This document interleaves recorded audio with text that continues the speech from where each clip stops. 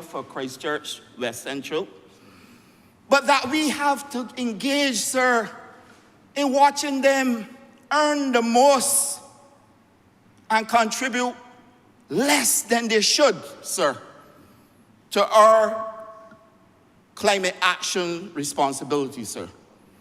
And therefore, when I can listen to people come to this chamber and do not connect with the reality of this world, but will continue with a type of politics, sir, that suggests to me that all we want to do is fool Barbadians into believing that you are better than the other and everybody except you is corrupt, when your actions on their own and by dint of what you have done, by taking the people's vote away from them who did not repose their trust and confidence in the party that you have gone over to, will suggest to me that that in itself is the greatest disservice that has taken place on the people of Christchurch South, sir.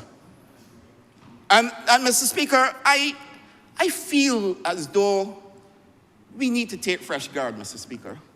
Politics in Barbados has reached the point now where the public seems to be more excited, sir, about the salaciousness and not the facts. And my heart bleeds for Barbadians because I sincerely come in this place, sir, to make sure we do what is right by Barbadians. And I sincerely go to cabinet. And we are told that we are in a cabinet where we cannot speak. Mr. Speaker, that is wrong. And to tell Barbadians that is to create this kind of environment, sir, that would suggest to all of us that we are all little boys and girls sitting in a cabinet and don't have a voice. Mr. Speaker, nothing will pass in cabinet unless we all agree to it. And many times we have objected to things in cabinet, sir. And the chairman of cabinet has to accept our views and our opinions. So that for someone to come in here and make that statement, sir, Barbadians, I am warning you, you are dealing with a very dangerous individual. Power hungry and deceitful. That is the point. Now, Mr. Speaker. Only remember, be very careful with the adjectives that you are using. I'm guided by you, sir. To ensure that you use parliamentary I'm guided by language you, sir. Only. So, Mr. Speaker, I would want to say then that we should be careful with anyone, sir, who is capable of coming to this chamber and seeking to portent that their conduct is greater than all else when their records show otherwise. Mr. Speaker, we were told yesterday, sir, that there was no growth in agriculture. Now, in the estimate, sir, in the well of Parliament, I presented to this honorable chamber. I'm looking at the clock, Mr. Speaker. Yes, I will give you adequate warning. Thank you, Mr. Speaker. I presented in this chamber, sir, growth in agriculture in 2023 over 2022 at 21%, sir. Mr. Speaker, when I finish my introduction, the honorable leader of the opposition, and I'm not so sure the conduct was honorable, but I remain honorable to this chamber. He turned around and said that public servants came in here and were forced to lie. Mr. Speaker, sir, that represents the greatest dishonor of this house, sir. Because the document that I read from was prepared by my permanent secretary, my planning unit, and all of the technical officers in my ministry, sir. And I said then, and I will say again, that I take umbrage to the fact that in your quest, Mr. Honorable Leader of the Opposition, to seek to impress the government, the public, sir, you have resigned yourself to calling public servants liars. Sir, I did not and do not prepare any documents for the estimate, sir. And no honorable member in here prepares a final document for this debate, sir, These things are fed to us through the public servants who collates all the information and submit to us, sir. And the notion yesterday, again, in a very tacit way, to suggest that there was no growth in agriculture based on the work done, sir, by my officers in the Ministry of Agriculture, Food and Nutritional Security is really and truly dishonorable conduct, sir. And I want to place on record, and I want to warn all public servants to be wary of who they're dealing with. Because you cannot come to this place is the highest of all offices in this country, sir. And to come in here and reduce public servants to being liars, sir, I take umbrage to that. And I've spoken, sir, and it seems to me that I have to continuously repeating what I've said about the agricultural sector in order for the Honorable Member for Christchurch South, or wherever he belongs, because he doesn't visit Christchurch South, to understand what I've said. He continues to confuse things. Now, the sheep talk in Guyana, I'm not going to get into that again. I know there was a cloning of a sheep called Molly, and if by some accident we sent Molly to Guyana, and now he's miserable, I've asked Dr. McLean to search for Molly so we can bring her back, and he does not have to continue to excite himself by self-induced excitement.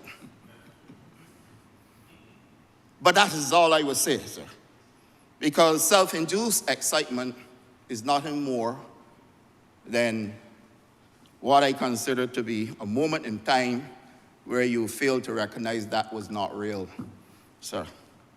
And Molly, we will search for. But this agricultural sector cannot be the subject of people telling lies, sir. It cannot be. And whoever is misleading the honorable member should take stock of what they're doing. Now, I don't know if he's getting his information from the failure that was anchored at National Housing Corporation for many years but has achieved nothing, or from Mr. Ready-Made Jacket, who continues to speak on these issues as though he's the only authority, being a former Minister of Agriculture and has nothing to show for his time. But Mr. Ready-Made Jacket will continue to send messages to brass tacks and all over the place to suggest to Barbadians that we don't know what we're doing. I agree that everybody has an opinion, and I respect and accept that, sir. But you cannot continue to come across as though the officers in my ministry, sir, are nothing more than a bunch of people who are seeking to mislead this public. Sir, it is wrong. Ask your questions, give your opinion. But you cannot tell them if they say to us that we had growth in 2023 over 2022 that they're lying, sir. It is wrong. Now what we did is that we took a measurement of a 15 years period, Mr. Speaker, because I asked my permanent secretary to let us look at the sector holistically. We cannot continue to function in an environment where we seek to provide information only to suit our narrow agenda, sir.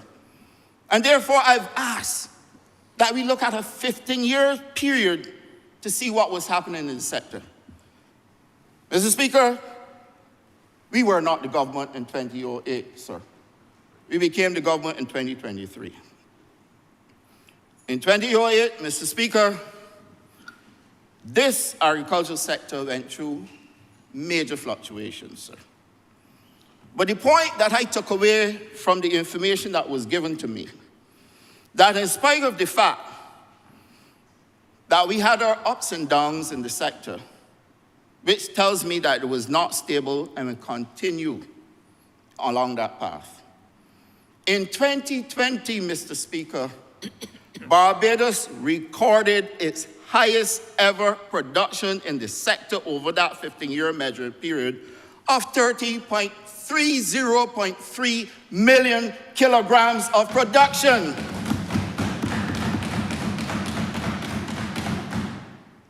And Mr. Speaker, I am completely disturbed to understand how every time I say this, every time I say it, the opposition leader is reducing it to being a lie, sir. You can't do that to public servants, sir. And every time we speak about the sector, he seeks to misunderstand everything I have said. And I do not know why. I mean, yes, we all getting up in age, and at the rate that I see the shakes that he goes through in his presentation, sir, I want to pardon his age, because I too are around the same age group as him. But I'm asking myself if he's leaning towards something that is slowing down his rate of understanding what is being presented. Because you can't tell me that I've said over and over and over again, 2020 was Barbados' best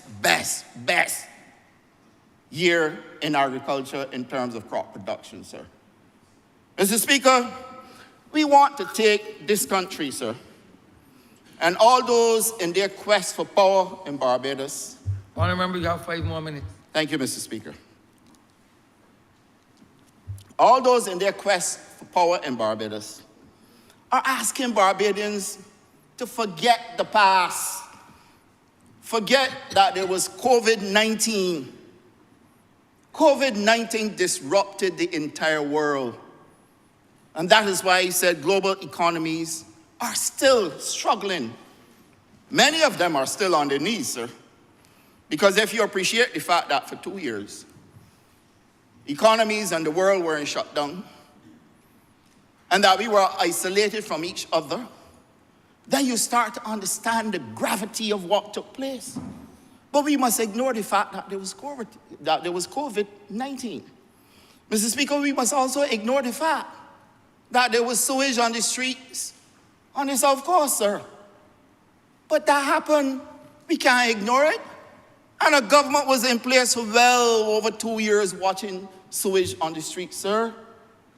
How can we ignore the fact that garbage wasn't being collected? How can we ignore the fact and don't remind the public that there were no buses? The Honorable Member for Christchurch West took us on a tour of the Fairchild Street bus stand to see people sitting down, complaining they were waiting for 3 and 4 hours, sir. Can we forget that, sir? Can I ignore the fact that people who were working in the ASH program in this world, and this government too, had to face the greatest challenges known over 100 years to Barbadians? We had COVID-19, we had the La Soufrière volcano, we had a freak storm, we had Hurricane Elsa, and then, Mr. Speaker, if you thought that you were going to come out of that, then there was a war with Russia and Ukraine that disrupted supplies and logistics, sir. And, sir, then you had issues with the cost of fertilizers increasing, issues with shipping, a global rate of inflation that will definitely impact Barbados, sir. And then you want to say that we didn't have growth because it was led by inflation, sir. Growth is growth.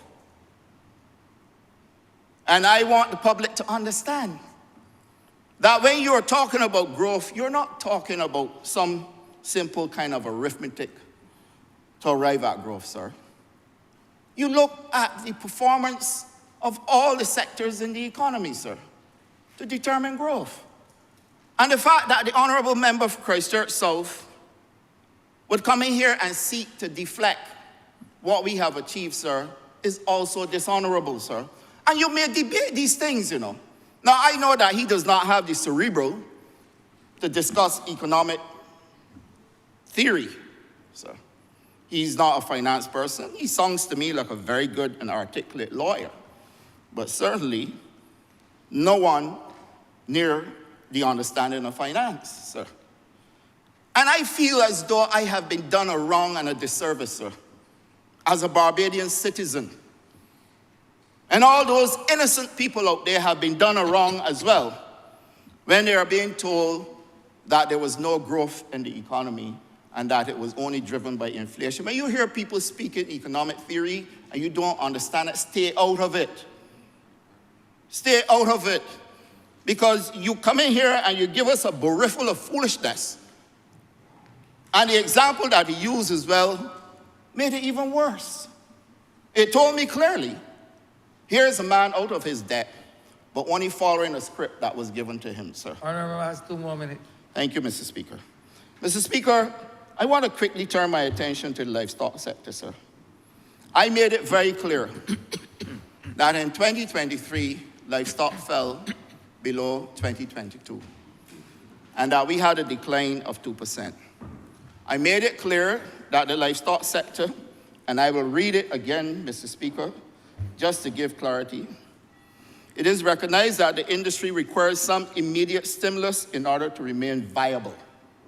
Some of the ministry's initiatives to resuscitate the livestock industry are introduced later in the document, and that is the estimates document that the honorable member did not refer to and cannot read, sir.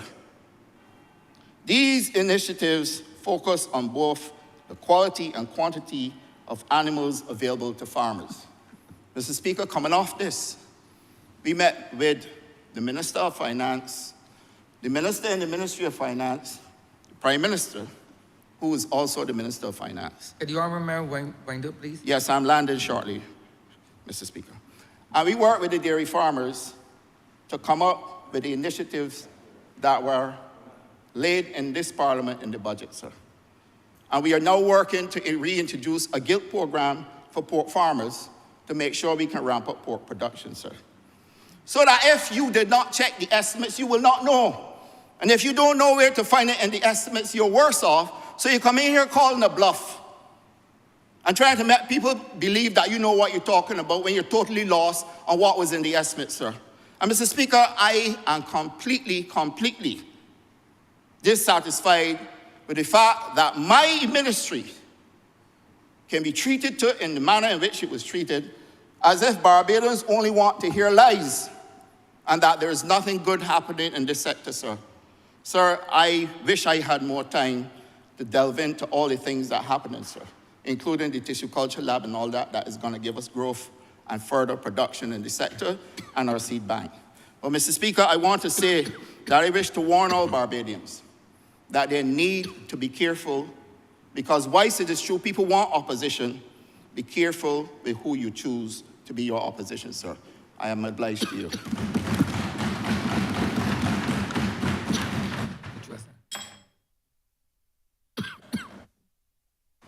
Honorable member for St. Andrew. Thank you, Mr. Speaker.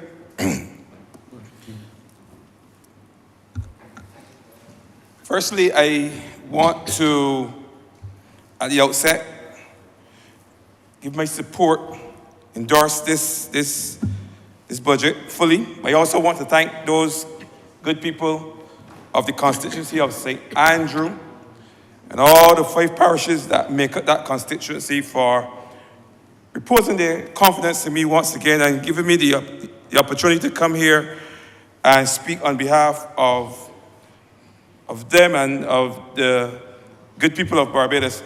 Mr. Speaker, I listened to the budget on Monday, and there were a lot of things that I support, a lot of big things, those macro things, but there were some smaller things. One thing in particular that stood out to me that I want to lead off with first this morning. In her presentation, the Prime Minister said with effect from June 1st, 2024, 5 personal days will be provided to public servants to deal with emergent personal and family matters. And this may seem like a small matter, but to me, this is one of the most important things coming out of that budget on Monday, because there are a lot of people in this country, a lot of public servants, they're dealing with mental health issues, dealing with stress at work, and having to duck out and run to doctor to get time off, and having to be home feeling guilty because they're tired and because they're burnt out. This provides them with an opportunity, Mr. Speaker, to take those days, go and deal with themselves and rejuvenate, go and look after the sick members of their family, go and do the exams, deal with the death, deal with the homelessness, the breakups, everything that people are going through. A lot of people are going through things. And one of the things coming out of COVID is how important our mental health is. And you can't have a situation where you're at work and because the boss don't like you or don't care for you, you're made to suffer. You can't get a day off to do nothing, or they want to cut your money. They want to put pressure on you. These are things that people are going through every day. And now I see that persons, I don't hope they don't abuse it, but I know they will use it because mental health is important. It's important that people can feel that they can take a day for themselves without being made to feel guilty. And that is important. That is just as important as having a raise to pay or not having any more taxes imposed on you. You as your personal well-being, a well-being day, a me day. Where I'm just looking out for me, taking care of me, so that I can be productive when I go back to work the next day. Because burnout is real. Stress is real, and it's a killer. So, Mrs. Speaker, I just wanted to start by saying I really support this move. This is a master move. It might look like a small thing, but those out there in the public, those small persons working in public service who are suffering under an oppressive boss will benefit from this here, Mr. Speaker. So I just wanted to put out there, because it's something that impacts the small man. I'm always out there. I always look out for the small man. That's been my thing from the start. And I will continue to look out for it. But I want to address something that was said yesterday by the member for Christchurch South, where you look at Rose. Now, Rose, I mean, I come from a constituency where Rose is a big thing. The rehabilitation of Rose is a big thing. And if I were to start with some of the programs that we're looking at in our ministry, let me start with the newborn, the baby, the Million Pave program. The honorable member for Christchurch South said yesterday that they're waiting for the rains to come. And for some reason, there are people like him out there waiting with bated breath for rains to come because they believe, for some reason, because we did all these roads and we did them quickly and we did them all across Barbados so that all Barbadians could benefit, that somehow that the rain will wash away these roads. I don't know where they got that from. I mean, he ain't need an engineer, but someone is telling him that because roads were done in numbers, and instead of doing one road every 3 months or every 4 months, we did 15, 20 roads in quick time. It's wickedness. Is that what it is? That people just hoping that the roads get washed away? But they didn't get washed away before. Why would they get washed away now? Because we build them quickly. Because we build them all across Barbados. Because we give people more than they expected. Just a couple months ago, December, January, people were complaining about potholes. And this kind of potholes everywhere. They talk about potholes. But I'm talking about the potholes now. Because as I said, we give them more than they expected. They expected that we will fix the potholes, but we went a step further and fix the whole road. And now you've got people coming here hoping that the rains come, that we get the contract will wash away the road to mash up the road. I don't understand it. It's nonsense. In fact, apart from people complaining about potholes now, if you were to ask the honorable member, any of the members right here, no, people complaining about the roads so smooth now that people driving, people speeding on the roads. So now the biggest complaint we get now is for speed bumps, speed humps. Because there's so many smooth roads, people see smooth road, they put their foot on the gas. It's unfortunate. But it's something that we have to deal with. Because A, we're not going to stop paving the roads. We're not going to stop fixing the roads. B, we can't put speed humps on every road. It's not practical. But we have to talk to those drivers who are complaining, who are driving so fast because they see piece of new road. It's a thing about us. But that's the biggest complaint we're getting right now. No more potholes. Yes, there's still 1 or 2 potholes. We're still working. There's still an everyday job, but potholes are not a big issue now. We have good roads, but yet we have people want the roads to mash up. Why? So they can say what? That we waste money? That's what they want. I don't get it. And the thing about it, That the same people that build the roads that were taking 6 months and building every 3 months or every 4 months, that the same people building roads now, using the same techniques, same methodologies. So the only thing that's changed, that money was made available by the Prime Minister, the tune of $30 million, to do the roads quickly.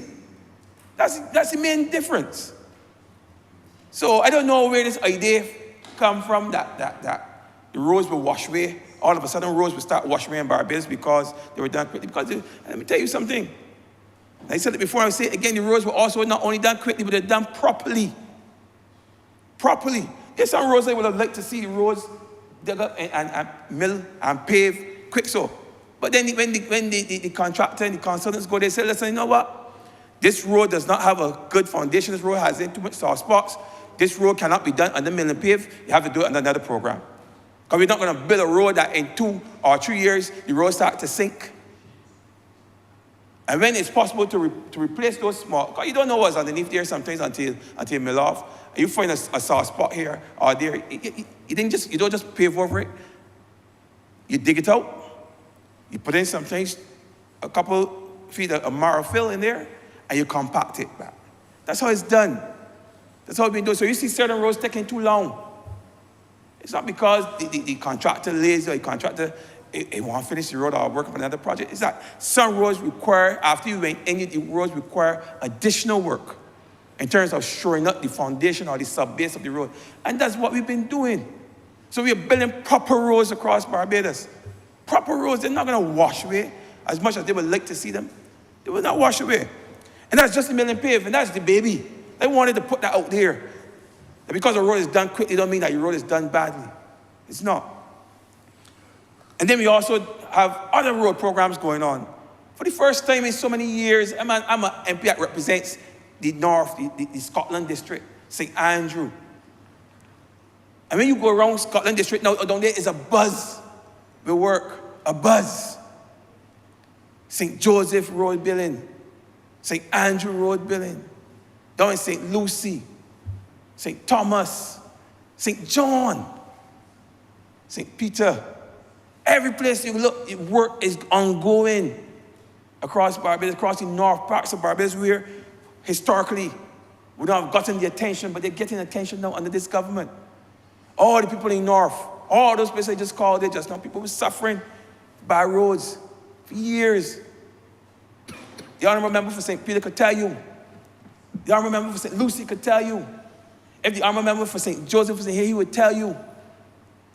The honorable member for St. Thomas has been telling us for years. And now, as the honorable member for St. Andrew can also tell you that we've been struggling with our roads, with our infrastructure, which has, in some cases, the bridges, and not because anybody, it's just, the fact of the matter is that some aspects of our infrastructure has not been repaired. Some have been, some have not been. And what we've been seeing that's forced our hands is that now, 40 years later, 50 years later, a lot of our bridges are starting to fail at the same time. So you have a bridge fail in St. Joseph, bridge fail in St. Andrew, all happen at the same time. Bridge fail in St. Thomas. All at the same time, for the same reason. They're old, there's a lot more traffic on the road, heavier traffic on the road, and in some cases they build on mud. All those reasons combined, making it difficult and making it that a lot of our infrastructure fail. But now our government is putting money there. I remember the member for St. Joseph saying that at some point, $15 million was allocated to do all the Scotland district. And $15 million can't even do two proper bridges in St. Andrew or in St. Joseph. That's why we had to put over $200 million. And that's just $200 million into that Scotland district because there are a lot of people living down there. Hard-working Barbadian people living down there. They're not cow and sheep down there like what some people from the other side would like to send down there. I heard a man on the radio talking about depopulating St. Andrew, depopulating the Scotland district. Madness. How about over my dead body? Over my dead body, man. But there are people down there, thousands of people down there, and they deserve proper roads, proper infrastructure, and that's exactly what they're getting under this government. They could go on and on about the different road programs. There's CAF, there's RCC, all intended to ensure that some of the major arteries leading in and out of the Scotland district and into the north of the country and the center of the country, I'm talking about St. Thomas now, that those roads are paved, those roads are rehabilitated. That's what this government is doing. But I know I don't have a lot of time, but I want to touch on a number of different things, but I had to I get that. remember you have 5 more minutes to touch on a lot of things.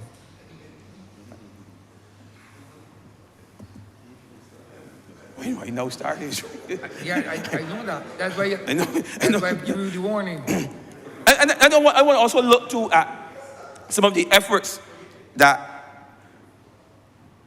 the monies that were put into the Met Office. I mean, these little monies, people do not pay a lot of attention, but the Met Office. I didn't get too far into it. I give it as it relates to water. Don't worry. You know, do water. You understand?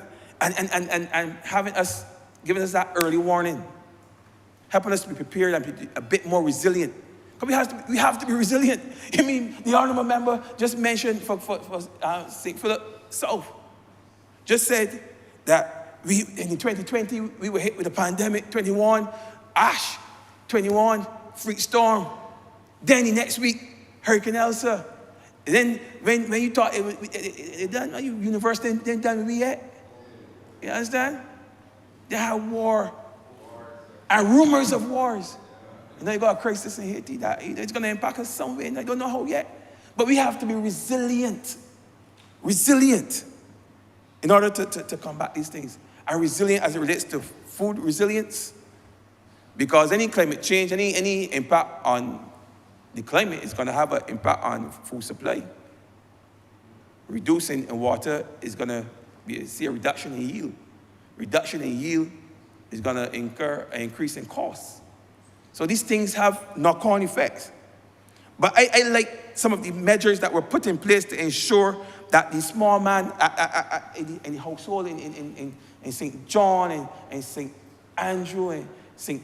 Lucie and St. Peter, where we still have some pockets of water issues. That the Prime Minister put measures in place to ensure that those people, those households remain resilient. $1.5 million provide for water-saving devices.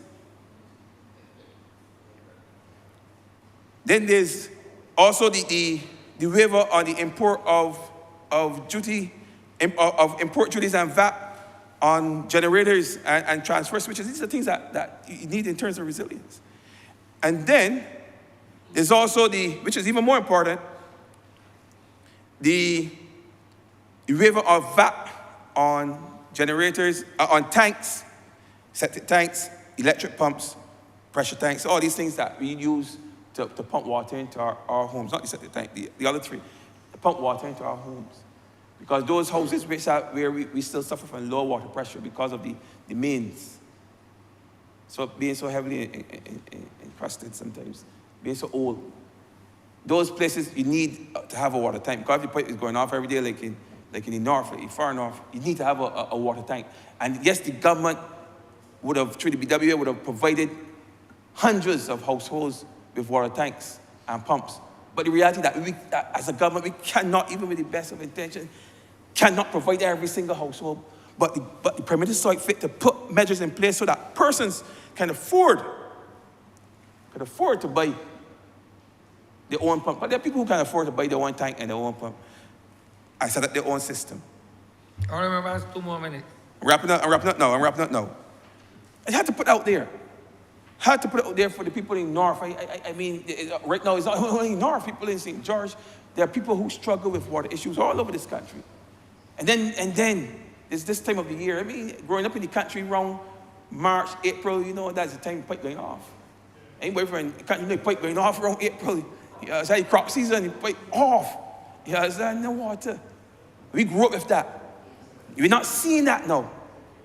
You understand? We're not seeing that now like before because of some of the work that has already gone in with some of the tanks that have been built out in Apesill, and some of the tanks that have been built out down in Boscobel, parts of St. Lucie. We're seeing now more resilience as it comes to water because it's important. This government saw the importance of water, not only to the small but to the economy. Country, when there's no water, the economy is already in trouble. It's the sector on which all other sectors in the economy relies.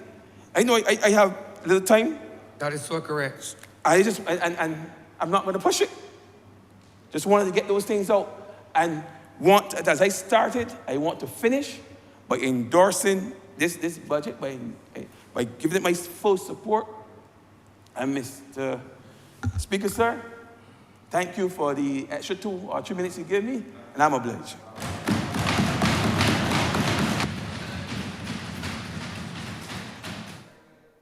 Honorable member for St. Lucie. Mr. Speaker, sir, I first of all rise and let me recognize my guests in the Speaker's Gallery, those 3 wonderful young people who have been with us since Budget Day and have come every day showing an interest in what is happening in their country. I'm certainly happy to welcome you here again today, and I trust. Honorable, they're not from your constituency, are they? Are they from your constituency? I just asked, Honorable, just asking a simple question. No, sir. Are they from your constituency? No, sir. They're all Barbadians. They have connections. One has connections to my I understand. That's why I asked the question if they were from St. Lucie. I know the connection with St. Lucie and these pageants and stuff. Like, I'm very much aware of it. But I just thought that I hear the kudos being extended, which I understand. But the extra from you, I was just weary of. Continue, Honorable Member. Thank you, Mr. Speaker. So we trust they enjoyed today's session as well. But what would have been disappointing for them, and I will get into that in a few minutes. Let me also express my thanks and my profound gratitude once again to the people of St. Lucie for so affording me this opportunity to represent them and speak on their behalf because of the confidence that they have reposed in me.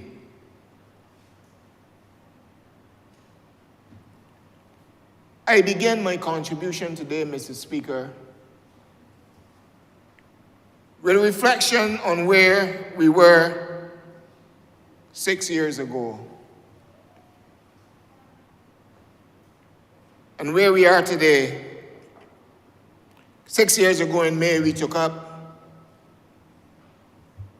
the government of this country. And Mr. Speaker, sir, on the 17th of March, which was Sunday, I listened, as I usually do, to any program on radio where I hear people of Barbados expressing their concerns, etc., or call-in programs, and so on.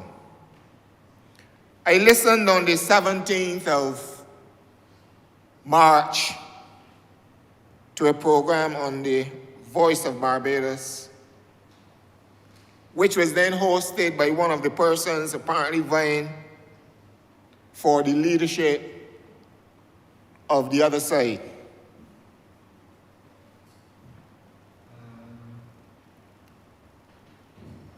What I heard, Mr. Speaker, in that entire program was synonymous with what we get from the other side and similar to what we got in here, what masqueraded yesterday, Mr. Speaker. As a matter of fact, I would not be unkind to the term reply to the budget, because during the course of time when I followed politics and during the course of time when I have been a member of this House, what we have had as responses to the budget far exceeded what we heard yesterday.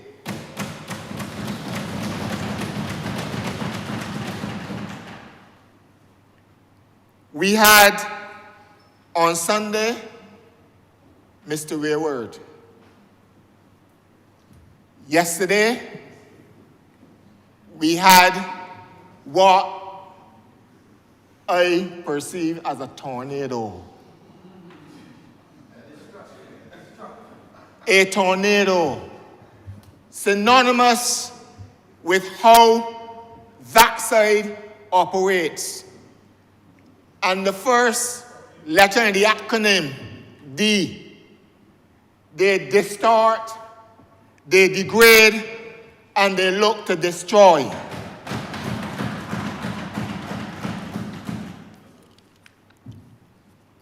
Mr. Speaker, sir, against this backdrop, I frame the few minutes I have to speak to the people of Barbados and to the people of St. Lucie in particular under this theme: lest you forget and regret. Lest you forget and regret. I heard stories of how poor Barbados is, how everything is collapsing, how everything is expensive, how everything is out of reach. Nothing is working for Barbados and for Barbadians. That is what we heard, and we have been hearing over the past couple of months, Mr. Speaker, sir. That is what we have been hearing across this country. We are on the brink of a precipice. I heard a question in the call-in program on Sunday asking where all the money gone.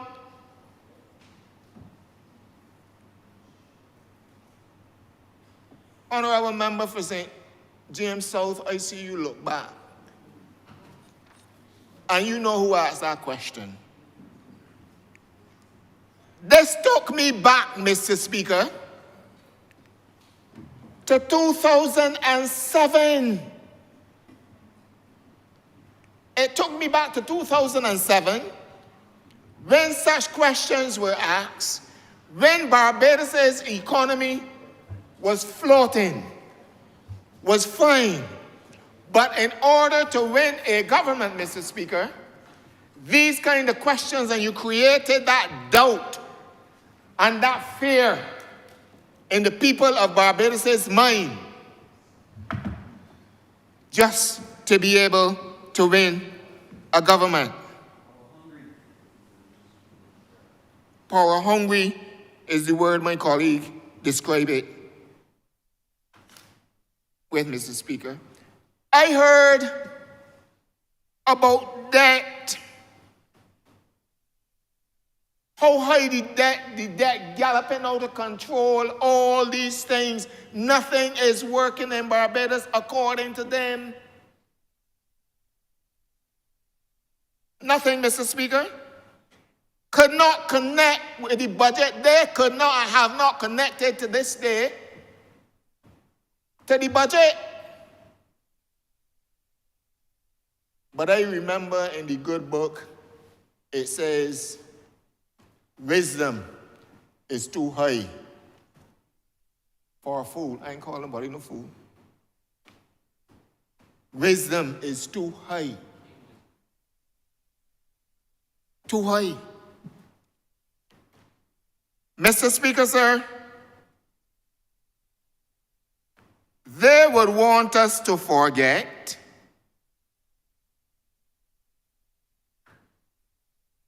when there were no buses. The honorable leader of the opposition forgets when he had to be tiptoeing coming down Oistins, stepping, didn't know what kind of water he was stepping in. When we had feces running on the streets. They would want us to forget, Mr. Speaker, when not one house was built, when public servants, Mr. Speaker, did not get one salary increase or got just one salary increase in 10 years. So lest we forget, because in 6 short years, according to them,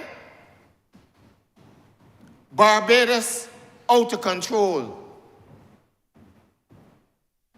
And everything is wrong and everything is bad in Barbados. We faced a pandemic. We went through a pandemic, Mr. Speaker. And this caring administration gave care packages to the most vulnerable all across this country.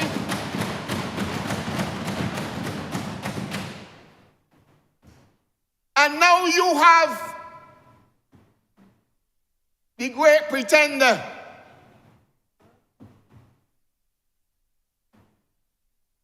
caring about workers, and I'm going to get into that. I'm going to deal with that workers' part, Mr. Speaker. Because Barbadians must not be fooled. And they believe the honorable member for Christchurch South, who has betrayed the trust of the people of Christchurch South, who he couldn't win nowhere else. Not just win nowhere. He's never won a seat anywhere under the party he now leads. But betrayed the trust of the people of Christchurch South, who elected him based on the programs of this Barbados that was put forward to them by the Barbados Labour Party. And it is his right, if he so desires, if he so feels, that he no longer wants to remain in the bosom of this party, that is all right. But do not give people the impression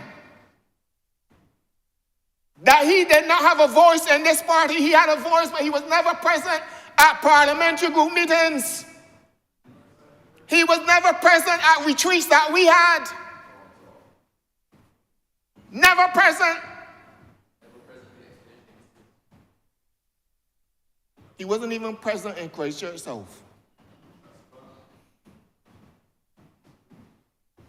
And all of a sudden, Mr. Speaker, and I have a right, Mr. Speaker, and I will defend, not in every institution and organization. In every institution and organization, not everything is 100% for anybody. But if you want everything 100%, then you're going to be in heaven. Even in heaven, the Lord had to cast down Satan.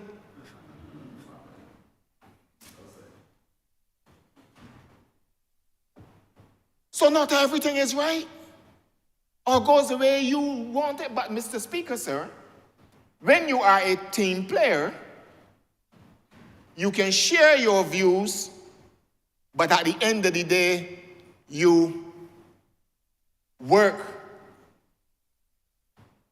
Mr. Speaker, for the common good of your people and the organization that you represent.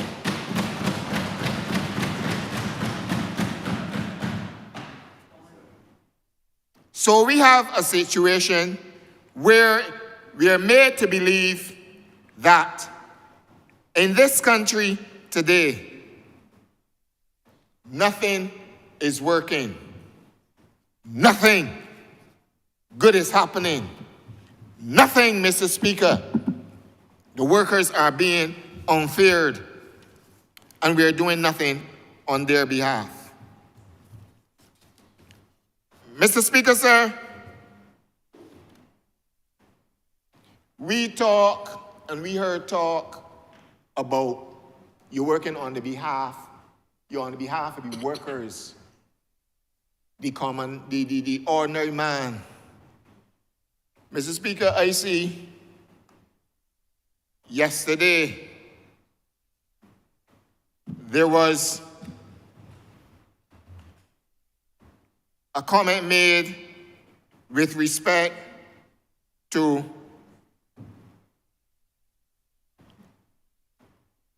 a breakfast program and talking about the honorable member talking about breakfast and what happening and so on, being critical. And somebody posted, Mr. Speaker,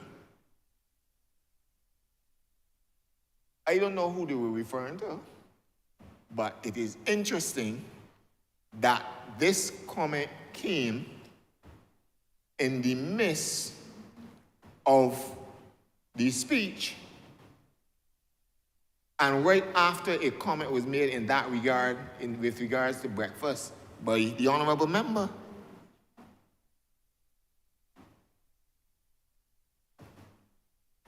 And this person alluded to a situation where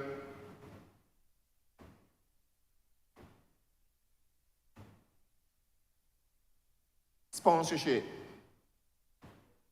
was given to a certain camp. And people recognized, Mr. Speaker, the camp directors recognized that there were children coming to the camp without breakfast. And they asked the honorable member to assist in that regard for these couple of children, Mr. Speaker. And it was turned down. But you know what? The honorable member then took all the credit you had that you could get for the success of the camp. And come in here posing as though he believes he is Jesus. Pretending, I say he is the great pretender, Mr. Speaker.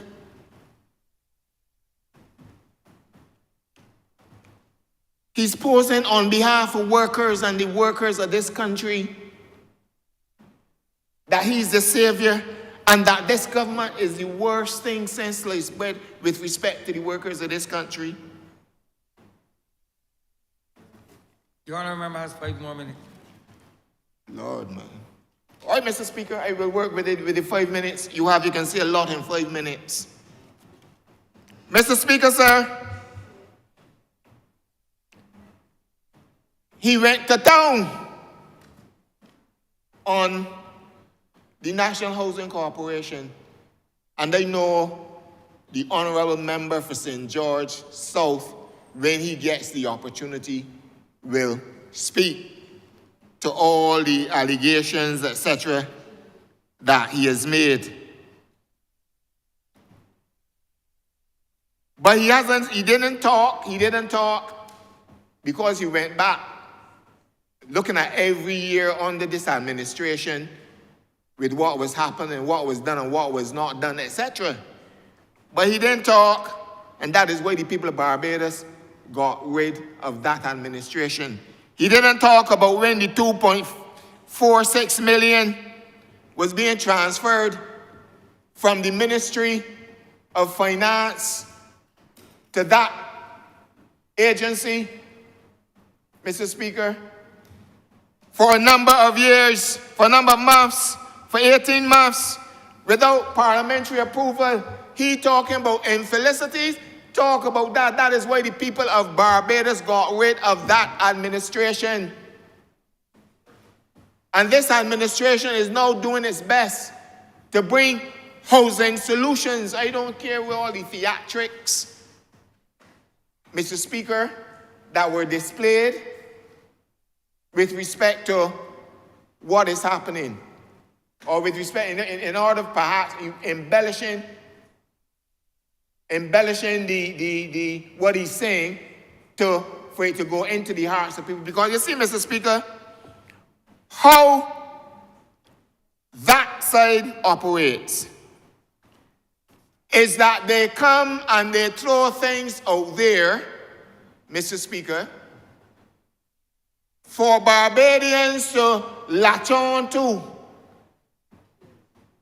and believe it's true. I have a responsibility, Mr. Speaker, as a member of Parliament. And I will always say, all of us on this side, Mr. Speaker, we have a voice. We speak. I can say, Mr. Speaker, in every parliamentary meeting, when there are major decisions to be made, our leader goes one by one by one by one by one. I have been present, Mr. Speaker, when, as they say, some of us lock horns with the political leader too, and you come in here to give people the impression, Mr. Speaker, about people can't talk. But I want to say, Mr. Speaker, quickly before I close up, I am grateful for the work by the Ministry of Agriculture at Mount Poyer. He don't know where Mount Poyer is. I would invite him to come to Mount Poyer with Karim and show him where it is and show him what is happening at Mount Poyer.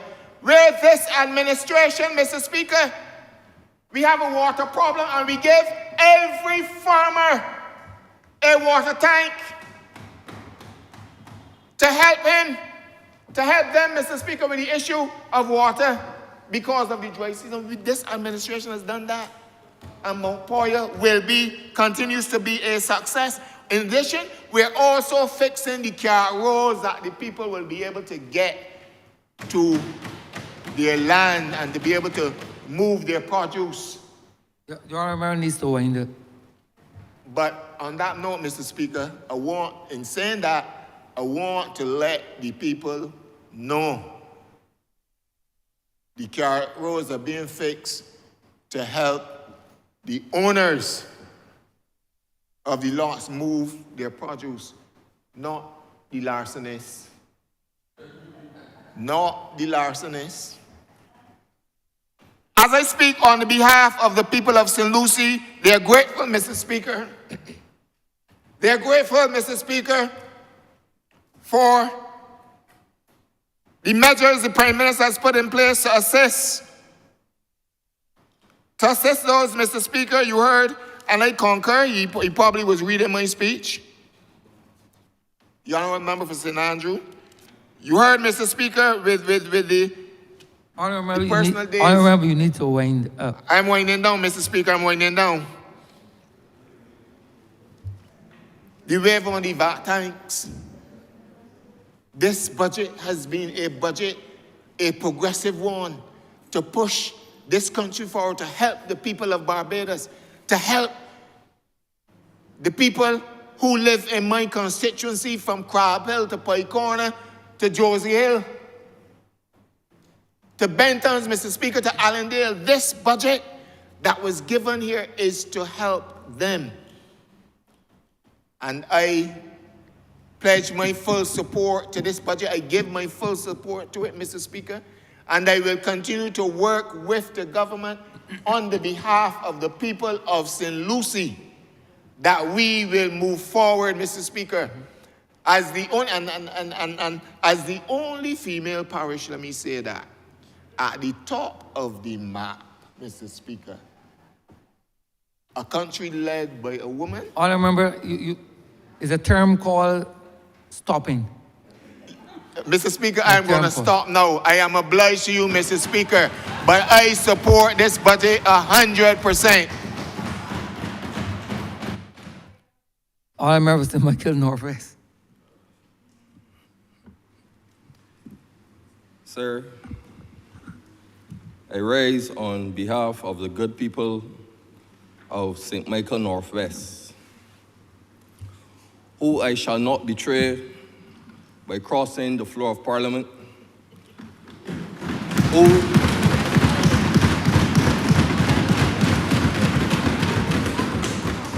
who I shall not betray, sir,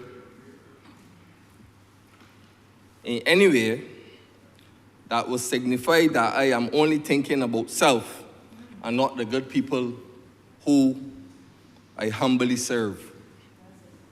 Sir, I remain loyal to the Barbados Labour Party.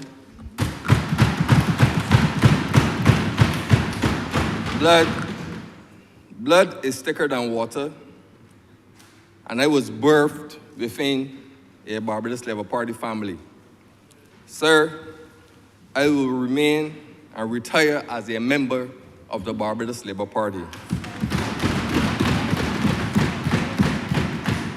I rise, sir, to give my support and to endorse the budgetary proposal and financial statement 2024, which was delivered by my Honorable Prime Minister on the 18th of March, 2024.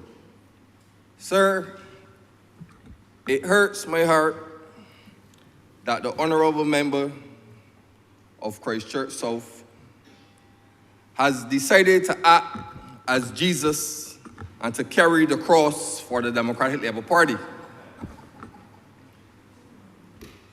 Why on God's earth the leader of the opposition think that he can resurrect the dead? After the Democratic Labour Party administration was responsible for the 23 downgrades that led to them having to print money. Why on God's earth the leader of the opposition think that he can resurrect the dead after the last Democratic Labour Party administration was responsible for increasing the national debt from 2.5 billion to 18.1 billion between 2008 and 2018. Sir, why on God's earth the leader of the opposition think that he can resurrect the dead after the Democratic Labour Party that he so proudly lead was responsible for 68 cents from every dollar going towards the 178.9% of GDP. Sir, I want the leader of the opposition, who is so proud to be the leader of the Democratic Labour Party, but apparently he is not proud to represent the good people of Christchurch South, who put him there. At no point in time, he did not mention his constituents or thank them during his 4 hours plus presentation.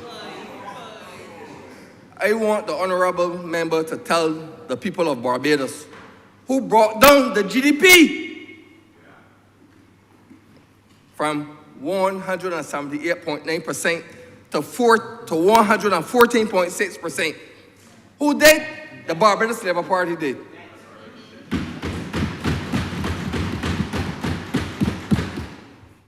At no point did the opposition leader defended the lost decade under the Democratic Labour Party during his reply to the budget. You should not be a part of a political party that you cannot defend. Sir, so when the political leader of the Democratic Labour Party want to attack this government on spending, he should look back at what his political party did to the taxpayers of this country. So he should check himself before he come out here attacking this government that helped feed him and made him who he is today. Sir, the Democratic Labour Party forgot that them sent home people in 2013, shortly after the 2013 general election. And you know, a late politician once said that Bajans have short memory. And when the Barbados Labour Party government created the Ash Workers Program, it was only supposed to be a 3-month program. And what the Prime Minister of Barbados did, she allowed the same ash workers to work and provide for themselves and their families for 2 whole years.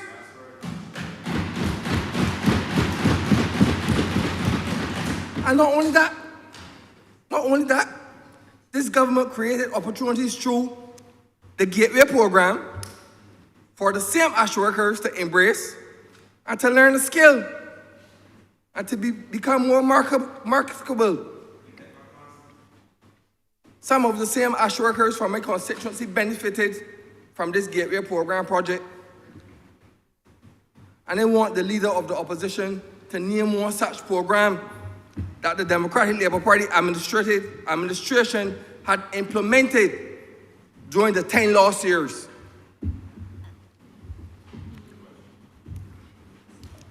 Sir, I can proudly name 5 programs and counting under the Barbados Labour Party government. We had the Ash Workers Program, the 360-degree program, still active. The Community Elder Care Program, still active. The Peace Program, still active. The Gateway Program, still active. And the Democratic Labour Party forgot that the taxpayers of this country got one salary increase in 10 years under the Barbados Labour Party government, sir. We gave the good people of Barbados 3, not 1, not 2, but 3 salary increases within 6 years, Mr. Speaker, sir. 3. Sir,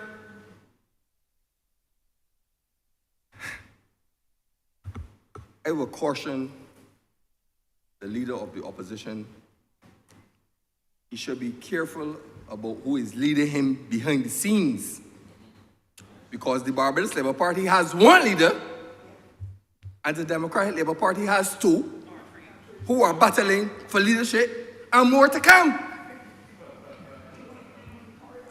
Get your house in order, sir, before you come attacking the Barbados Labour Party government, who is more focused on governing this country and doing better for the people of Barbados. Would you believe, sir, that after the high level of corruption under the opposition leader, previous government, would you believe that there are aspiring political opportunists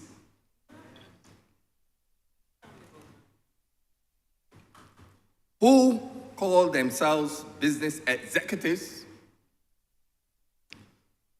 who, according to the words of the leader of the opposition, constitute the finest minds Barbados has to offer? That statement is much to offer, sir. It speaks to the divide which exists within this country and why educational reform is important. Sir, every child shall aspire to reach high office, no matter the school he or she attends. A man who has presented that he holds an MBA in finance from the University of Liverpool, and no such program is offered. Mr. Speaker, sir, I did my research, sir, and I made contacts with Student Affairs Department at the University of Liverpool.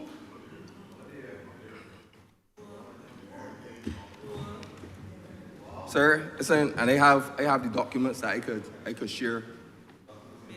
Make it a document of the House, sir. I can make them a document of the House. And I think it is very misleading on the leader of the opposition to be doing such things, especially a man that holds such high integrity. Sir, how can the leader of the opposition be embracing political opportunists who like to run around my constituency, jumping up and down like if he's on a trampoline, looking for political attention.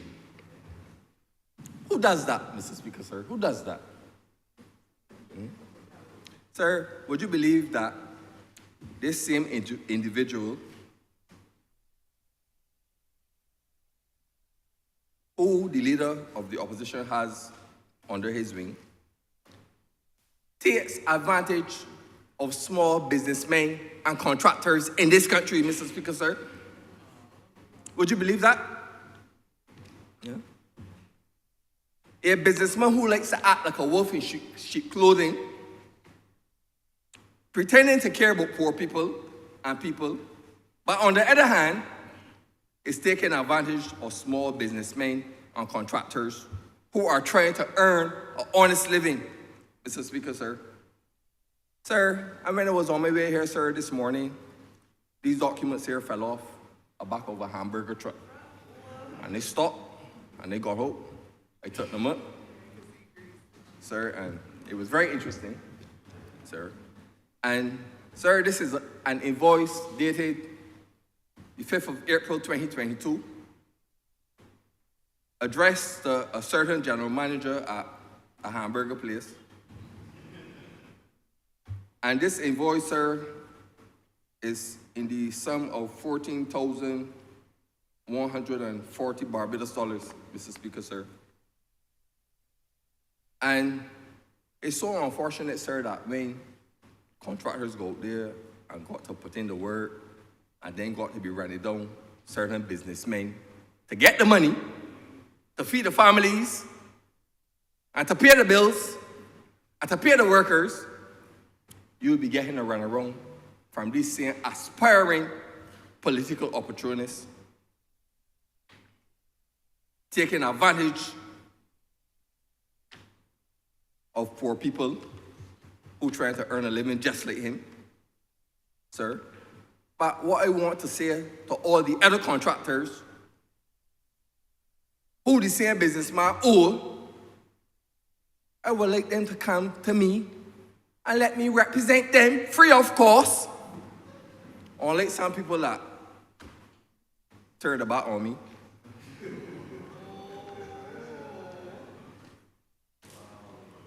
But Mr. Speaker, sir,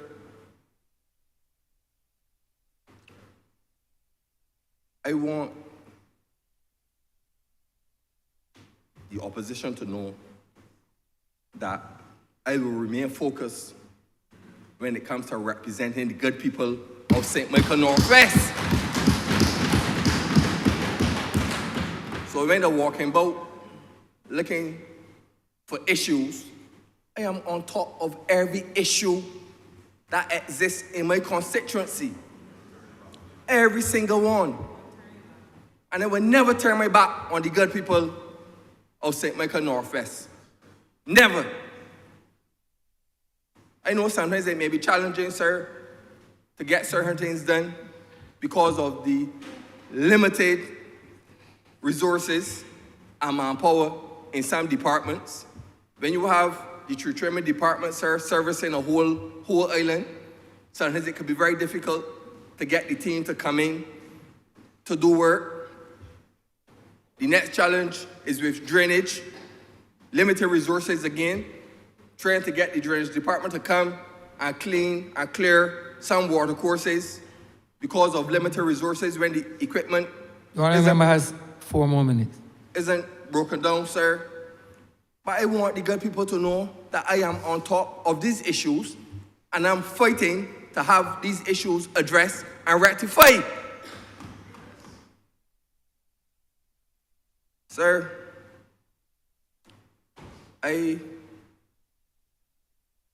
like I said from out front, I support these estimates, right?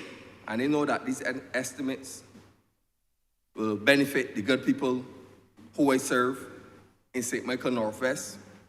I started the farming program in Deacons, and I am presently working with the Ministry of Agriculture in trying to have access to the additional 5 acres that was approved for me to expand the agriculture program in Deacons. I'm also working, sir, on having the building blocks project executed for the good people in Golden Acre, sir. So these are things that I am optimistic about during the next financial year, sir. And I'm also confident that the amount of assistance that was given to the good people of St. Michael Northwest in terms of building houses through urban, I can assure the good people of St. Michael Northwest that more houses will be built during the next financial year. So these are the things that this government are doing for the good people of St. Michael Northwest, sir.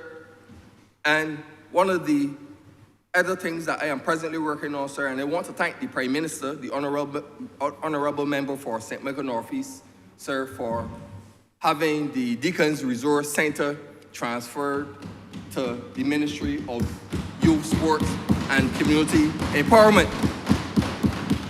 And I am presently working now, or should I say I'm in the process of drafting a letter, sir, to the Prime Minister, requesting to have the same Deacons Development Center in the farm renamed after the late Mark Williams, sir.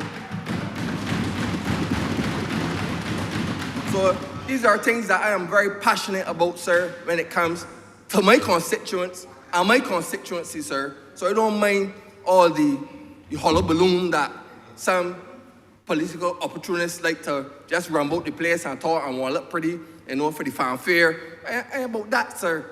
And I don't run to social media every minute, you know, looking for attention. Sir, I have done so much for that constituency, sir.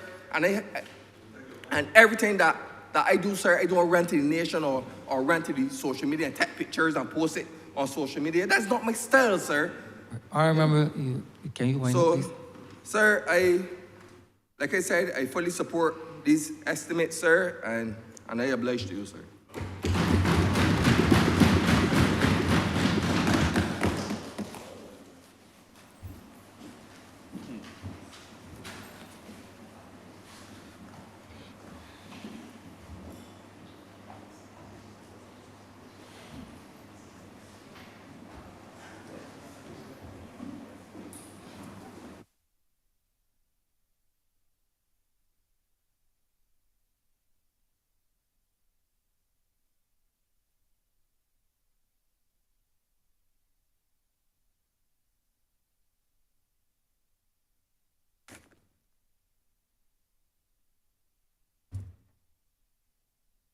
The sitting is resumed. Honourable Member for St. Philip North. Thank you. Oh, beg your pardon. Honourable Member for St. James North. Thank you, Madam Deputy Speaker. I rise today to support the budgetary proposals and financial statements which have been laid in this Parliament by the Honourable Prime Minister and Minister of Finance. At the outset, I wish to, of course, acknowledge my honour and privilege for now the 12th year of my parliamentary representation of the people of St. James North. And I'll speak to what this government has been doing within that constituency during my presentation. First, wish to speak towards the comprehensive nature of the tax rebates and credits for projects aligned to national development which were delivered by the Honourable Prime Minister, especially in the areas of infrastructure, in terms of elderly care facilities, in terms of agriculture, technology, digitalization, cultural industries, water, storage, preservation, energy storage, the boosting of climate resilience, and the environment, all within these budgetary proposals.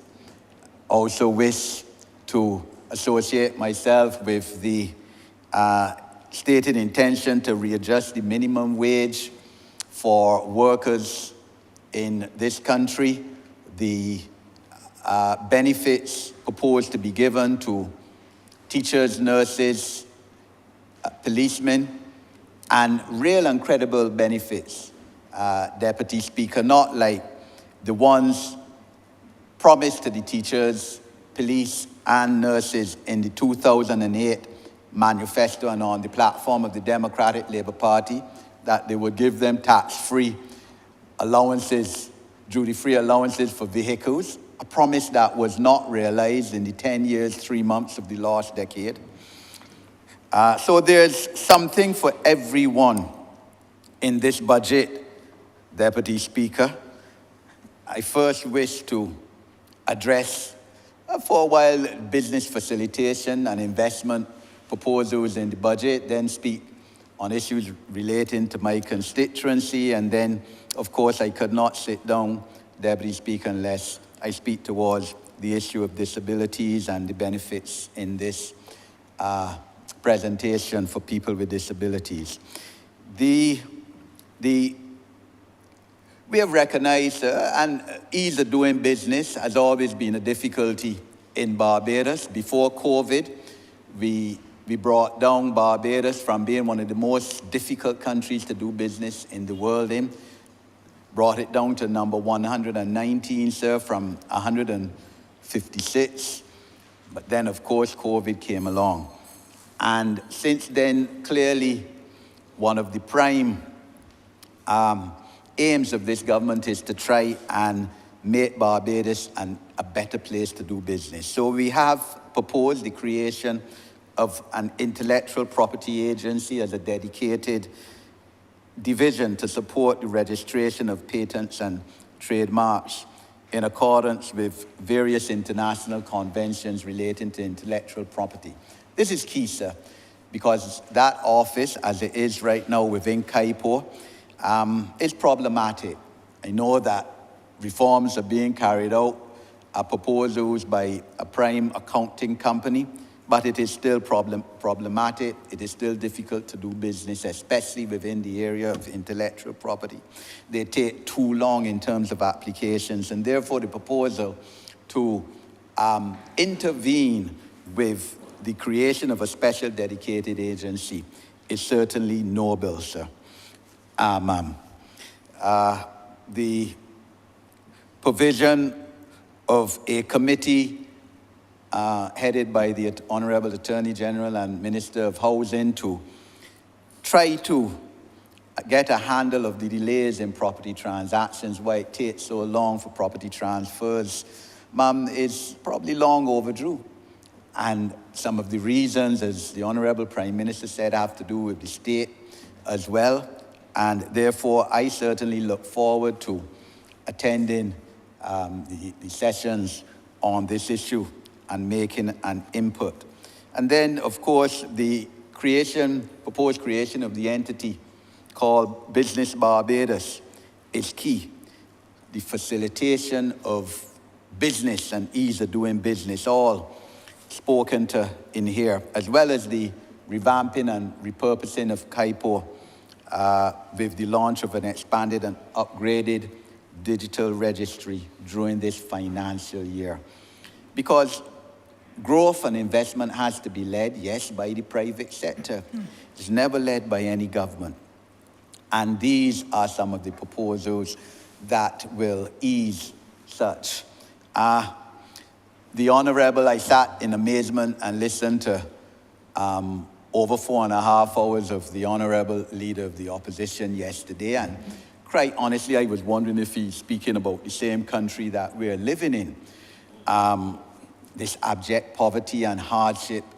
But then I recall, Ma'am, that he made that same statement and those same propositions and accusations against the last government, the government of the last decade, especially at a speech in Top Rock in 2017, I think it might have been December, at which I spoke too. At which I spoke these exact same accusations.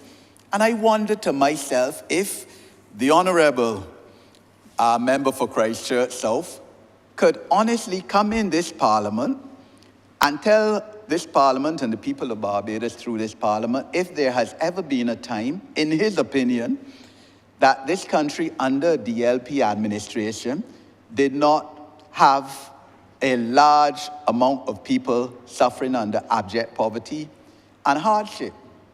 If he could honestly come and say so the next time he speaks and identify that period, I will be very happy, because in my view, he cannot give any period, not after that speech that he made at Top Rock, when, of course, we were at the location where sewerage was swimming in the sea, and the Dems had absolutely no solution to deal with it, not only in the sea, but in the streets too. And the Dems had no solution to deal with it. And under the Honourable Member for Christchurch East, within 2-3 months, that storage was no longer the case after we came into office. But that is the nature of politics. You know, and this is one of the reasons why people of Barbados, quite honestly, do not have respect for a lot of politicians, because you're not true to yourselves and you have no basic philosophy and standing and principle on issues.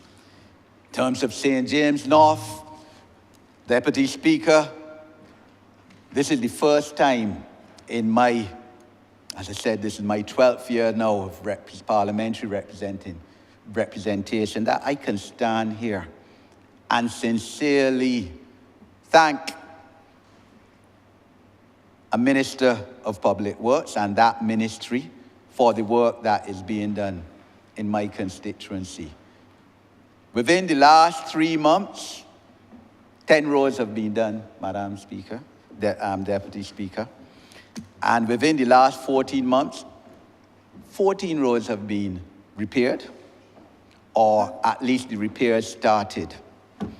Rotunda needs to be finished. But if someone on Christmas Day had told me, Edmund, by mid-March, 10 roads would have been repaired in your constituency, 10 more roads, or at least started the repairs and the vast majority completed, I would have asked them if they need a head examining. More roads have been repaired in St. James North in the last 3 months than in the whole entire history of Barbados. And I've advocated for this to be done since I was nominated candidate for this party, and it's being delivered. It is true that the job is not complete, because there's still some roads in the St. Peter part of my constituency to be repaired. And the irony, as the Honourable Member for St. Peter and I joke about, is that I got 2 roads apparently repaired in the St. Peter part of my constituency, that the feeling was that they were in the constituency of St. Peter, so I probably benefited 2 additional roads. That is the honest truth, but it's well deserved.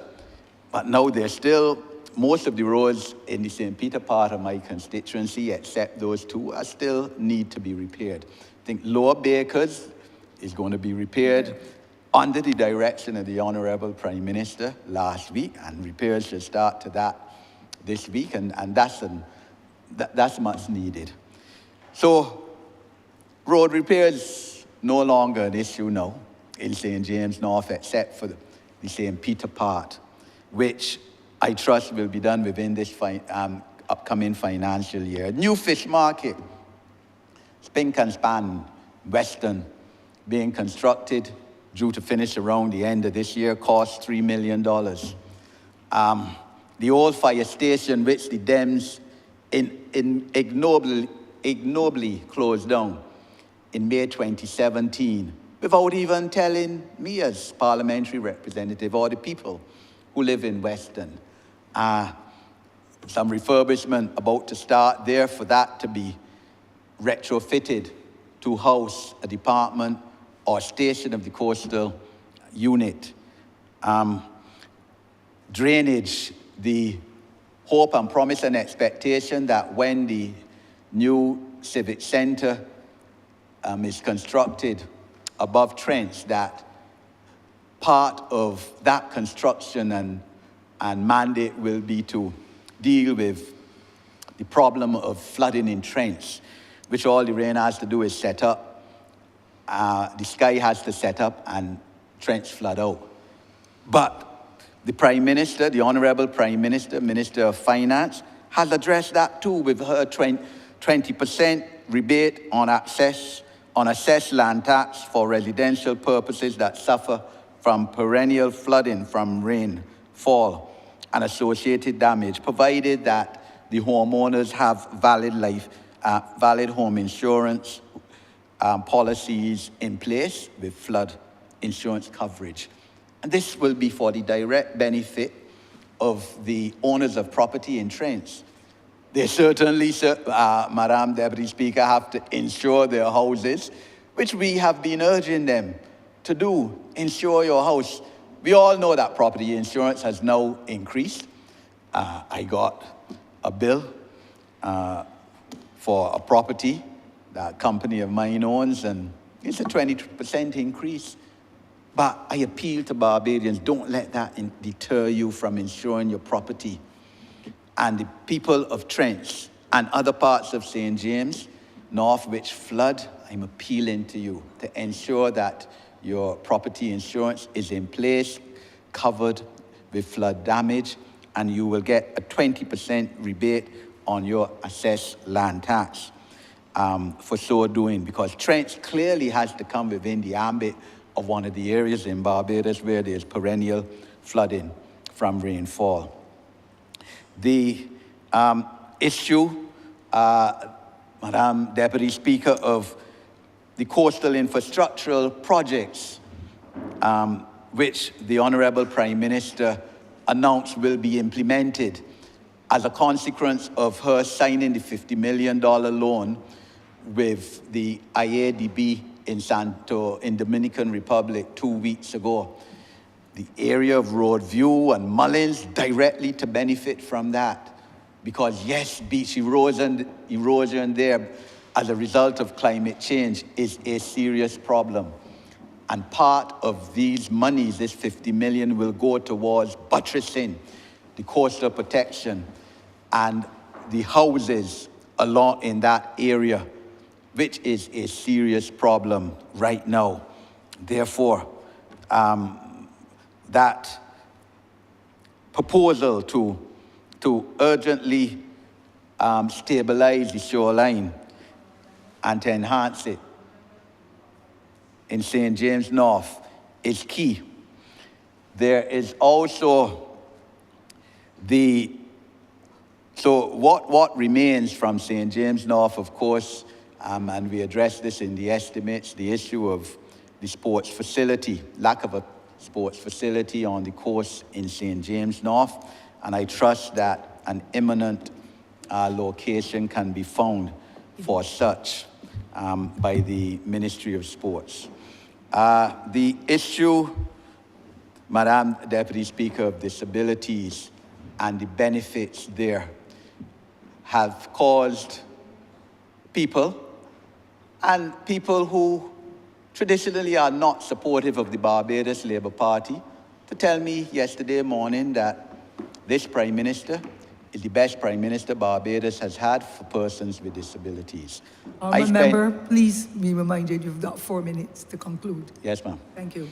I spent the first 2 hours of my morning yesterday taking phone calls, responding to WhatsApps from people with disabilities all over Barbados who were extremely happy with the proposals that from October the 1st, because time has to be given to put in place, there will be categories of persons with disabilities will be given 100% non-contributory old age pension if you're an adult, 50% if you are a minor. And the Prime Minister said yesterday that she tonight will widen the categories which she named in her presentation 2 days ago, from the cerebral palsy, advanced multiple sclerosis, and autism. Because as she and it's incredible. Madam Deputy Speaker, the Honorable Leader of the Opposition, his very first point yesterday, very first, that he thought he had a political win, was to read a letter from a caregiver of someone with Down syndrome, saying that, well, Down syndrome should have been included. The Honorable Prime Minister was able to intervene on a point of elucidation and said, look, the Honorable Member for St. James North has already spoken to me about that omission and other omissions, and I will make the adjustment in my wrap-up. So you're facing, that is the opposition facing a mammoth first innings total by the other side of 500 plus.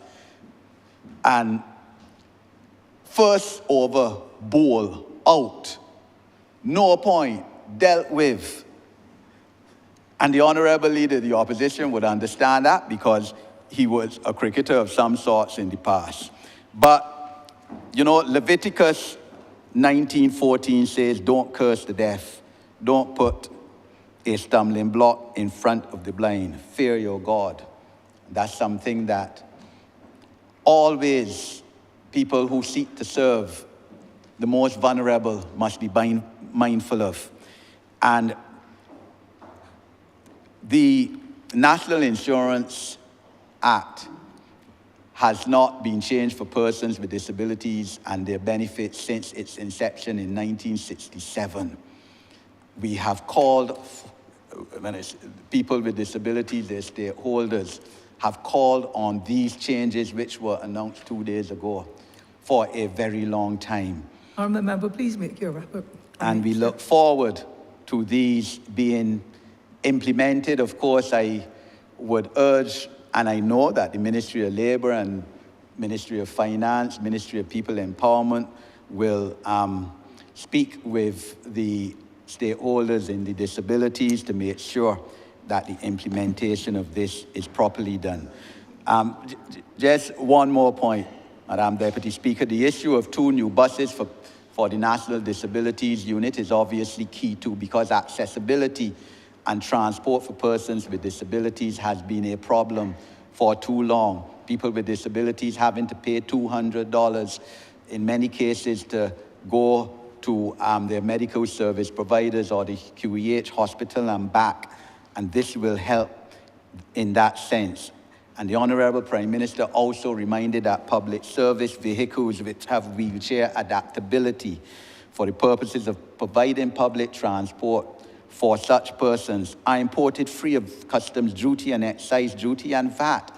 So as the head of the PSV sector told me 2 weeks ago, they've received their supplementary from the government of Barbados to buy more public transport vehicles, and they are keen to also purchase some of those vehicles with these kind of tax exemptions that they have been given.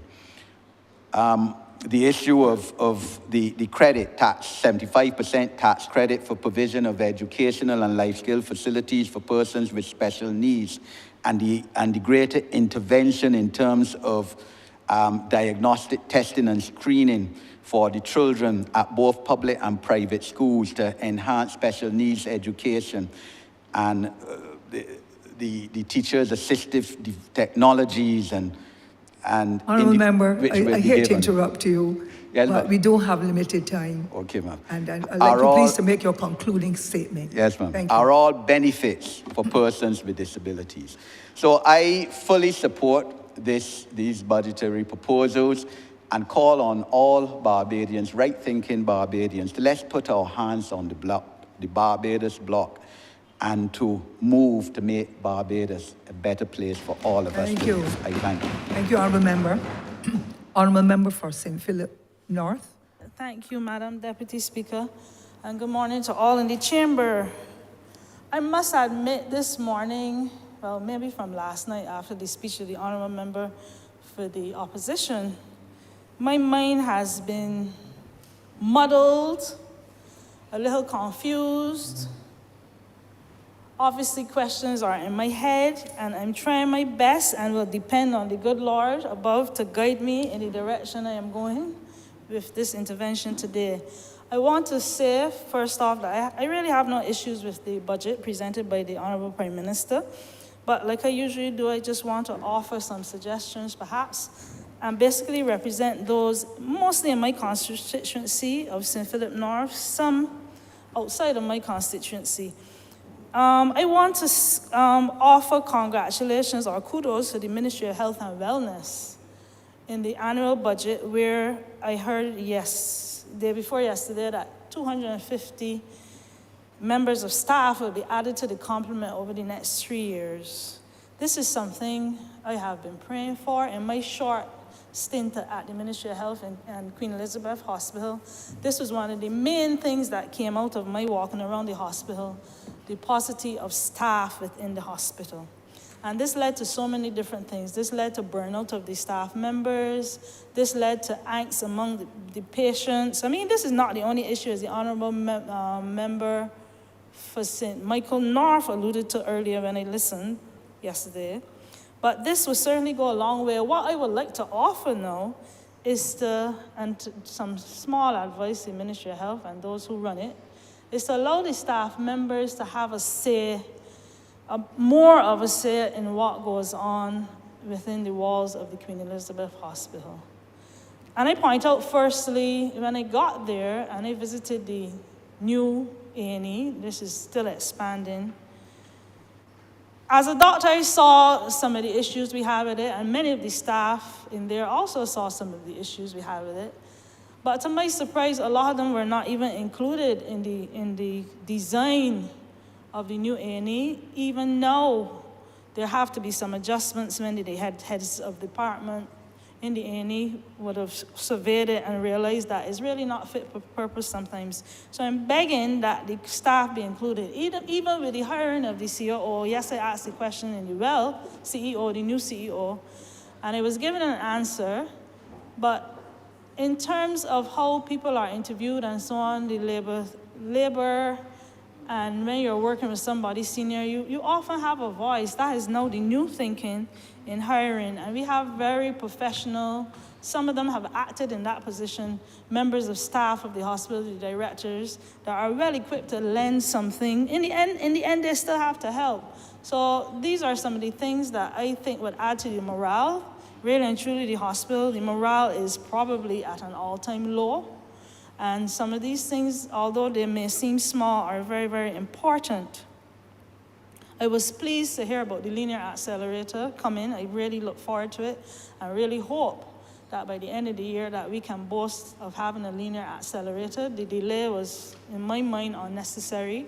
I am aware of the linear accelerator that we're trying to access, and I pray to God it's the same one.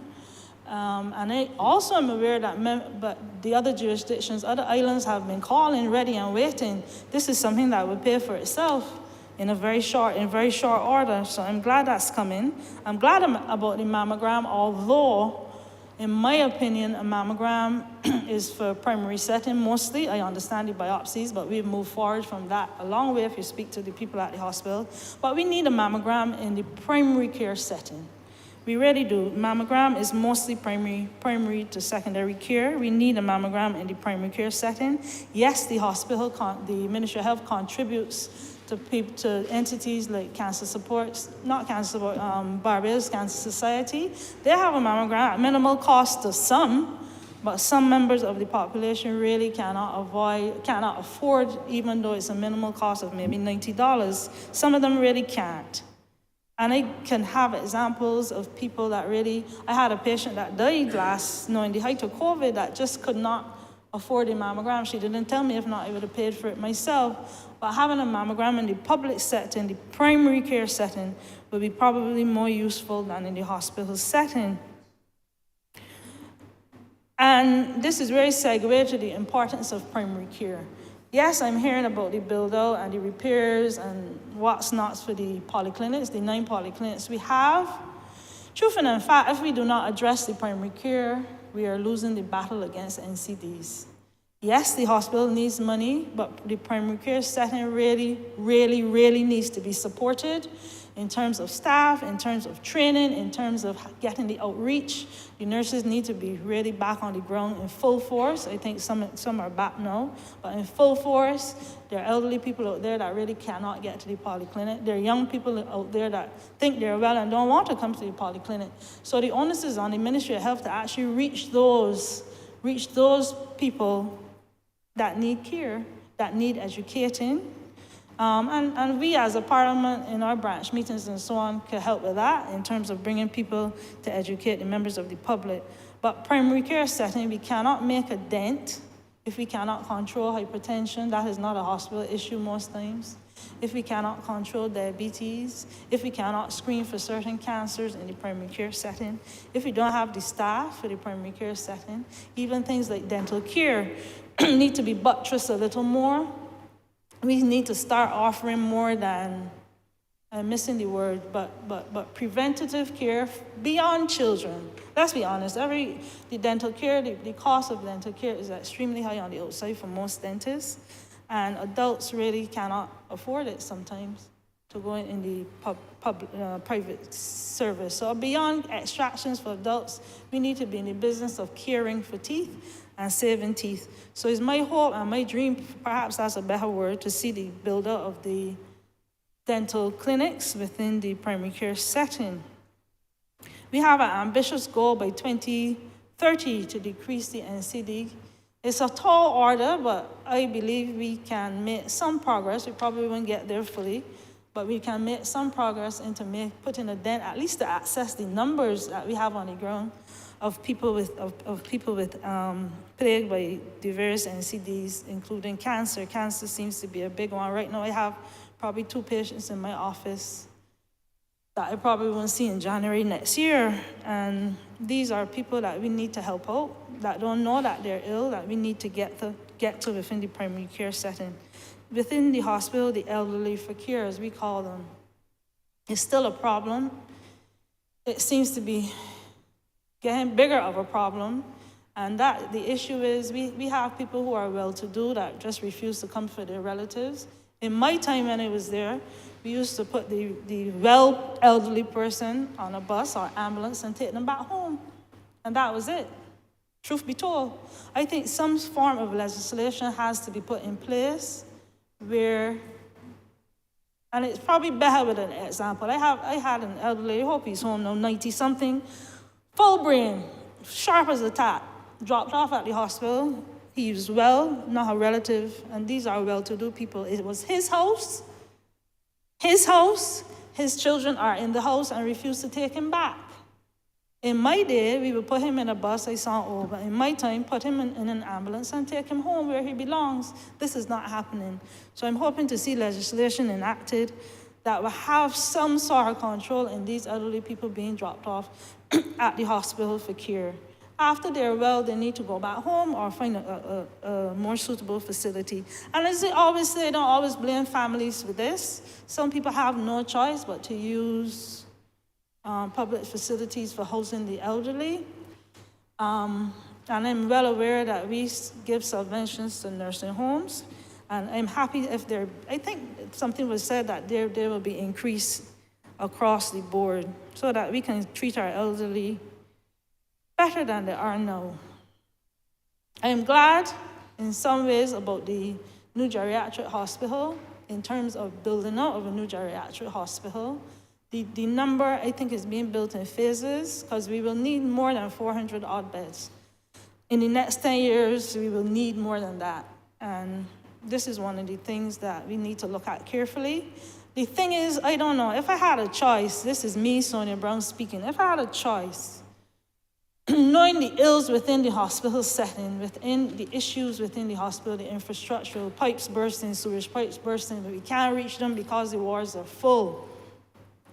So in order to fix some of the issues, we have to empty a ward, which is darn near impossible, to fix the issues. In my view, we need a new public hospital, probably a little more urgently than the elderly. My vision would have been to build a new hospital, a new public general hospital, renovate the old hospital, the one that was birthed in 1964. Renovate that for the elderly. The elderly do not need as much care as the general hospital. They don't need theaters. They don't need labs in-house particularly. They won't need the office space. They won't need a lot. So if I had to say, if I had to be president for a day, and I say president on purpose, this is one of the things I would really look into. The hospital really, really needs help. Really needs help. And we cannot get a lot further in the building as it is. I move on from that, and I heard somebody saying repetition, politics is repetition, and I will repeat myself again today. And this, I was accused of bringing my personal business to Parliament, but it was more than my personal business. It had to do with the residents that live around me and beyond with respect to this land tax issue. I think it is grossly unfair. For those of us who have to rake up that money, it is grossly unfair, and I repeat that again, repetition. It needs to be looked into. I dare say it needs a forensic audit. There is information out there, whether true or false. It doesn't have to be true, but it needs to be looked into. I am not one who will purport to doing away with the land tax. I believe taxes are there for a reason. We all know that taxes are there for a reason. But to ask members of the public to pay these exorbitant fees if you have over 2, and some are less than 2 acres. So what would my tax be if I had 1.999 acres? These are the things we need to look into that are hurting the members of the public. Those are agricultural land, that's no incentive at all to do anything on it. Or maybe that's the incentive to do more on it, that you could pay the land tax, which leaves no profit for you. But I am begging, I'm not on bending knees because the microphone can't reach down there, but I am begging somebody with good senses to look into it. I will pay it.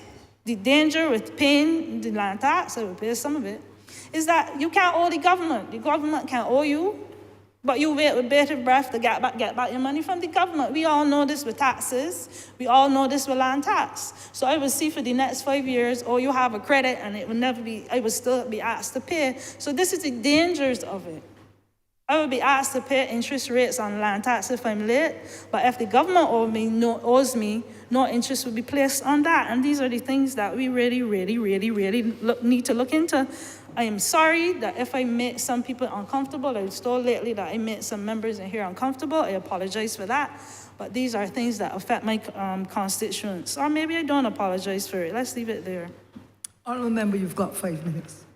I have 5 minutes, ma'am. 5 minutes already. I want to bring up the issues of, let me start on a couple things. Within the workers that we all were proud of giving jobs to, I would like somebody to relook, and they have brought this up with the honourable member responsible for that ministry, and I'm doing it gently. I'm not quarreling. With respect to the NCC, I don't know what you call them nowadays, the people that work on the outside, they work week on, week off, which I think is hard. Week on, week off does not lend for anybody else to get a part-time job. So maybe we can think about that. You really can do a week on in any other job if you want to supplement your income. The other thing that vexes me a little bit, and I heard the logic behind it, is the being hired as self-employed, where people are expected to pay the NIS. The truth is, if I had a choice between buying food and paying NIS, if I have all the money in my hand, I would choose to buy food. And sometimes people have to be guided. If you don't see it coming out of your salary, you don't really feel it.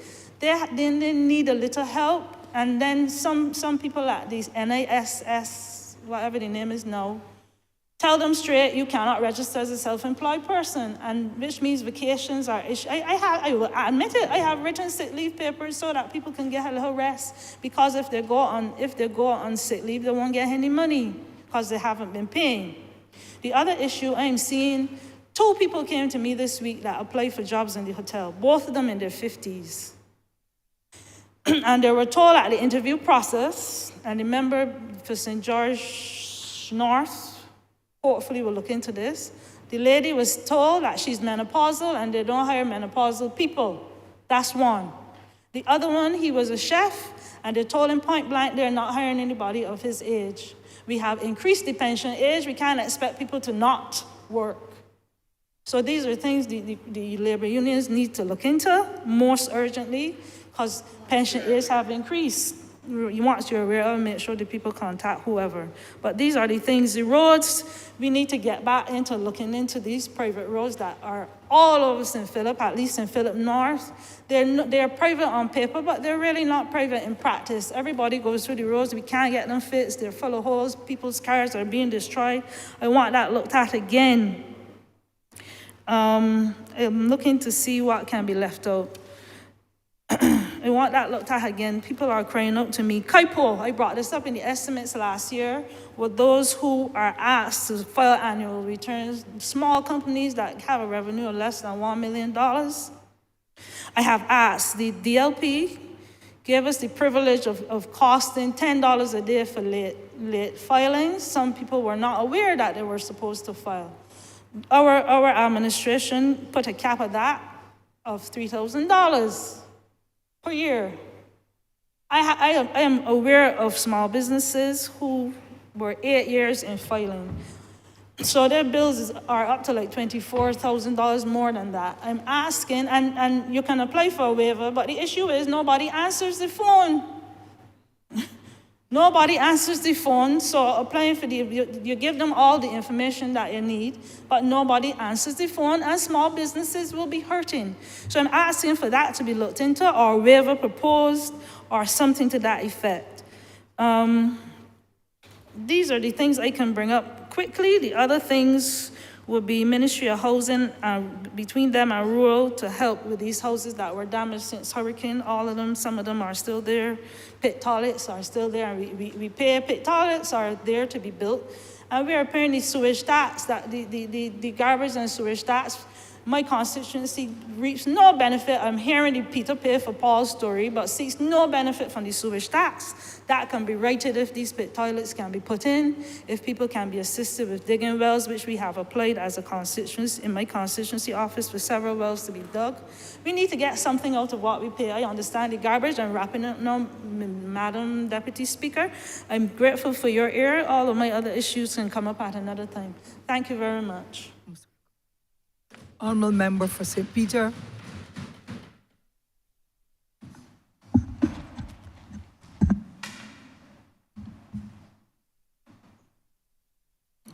Honourable member for St. Peter, you are acknowledged. Yeah, thank you very much, Madam Deputy Speaker. Unlike the newly minted leader of the opposition, I try to, to demonstrate the manners that were instilled in me while I was growing up. And so I would not want to begin to say anything in your house without your permission.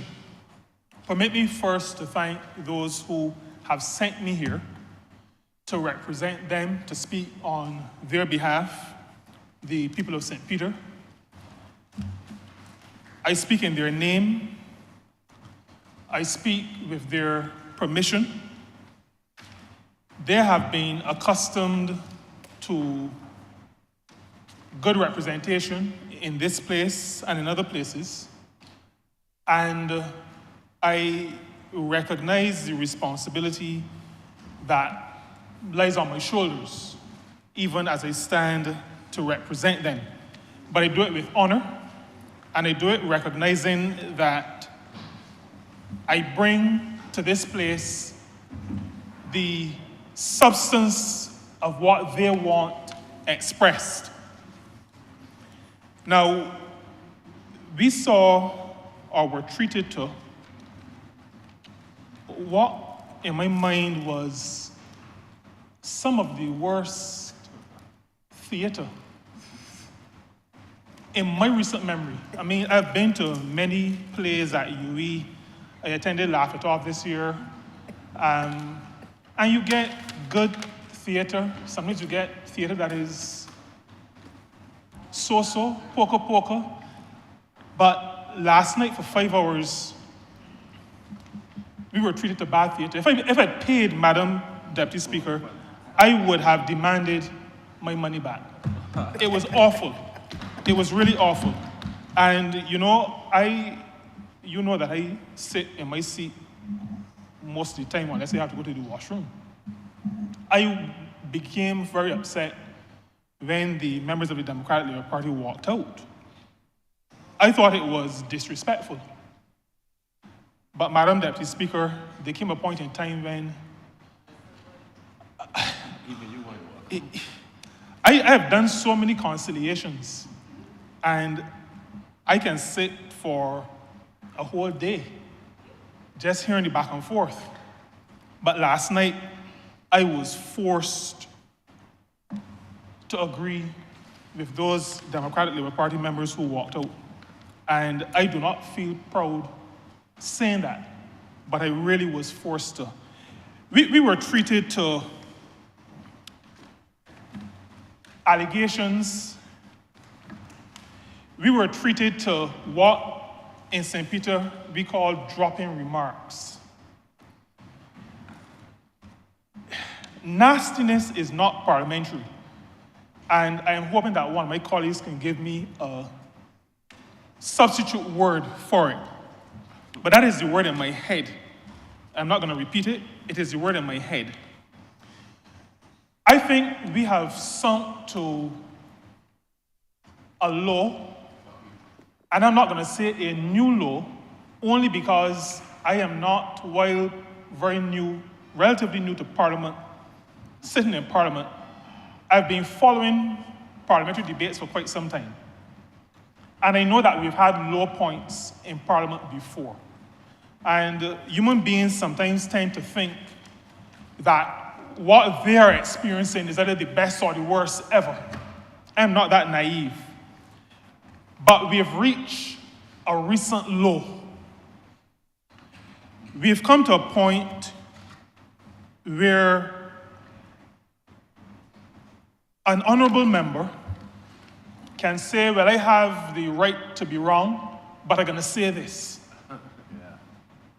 And it is a remark that is a slur or an allegation, no evidence to back it up.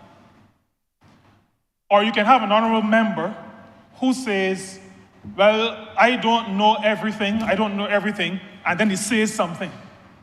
Now, Madam Deputy Speaker, you know, I really didn't come to this place for that.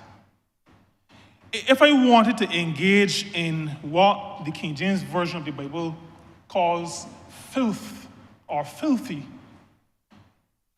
there are many rum shops, there are many places that I could go and get involved in this kind of gutter activity.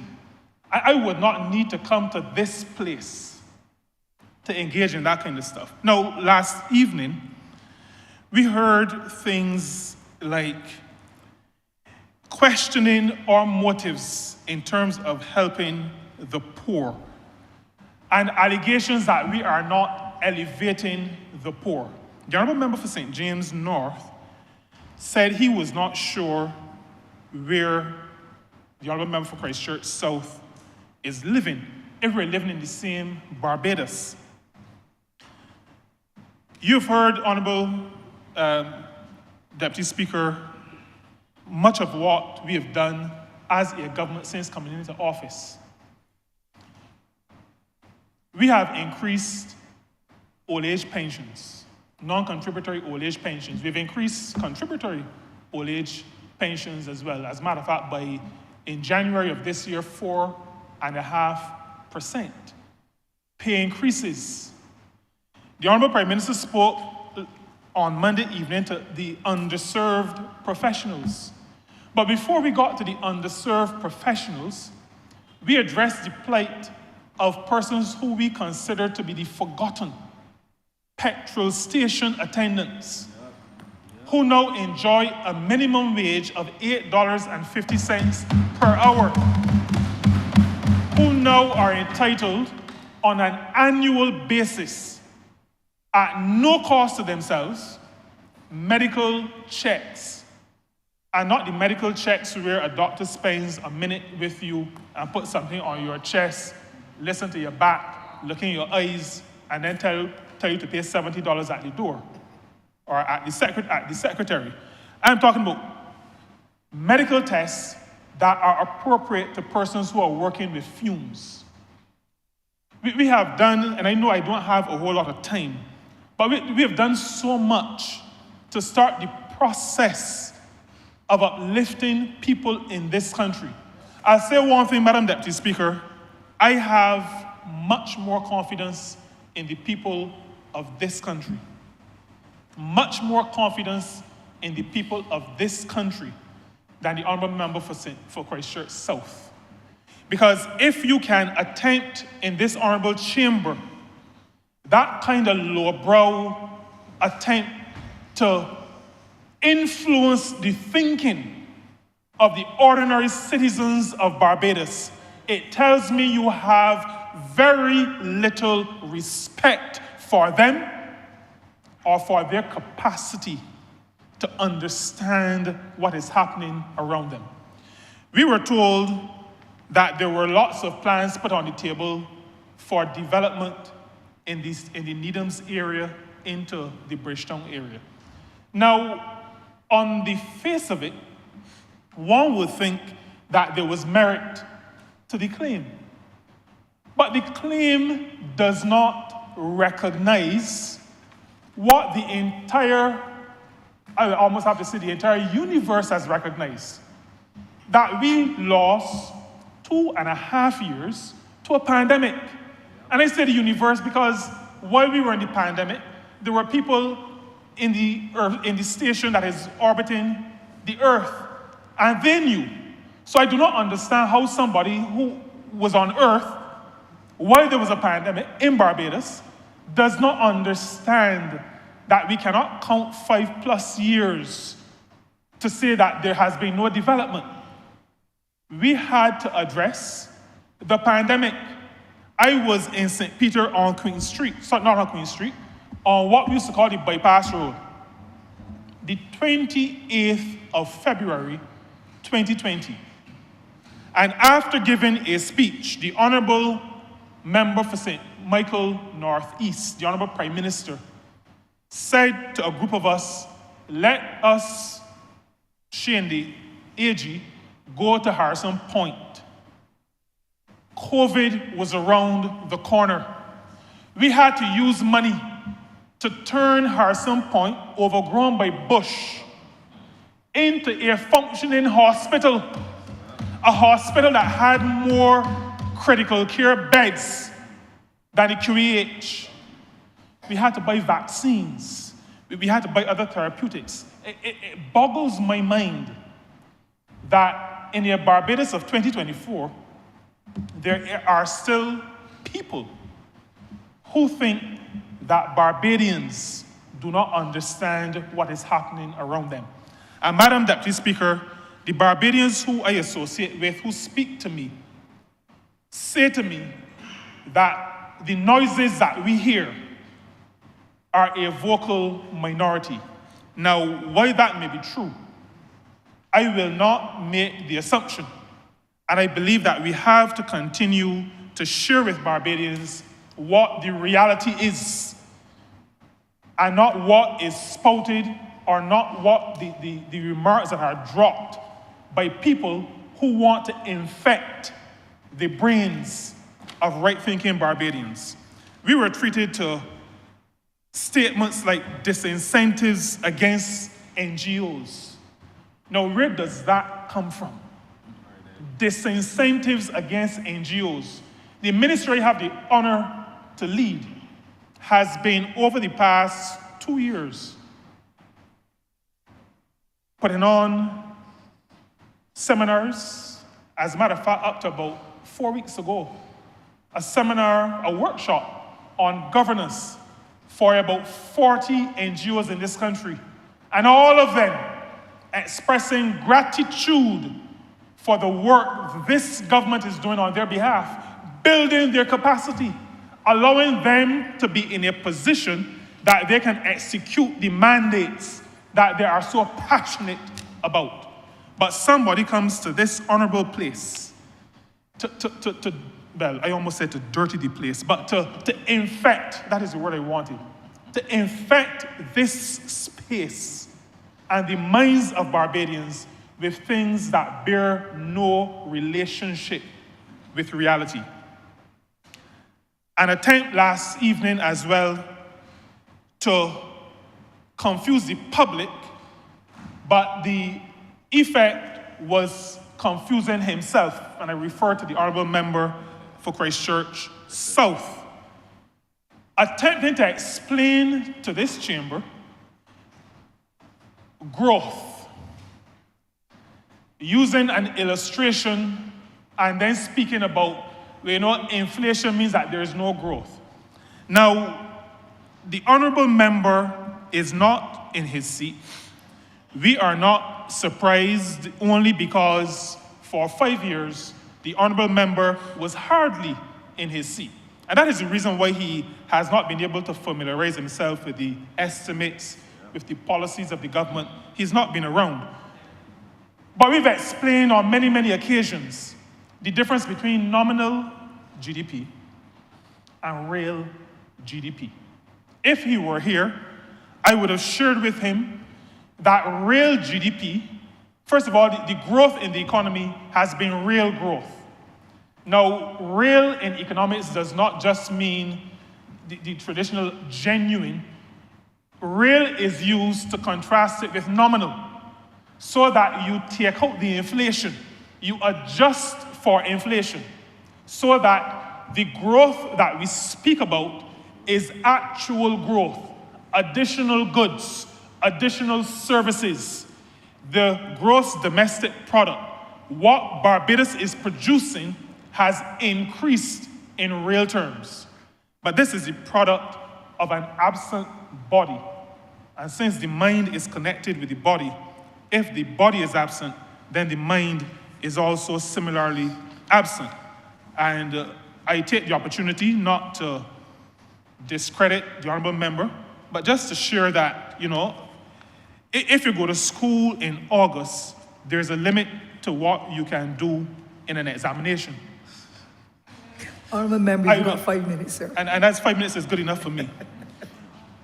Let me transition from describing, this bellowing, bellicose kind of behavior to a human-centered budget based on a human-centered approach to development. I spoke about what we've done in the past with respect to some of these persons' occupations and persons in occupations who've been forgotten. In this budget presentation, Madam Deputy Speaker, we heard about the new self-employed regime by the National Insurance and Social Security Service. I hope I've made the name clear for the honorable member for St. Philip North. The National Insurance and Social Security Service, a name chosen by the staff of the organization because it is their intention, supported by the ministry and supported by their minister, that their focus will be on service. A new self-employed regime that allows self-employed persons to contribute at any point in time during the year. We've taken away the requirement for filling out forms, for going in to pay. We're making it easy for people to contribute. The budget presentation spoke to that, a human-centered approach to development. The budget also spoke to how we will speak to moving the minimum wage. This party in office is the first party to establish a national minimum wage in this country. We have set the minimum wage. The Honorable Prime Minister has indicated how we will move forward with that minimum wage. There is also another matter that the Honorable Member for St. George North has been very adamant on, which was not mentioned, which I will mention here, and that is we will be taking into consideration some of the recent work done by the International Labour Organization on the matter of living wages. And at some point in time in the future, Madam Deputy Speaker, we will be hearing more about that. The Honourable Member for St. George North is not known to ease up when she starts a campaign, and I don't mean a political campaign, she will be at us, but we will be adjusting and indexing the minimum wage so that the people of this country, particularly those at the lower economic levels, will be able to stay afloat even as inflation continues. And somebody also needs to tell the honorable member for Christchurch South that inflation is not a Bayesian phenomenon. I'm not sure what is going on in his head. The British just released their figures, 3.4%. They're aiming for 2. They've come from 4 to 3.4. Every country in this world is battling with inflation. And Japan, that has been battling with deflation, is now at the point where they want to move into this inflationary space. But I'm not going to go into that because if he doesn't understand real and nominal, that might be a little bit too high. And this is something about wisdom and too high and some other thing. POLTO for police officers, being part of the public officers loan scheme, allowing them to access money for vehicles at 0 interest. We heard about the nurses and the sabbatical that they will have after 15 years. We heard about the uniform allowance. We heard about teachers and the Teachers Service Commission. We heard about the 5 personal days. Madam Deputy Speaker, I want to say to Barbadians, through you and in this honorable chamber, this budget represents a continuation of the philosophical approach of this party, one that focuses on people, one that sees people, one that hears people, one that recognizes people, one that feels people, one that responds to people as we continue on the journey of lifting up Barbadians. This financial statement budgetary proposals is part of that approach to governance. And like I said in the well, we make no apology for uplifting people. We will not come to this place and in response to a labor clauses concessions bill, take the position of businesses. We come with a fair bill, but we're not going to try to stop workers from being treated well to support, well, I'm not a lawyer, so maybe that is why I don't have to look out for my clients. But we are going to continue our focus on the ordinary people of this country. I support, and the people of St. Peter support the presentation by the Honorable Prime Minister of this country. We believe that this budget represents what government is able to do, even in tough circumstances. It represents how government is able to fashion policy that speaks to the humanity of the population and that attempts on a continuing basis to lift them from where they are, to empower them, and to allow them to be able to enjoy a good standard of living in this country. I support wholeheartedly this bill that is before the House, the presentation that was made to the House, and I commend it to the people of this country. Thank you, Honourable Member. Honourable Member for St. Philip West, please. Thank you, Madam Deputy Speaker. First, ma'am, I really want to thank the people of St. Philip West who have given me the privilege to speak in this honorable house, and I thank you for the opportunity to make this contribution as we discuss the budget. Today, I want to talk about education, and I do that because it not only impacts the people of St. Philip West, it impacts people all over this country. We have had a good education system for many years that has been generally good for the people and good for this country. Ma'am, you are sitting in that chair because of our education system. I am standing at this microphone because of that education system. And I believe the opposition leader was able to use poetry in place of substance yesterday because of this very educational system. It is an educational system, Madam Deputy Chair, that allows Ryan from Sion Hill in St. Philip West to be arguably one of the best automotive bodyworkmen in Barbados. It is the same education system that allows Dale from Sandy Hill in St. Philip South to be among one of the best plumbers we have in this country. It is an education system that has allowed Ashley from out in Jade Circle to be one of the most creative, all-round modern hairstylists in Barbados at this time.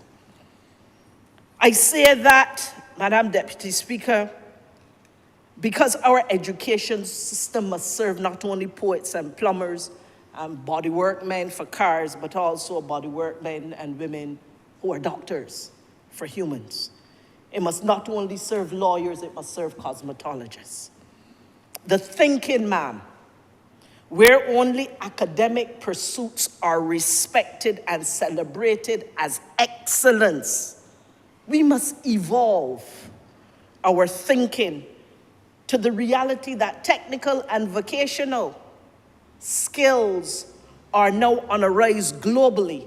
And as we move towards skills-based hiring, they will soon be taken over as the main means.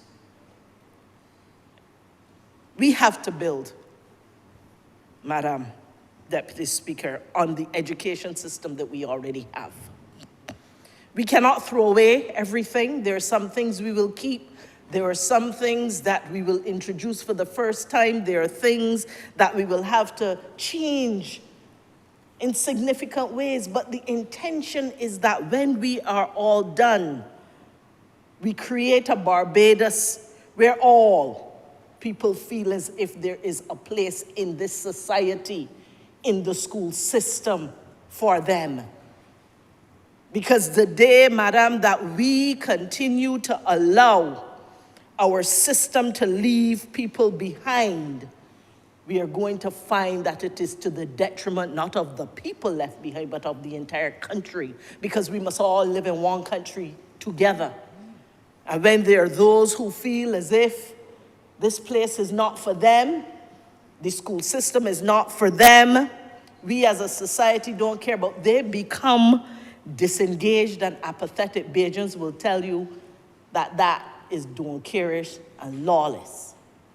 We do not want to go there, sir, ma'am. The 11+ exam, of which we have heard much, it has served some of us well, especially those persons who have in fact done well in those exams and have gone on to secondary schools where they've also had good teachers. It has served some of us well. But Madam, do you know that in mathematics, 4 out of 10 children gain less than 50% in the common entrance exam? And that a significant number of those, close to half, gain less than 30%. Do you know that in English, 1 out of 5 children gain less than 50% in that common entrance exam? How do we continue a system in the same way that is leaving 40% or more of this population behind? For too long, we have given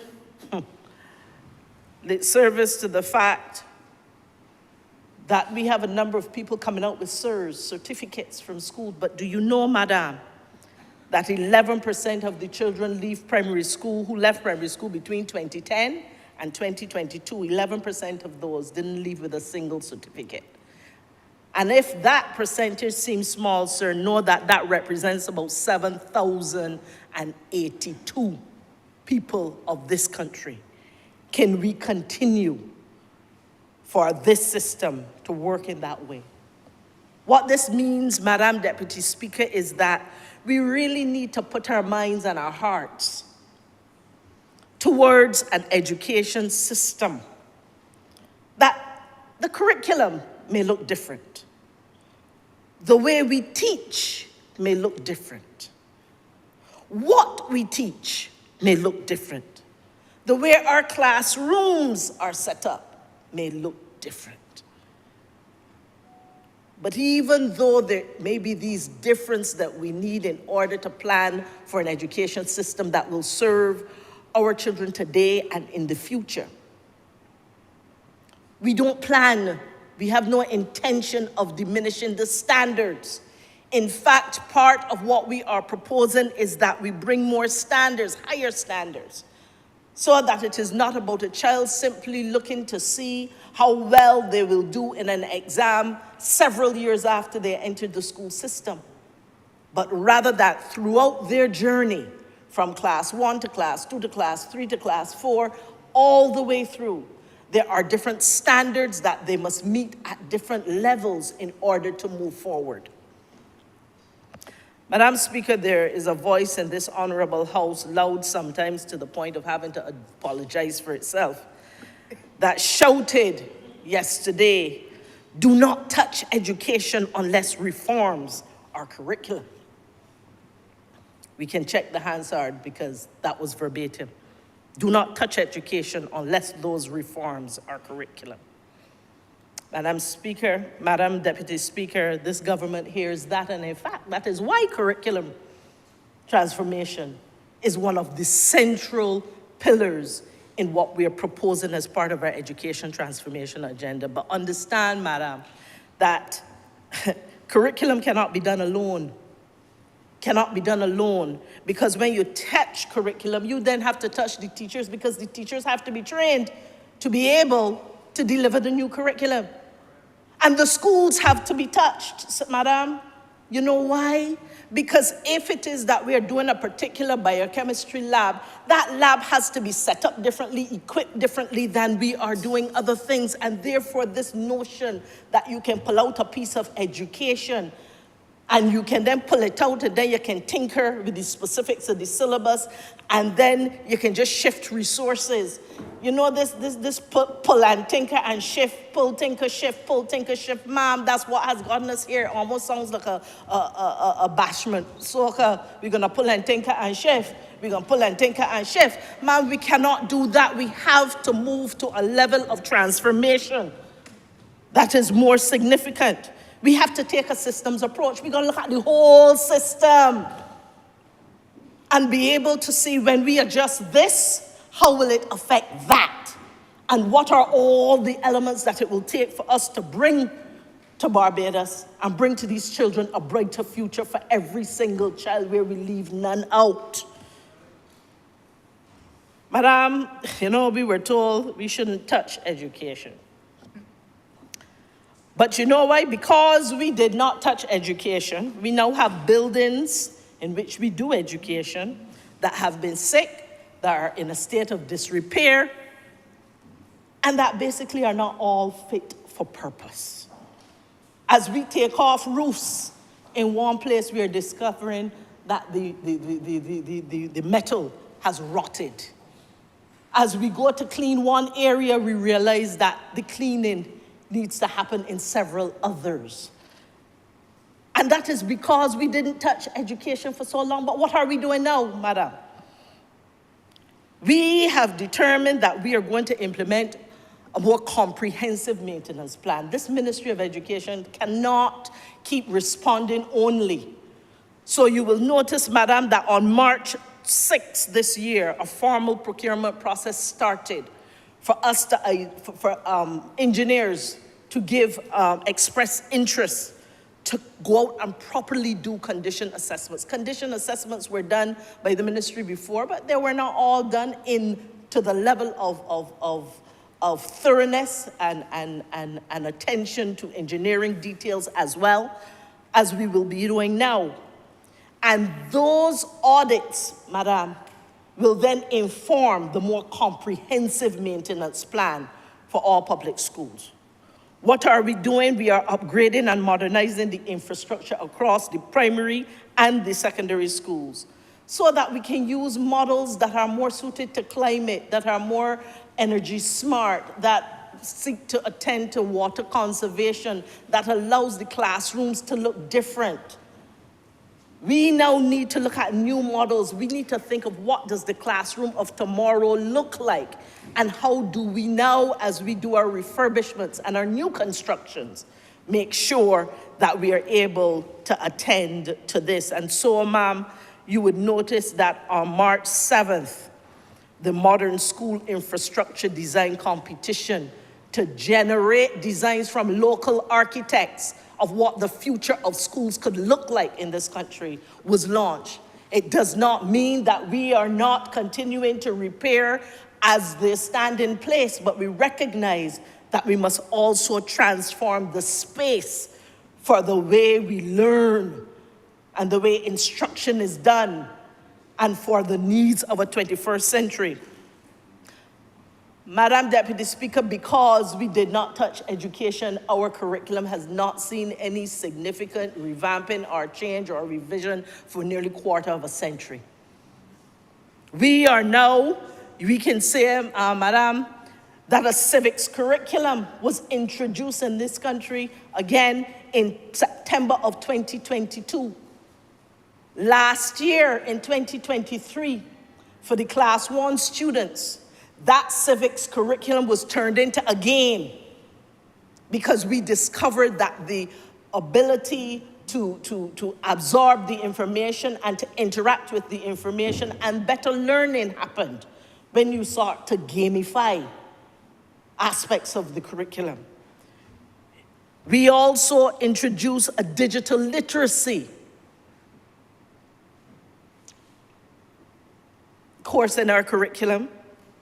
Right now, ma'am, 12 selected primary schools and 8 secondary schools are in the pilot phase of this, and we're now revising to ensure that we might be able to roll out the full digital literacy program going forward.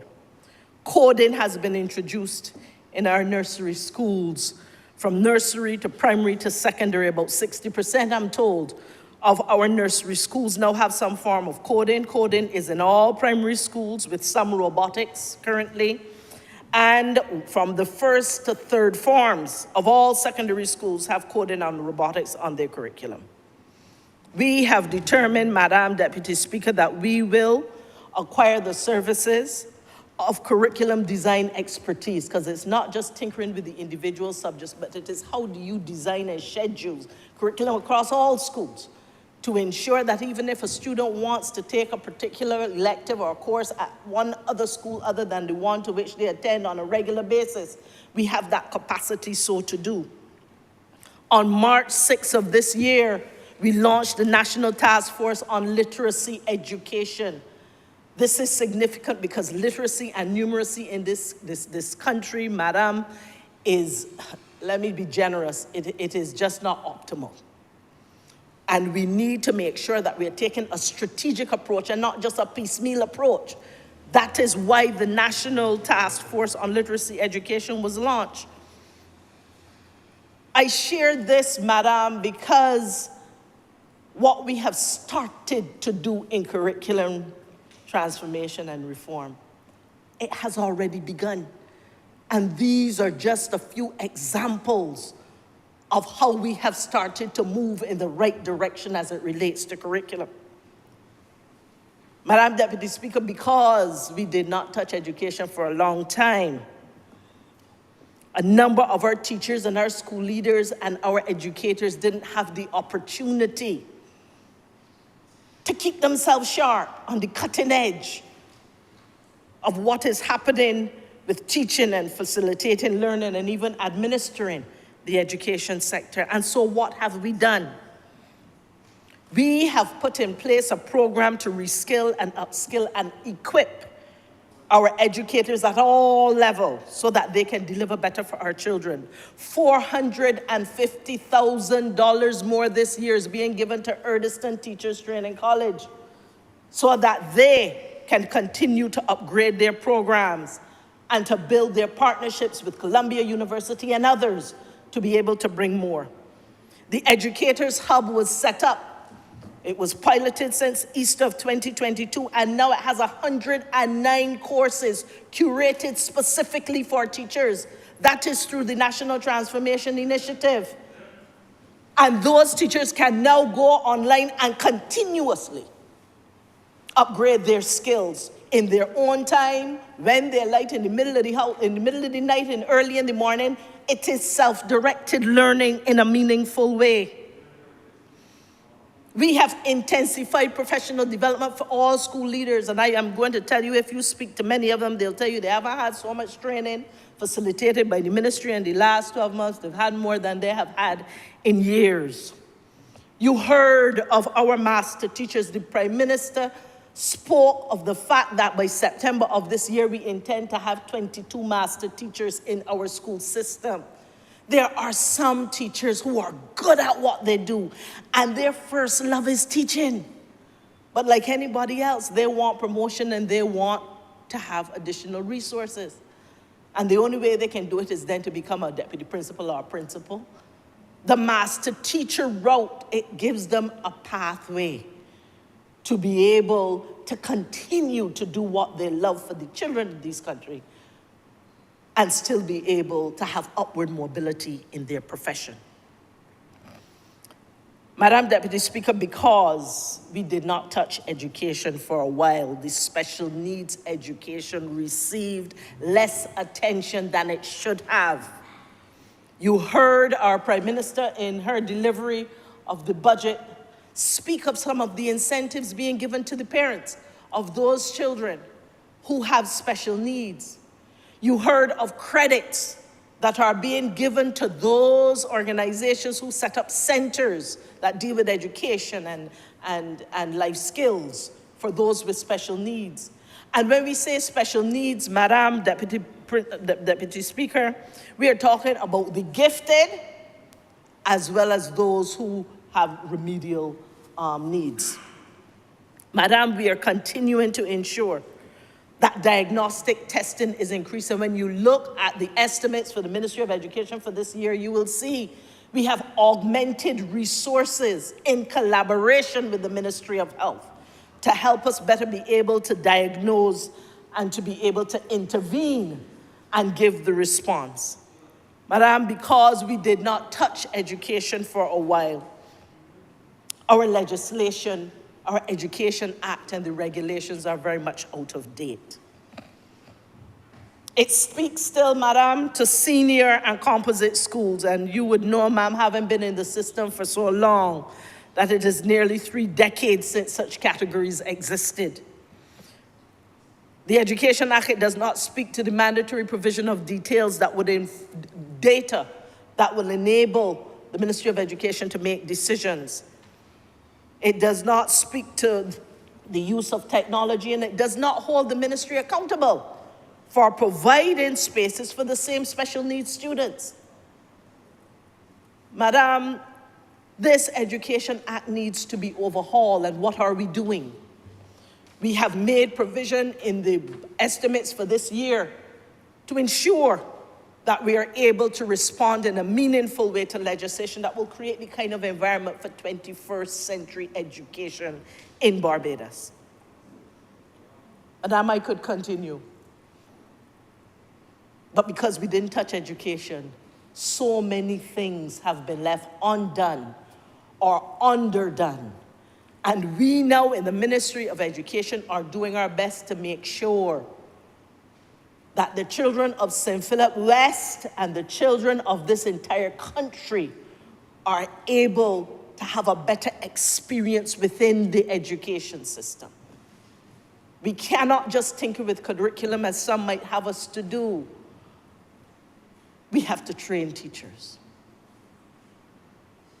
We have to change the infrastructure to create a better environment for the students to learn and thrive. We have to ensure, Madam, that the policies are in place. As I look across this ministry, we currently have someone who's working with us looking at the policies of this ministry, looking at what are the policies that are required to ensure that there's good direction within this ministry with regards to schools in the 21st century. There are so many policies we do not have. And I really want to say that there are a number of policies that will be coming come September of 2024. And I know one of the major policies that many have had concerns about, and I too have had concerns about, is the National Policy for School Safety and Security. And I really want to thank the members of the Defense Force, the Barbados Fire Service, the Department of Emergency Management, the Ministry of Labor, Social Security, and the Third Sector, the Barbados Union of Teachers, the Barbados Secondary Teachers Unions, the Barbados Workers Union, the National Union of Public Workers, the Barbados National Students Council, the Unity Workers Union, the National Council of Parent Teachers Association, an independent advisor, I haven't asked your permission for his name in particular, the Barbados Association of Principals of Public Secondary Schools, the Principals of Primary Schools, the Barbados Police Service, the Ministry of Education. All of these, Madam Deputy Principal, are part of a national coalition, an advisory coalition on school safety and security, who are currently working on the new policy. It is in draft and it has been returned to that coalition for their review. There are other, I see you, ma'am. Ma'am, you do have 5 minutes more. So I you do can have, continue. ma'am. I could not end this without looking and thanking the Ministry of the Public Service and the Prime Minister for the work they are doing to help us accelerate the establishment of the Teaching Service Commission. As you know, the Service Commission, the Ministry of the Public Service, they have responsibility for doing the recruitment for every single government ministry. Well, of course, the judiciary, they have their own commission. But it is time that teachers have had to wait, sometimes in a way that has not been helpful to them when it comes time for their appointments and their transfers, etc. It is time that we have a dedicated service dealing with this large number who will be able to bring greater efficiency and effectiveness when it comes to recruitment and appointment and discipline and training and awarding and recognizing and licensing and developing all kinds of other support systems that our teachers absolutely need. We need to continue, ma'am, to ensure that we bring a comprehensive approach to the way in which we seek to transform education. Why? Because there's no one piece of education, of what is part of that system of education, that can be tinkered with without impacting other things. We have an opportunity now, Madam Deputy Speaker, to design a system that suits everyone. And if we do not take this opportunity now, I wonder when we will. When we look at what is happening with education around the rest of the world, and we even look at the NACE report of the last government, which was, I believe it was in 2010, and that has sat unimplemented for a significant part of time. A NACE report which was well done, I must say, Madam, and which is very much aligned with many of the recommendations that are being made now for education transformation. We need to put aside some of the petty differences about who will get to do what when, and be able to understand that if we do not act now, we will ensure that our children are not just left behind, but that they will be left out entirely. With these views, I thank you, Madam, for your indulgence. Thank you, Madam Deputy Speaker. I beg to move the suspension of the House until 1:30.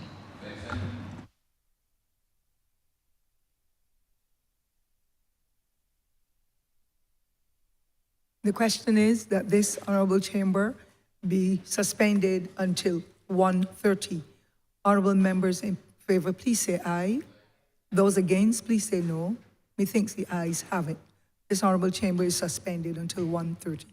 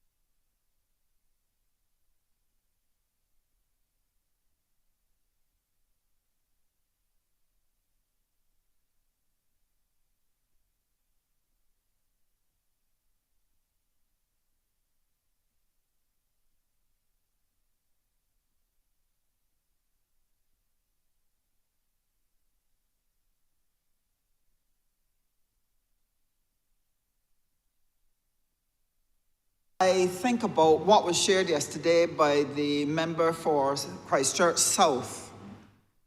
I found it difficult to follow some of what he was saying because, sir, a lot of it seemed to be theatrics.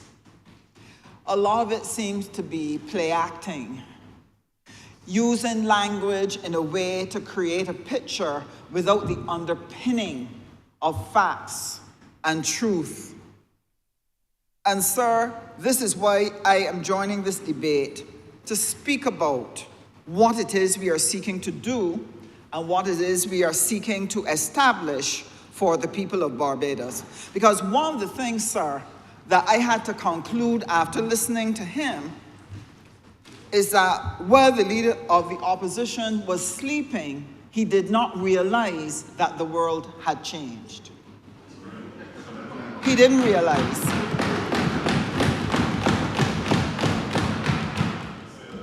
And sir, if he had spent his time preparing himself to serve the people of Christchurch South, if he had spent the time preparing himself to be of use to the people of Barbados, there's certain things that he would know and certain things he would do. First of all, he would understand how the budget works and how the estimates are constructed. I was shocked to hear him say yesterday that the honorable member for St. Michael North East has apportioned to herself $180 million for the Prime Minister's office. One would not believe that he checked the estimates to recognize that there are close to 29 units under the Prime Minister's office that has to be financed. And I do not know which ones he would have wanted to get rid of or underfund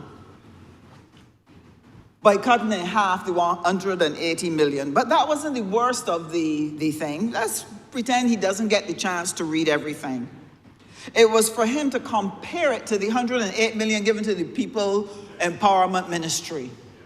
As though he does not understand that the provision for the poor of Barbados is not only contained in the Ministry of People's Empowerment, it runs throughout every ministry in this government.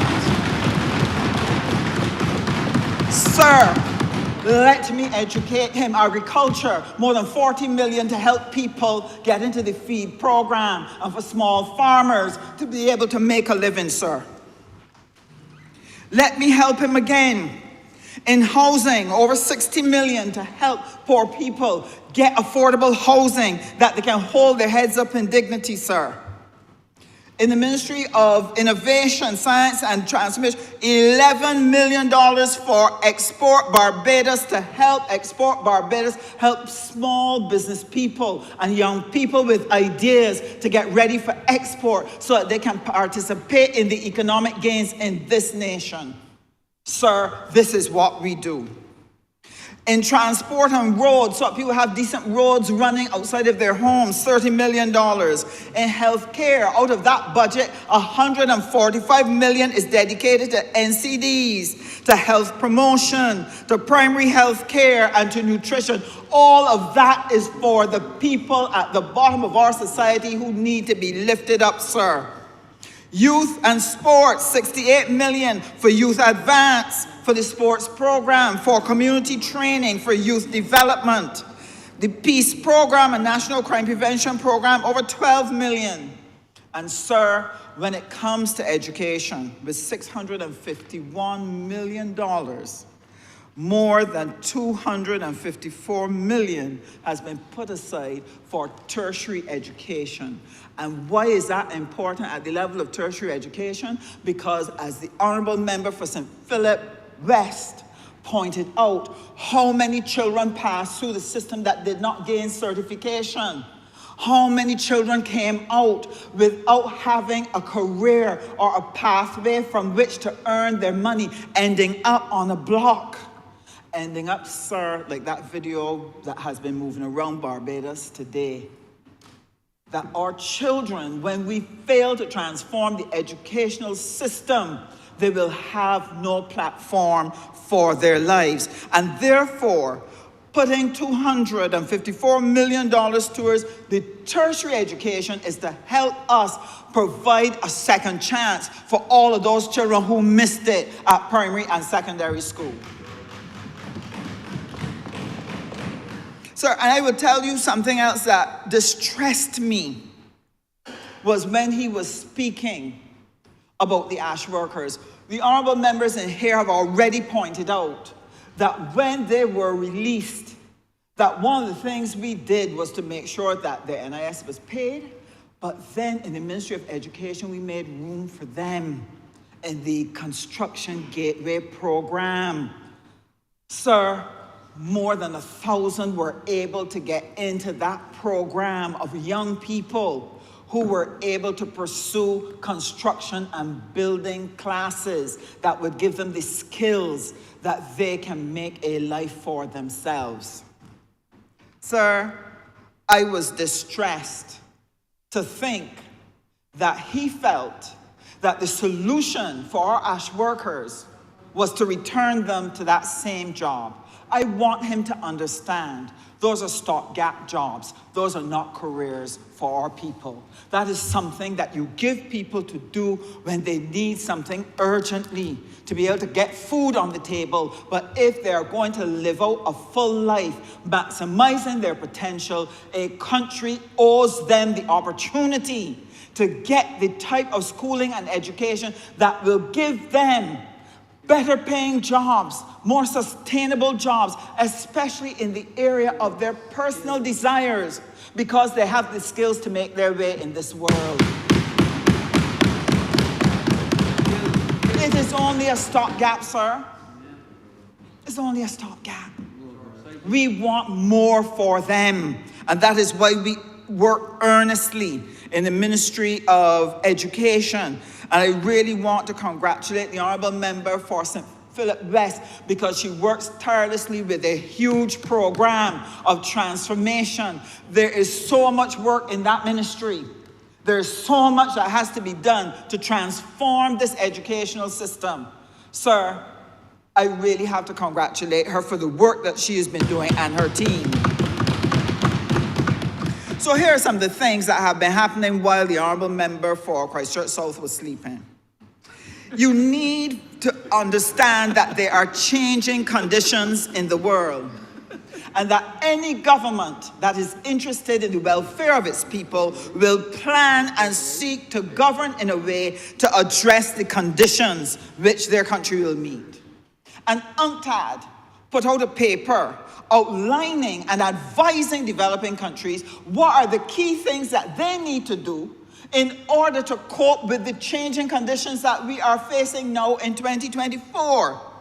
They outlined that one of the things that must happen is that we have to help countries develop new businesses, that you have to bring more people into entrepreneurship. Barbados is doing that with the Trust Loans Fund. They're doing that with Fund Access. They're doing that with the Enterprise Growth Fund Limited. They're doing that with the feed program in agriculture. They are doing that at every turn in community and youth and sports. At every turn, entrepreneurship is offered in this country to give our people a fighting chance. But it is not only for new businesses, but how do you help your existing businesses to expand and change to meet the conditions that we are facing? And what are those conditions, sir? That the consumption patterns of the public have changed. People now can buy everything they want and bring it in via the internet. That means we have to get our businesses to go global. The other thing that is present in our environment is that there are a lot of technological changes. That means that we have to educate not only this current generation, but including our seniors, to be able to use technology so that they can continue to live their lives safely in their own home, and young people get cutting-edge technology that help them to make good choices and have choices for the careers that they wish to pursue. And the other piece of advice that UNCTAD shared was that these developing countries need to pay special attention to the hostile global trade arrangements that impact how we do business. And so, sir, I recognize that because the honourable member was not awake. And because he did not understand what is facing Barbados, his conversation took him to talk things that did not make sense, sir. It did not show any connection with the fact that there are changing conditions out there. Had he connected with that, he would have asked us, what are we doing in education to prepare this generation for the fourth industrial revolution that is on the way, and that if we don't catch up with it, we will be left behind. And then he will know why Barbadian children are going to school without breakfast. Because if you do not transition this economy onto that fourth industrial revolution, our businesses will fail, people will not have jobs, and people will face starvation. That is the reality. That is the truth. And this is why there is an urgent movement all across the world for countries to try to upgrade their economies. And there's only one way to do it. You have to do it through education. Without education transformation, there is no future for Barbados. So when he can say, and I don't know how he said it with a straight face, that Barbadians like and prefer the 11 plus, I was wondering which Barbadians he was listening to. You have a system that fails 80% of the children, demolishes their self-confidence, makes them feel that they have failed life at 11 years old. And you want to tell me that as a person aiming for leadership, you believe that Barbadians think that this is the best course of action. I'm here to let him know that that is not true. That Barbadians recognize that something must change about that 11 plus. And what the Ministry of Education is doing is taking the time to build a proper platform, a pathway for the transition, so that we can safely conduct our children through the transition, so that we can make sure that every single child in this country feels that he can learn, knows that he can learn, that he can find his own special set of skills, and know that there's a Barbados that is providing for him not only at primary, but providing for him even before primary. We're going to be providing for early childhood education. Every child will get to go to a nursery school, and get to primary school, and get to secondary school, and then be able to get to a tertiary institution that is going to help them to be able to build a good life. And that is what we are here for. One of the things that is really important, sir, is that if children are going to maximize their potential, and if that potential is to mean something going forward in terms of them being able to earn well and therefore provide for themselves and their children the things that they dream of, the things that they desire, it is important that the educational system, as was shared by the Honourable Member for St. Philip South, that system must embrace education in technical skills. That this is important. And why is that, sir? There was a study done by Professor Andrew Downs looking at the labor market demand in Barbados and where labor was at. And one of the things that he tracked from 1976 was the fact that over a period all the way through to 2010, there was a shift in how we were educating our children. And one of the things that he outlined was the fact that 70% of the enrollment at UE were females, and only 30% was male. And the question was asked, why was this? And it was discovered that males actually prefer technical training. But unfortunately, Barbados did not have enough capacity to offer males the technical training that they were interested in, from which they wanted to be able to make a living. And sir, a lot of that contributed to why we have so many young men on the block, because we've not been able to give them the technical training. I remember has 2 more minutes. 2. Time flies. Yeah, time flies. It does. Thank you very much. And so, sir, what we have decided to do, we recognize that it was important to expand our capacity to offer technical training. And so at SJPI, there has been a massive expansion of the programs which they have been doing. And so we're able to offer not only the usual technical skills, but they've also looked at things such as mechanical engineering, electrical engineering. They have labs that help youngsters to learn how to take care of the electrical vehicles. They also do specializations in agriculture, building studies, and printing, human ecology.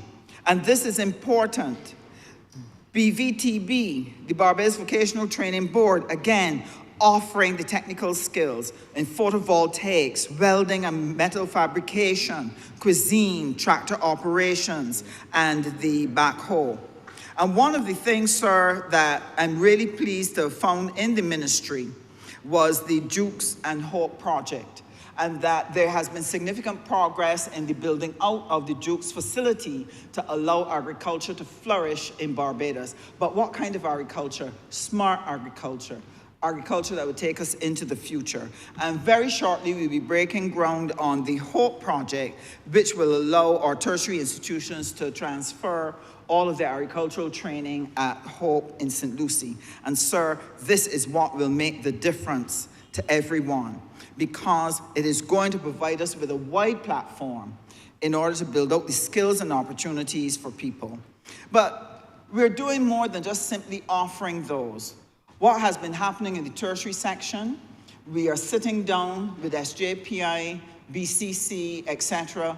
And what we're doing, we're looking at whether the programs are fit for purpose, whether the way in which we organize it meets the need of the student. We're looking at what do we need to do with the courses to make them fit better to their lives. And then one of the most important things that we've started discussing is how do we make sure that before they leave the institution, they understand how to commercialize that skill, not only to get a job, but if they needed to start a business. That this now has to be part of what we're going to be doing. Your Honor, member can wind up. So, sir, Wind down. as I wind up, I want to say to Barbados, education now has to become in the forefront of the minds of every Barbadian. Because for us to make the transition from nursery all the way to seniors, must be able to embrace the changes and learn new skills and stay in learning mode if this country is going to prosper. And therefore, it is important that everyone puts their hand to the plow to help make this work. I end with this. I found it very strange that the opposition leader kept making this statement, that he has the right to be wrong. But I want to say to him that our people cannot afford the cost of his errors, either in judgment or his errors in fact. And I want to say to him that while all of us will make errors, while we are seeking to transform Barbados and we have to move quickly because of the urgency of the hour, sometimes when we're running with the milk, some of the milk will spill. But what we are prepared to do is to wipe up the spill and make sure that we keep moving to make sure that we give to Barbadians what they need to be able to live their best life. I'm obliged to you, Mr. Speaker.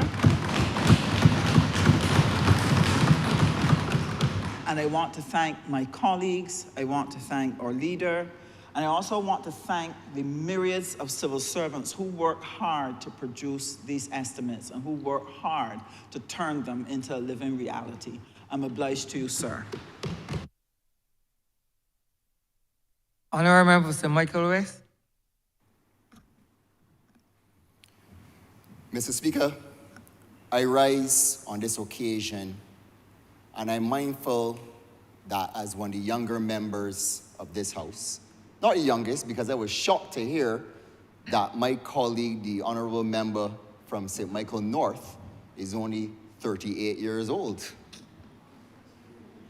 But I am thankful, Mr. Speaker, I'm thankful to the Father above, who is the only omnipotent one that I can think of, and like what the honorable member from Christchurch South said yesterday. I also give thanks to the constituents of St. Michael West for putting me in this honorable house so that I can give contribution to these budget debates. Now, sir, I want to echo the chorus of approval of this budget that was presented to the nation by our Honorable Prime Minister on Monday, coined as the people-centric budget. Now, sir, I would not expect the Honorable Leader of the Opposition to understand or even support a people-centric budget. Because after all, he has a natural aversion to people, especially the ones in his constituency. Now, as presented by the Honorable Prime Minister, she talked about the macroeconomic indicators that we face when we came into office in 2018. The macro indicators matter. And for context, Mr. Speaker, I don't want to beat a dead horse by bringing up the previous administration, but for context, I lived overseas for 12 years. I came back to the family business in 2007, a 100-year-old business in Cheapside, opposite the Cheapside Market, sir. A prosperous business. Sir, those who feel it know it. I could tell you that when the disaster of the tanking foreign reserves hit this country, not a natural disaster, but a man-made one. There was a queue from here to Fontebelle to get foreign currency, sir. At that time, the reserves were about 300 odd million. The honorable member from Christchurch State Central could give you the exact figure. But it was daunting. Business could not get foreign exchange to pay for goods to bring in this country. And the thing about it is that you have a prosperous business that is doing well. And that is the impediment to success. It was very frustrating. And we could talk about all the other things. The honorable member for St. Peter mentioned some of them. The NAS and the fact that that government hadn't put in contributions for 3 years. Correct me if I'm wrong, honorable member. I mean, does the honorable opposition leader he has a convenient memory, but we are here to remind him, sir, that is why we have to go over this nightmare scenario over and over again for context. But sir, I am pleased with the people-centric budget that we have here, because this is not the macro, but the micro, sir. And as I told you, I work in Cheapside along with vendors.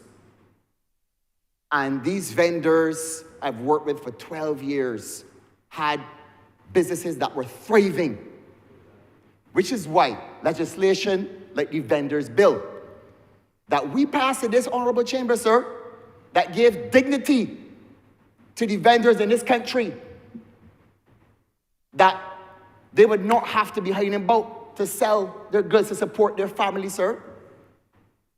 That's what I'm talking about, the micro.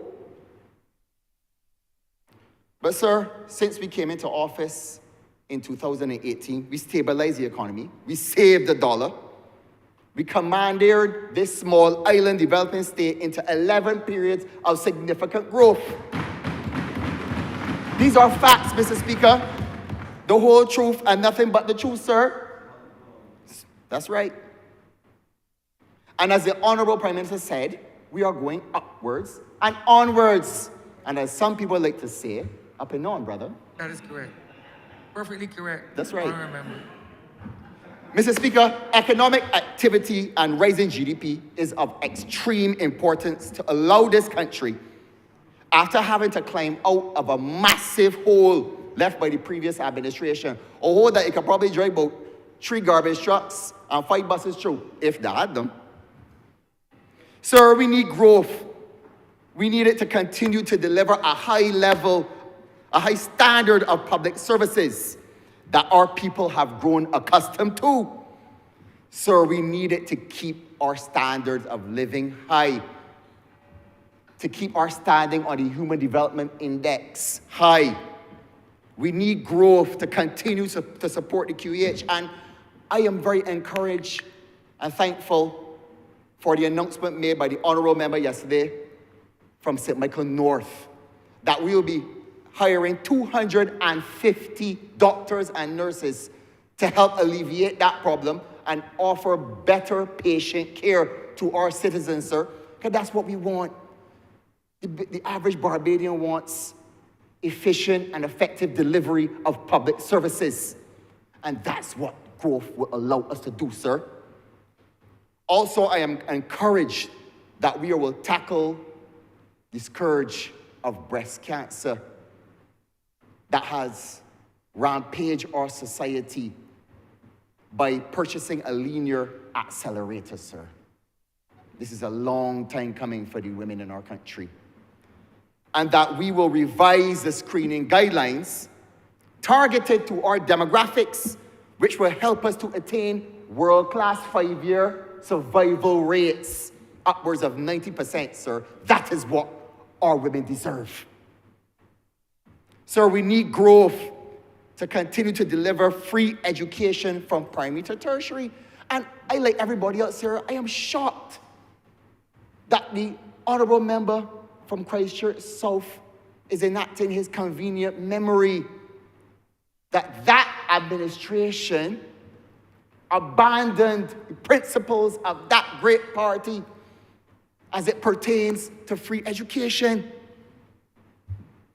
Sir, I applaud the Ministry of Education in the training of young Barbadians in the discipline of cybersecurity through joint partnerships with North America, I think specifically Canada, allowing these young Barbadians to get gainful employment in technology jobs. I applaud you, Minister of Education.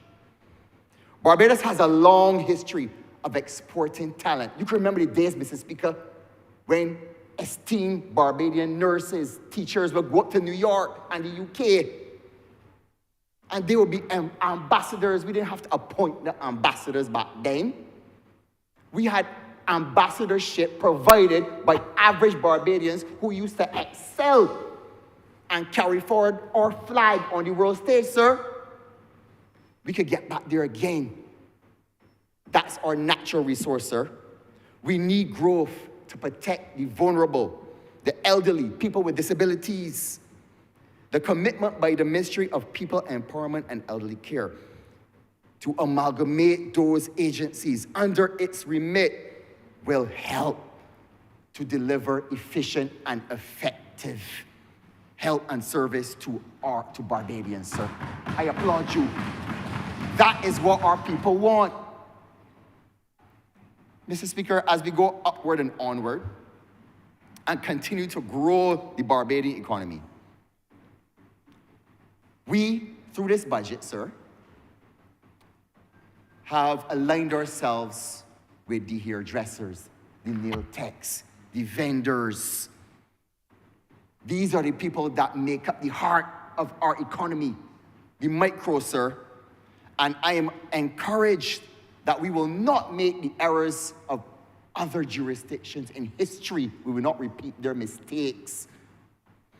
And allow growth to be fueled by venture capitalists and stock markets, leaving people behind. As the Honorable Prime Minister would say, not about here. This government is morally responsible to craft policies to bring everyone along, Mr. Speaker. So, as this great nation records through the many corporations on its shores, record profits, sir, in the billions in some instances, I want to urge those corporations to do right by their employees. As the Prime Minister would say, share the bounty, share the burden, sir. You can't be making billions of dollars in a corporation and then your own employees can't even afford to buy the products that you're selling, sir. So which is why legislation like the labor clauses bill that the Honorable Member from St. Peter brought to the House matters. It hurts that we have to legislate good behavior. There are a few, not all, but corporations need to be mindful that you're making money, you got to share. And this government will set the tone, sir.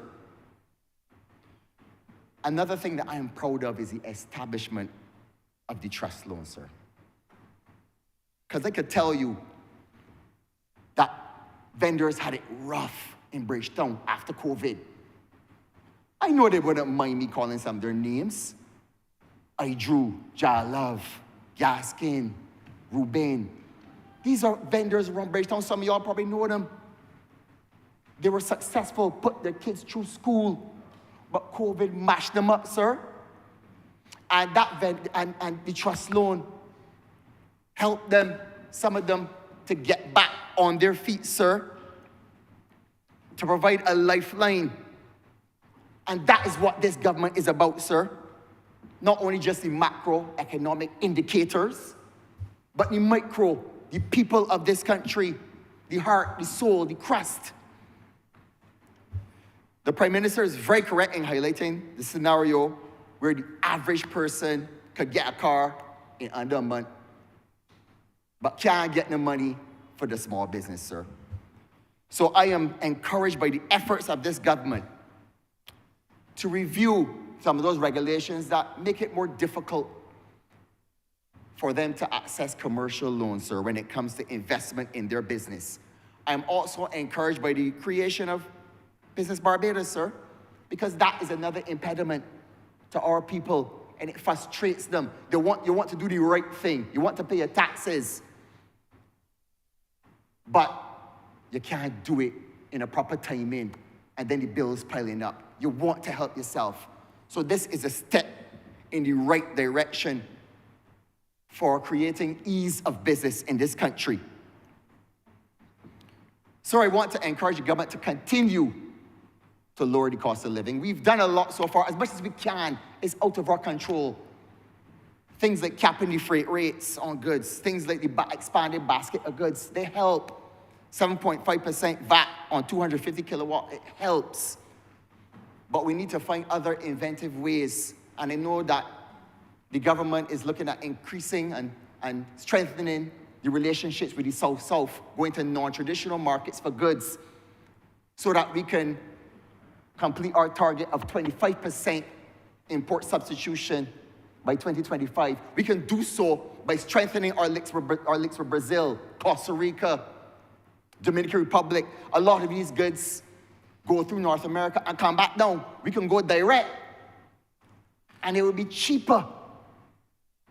So I want to encourage the government to continue to strengthen those trading ties, which will be beneficial to our people. The honourable member has 2 more minutes. So I believe in my heart that the future is bright for this country. We have a booming construction sector that employs thousands of Barbadians. As the honourable member for Christchurch West said yesterday, there are too many to call. But soon from now, we will have a problem with skilled labor. And I'm thankful for the program that the Ministry of Education has launched with the Construction Gateway Initiative. And I want to encourage more young Barbadians to sign up for that. Because, sir, as the American president, one American president said one time, ask not what your country can do for you, ask what you can do for your country. So I want to encourage young Barbadians to take advantage so that when this growth happens, that they can take part in the boom and not get left behind. But it's up to them, sir, to take advantage of the opportunities that we present to them. Sir, Barbados continues to be a guiding light in the world, led by our Honorable Prime Minister. We have positioned our country as the moral authority on the issue of climate change and climate justice through the Bridgetown Initiative and other things. Sir, as the Honorable Prime Minister said, if we invest in hotels, we need to invest in the coastline. because there are thousands of jobs there. So we need to find the money to invest there. We're borrowing the money to protect our investments, sir. That is what we're doing. I am hopeful, I am positive about the future. And despite the naysayers on the other side, our future is bright, sir. I have the utmost confidence in our people, not only because of the economic factors, it's the resilience, our resilience that we can't engineer, the resilience of our people, sir, that have been handed down from our foreparents. Is in our DNA. This nation will continue to reach higher heights. This beautiful Barbados and her people will remain the jewel of the Caribbean. I'm obliged to you, sir.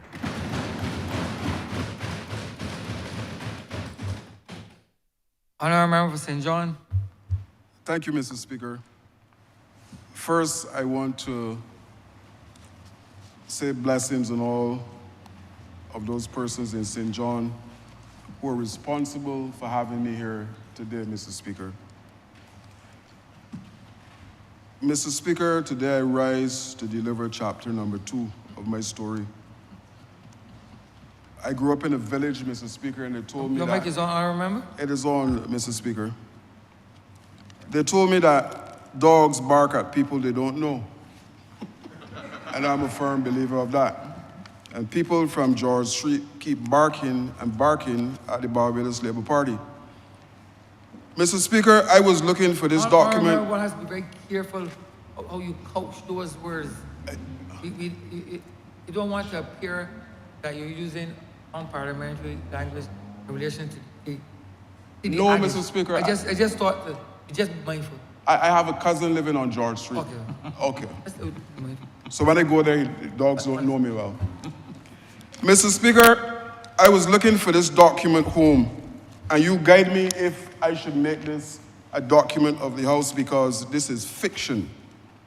I couldn't find it, and I asked my PA this morning to go to the library, and she called back and said, Minister, I can't find the document in the ministry. I said, move to the fiction section. She said, yes, Minister, I found it. This, Mr. Speaker, is the 208 Youth Manifesto of the Democratic Labour Party. And last week or 2 weeks ago, a former minister took a full page in one of our dailies to suggest the work that they're doing. I am saying today, Mr. Speaker, and I have some young people here from Youth Parliament, democratically, a pledge to young people of Barbados. Mr. Speaker, from 2008. You know that this document was pulled down from their website? And you must ask why. And there's some things in here that I want to highlight. 2008. And not a single thing. 17 pages of lies that were foisted on our young people in this country. This, the Democratic Labour Party Youth Manifesto, and I'll show you what I'm talking about, Mr. Speaker. And on page 13, we organized the National Sports Council to reach out more effectively to schools and communities. The only thing that came from the Sports Council was a marriage from 2008 to 2018, and they're talking about reorganizing. Mr. Speaker, as I speak, we're going through the process of dealing with the restructuring of that. On page 14, Mr. Speaker, make grants to successful sporting organizations, and I will get to that a little further. Not a single cent was paid to any single club or organization in this island, and it is written in this manifesto. Page 6, Mr. Speaker. And this is a howler, absolute howler. The Democratic Labour Party commits to high-quality education for Barbados, free for all, from preschool to tertiary. Can you imagine that? when they talk about fiction, which party cut the university fees for our young people? But it is documented here, Mr. Speaker, in the Youth Manifesto. In this, they have said that they are committed to that. On page 2, Barbados needs to provide better opportunities for young people to realize their potential. I will show them what a government will do, exactly what they're saying here, Mr. Speaker. And this was a manifesto that stood for 10 years and not a I was working in the ministry, so I should know. Not a single thing that is written in this document came to fruition on this island under the same Minister of Sports that took out a full-page ad. Same minister. I don't even know, Mr. Speaker, if we should put this anywhere. Mr. Speaker. There has to be made a document that goes here. Unfortunately so. Unfortunately so. I don't think that people, sorry? It is crazy. Mr. Speaker, I want to share really and truly what a government is doing to move our young people in Barbados forward as it relates to sports and as it relates to other areas. And I'll try to do it within my allotted time. Mr. Speaker, we are in the process of converting the old National Sports Council into a sports secretariat for all of the federations on the island. Because there's a need to help those federations in terms of clerical work, in terms of training, in terms of various things that are required from these federations to make them functioning and viable for what they're supposed to. The mini-stadia, Mr. Speaker, there's a lot of talk about the mini-stadia. And I was told that the mini-stadia will disrupt community life. The Honorable Minister of Education is here. I think the majority, if not all, of our schools are fenced, Mr. Speaker. But guess what? The community are able to access the grounds. At Mount Tabor, St. John, Sherburne, and Venture are able to access the pasture to play sports. But all of a sudden, fencing these locations will mean that we are disrupting community life.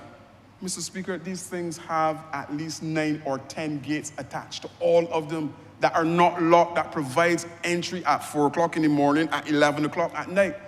But they're finding problems with that.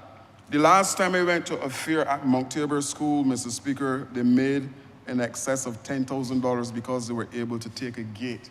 And I mentioned before in the well, ask the St. Michael's School, if not for the fencing, what would have happened to Glow Sports and the money that they raised to assist. The Lighting Project, Mr. Speaker, is to help our youngsters who want to practice late and those persons who want to exercise late. 27 out of 38 fields are lit right now, Mr. Speaker, and we're going to finish the rest. You heard the Prime Minister, Mr. Speaker, indicating that there will be 2 tracks, one in the north and one in the east. And I'm suggesting here that we have 26 acres in St. John that can assist with that 400 track, but that is a different story.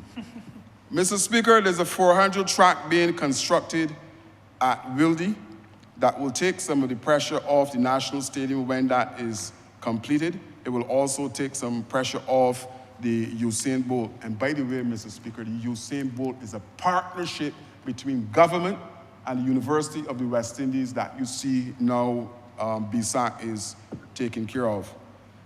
Road tennis. Prime Minister mentioned road tennis. Road tennis is our indigenous sport, Mr. Speaker. And we have a road tennis academy that was launched last week with 26 U16 individuals at Blenheim, Mr. Speaker. And this is to ensure that we can grow the sports, we ensure that those persons, and if you see talent, Mr. Speaker, the talent in this young cohort is absolutely outstanding. Coaches. Prime Minister mentioned there's a need for us to export coaches in road tennis, and we have started the process of doing that. We have started a coaches program, but now we're going to ratchet up that to ensure that we have more persons involved in the process. Community gyms, the non-communicable diseases that are hitting us, diabetes and all of the rest of it, we need to have people mobile. And hence the community gyms are being put in place all across this country to facilitate that. The netball stadium project, Mr. Speaker, and soon we will not be talking about the netball stadium because this is going to be a multi-purpose facility at Waterford that will accommodate netball, basketball, and volleyball. And I dare say probably in a month's time or so, Mr. Speaker, that particular project will start at the location. Community golf, seen as one of these elitist sports. Only this morning I had a conversation with the president of the Golf Association to see how we can work together to expand this program across the island so that youngsters from in St. John and St. Andrew and St. Lucie can have access to coaching as far as this is concerned. Expanding our community coaches program. If we're gonna have a groundswell of sports on island, it means that we must have persons who are prepared to go and coach these youngsters all across the island. And we have started the process with the football, where we had 22 or so footballers that we coach up, asked them to go back to the program to make sure that they can find a group, hone their skills, but yet still provide the basics to those youngsters who are involved in the different sporting disciplines. A program that I'm sure my colleagues sitting to my left will applaud. We had an elderly swim program last year. We're bringing it back this year, Mr. Speaker. We had in excess of 900 elderly persons swimming on Browns Beach. And we figured that we need to replicate that again. Similarly, Mr. Speaker, Swim for Life. So we have at one end the seniors, at the other end we have the juniors, 6 to 16, who will be involved in that Swim for Life program. Mr. Speaker, they talk about assisting young people. A cricket academy. We have 5 practice pitches being prepared at Blenheim. We're now waiting for 2 bowling machines to complete that.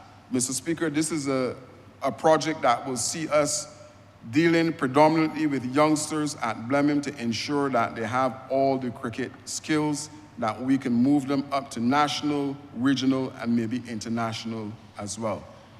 Mr. Speaker, I mentioned the 400 track, but adjacent that 400 track, we're also constructing a badminton and squash facility at Wildy. So we're building out the compound at Wildy to make it a full sporting complex. Training for national federations. I mentioned the Secretariat, but we're also looking to provide training for the national federations in terms of how to prepare for tournaments, if they're bringing teams to the island, it's an opportunity for them to see what exactly they need to put in place. Mr. Speaker, these are some of the things that are happening in sports, Mr. Speaker. There is also a youth captain training program that is being rolled out maybe in the next month or so, over 6 weeks, where we're looking to provide an opportunity for youngsters that we identify that can benefit from this particular program, who we see as future captains of cricket teams, and I think that this will all go well for the development of cricket. Mr. Speaker, the Prime Minister mentioned the community block tournament that we're looking to stage early in the new financial year. What is this going to do? Mr. Speaker, it is going to provide an opportunity for those youngsters who are on the blocks across Barbados to merge and to engage with other individuals to be involved in this process. 2 things. It is looking to provide that structured sporting activity, but it is also an opportunity to rekindle and to give some new life to the BCL cricket program, Mr. Speaker, and I really look forward to doing that. Mr. Speaker, like I said, this is a list of things that are happening in the new financial year. We're expanding some of the things that are in this current financial year. Our mentorship program, Mr. Speaker, we launched this last year. We had an excess of 50 persons registered, but then we came down to 47 persons, 47 mentors, 47 mentees. We are looking to more than double that this year. I'm pushing maybe for 100 mentors to assist our young people on a journey that we believe they need to be on a path of growth and development, and this mentorship program is one such initiative coming from the ministry that I know will help to guide the process. Mr. Speaker, this financial year, for the first time we launched as well our Moving On project. The Moving On project is targeting those persons in the class 4s who are now exiting the primary school system and going into the secondary. And this is providing an opportunity for them to take some skills with them that will allow them to be able to function inside of the secondary system, but also to impact some of the others who are in that particular program. Money management, anger management, conflict resolution, leadership. These are the programs that are embedded in this Moving On program. Mr. Speaker, Project Dawn. And we had a situation where this Democratic Labour Party that got in St. John and said that there's nothing for unstructured persons on this island. And hence, when I started, Mr. Speaker, I said dogs bark at people they don't know. And we have a situation where in 2008, they killed Project Oasis. Absolutely shut down Project Oasis. And all of those guys who reside on the blocks or who lime across the blocks in this island were forgotten.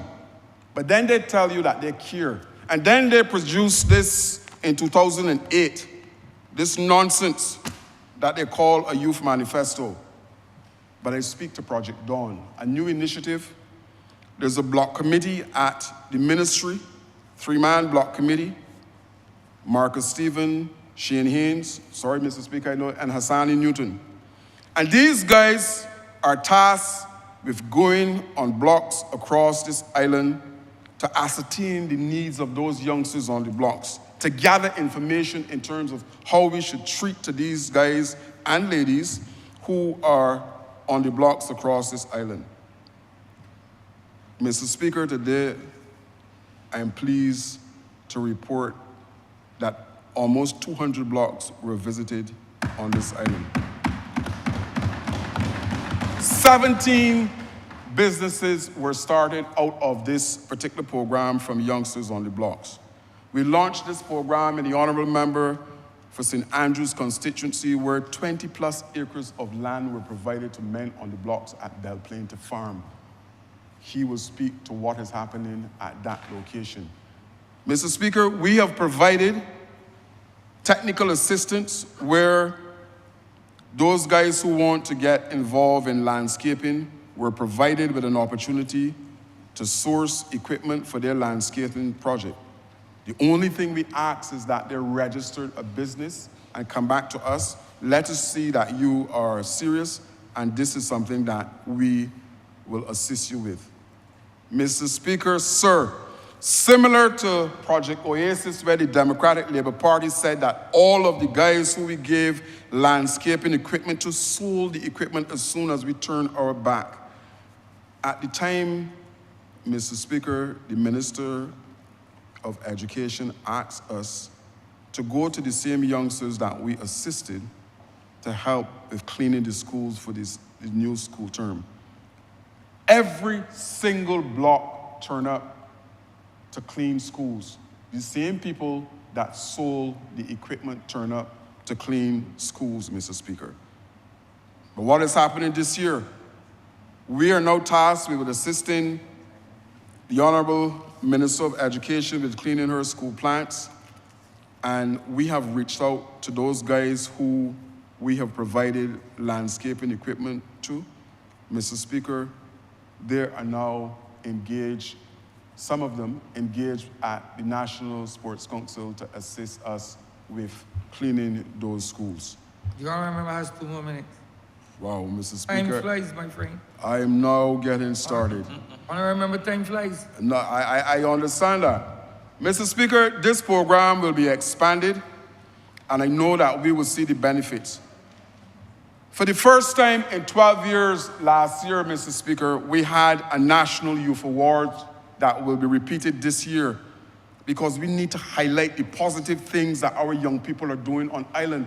And I take this opportunity to invite the nation to nominate those persons who you think are fit to be involved in our National Youth Awards.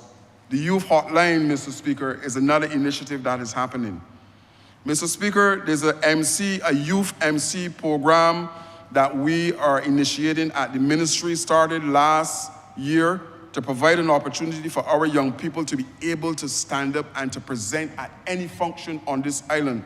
And that is something, Mr. Speaker, that I am looking forward to seeing again. All of our programs, Mr. Speaker, are going to be expanded through additional satellite locations across the country. The Youth Achieving Results, the National Summer Camp Program. We provide leadership training to youth and community organizations. The Barbados National Youth Parliament comes under us as well, Mr. Speaker. We have gone into the prison system to provide an opportunity for those persons who are in our target population to reintegrate into the mainstream society by providing training in programs that are coming from Palmerine, Mr. Speaker, and these programs are oversubscribed. So, Mr. Speaker, we do not need a fake manifesto in order to impact the lives of our young people on island. We are doing it on a day-by-day basis at the Ministry of Youth, Sports, and Community Empowerment. And we will continue. The honorable member would have mentioned that there's a brain drain. Mr. Speaker, my ministry is also the Ministry of Aviation, because I don't understand how you can give the young people in Barbados wings and then you're telling them don't fly.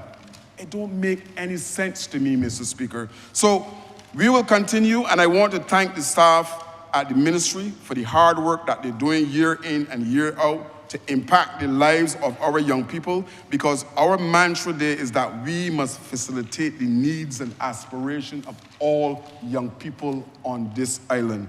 Mr. Speaker, I am obliged.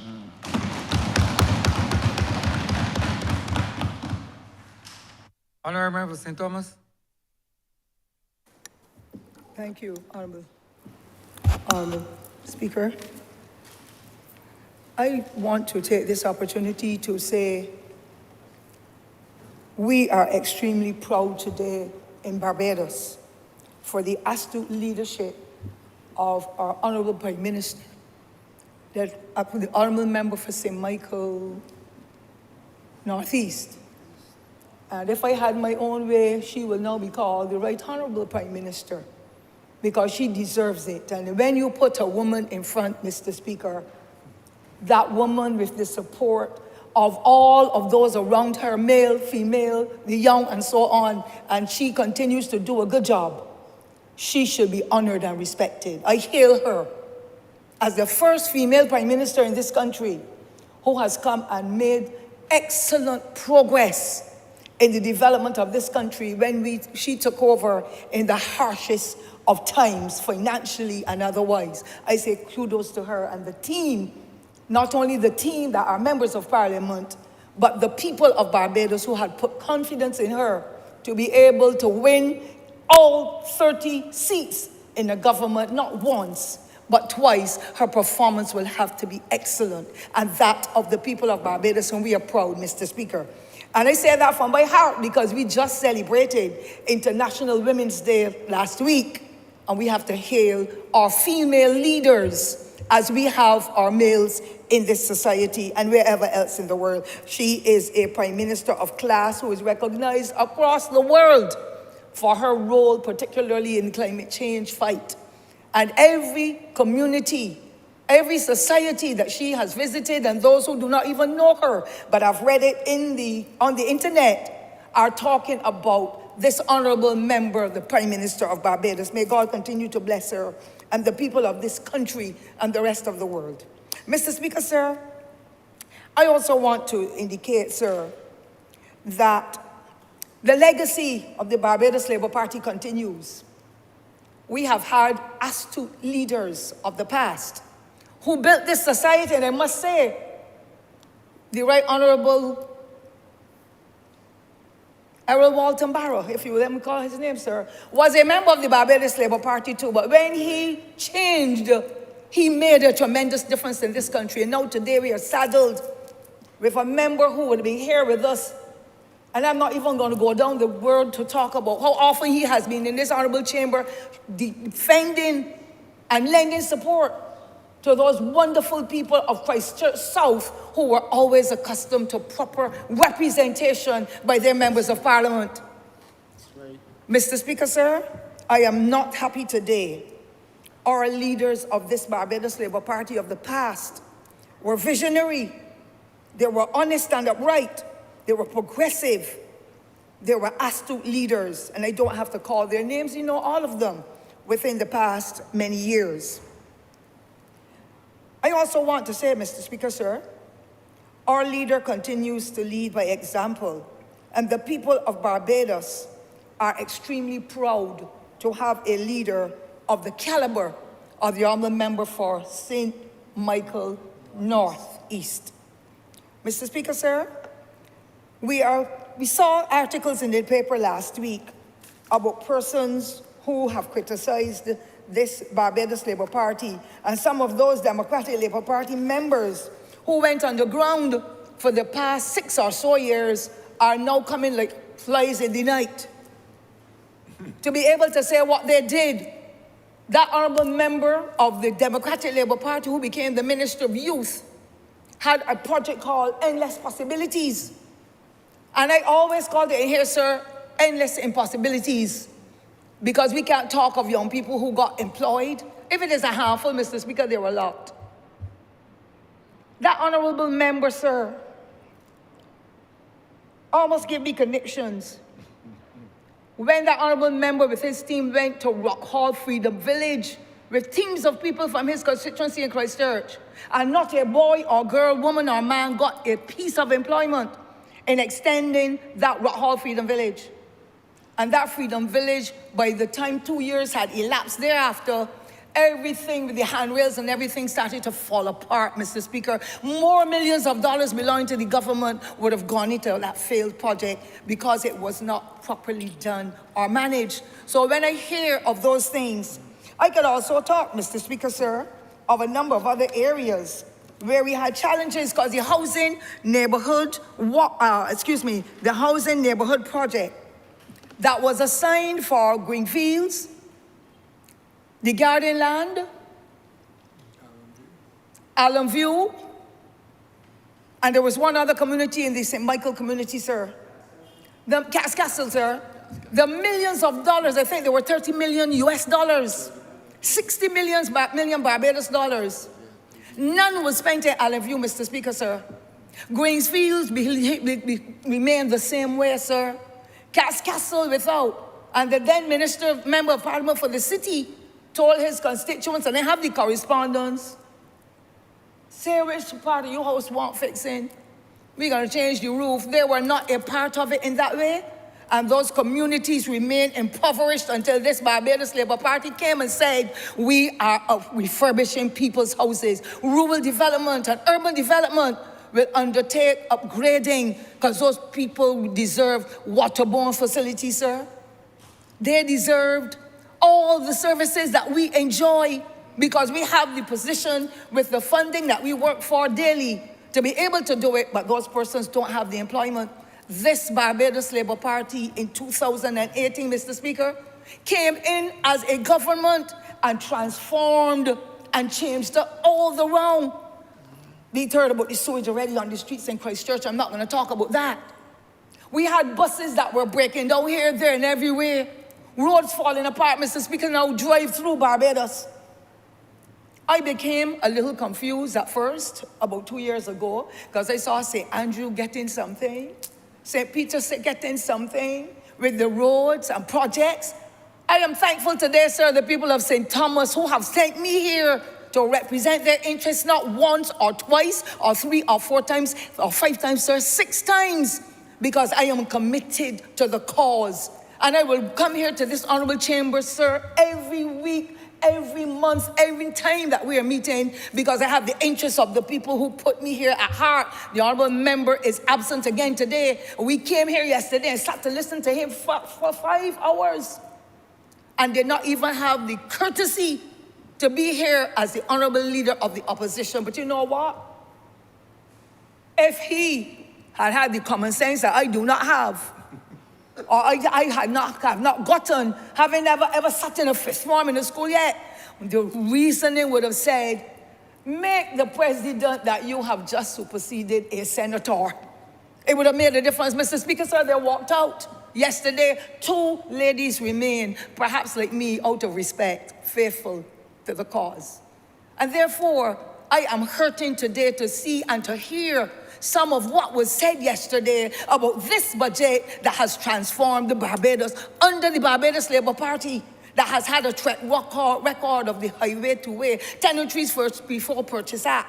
And now, these projects that are coming up, the Youth Advanced Corps, to lift our young people out of crime and violence and poverty, and putting down on platform the training programs. And I am so proud, Mr. Speaker, today. I spoke last week, I spoke last month, I spoke last year, I spoke 4 years ago to ordinary police officers, and I'm not saying that in any derogatory way. I said, sir, I have so many young people who would love to join the police force, but you know what? They say, ma'am, the salary ain't nothing, the salary ain't much, and you work too hard. I am proud to see the changes that this honorable member, our Prime Minister, has put in place to ensure that there's security for the police officers. Not only for them, sir, but also for the nurses and the doctors and the teachers and all others who deserve to get an opportunity to improve themselves. We know, Mr. Speaker, sir, of some experiences in the last administration too, because you know, Mr. Speaker, sir, I keep my notes. And I would remember a disabled man who was robbed, according to what the record said, of his property. So we can't talk character and all that, and don't make sure that we look after our own and that we live that upright life that as leaders in this society, people can say, especially young people, bright people, they don't have to be rich, because we have not come from any rich environments. You remember for St. Peter came through the hornpipe like us. But we are here to represent the interests of all Barbadians. And let that, St. Lucie, sir, St. Peter too. But we are here to let people know we can come here and be honest and forthright and represent your interests, because we understand, we have been there, we have worked along with others, and we are going to make the tremendous change. And it is happening, sir. You look around here, all of us, or the majority of us, have come out of poverty. But we have determined when we reach here, we are going to reach back into society and uplift these young people, uplift these older people, and give them an opportunity or lay a platform that they can build on. So when I speak, Mr. Speaker, sir, and people talk about, the honorable member for the Christchurch South talked about corruption, I have in my hand, sir, and if I had the opportunity to go to the campaign house to search the box, I would have brought a file of things in here today that tell me what is maintenance and home services, sir. The chandeliers that were at Government House are still missing. And the document is here. Where are they now? Honorable, there's a document in the House. You make this a document. I can make it a document of the House, sir. I believe it does have it already, because it was not easy, especially when I had my parliamentary questions, because I know what it is like to be in poverty, and I know what it's like to be honest and upright, because our parents and foreparents and the villages taught us to be honest and upright and godly more than anything else. Remember, you're making a document. I have it here, sir. You can have it. What year is it? What year, sir? Yes, please. Yes, please. 2012, sir. I just want for the record. Oh, yes, sir. And then we hear about a Transtech document here again for one vehicle for somebody. Another one here again, Mr. Speaker. The honorable member for the opposition cannot come in here and speak that, sir. And I have a whole lot of things, sir, notes and everything else. And I came with parliamentary questions to question the summer camps that were free. When a member of parliament, we understood was able to raise $300 and something thousand over a 5-week period for feeding young children. All kinds of corruption went on. And we have come in here as honest, upright members of this society to serve the people of Barbados. So I am proud, Mr. Speaker, this evening, sir, to be able to associate myself with the wonderful things that this government has done with the vision and the guidance and the collaborative approach by an honorable Prime Minister who understands her role and has worked with us together as a team to make a difference in the lives of Barbadians. Mr. Speaker, sir, the police, I said, are happy to have known that they're being recognized and they're going to be given opportunities that they can excel. The nurses, the teachers, the disabled, and not only that, sir, my favorite people that I am in the category too, the aged, sir. I might be a little disabled sometimes, and that comes with the age. But, sir, I'm talking about the aged, our senior citizens who have built this country, who are out there suffering in a way. And the Democratic Labour Party never ever, it was this Barbados Labour Party under the astute leadership of the former member and right honourable member for St. Peter, who helped to start up a project called, a ministry called Social Transformation. And out of it has come the Senior Games, where seniors go and enjoy themselves every year, and the BAMSAC and this person and the next group and so are all in it together because our seniors must remain healthy. We are suffering with too many comorbidities, too many diseases that are brought on in old age in particular. We want our older people to remain healthy because they are living longer and better. And therefore, that touched my heart. When we see the Youth Advanced Corps, and to hear the results of those young people who never had a chance to be able to go out there and be properly disciplined, who never got a chance to write a CXC because their parents were so impoverished like mine that they could not even pay for the CXCs.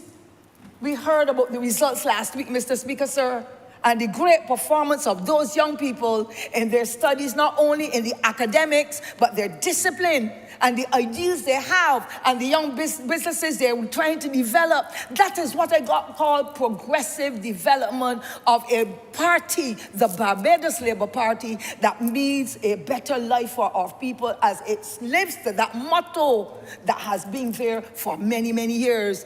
God bless our pioneers, because without them, the pioneers in the Labour Party in particular. But then again, when I studied the excellent Walton Barrow, he was a Barbados Labour Party supporter too, but he came here with a different vision, and he developed the Democratic Labour Party different and contrary to the honourable member for Christchurch South, who has not been in this honourable chamber for so many times before he demitted office without even giving us the courtesy or telling his constituency, "I gone." He would say, "I am going." I beg your pardon, sir. He wouldn't say in slang like me, "I am going. I have had enough of the Barbados Labour Party." Already the Democratic Labour Party has shown him, "I have had enough of you two," because they walked out yesterday evening. I left 2 decent ladies there, not that the others weren't decent, but left them there because they were like me, faithful to the end. Faithful to the end. Mr. Speaker, sir, the unemployed, they get the benefits too. And all sectors in this society have been able to benefit by this Barbados Labour Party because we have a compassionate, caring government under the astute leadership of the Honourable Member for St. Michael Northeast. Mr. Speaker, sir, I also want to say that the projects that are going now, let me get to the disabled or the differently able, because they too are the ones that deserve extra attention, and this Labour Party has been extending it to them and their parents and recognizing it is not easy to raise a child that is challenged. The Honourable Minister for Education, who is carrying on the mantra that was left by then the minister in the times when we were there, when we had started to look at reform, and that's where EduTech came from. That is where the testing for those children who were hard of hearing came about with Dr. Ben Stabler. Those are the areas when we looked at upgrading school meals and what was being offered to our children as meals. That is when we were paying the fees for University of the West Indies students, particularly poor people's children like we were. And that government came in 2008 and turned everything around. And now we are here again today, sitting and talking, all of us on this honorable side of the chamber, sir. And the leader of the opposition that has not been there 3 weeks, has not stepped in here yet today. It shows the callous-minded disrespect for this honorable chamber and for the people of Barbados, but more particularly the people of Christchurch South, who will speak with their mouths and write with their pens when the time comes, if he lasts that long, sir. Mr. Speaker, has 2 more minutes. Yes, sir. 2 more minutes. Yes, sir. That's all right. I just want to say, I should have remembered earlier too that Beautify Barbados was dismantled on the Democratic Labour Party, where those persons were cleaning the area of Harrison's Cave, the Project House at Sturgis, cleaning all over Barbados, and they were dismantled. And apparently somebody who is now long gone would have been responsible for building a house over, a building, excuse me, sir, over in Vaucluse, a 6-story building that not even the floors on some of the levels had even little concrete or tiles. And I believe it is a sick building because I passed it this morning, it's empty. I am saying, and then they heard the person has millions of dollars that were in their bank account and all that. We are not a government or a party, sir, that looks after material things. And I believe that all these honorable members here will continue to carry that mantra of the Labour Party, to serve, not to take for ourselves, to serve and to share and live with integrity in this particular society of ours. If politicians have to continue to be recognized and acknowledged and respected, they have to live up to a standard that when people look up to them, I want to be like him, I want to be like her, because they know that we carry character after our names in this Barbados Labour Party. We shall continue to do it, Mr. Speaker, and we know that you, with your legal training, will help to guide us along as well, to make sure that persons like myself, and I can't speak for the honourable member for St. Peter, but we will not be so familiar with the law, but we want to live within the law and serve the people of Barbados. And so, Mr. Speaker, sir, I want to thank the honourable member for St. Michael North East. And I want to thank the people of Barbados for the confidence that they have bestowed in this Barbados Labour Party to be able to make a difference, because at this time in our history, the upgrades to our roads and all that, that is necessary if we are to be able to contribute to the growth and the development of this country, and the stability that is necessary and the security that will come from the same armed forces and others, to be able to let our visitors come to this island and to let us sleep in our beds and go to our various institutions knowing that we are safe and that there is prosperity, not only for us who are older, but for our youth who will come, because the platform has been laid by this Labour Party. May it continue forever. Mr. Speaker, sir, I'm obliged to you. Thank you.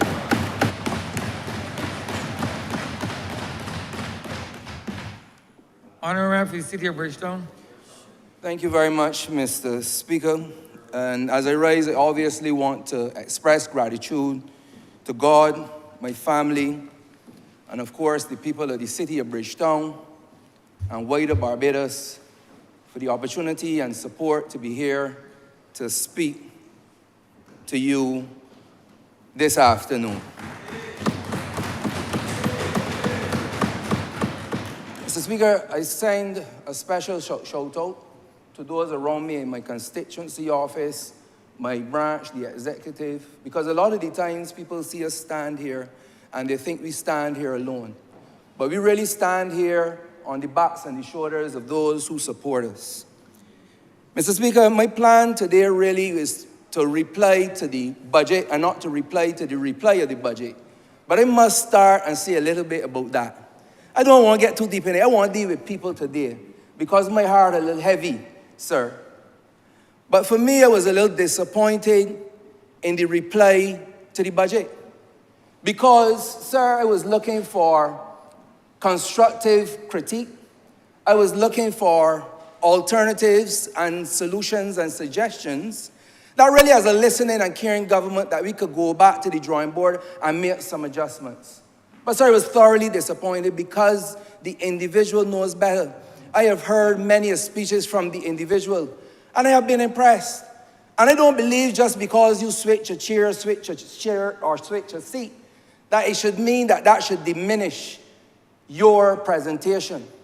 Because if it was not unparliamentary, I believe you would have to rename him Rambling Ralph, sir. Because while he was rambling, the rest of the LP was scrambling to get out of here. And I believe that for me, I came to hear, to digest, to be able to learn something and take it from heights to heights. But instead, we got rambling, sir. So I want to say from the outset that I support this appropriation bill, this financial and budgetary proposal exercise. Not because I am on this side, sir. Not only because I believe that it was a balanced budget for the right time, but because I feel an additional strength in supporting it because I got the privilege and opportunity of holding a small focus group within my constituency, and I am the voice that they have sent in here, and I want to talk a bit about what we spoke about in that focus group. So I want to start that on their behalf, sir, that they want to thank this administration, and they want to thank the Honourable Member for St. Michael Northeast for no new taxes. That is the first thing the discussion started on. They want to thank her and us for good economic management. They are concerned, though, about the pass-down effect. They said to me, the government is putting in effort at the port to save some money. They're easing the VAT and freezing some things and reducing some things, but they don't feel that it pass on. And they say, we got to get creative. I said, right around the world, governments struggle with that. How to get retailers to pass on their savings to the people and not put it in their profit margins. I confess to them right away, I don't have the answer. I don't, unless you go into price controls, but that is a different story, sir. They want to say they are happy with the fact that we had 11 quarters of growth as opposed to 11 downgrades or even 23. So they want to thank the economic team for that. Sir, I explained to them that what that does is not only give us confidence in the investment market, but what that does is that allows for the government to have more fiscal, financial, elbow room, space for more social and economic activity, that which means more social and economic investment in them, that we are in a position to put programs in place for them to ensure that they have a better life. They talked about the continued ease on VAT, on light bills. And they said not to September, sir. They said we would like to see it done as long as humanly possible or as long as economically possible. So I will advocate for that on their behalf. I don't know how successful I will be, but I will continue to advocate on it nonetheless. Sir, I would admit the fact that they were not excited about the water-saving devices, but I had to explain to them and remind them two things. The precious nature of water, no matter the cost, but also the fact what my grandmother taught me, $1 saved is $1 earned. So it may not give you money up front, but it saves you money, which is money that you have earned. And I believe the majority of them understood. They sent out a special thank you for the increase they had in welfare during the time of COVID. A special thank you for the Adult Family Program that provided $600 for the most vulnerable in this country. And a special thank you for the One Family Program, which is now targeting 1,000 of the most vulnerable families to bring them out of poverty. The former member for St. Peter, the former Prime Minister, as he said, our mission here is to do what? Stop poor people from being poor. And that program seeks to make sure that 1,000 families are brought out of poverty. For me, sir, I know that the police, the artists, the students, the workers, the seniors, the nurses, all of them send their thank you. And they say thank you to the honorable member, the dear member from St. Michael Northeast for bringing up the right budget at the right time. So I want to say that this 2024 budget, when dissected, it is clear that not Barbados in general, but I want to talk about the city of Bridgetown. And its people will continue on a path for more development and more empowerment. With the upcoming World Cup, which I will speak to. I am very happy, Mr. Speaker, that since recent announcements, I've been able to meet with the National Organizing Committee, and I am a happy representative, a happy MP to know that the city of Bridgetown and Barbados will be benefiting directly from the World Cup through jobs, through vending opportunities, through enhancement in roads, in signage, and in some properties.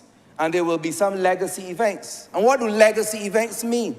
It means that beyond World Cup, there are activities that will be started because of World Cup, but even after the last ball is bowled, that they will be seeing the benefits of World Cup. I will speak more to that at the right time in the right place.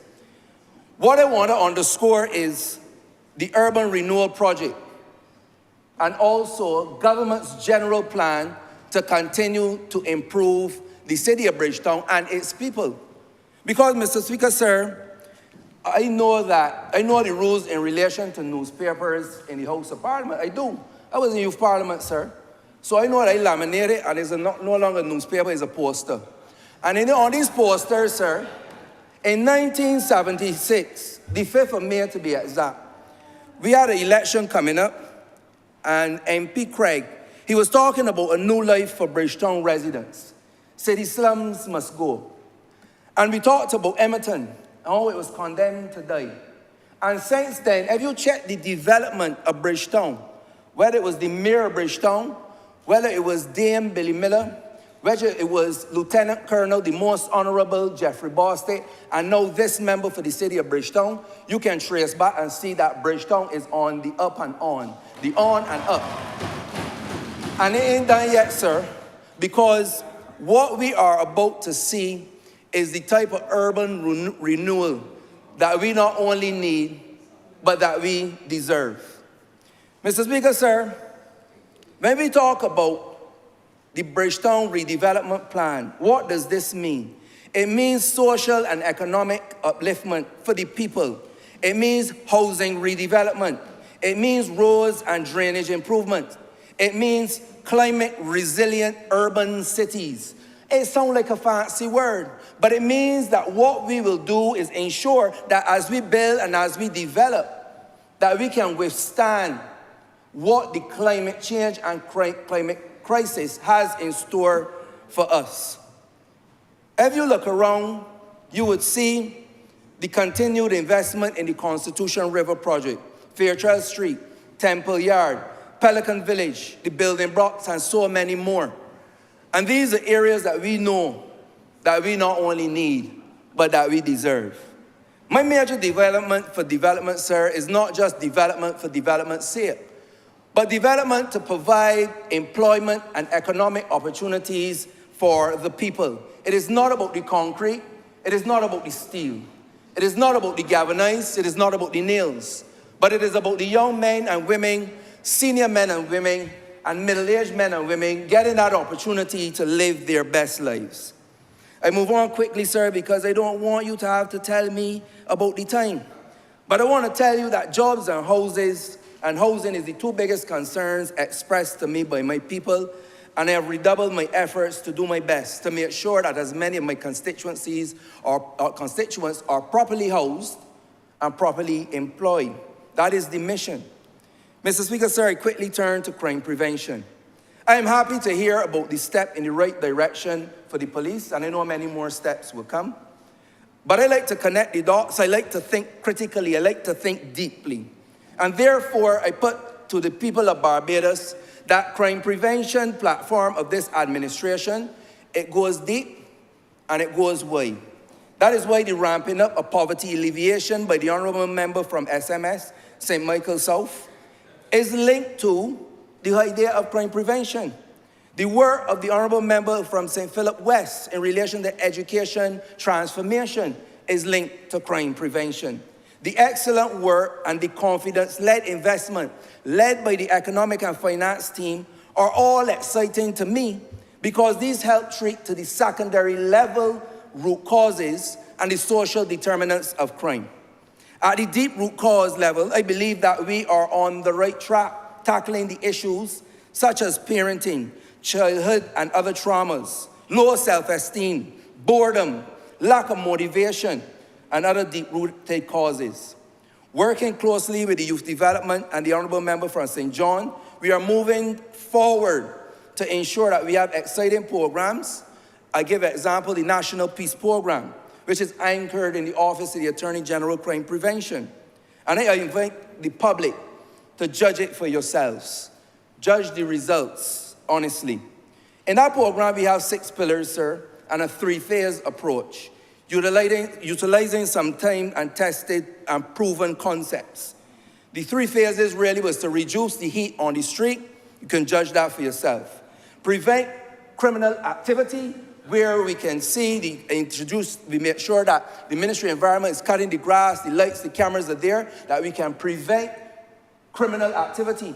But the major one, the third one, sir, is to prevent criminals in the first place. And that is why we have to work with the parents and work with the young people of this country to ensure that they don't get involved in crime in the first place. And how do we do that, sir? We do that by using a concept I call entertain, brain, train, and sustain. Entertain to bring them in, then work on the brain, personal development, that mindset change, and then we train them, and then we put them into sustainable activity. They don't want nothing to do with crime anymore, sir, because they got a job, they got a career, they got employment. Therefore, they can feed themselves and their family, and they feel like they're somebody in this country. They got self-esteem, and they're on a path of progress, a path that this administration will give to its people. And that is what we are doing. Sir, we live in a region where the top 10 islands of the Caribbean have seen between 21 murders in every 100,000 up to over 50 murders for every 100,000. We in this paradise have now recently moved from a high of 17 murders in every 100,000, sir, to 7 in every 100,000, putting us up there with the more developed world. But however, we will not rest on this reduction because the 10 lowest stand between 0.1 to 0.6, or the other way around, 0.6 up to 0.1. We had a prison old and new, with inmates ranging from 1,000 almost going to 1,200. Today it stands about in the high 600s to the low 700s. So it tells me that we are doing something right and we are moving in the right direction.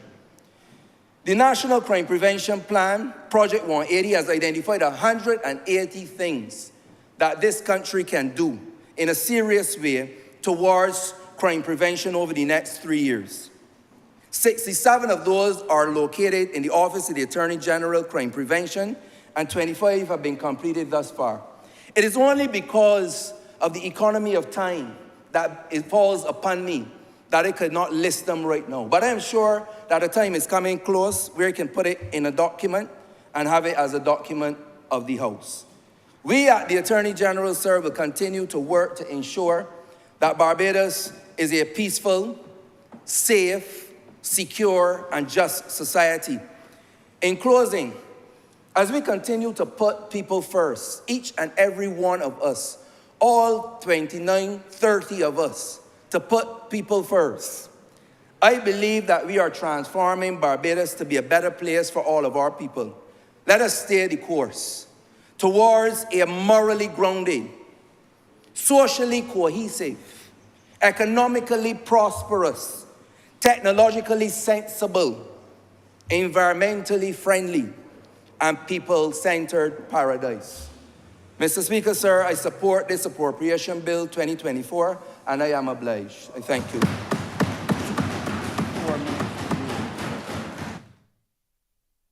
Honorary Member from Microsoft Central. Thank you, Mr. Speaker. Sir, I intend to go directly to the meat of the issue. Perhaps as a vegetarian, I shouldn't use that analogy. But to the heart of the conversation in this honorable place. First, to address some of what we were forced to endure by way of a budget reply yesterday. And then to be able to reflect on some of the measures in the Honorable Prime Minister's budgetary proposals and financial statement. Sir, there has been much discussion about the question of debt.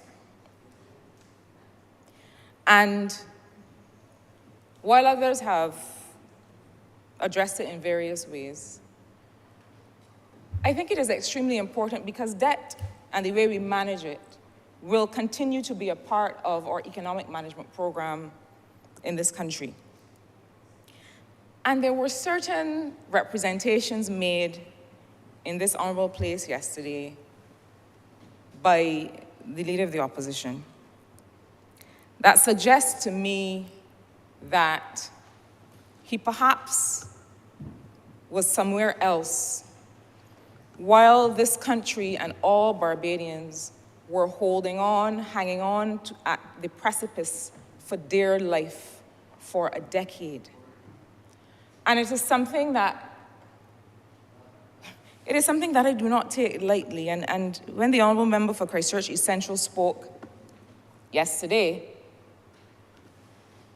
perhaps what you perceived in his reaction, the passion and the outrage in some regard, comes from the fact that it has been no easy task to repair the damage that was done by a Democratic Labour Party administration. And people like the Honourable Member for Christchurch East Central and I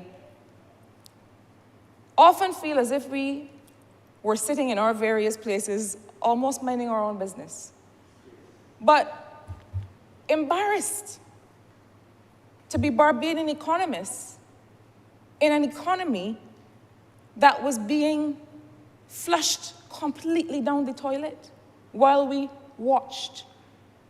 And that is perhaps the reason that you see us in this honorable place today. Not, unlike the member for Christchurch South, driven by any aspirations for high office, but driven only by the desperate situation in which we found our country. And so we heard yesterday, sir, that debt reprofiling, the debt reprofiling that the Democratic Labour Party and the then Minister of Finance wanted to do is gentle. Debt reprofiling is gentle, and the suggestion was that what we had to do to rescue the economy by way of debt restructuring is not gentle. But you know what else is gentle, sir? Gentleness is often used as an excuse for the impotent. Impotence is full of gentle, flaccid, good intent that can neither meet the circumstances of the moment nor rise to the occasion. That is some of what we heard in here yesterday. And that was regrettably the approach and the orientation of the former Minister of Finance for the Democratic Labour Party in his approach to debt reprofiling. This is a man and an administration that created $18.1 billion in debt and then came to the people of Barbados and said, this is what I'm going to do for you. I'm going to reprofile the debt gently. Gently, sir. And I'm going to save $70 million. The grand plan that the former Minister of Finance had to save the country from $18.1 billion in debt was to gently reprofile it to the tune of $70 million out of an $18.1 billion debt. Yes, reprofiling is gentle and impotent and flaccid. And that was all that the then Democratic Labour Party could bring to address the debt overhang and the crisis that existed at the time. And then we keep hearing about this notion that the debt restructuring destroyed the sustainability of the National Insurance Scheme. You know, there are those who start fires watch the fire catch, and then run outside and start screaming, "There's a fire." And that is exactly what this represents. Because the only reason that the National Insurance Scheme was hit so hard by a debt restructuring was that it was overexposed to government borrowing in the first place, against the warning of those from the investment committee who said to the then government, "This is too much borrowing, this is too far. This is going to threaten our sustainability." And having ignored that warning, then we are being told that the debt restructuring that we had to do destroyed the sustainability of the NIS, which is also false. So the debt restructuring cost $805 million to the NIS because of its overexposure. Now, and we've heard before as we went through the process of putting forward proposals for how we keep the NIS sustainable, National Insurance Fund, if that 0.8 billion or so had been saved, it would have grown to about 1.9 billion. But even that 1.9 billion could only have saved the National Insurance Fund 3 years in terms of sustainability. So the straw man that is being set up is really to suggest that this Barbados Labour Party administration and our economic management team caused harm, when really the harm was caused by people who did not understand that you cannot keep borrowing over and over again from your domestic institutions like the National Insurance Scheme and the central bank without putting them under threat. And then when we had to come and take a bold decision to restructure domestic and external debt, it is suggested that that was too far. But I want to go a little bit further on that matter. We were told similarly in this chamber yesterday that the letter regarding the decision to restructure the debt and the engagement of the parties who supported us in that endeavor was signed 5 days after the Prime Minister was sworn in. And yes, it is true that the debt restructuring was announced on the 1st of June 2018, but I want the Honourable Leader of the Opposition to then count the days before the payment was due in that same month that would have wiped out by half the little bit of reserves that the Democratic Labour Party had left. The reserves stood at $220 million, or about 5 weeks. The payment that was due to on that Credit Suisse loan by the end of that month would have cut that out by half. That would have put us at 2 weeks of reserves. But some people just go on vacation for more than that, sir. Not anybody in here. But I'm going to go further with this Credit Suisse loan, sir. Because there is something called a collective action clause that is sometimes enacted in debt instruments. And all that means is that in the event of a debt restructuring, a collective action clause means that only 75% of the creditors have to agree to a way forward, and that will bind the other creditors to an agreement on what they will accept in the restructuring.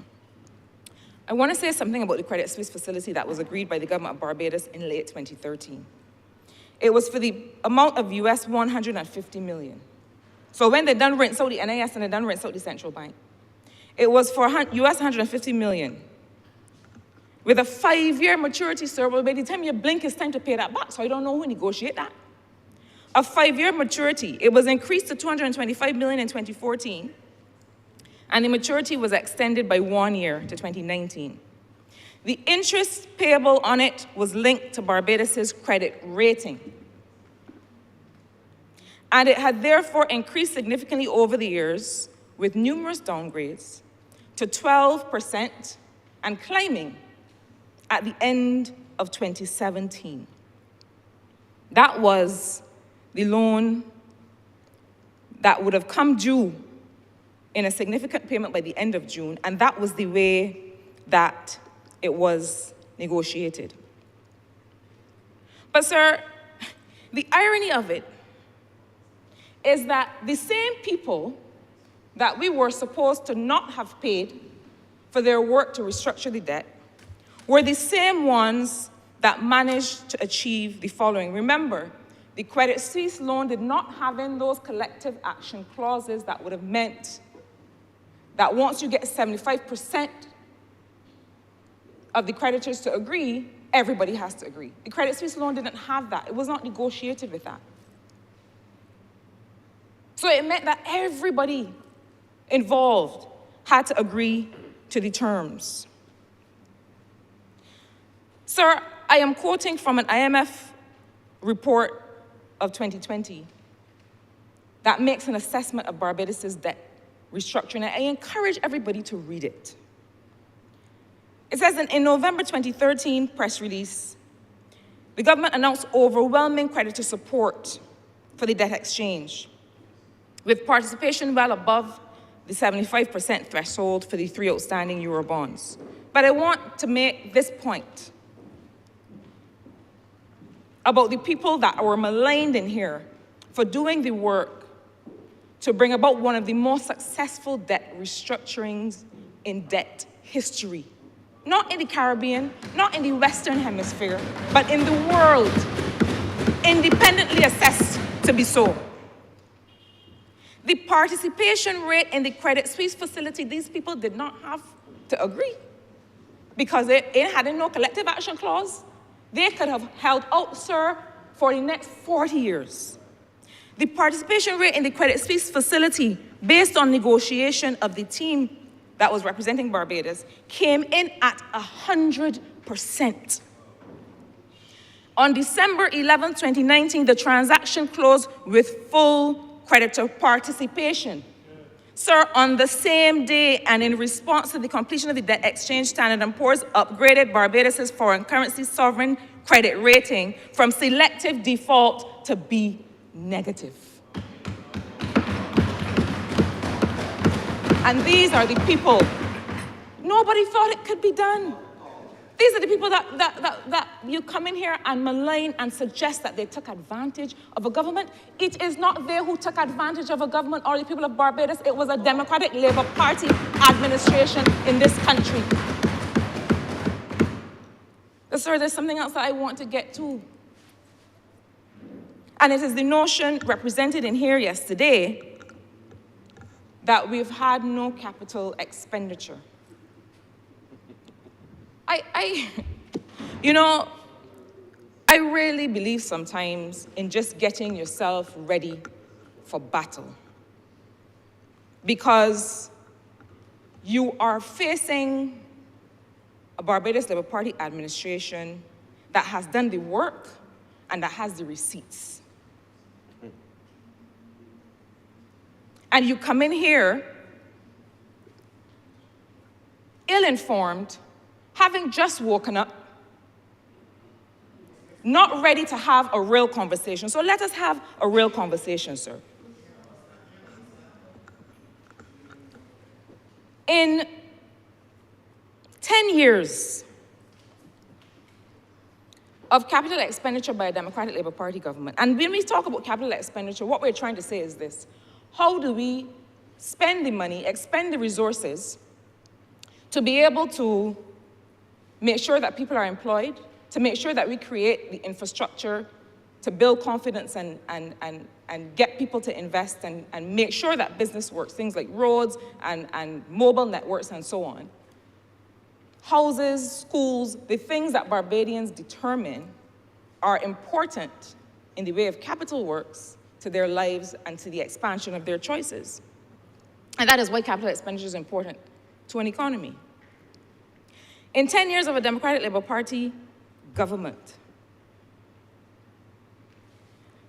they were able to achieve, the highest capital expenditure they were able to achieve was 2.6. Actually, their highest capital expenditure interestingly, came on the heels of a Barbados Labour Party government. 2.6 in 2008-9, which means they were picking up some of the projects that a Barbados Labour Party government had started, and that was the highest number. You see, sir, the peak at the beginning, that's a bad sign. That is a bad sign, as most in here would appreciate. You need to finish strong, sir. I remember, be careful with your analogies. Just be careful. I feel I'm still on the right side, sir, but I'll take your guidance. I remember, I fully understand you. So they only managed to, they got that high on the back of our CapEx program coming out of 2007. They got to 2.6. This is as a percent of GDP, sir. Now, sir, the highest that this Barbados Labour Party government was able to achieve over the last 6 years is a high of 4.1% of GDP over the last 6 years. In fact, our highest expenditure came in circumstances where the country was at a standstill. The country was shutting down. It was during COVID.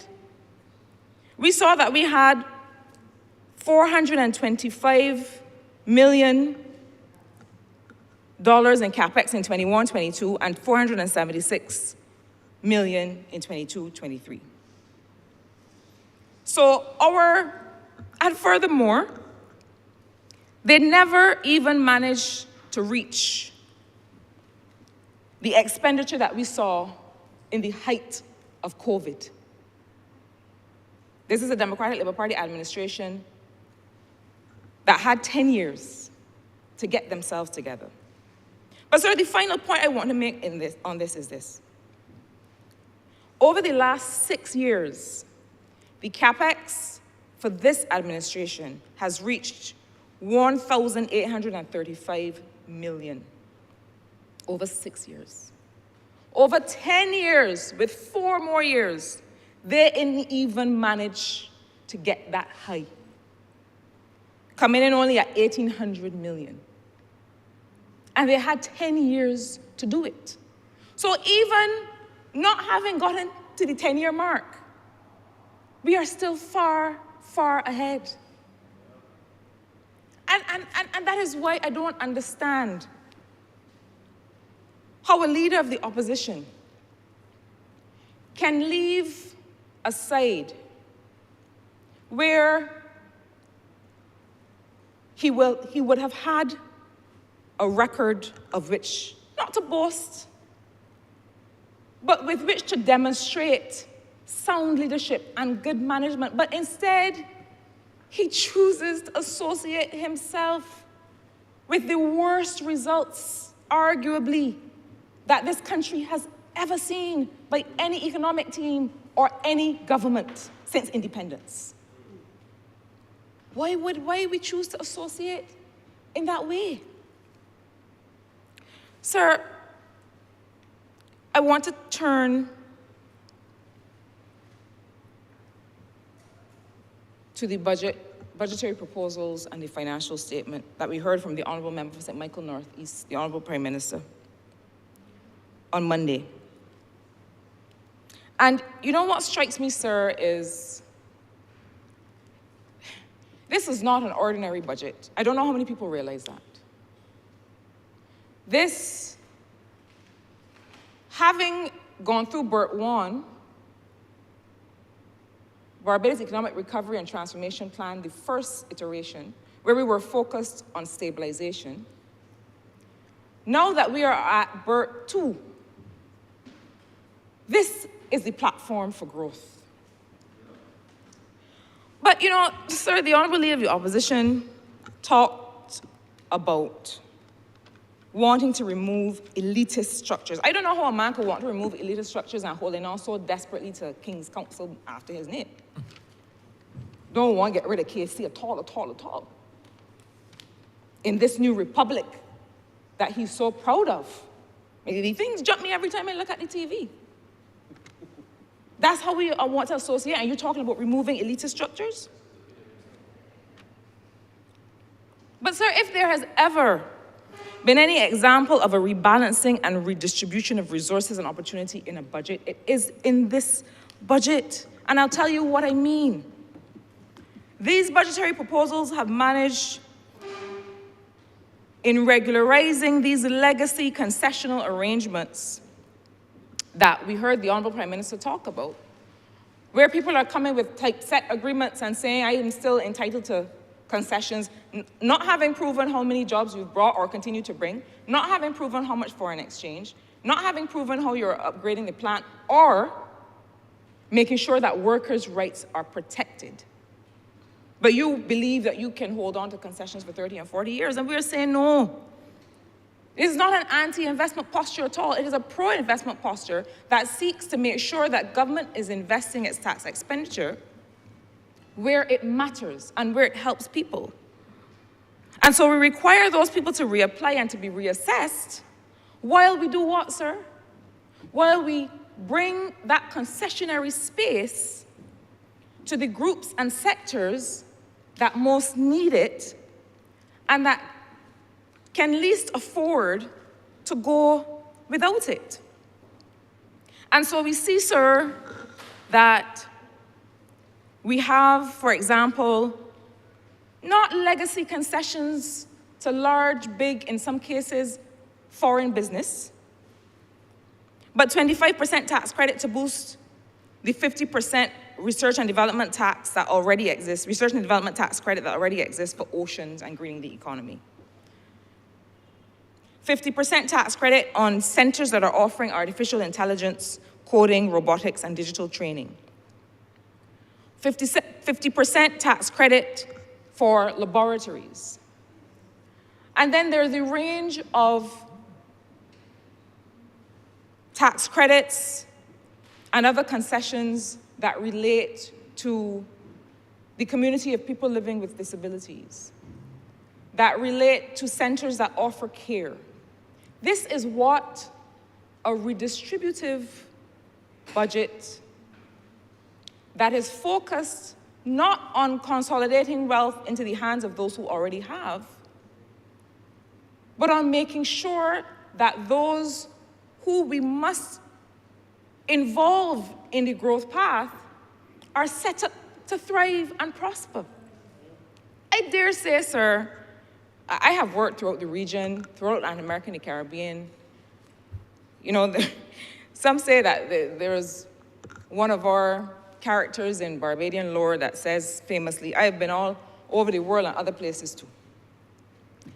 And I feel as if I've had enough exposure to economic policy to know that this is an unusual thing. A government that seeks out, that tries to find all of the ways in which people may be missing the best of the opportunity, and then writes that into its financial proposals. You know, we say in public finance that you can tell a country's priorities by its budget. And look at the priorities that have been outlined. Care, people with disabilities, the innovation sector, young people, small business. This is the platform for growth here, sir. And I want to say that the Ministry of Industry, Innovation, Science and Technology is perhaps, not to boast, but perhaps one of the sectors that is most poised to be able to deliver that. We determined, sir, that one of the only ways that we are going to get out of inflationary cycles, get out of the trap where you are moving wages, but then prices follow. That's what happens, you know. You try to move wages along to try and match inflation, but guess what? Wages are a price. The other prices are going to follow. So how do we seek to index wages then to growth and productivity? Which is one of the things we have to figure out. But the way to settle this once and for all, really, is to increase wages organically.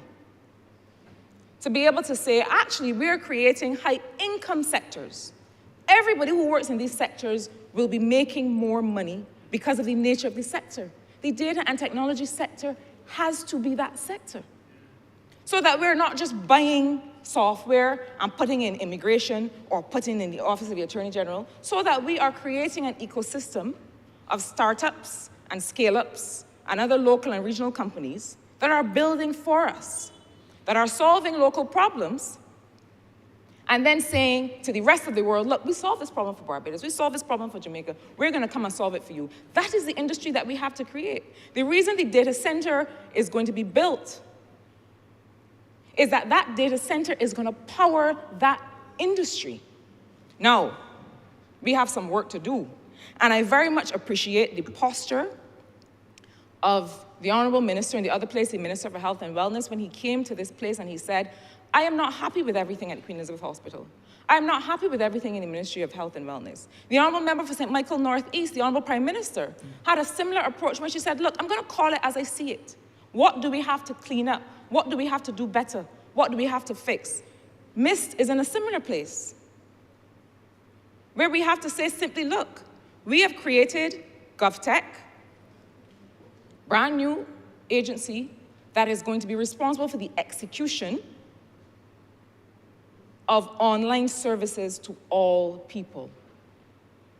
And then the ministry will be responsible for policy, regulation, the directorate to say, what are the policy orientations that we take while that agency is delivering to various ministries, departments, and agencies. The honorable member has 2 more minutes. So, sir, one of the things that we have to, I thank you, one of the things that we have to realize, though, is that there is a lot of work to be done. And this is the kind of area where we have to bring everybody along. One of my very talented officers, he's not my officer, but he's one of the officers of the ministry, my team members, I like to feel like we're a team, was discussing with me yesterday the need for public key infrastructure. What is that? That is the entire building out of a digital trust service framework. That means what? The only way that we can really move fully to an online environment for all documents is to have digital signatures and certificates. Right now, people sign things, use a seal, all kinds of fancy ways to use paper. The only way that we're gonna move away from that is to bring in this infrastructure, and it calls for all of us to be there. So whether it is the Trident ID, the cybersecurity, the cybercrime legislation, which we need to keep people safe, the Electronic Transactions Act, which we have to revisit, the Data Protection Act of 2019, which we have to perhaps build out, this is going to be an ongoing conversation in this country. But I want Barbadians to understand that just like with a hurricane, just like with the climate crisis, the action is not to do nothing. If we do nothing, we are going to be caught unawares and we are going to be at risk to the worst elements out there. I'm asking Barbadians to come along with the Ministry of Industry, Innovation, Science and Technology, to come along with the government of Barbados, to have the important conversations about what is the balance of data privacy and protection along with the need for services and the enjoyment of all of our choices in this new and growing Barbados. Barbados is a buzz, sir. It is a buzz. It is not just a buzz with economic activity, but with the conversations on transformation that are going to allow us to take full advantage of that economic activity with all Barbadians involved. I dare us to dream, not to hope, but to dream and to execute together. Sir, I'm obliged to you.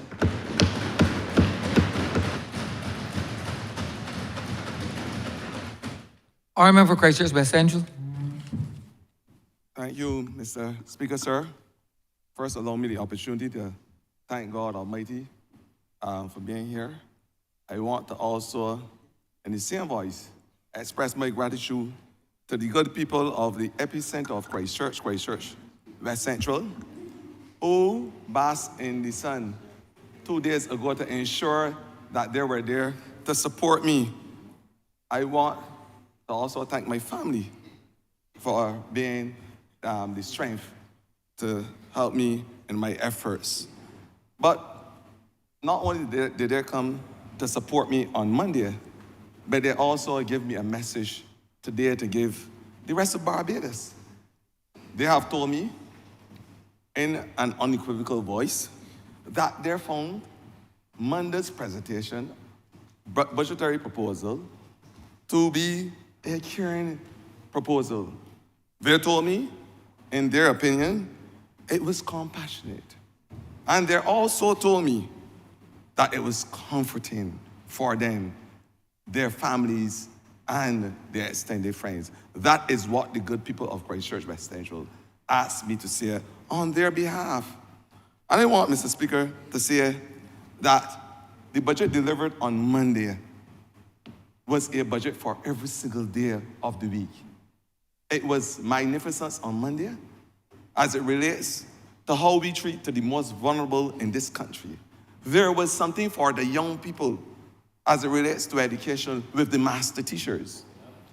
For the disabled, you understand that their non-contributory arrangement for persons with special conditions will be extended to that group.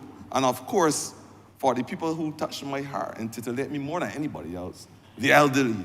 And we recognize that there are no tax credits for those persons who are in the twilight of their years when it comes to building elder care facilities. Mr. Speaker, sir, it was a well-balanced budget.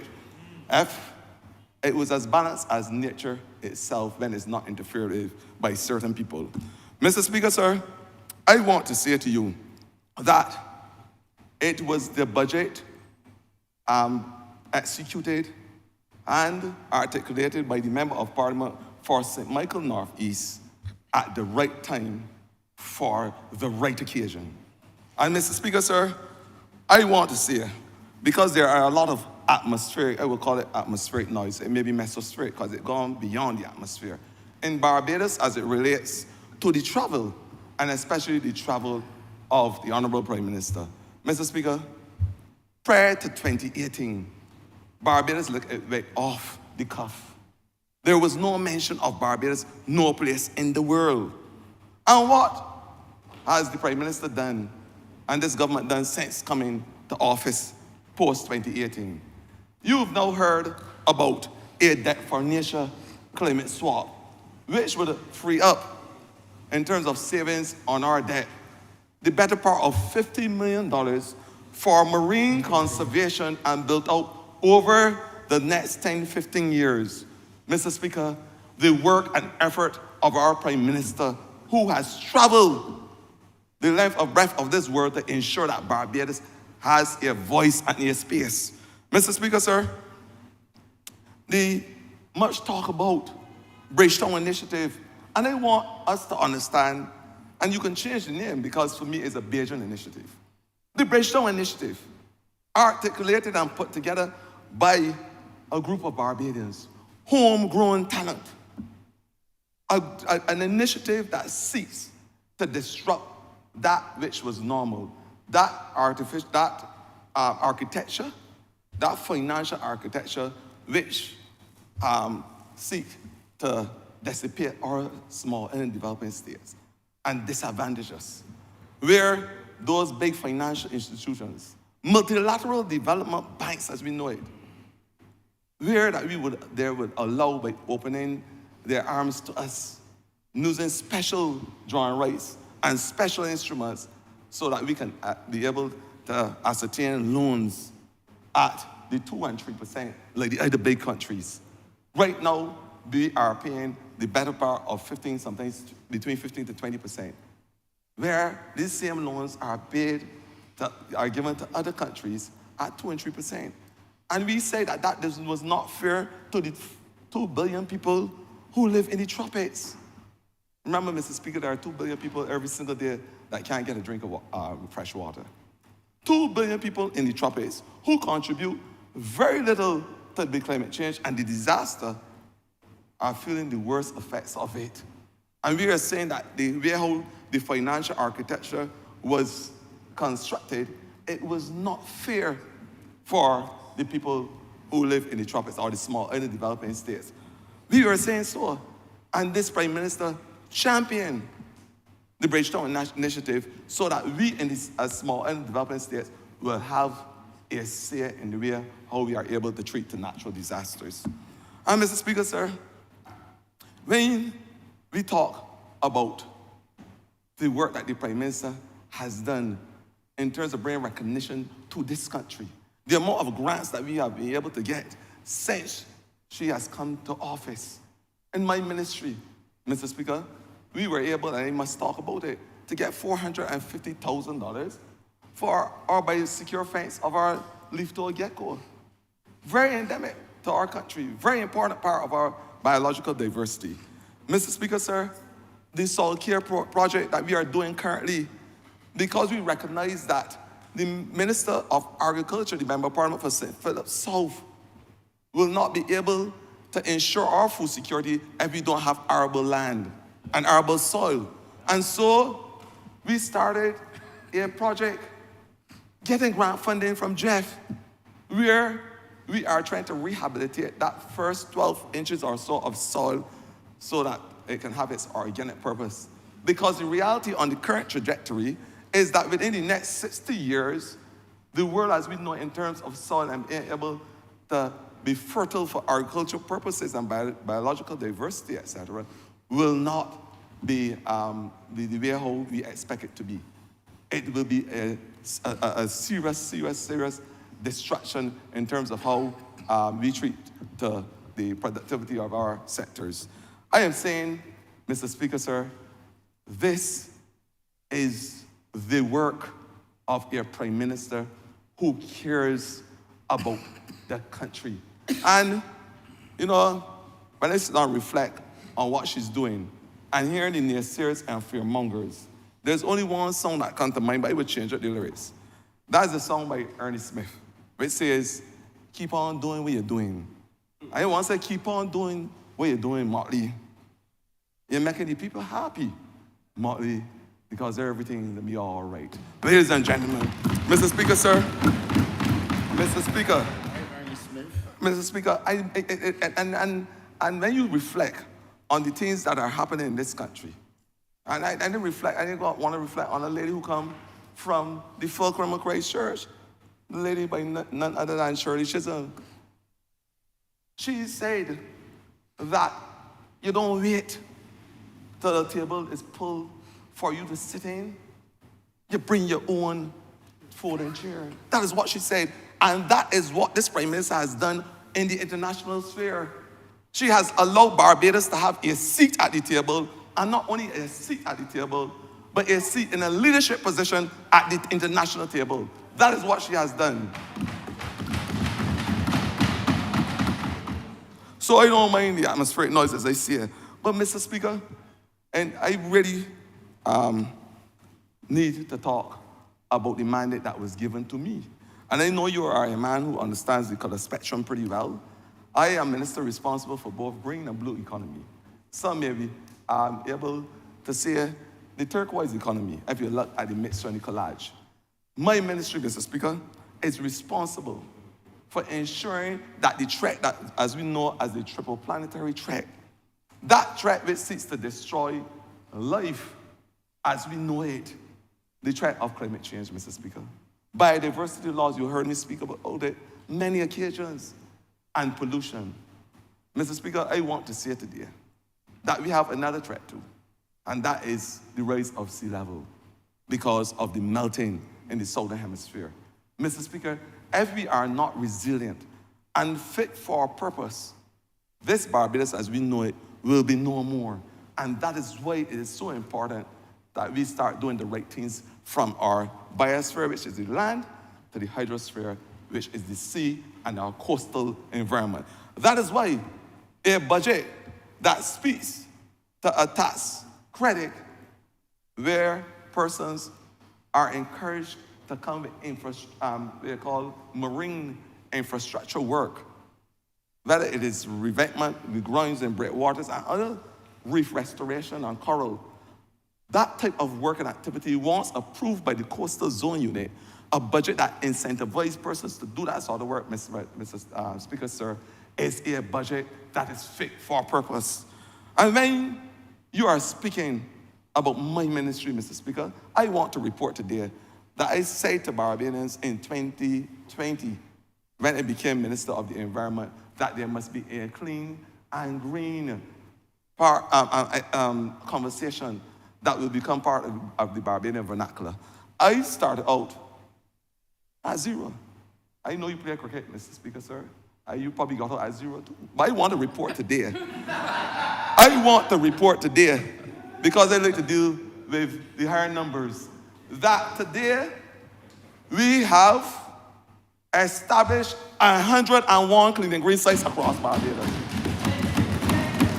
101 clean and green sites. And when it's 101, somebody said to me, it's a centennial moment for me. It is a century. As a cricketer, Mr. Speaker, sir, you may not, I like those numbers, you may not even imagine to get there. 101. You're not mistaking me for some person on the other side. 101 clean and green sites, Mr. Speaker, where we took land that was just fallow, land that was bush. And we say to ourselves that we must be able to beautify communities where we give Barbadians the opportunity to balance their humors, to become part of a holistic project to green and beautify their environment. Mr. Speaker, sir, along with that, what we are doing now is putting up lights so that we can have commercial activities day and night. I want to encourage Barbadians to use those sites for green commercial activity, because it is to allow communities to have a tangible state in this country. That is what the clean and green sites are used for. And Mr. Speaker, sir, we started, because you heard the Prime Minister talk about it, a robust exercise where we started to plant trees around Barbados. The Prime Minister said 1 million trees. I want to report today that the tree planting project has planted 560,000 trees across Barbados, not only for food security, but to become part of the larger carbon sink, Mr. Speaker, sir. 560,000 trees. Albeit that we had our challenges with COVID, and there was a shutdown during that period of time. And I want to tell you, Mr. Speaker, that within now and in the end of the financial year, we are expected to plant 100,000 more trees, Mr. Speaker, sir. In terms of EPD and what we do in the Environmental Protection Department, we will continue with our derelict program, because we recognize that Barbados must be kept clean, it must be kept healthy, and we understand the problems associated with those vehicles derelict and the properties that are derelict. And we are saying that over the next couple of months, we will up the ante as it relates to that program to ensure we have a safe Barbados. That is for EPD. I said before that NHD, the National Heritage Department, has embarked on a soil rehabilitation program along with the Ministry of Agriculture, where we are looking at rehabilitating that soil so that it can have the value, the arable value that is needed in this new dimension that we call the climate change. And I know that the Minister, the Member of Parliament for St. Philip South, spoke earlier about agro-resistant crops and plants. Mr. Speaker, sir, I want to get now, because I know time is against me, on the botanical garden, the natural oasis, the beauty of the boulevard. Mr. Speaker, sir, we started, and I want to thank the Member of Parliament for St. Michael East, who started this project. The baton was passed to me.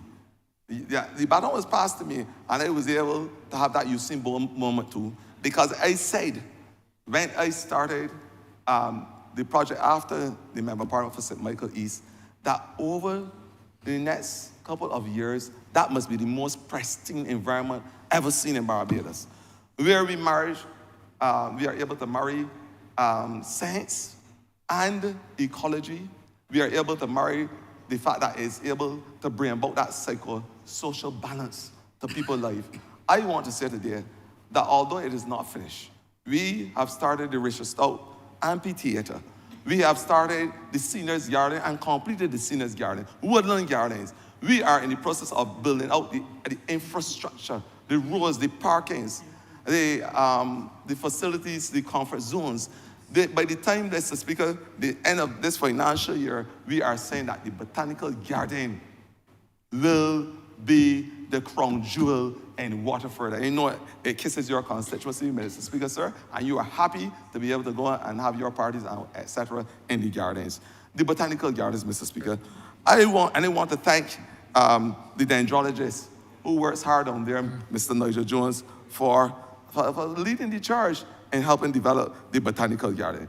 Mr. Speaker, we have in the coastal zone unit, because our coastal protection must become an important part of the conversation. We have said already that we are basically an ocean state.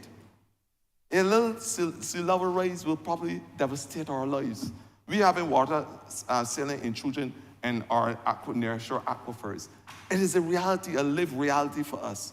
And so, over the next 7 years, the Coastal Zone Management Unit, with the assistance of the IDB, will be run up a project from Clinkets in St.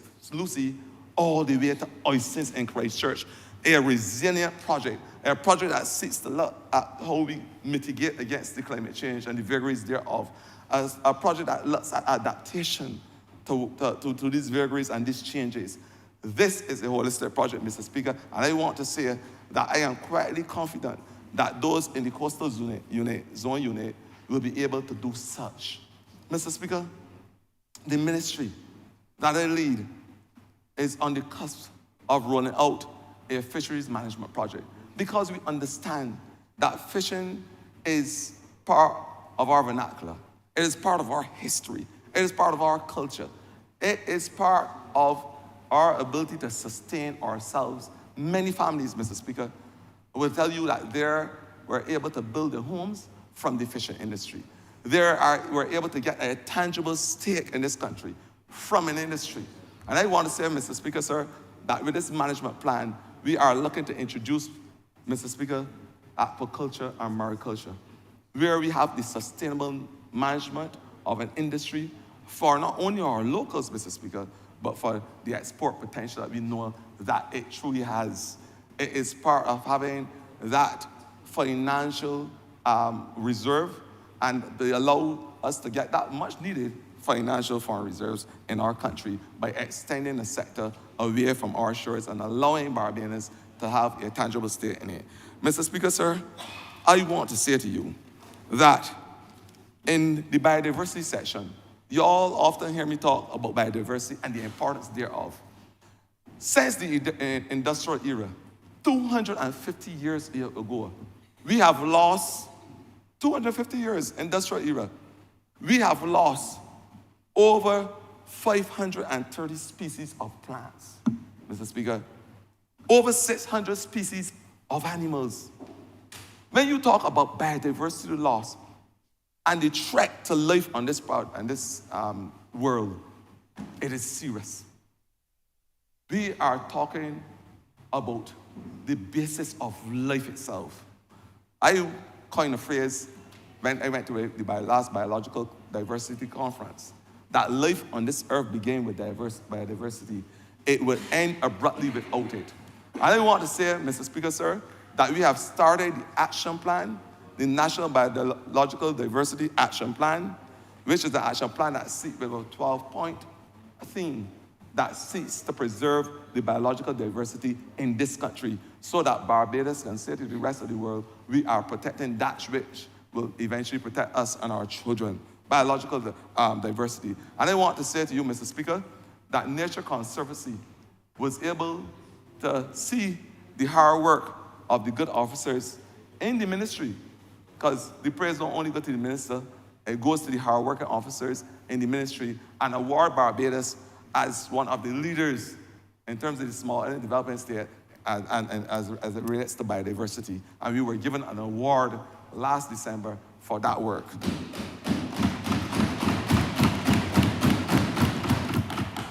Mr. Speaker, sir, in the project manager coordinating unit, you hear about integrated solid waste management. The way how we treat to our waste. Very important. We have said that waste must be a part of the conversation. The way how we reduce it. Reduce, reuse, recycle, recover, and now one more, Mr. Speaker, sir, repair. And we understand you, when you were a youngster, you used to repair bicycle tires. They don't do it anymore.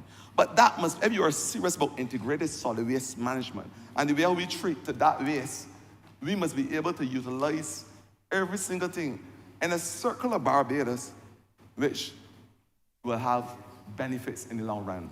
Out of every single ton that is carried in landfill, we can create 3 or 4 green jobs. Out of every single one.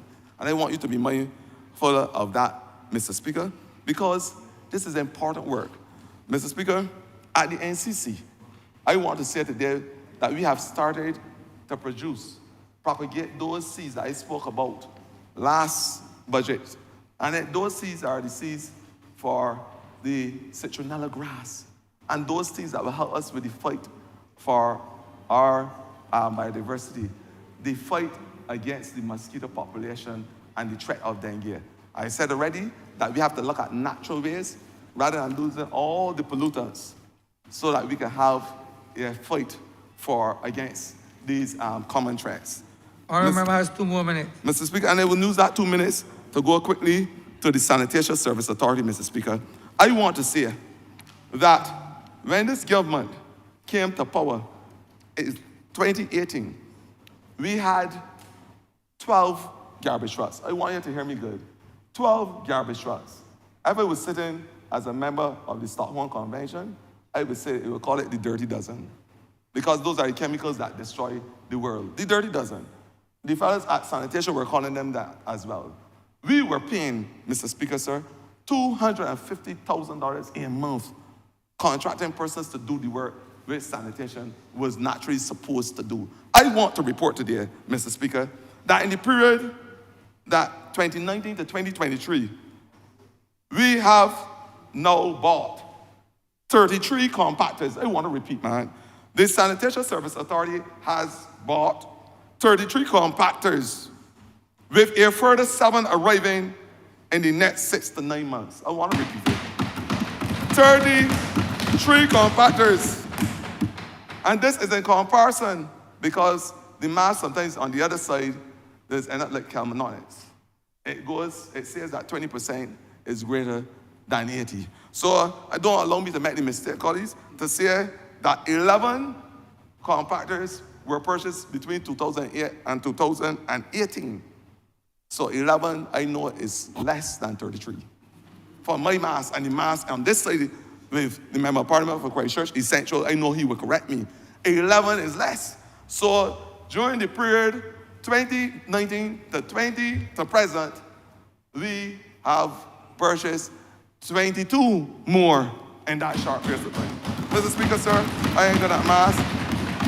We started a residential waste improvement project with technology being used as part of bringing a level of efficiency to the Sanitation Service Authority and allowing the men to have an ease with lifting those big, heavy garbage cans.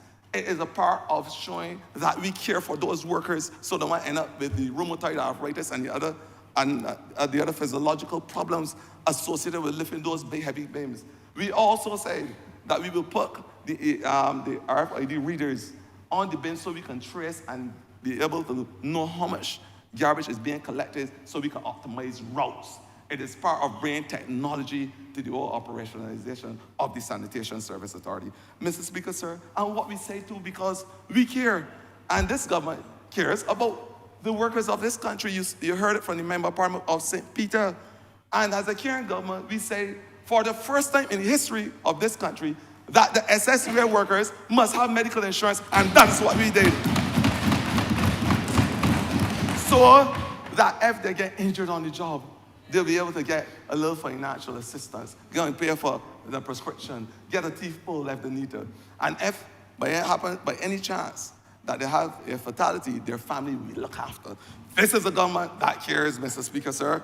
And I want to say, Mr. Speaker, we have also increased the allowances for our workers, the allowances that they will be on the same scale as other persons in the civil service, Mr. Speaker, sir.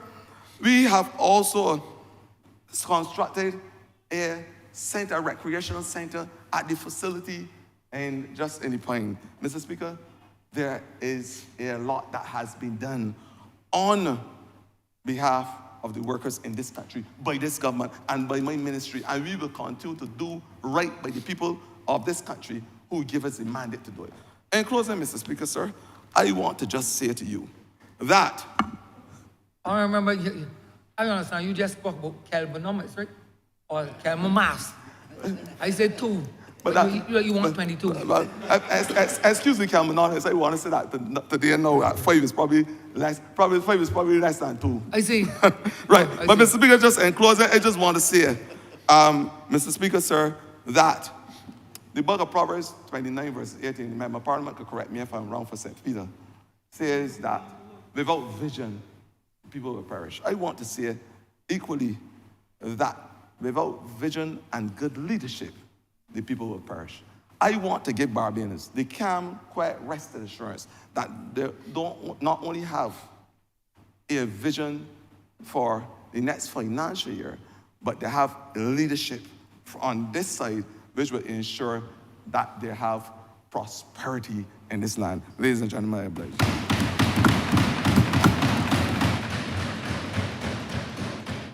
Honorable member for St. Michael South. Thank you very much, Mr. Speaker, sir. I want to begin by commending my colleagues who spoke before. Naturally, I want to support the budget. And all those who spoke before me, sir, who spoke so well and eloquently in relation to their projects and the things that they're doing. So I listened to the speakers, all of them, including the Honorable Leader of the Opposition, sir.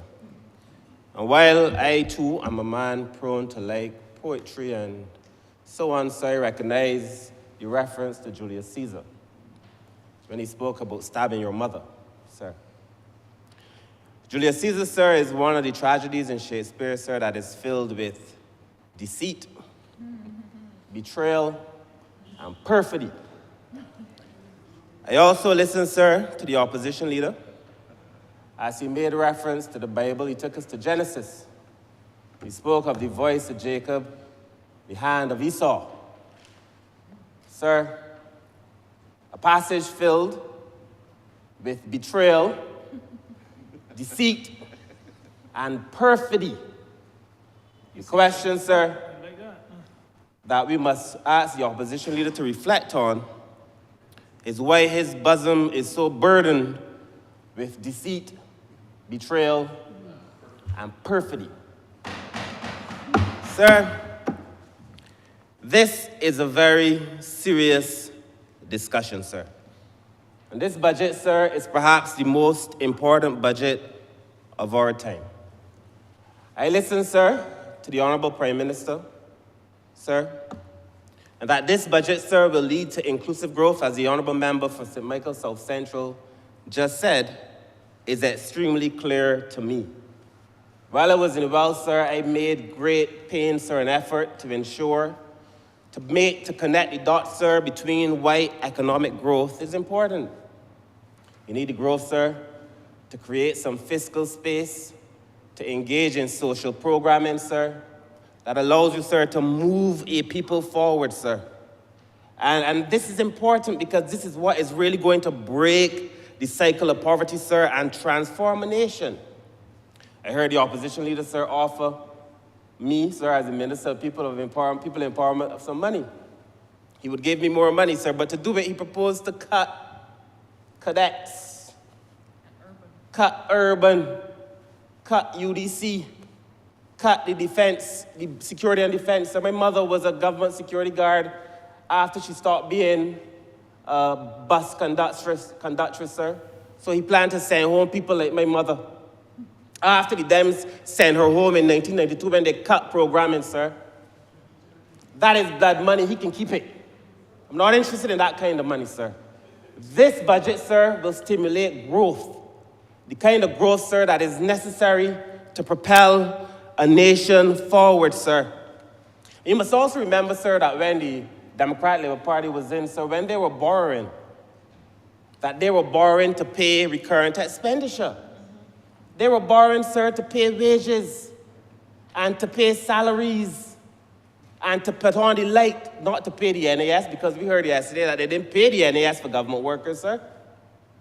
But when this government is engaging in reasonable borrowing, It is to do things, sir, that you will be able to see increase your fixed assets, improve the country. There is a big difference between us and them.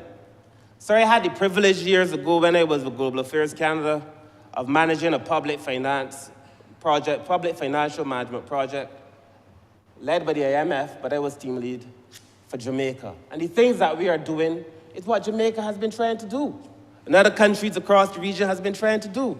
So to come here, sir, and to try to break down a whole project, sir, because he does not understand basic economics, regrettably, it's unfortunate.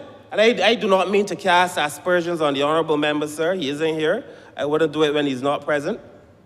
But it's important for us to have these conversations, sir. And sir, I introduced while I was in the world the concept of inclusive prosperity. It is a concept that I want the nation to come to be familiar with, sir. That all of us must be able to benefit from the things that will redound to the country, sir, if we are able to manage this country right.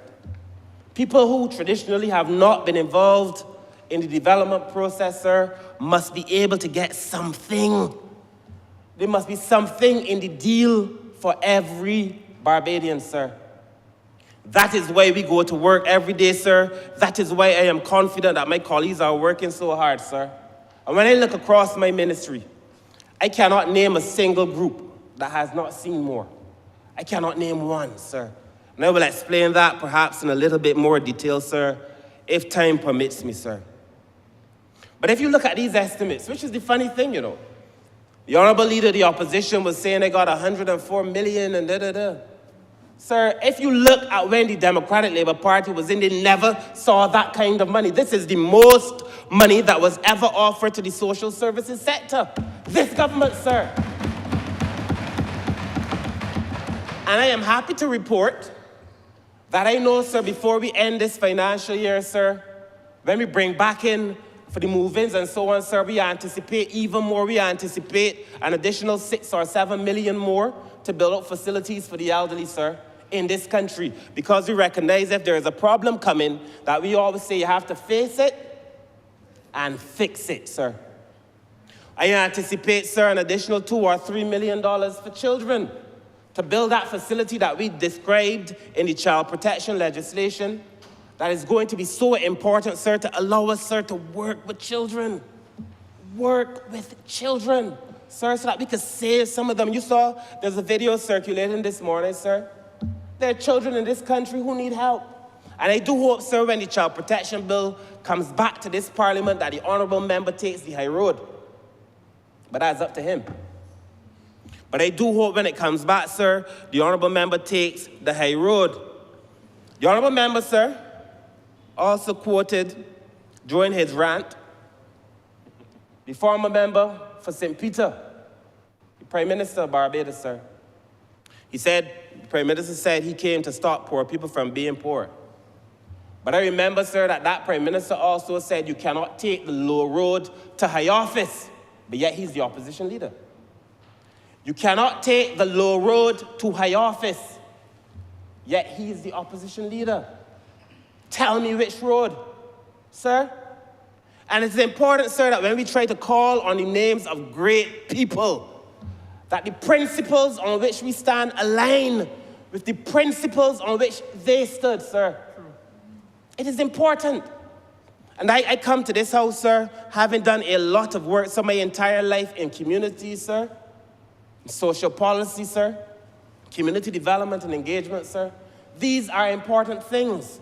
And it's going to be very important that when we start speaking about those who are vulnerable, we do not do it so, sir, for political mileage.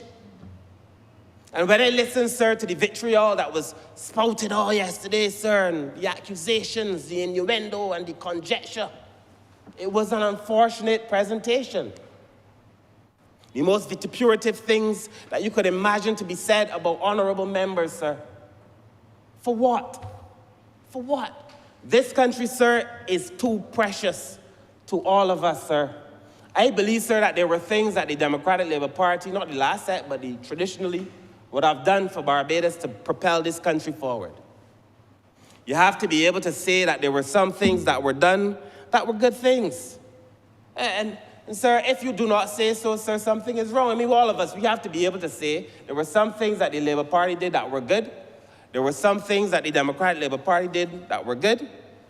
Because, sir, governance and government is a continuum.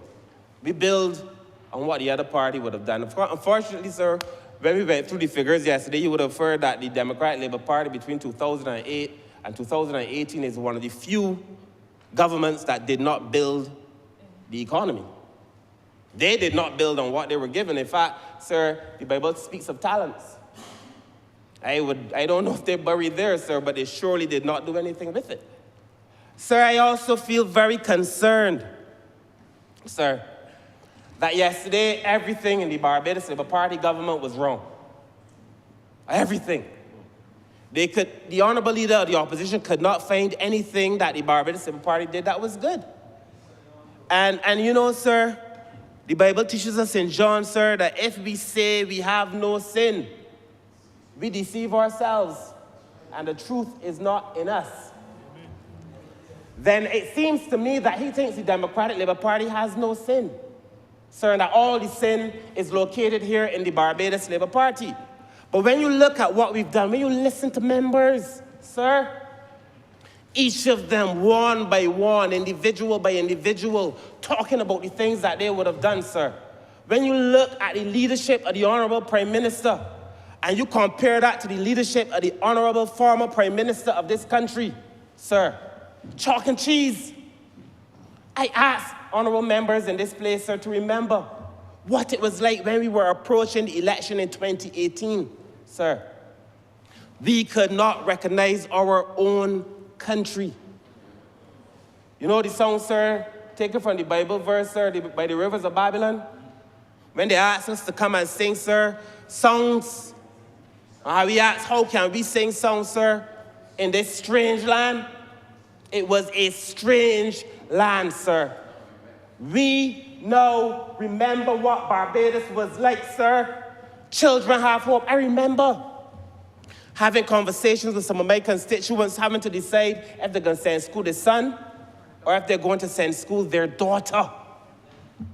Not so long ago, sir, we came in, sir, and we made a lot of difference in this country, sir. It is a shameful thing when we take these things for political mileage, sir. In my ministry, sir, I'll be very quick. In my ministry, sir, I have had responsibility now for leading the Ministry of People Empowerment, sir. We began yesterday, sir, when the Honorable Leader of the Opposition spoke by making reference to the Down Syndrome Association, sir, for persons with Down syndrome. But by then, we'd already spoken to the Down Syndrome Association. I'd already spoken to the member for St. James North. We'd already spoken to the Prime Minister, and we'd already agreed that we were going to rectify it so that any person with a disability who cannot function, sir, and who needs the financial support would get that support. This government has done more for persons with disabilities than any other government. That is a fact. It is clear, sir, in the policy that we have, that we've established, sir, that will be coming to this House for debate. It is clear, sir, in the Hinkson Commission, the work that would have been done, sir, in the 60 to 70 meetings that we had with the community, sir. It is clear, sir, in all of the legislative work that will be coming here, sir, to protect persons with disabilities. It is clear in the 40% increase that we gave to all of the NGOs associated with the ministry that do work for persons with disabilities, sir. It is clear in the vehicles that we bought and the two that we will buy every year for the next 3 years to make sure that they can travel, sir, safely, sir. This government, without question, has done more for persons with disabilities than any other government, sir. On the elderly, sir, this government, sir, has finished its policy.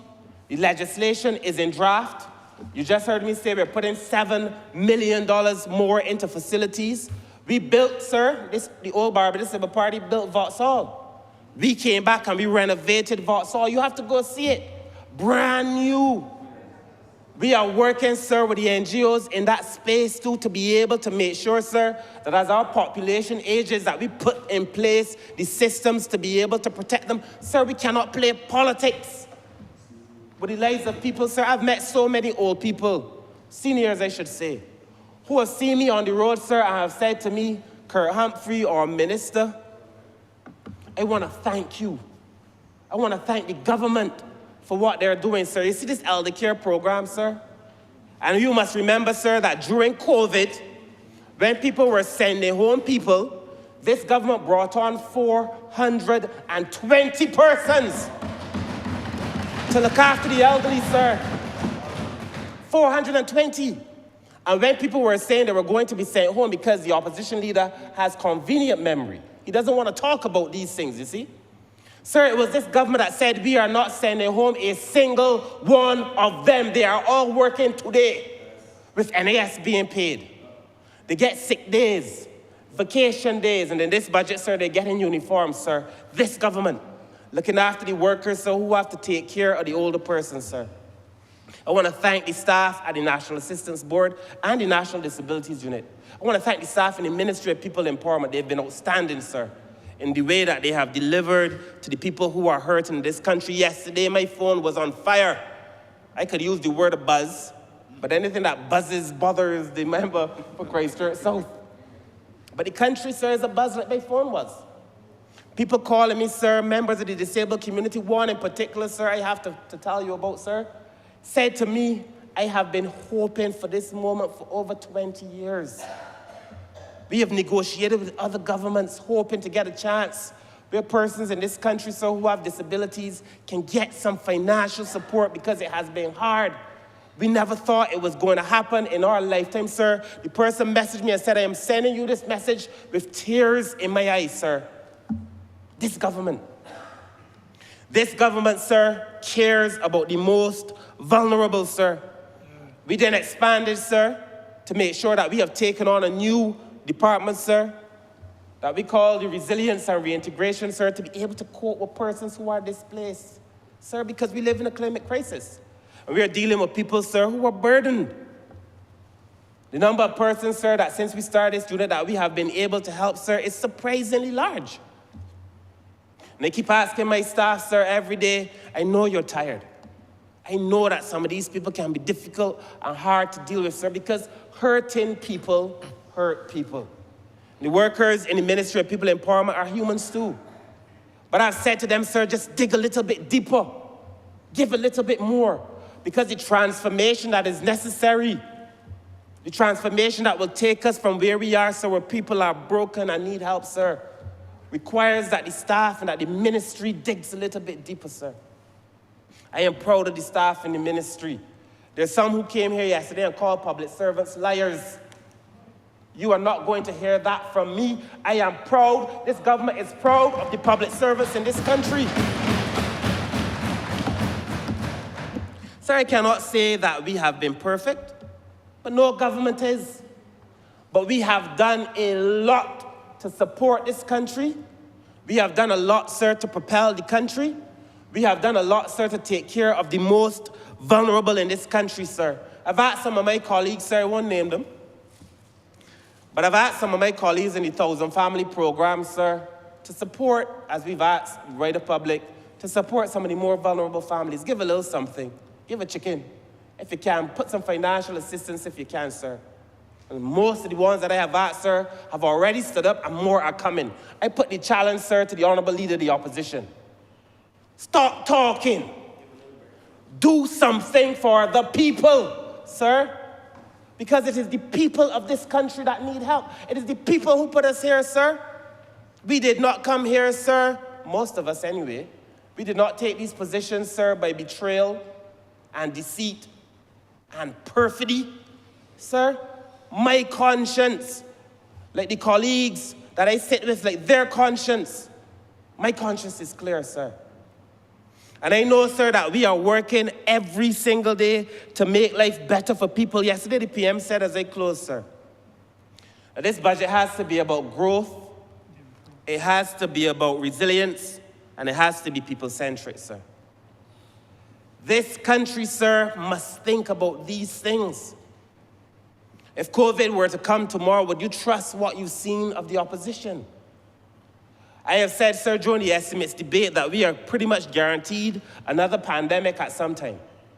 And the world has predicted it so. Will you trust the future of your children to what you have seen, sir? Or do you trust a government, sir, that can come here and say to you that have bought garbage trucks, bought buses? You can see us paving the roads, making efforts, sir, to reform the Ministry of Education. And don't let nobody fool you. We have to reform the Ministry of Education. And I, sir, am a beneficiary of free education, sir. I am not like the Dems. I will not kick down the ladder on which I was able to rise, sir.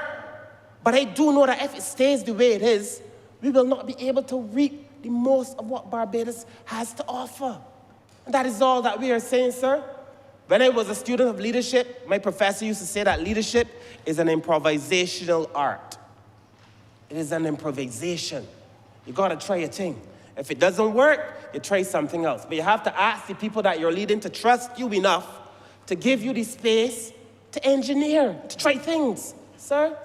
We know for sure that if we stay on this course, peril is before us, sir, in terms of education. I commend the Honorable Leader of Education, Minister of Education, for the work that she is doing, sir. It will save this country. Sir, it will save this country. Sir, as I close, sir, I just want to remind the people of Barbados, sir, that it is a very dangerous thing when someone tries to paint an entire picture of disenchantment for an entire nation, in the hope that on that wave of disenchantment, they can, sir, float to high office, sir. Because what you do, sir, you know, when you sow the wind, you gotta reap the whirlwind. And when, sir, you let go of the chickens, you know the chickens will come home to roost. All I am saying, sir, is that this country, sir, is too near and too dear to my heart, sir. Every day in the ministry, sir, I am hearing people saying that they're seeing some changes, sir. Things are happening. And I want to commend all of my colleagues, sir. I want to commend the Honorable Prime Minister, sir, for the budget that she brought before this House, sir. You know, it must be a difficult thing, sir, after COVID, in an IMF program, sir, to bring 2 consecutive budgets of no new taxes. It's not easy. And when we do things that are so good for the country and make them look easy, sir, perhaps that is the problem. But this, sir, is one of the best budgets, sir. You've heard it, sir, from the Private Sector Association. You've heard it from the persons with disabilities, sir. You've heard it from people on the blocks I just came from in town. You heard it from the people in town. The only person who don't think it was a good budget, sir, is the Honorable Leader of the Opposition. I want to close, sir, absolutely no, sir, by reminding the Honorable Leader, because he said we did nothing. Now, when I was Minister of Maritime, sir, did we not fix Oistins Market? Is there not a plaque with my name and his in Oistins Market? Did we not put on, sir, countertop, sir, that was able to make sure we met phytosanitary standards? Sir, did we not put, sir, renovations, sir, totaling nearly $2 million to fix the jetty in Oistins for fishermen? Are those not ordinary people? Didn't we put photovoltaic panels on the roof, sir, for the people in Oistins? Are those not ordinary people, sir? So when you tell me that we didn't do anything for ordinary people, you probably don't know what we did for the people in Oistins, or you don't know you don't go in Oistins. At the end of the day, sir, this government has done more for ordinary people, sir, than any other government. I am proud to be associated with it, and I fully support this essence. Honorary Member for St. George South. Thank you, Mr. Speaker. Mr. Speaker, I rise to join the debate to offer my words of support to these budgetary proposals laid in this chamber 2 days ago by the Honorable Member for St. Michael Northeast. But I will join my good friend for St. Michael South and offer the congratulations to my colleagues who, in my view, and in others who messaged me to give various comments on those who spoke before me, including the member who just sat down. But, Mr. Speaker, it gives me great honor as a product of my community to stand here representing my constituents in St. George South for the 10th time in this Lord Chamber. It's indeed an honor, Mr. Speaker, that I know some members don't have, but they represent people too. But to represent where you're from is indeed an honor, and I hold this honor very close to my heart and dear. As I listened yesterday to the tirade of the current and soon-to-be outgoing member of Christchurch South, I took the measure of the moment and recognized that I had two choices in my response today. To be angry and indignant at the blatant political posturing and scurrility of the former colleague, or to be more measured and strategic in directing the public's attention to the work we are doing in housing on behalf of the people of St. George South and wider Barbados. But Mr. Speaker, it hit home to me while traveling last night behind the member for St. Peter and the member for St. Michael's South. My good friend, the member for St. Philip South, and I, we left together following those two members. And it hit home to me that I have a number of persons who have shaped my value system.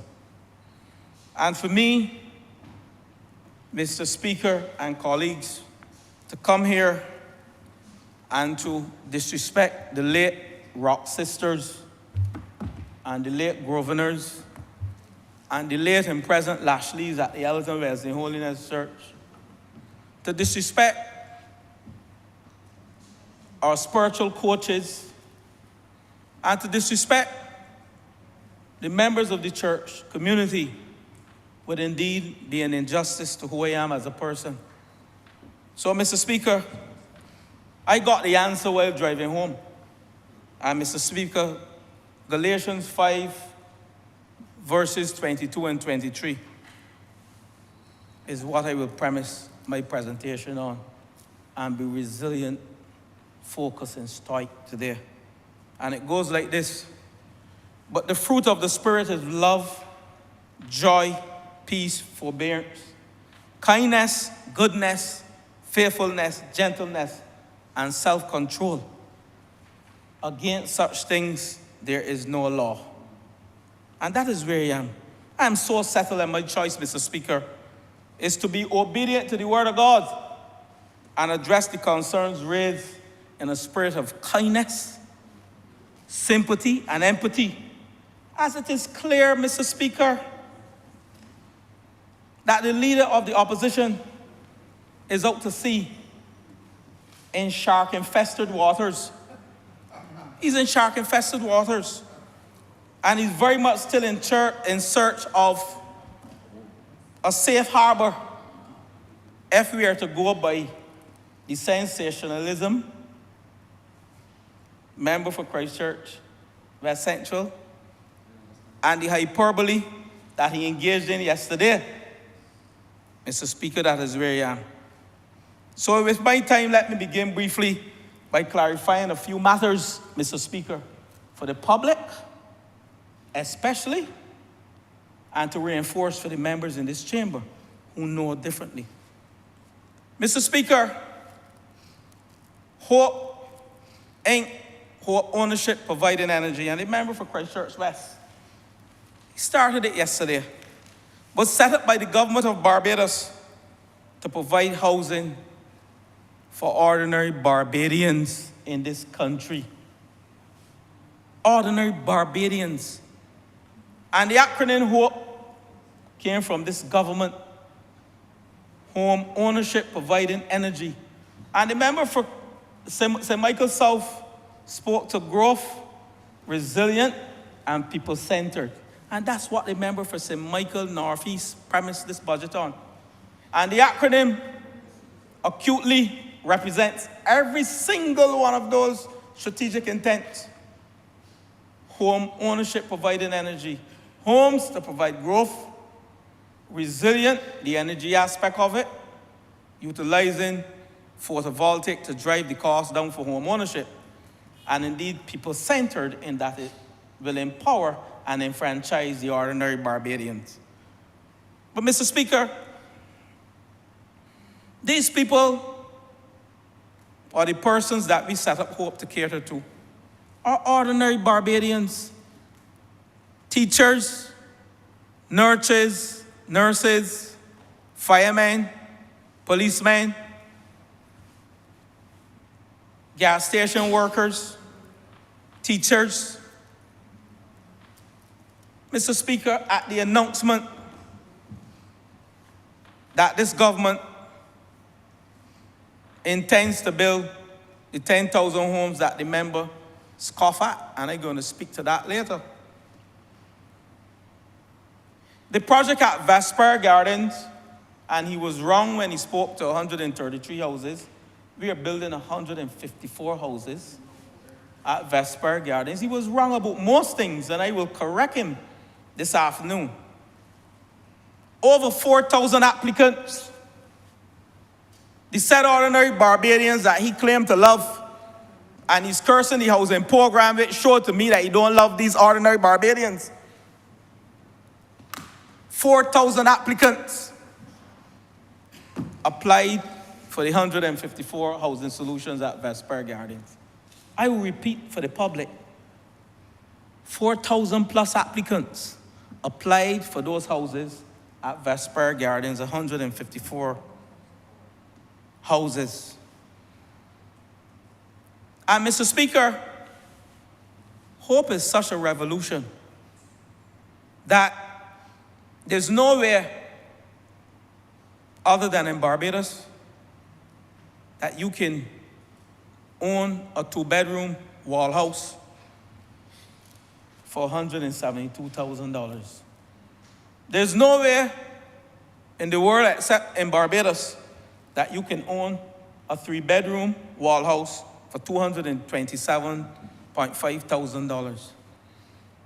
We took the opportunity to invest in our people by saying to these people, you will pay for the house, but we will utilize photovoltaics to finance and pay for the land and the infrastructure by taking the roofs. And I'm pleased to report to the public today that we have formed the Hope SPV to focus on the photovoltaics on the roof so that these ordinary Barbadians can live the dream of owning a piece of this rock. But Mr. Speaker, the honorable member and soon to be former member for Christchurch South said that Hope was a private company. Let me tell the public and remind the chamber that Hope is a commercial state-owned enterprise with government being the only and sole shareholder of that state-owned enterprise, commercial state-owned enterprise, and it is not a private company. Mr. Speaker, I will repeat this. Hope Inc., Hope Ownership Provided Energy, is a commercial state-owned enterprise with the government of Barbados being the sole shareholder, and it is not a private company. It has a board of directors that were set up by the Cabinet of Barbados, where we don't intervene in the daily operations.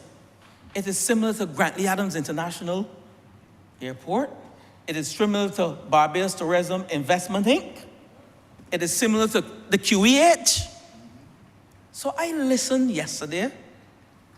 Some interruptions, I must say, by me and by others, because we like to correct. But that is what was said yesterday, that Hope is a private company. Member for St. Joseph, you recall being part of this? And we know that it was grossly misleading and erroneous to the public of Barbados when the member for Christchurch South and soon to be former member got in this chamber and misled the public. He misled the public. And he has to come back to the public and say sorry. But then again, he does things without recognizing the people. So I don't expect him to come and say, I misled the public. We will correct the public. He went on further to say, Mr. Speaker, that the land is given to Hope. Mr. Speaker, the state land is vested in Hope. Yes, it's not given to Hope. Land vested in NHC is converted or transferred to Hope at a cost $2.50 per square foot. But why are we doing this? We are doing this to keep the cost of home ownership down for the ordinary Barbadian. We recognize as a government, we have to subsidize, I hate to use the word, but we have to make it affordable. So we decided to cap the cost of services and the cost of land. We are not selling at market value.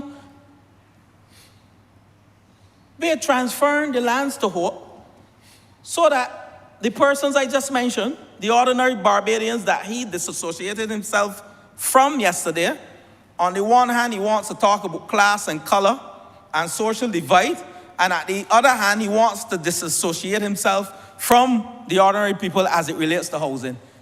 He don't know whether he's fish or frog. Or good red herring. He has a problem.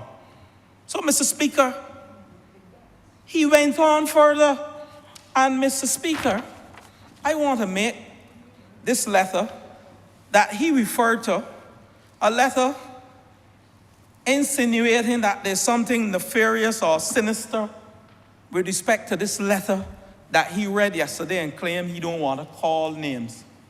I am going to call names because, Mr. Speaker, this letter is a letter that I can give to my good friend, my goddaughter. She can take to her school and she can share with any single member of the public to say that the chief executive officer, there, sir, lands to be allocated to Hope under the 10,000 housing project.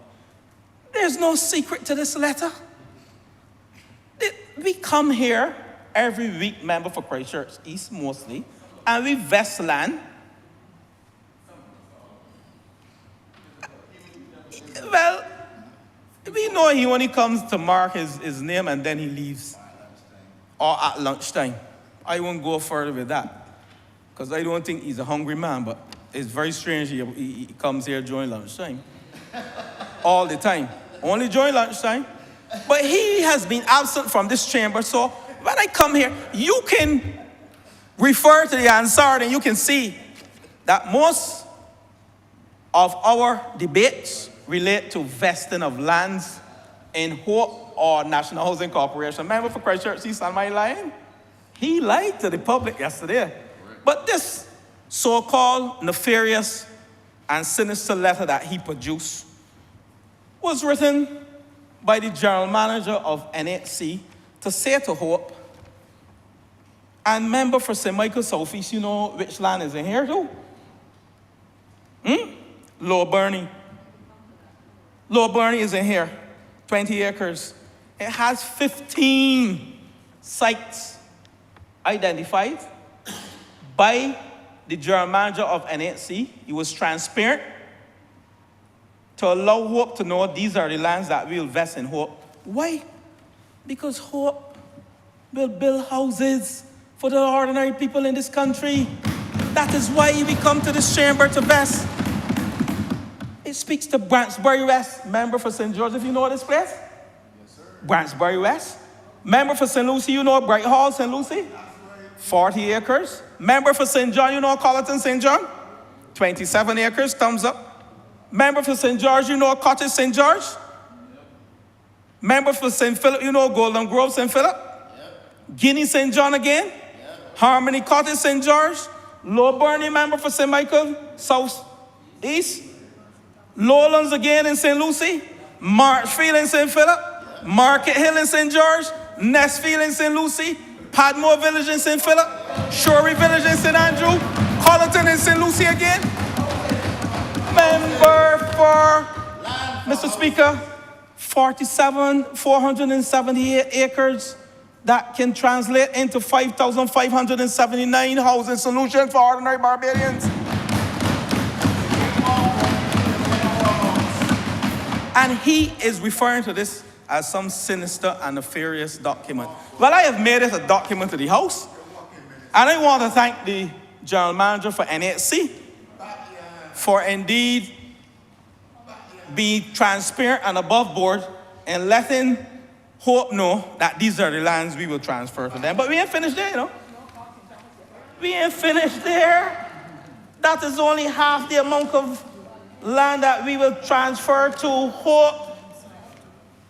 That is only half the amount of land we will transfer to Hope. And we can't bring all one-time minister within the Ministry of Finance, you know. We bring some now, and we bring some later. But these are 5,000 housing solutions. Pepper might get one of these houses. But Mr. Speaker, this is a level of transparency. There's nothing nefarious and sinister about what was done by the General Manager. But that is what the public servants fear. Because when the member for Christchurch South can come in here and try to unfair a General Manager of a National Housing Corporation, that is the cynicism that the public servants have with people like the member for St. Michael South. Not St. Michael. For Christchurch South. When you can do stuff like this, read out a letter and insinuate that there was something nefarious with what was done by the General Manager of the National Housing Corporation. He was above board.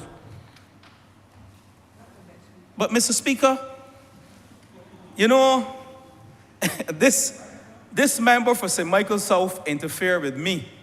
St. Michael South, honorable member. For Christchurch South. The member for St. Michael South is my good friend. The member for Christchurch South interfered with me. And the member for St. Michael South gave me good advice on how to deal with him. That's why I'm calling the member for St. Michael South. That's my good friend. But Mr. Speaker, I heard the member mention that Hope Inc. got $40 million from the Housing Credit Fund. But Mr. Speaker, again, he misled the public. He misled the public again. Hope Inc. borrowed $56 million from the Housing Credit Fund. Let me break it down. $40 million for Hope Inc., for the houses at Vesper and the other sites we have identified to build, the 154 houses at Vesper Gardens that persons will move into shortly. I will take him with me. If he's so obliged, I will take him. I will pick him up as well and take him to see the handover of keys at Vesper Gardens in less than a week.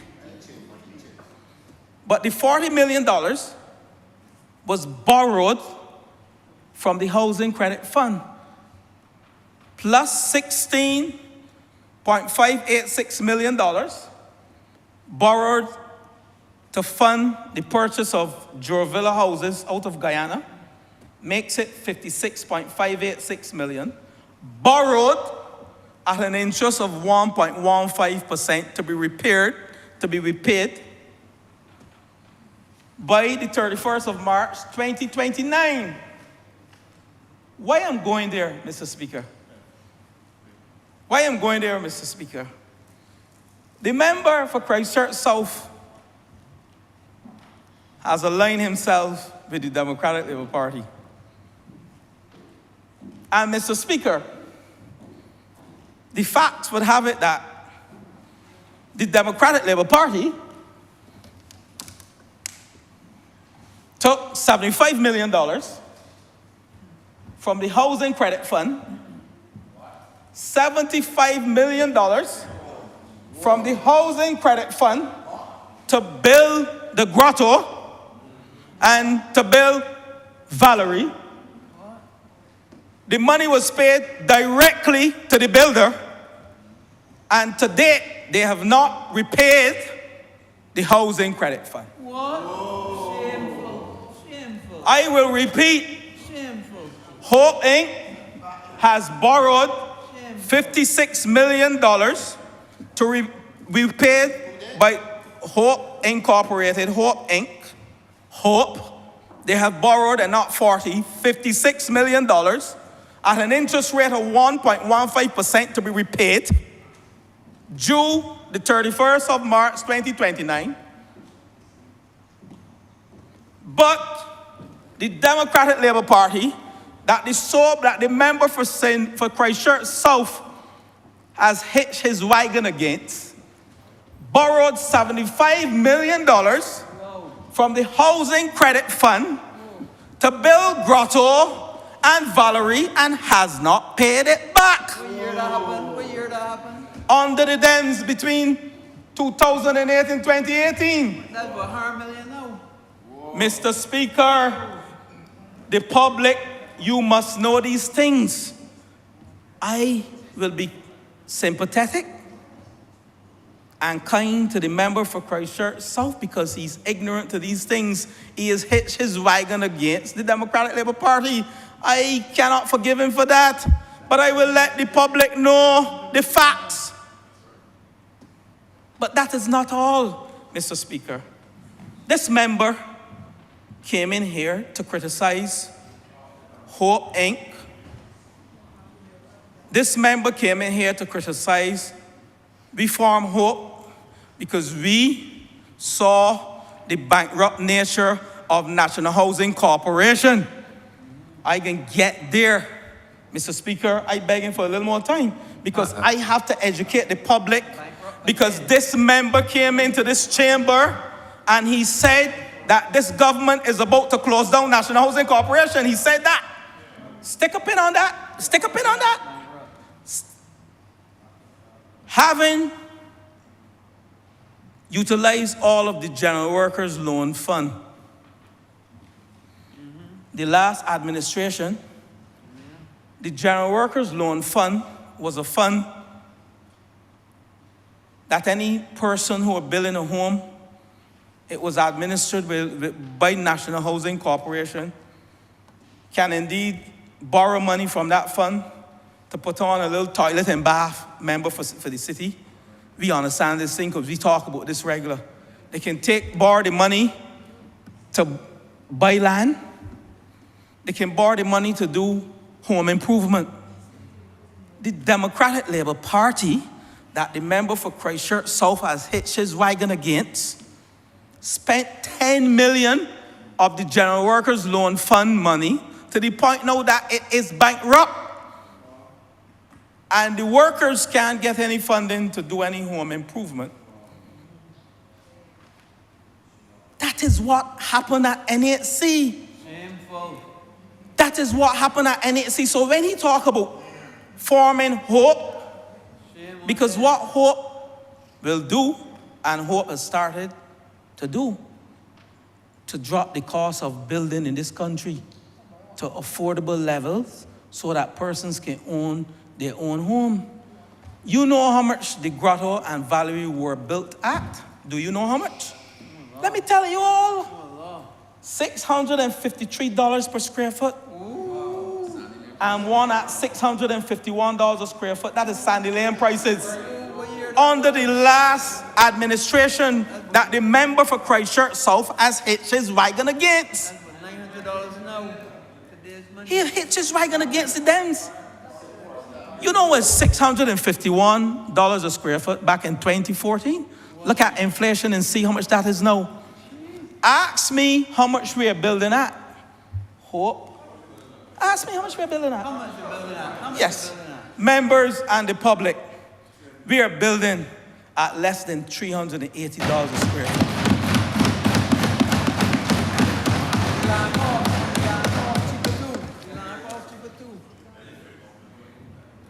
Mr. Speaker, this government has made it easier for persons to own their own home. And I'm going now to the issues Mr. Speaker, bear with me, huh? I am going out to the issues that the member for St. Michael Northeast have placed in her budgetary proposals. She has placed in her budgetary proposals the challenges that we face in housing in this country in terms of access to mortgages, timely access, the ease of doing business in terms of land transactions in this country. When we have 119 mortgage applicants over the last 6 months with the lending institutions, and persons can't get into their home. When we have another 39 with another lending institution, and there's liquidity from what you can see in the estimates, over 2 billion member for Christchurch East Central, the liquidity in this system, in the banking system. There's access to money. But because of the bureaucracy with the transfer of titles and land in this country and conveyancing, that's the challenge with ownership. And let me say this to you. This government has a different policy with respect to home ownership than the last administration. The last administration focused on rental. This government focuses on empowerment and enfranchisement of giving persons the opportunity to own their own home and not just renting it. And that's the fundamental difference, you know, because you can build the high rise like they did at $651 per square foot, and you can put people in them to rent. Yeah. Mind you, they have bankrupt national housing because when we came to office, the old persons owed national housing over $7 million in rental arrears. So when we talk about forming hope, and when we talk about addressing the issues at national housing, and the member for Christchurch South can come in here and tell a blatant lie that we're about to shut down national housing, the fear-mongering among the staff he's trying to create. And I came here today to clear it up. Because how you can want to shut down national housing when we have forecast some $43.4 million from joint venture arrangement, private-public partnerships to build houses in this country. And I can talk about them. I can talk about them. I remember you have 5 more minutes. Mr. Speaker, we have here listed joint ventures for National Housing Corporation for the year 2024-2025. Projected revenue of $2.156 million. $2.156 million from joint venture partnerships. In that, National Housing, skin in the game is the land. And the private investor do the infrastructure and build the houses and we sell. We keep using the word off budget because we're not utilizing the consolidated fund to build homes in this country. We're utilizing the liquidity in the banking sector. And National Housing is compensated for the land while the investor sells the home and he or she is paid at the sale of the land, at the sale of the house. 2024-2025, we are projecting some 154 housing solutions. Brighton, St. George, St. Bartholomew, Christchurch, Coveley, Christchurch, Ebenezer, St. Philip, Jones in Christchurch, Westhurst in St. James. We are projecting 154 housing solutions. And the member for Christchurch South don't like the word solutions because that's why they're where they are, because they never offered for any solutions to this country to solve any of its problems. So he has a problem with the word solutions, whether it's housing, it's agriculture, whether it is investment. He has a problem whether it is roads. He has a problem with the word solutions. But National Housing Corporation is a viable entity, and we have repurposed National Housing to focus on maintenance of estates, and we have started with discussions with the trade union movement, both unions. We have recognized both bargaining units, the NUPW and the Barbados Workers Union. We have had discussions, preliminary discussions, and NHC will be repurposed, and NHC will become financially viable without the drain or the strain on the consolidated fund. And that is what we're doing at National Housing. So when the honorable member, the opposition leader, soon to be former member for Christchurch South, gets in here and speaks to shutting down National Housing and trying to create the fear-mongering among the staff, it is not a good thing to do. That is not what we're about. We're about offering solutions and repurposing institutions fit for purpose. Fit for purpose. And I will end on one other strategic intent listed in the budgetary proposals, the use of derelict and vacant lots. We have some 29,000 applicants for houses at National Housing Corporation. Huh? So I don't know how we can shut down an institution. We want to build so many houses, and National Housing alone cannot do it. That's why HOPE was formed. That's why we have offered, like Gaze Steel houses. That's why we have offered Joe Villa houses. That's why we have offered several options for ordinary Barbadians so that they can choose what they want to fit their pockets. That's why we have done it. But Mr. Speaker, these different options that we have offered the citizens of this country were never offered before in the history of politics in this country. This is the first government. I want to thank the member for St. Michael Northeast. And as the member just sat down, the other member misled the chamber, member for Christchurch East, by saying that the new CEO doesn't have a work permit. Member, does he have a work permit? Christchurch, so sorry, he has a work permit. The CEO of HOPE has a work permit. He misled the chamber again and the public. And the member for Christchurch East can tell you, he presides over that ministry, he can tell you when the work permit was granted to the new CEO. I remember it's time to wind up. Dishonorable conduct in this chamber. I will have more time to speak in this chamber on the honorable member for Christchurch South, soon to be former member for Christchurch South. And I keep repeating that because we have a plan for him. Speeding up the conveyancing, rehabilitation of derelict properties. We have over 25,000 derelict and vacant lot properties on these lands. And the reason why we are focusing in the budget on derelict properties, because the derelict properties are located where sites and services are in abundance. So the cost of providing a housing solution, or as he wants me to say, a home, will indeed be reduced because we don't have to focus on the high infrastructure costs that we otherwise would have to focus on when we are going into greenfield ventures for housing. I remember. So, Mr. Speaker, it gives me pleasure this afternoon to be part of the budgetary proposals.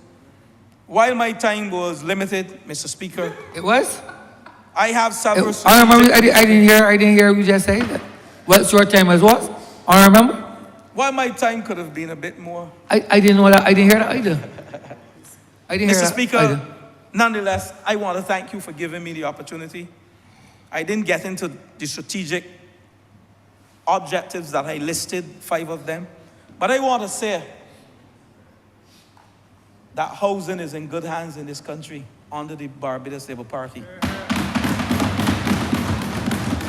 And I want to say and echo the words from Pike Corner to Bayfield, to the city, to St. George, to St. Joseph. We have housing solutions from St. James to St. John. We have housing solutions for our people in this country, and we will not be short of providing them, either through NHC or through HOPE. I want to thank you, and with those words, Mr. Speaker, I'm obliged.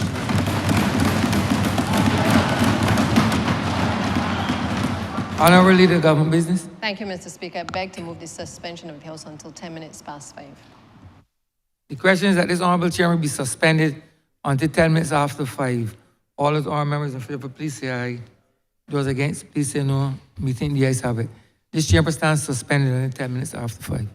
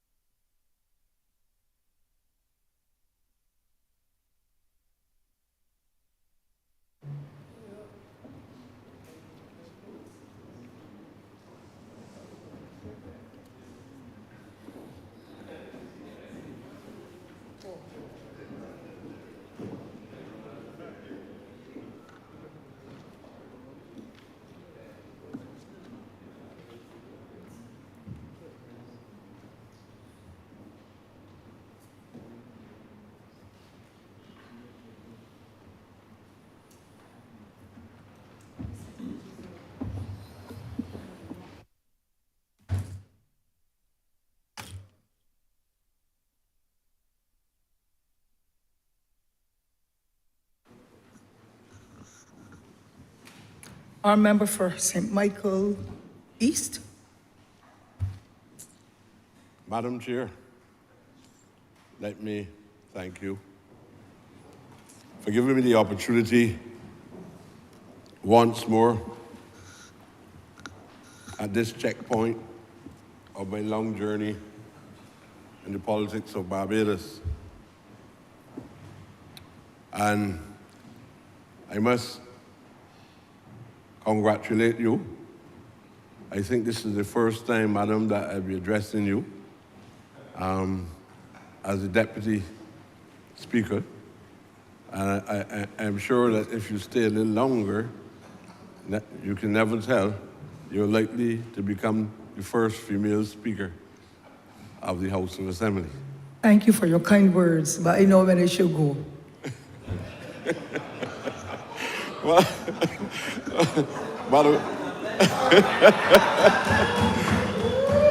Madam Chair, I don't want to trouble you in any way. Please do not. I am a little flat in spirit because I regret that sometimes my colleagues don't have equal time. I don't know what the standard orders say. Other people likely to overrule the standard orders and decide on how long, I don't know. So out of ignorance, I'm a little concerned about that. And I would abide by the dictates of whoever is in authority. Honourable Member, I don't mean to interrupt you, but you have 20 minutes, as I did, and most others did, but the honourable members who are ministers, they got an additional 5 minutes because they have ministries. So if you can abide with the 20 minutes, please, sir. Thank you. Yes, madam. I just wanted some guidance to know what is the principle and what is the tenet within the standard orders of the House of Assembly that give the right to any individual to make a decision without any consultation. But then it's a matter that needs to be addressed. And I hope that in the form of governance that we will see coming from this new republic, that at least people who are classified in the manner in which we are classified as backbenchers, elected by the people of Barbados, not selected by anybody, that we would be able to play a more meaningful role. And madam, since I believe that I have been in this place for a long time, I don't believe that my first point of communication about any decision making should be when I come to the House of Assembly or on any kind of, well, what do you call it? WhatsApp, parliamentary WhatsApp, or anybody telling me about any Zoom. I didn't even know if the rules were modified or amended subsequent to the coming in of these new digital tenants. Honourable Member. But no, I'm just telling you, this is... I'm following the rules, as you know. Yes, yes. It's about time that you get your daughter and some others to teach you about the technology, so you get a better understanding. You're not too old to learn. Yeah, but madam, and I'm here working with the elderly, sir. Yeah, but madam, I am more into the books. Use your time, sir. Some people like pressing buttons but don't know the English language. And I know sometimes they use the technology, but when they get to the grammar, they don't know if it has or have. So these things occur. I prefer to understand these structures and while gradually coming to the point where these things are happening. But I have a genuine concern. And I think this concern mushroom even more severely since we reached the stage of Republican status, that we should look back at the structures that came from Westminster and at least make the adjustments as we go forward. So, madam, I've also had the problem of having to face directives. And this is only a little preamble, baby. That has almost taken 5 minutes of your time, sir. Yes, but I always we have timelines, thank you. Madam, you know I always have a very long run-up.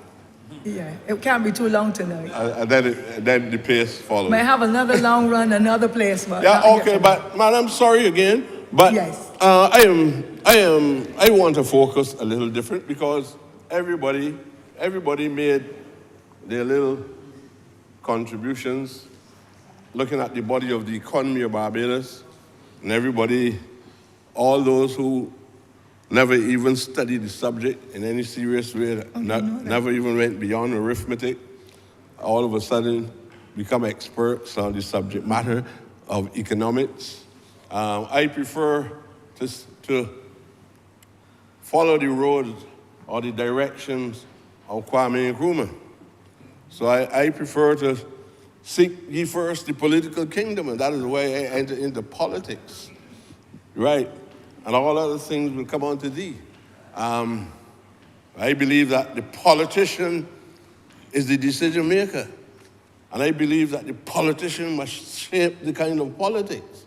But you can only shape the kind of politics if you have a clear trajectory in the philosophy that underpins the form of governance. And so therefore I feel that the state has to play an important role at all times.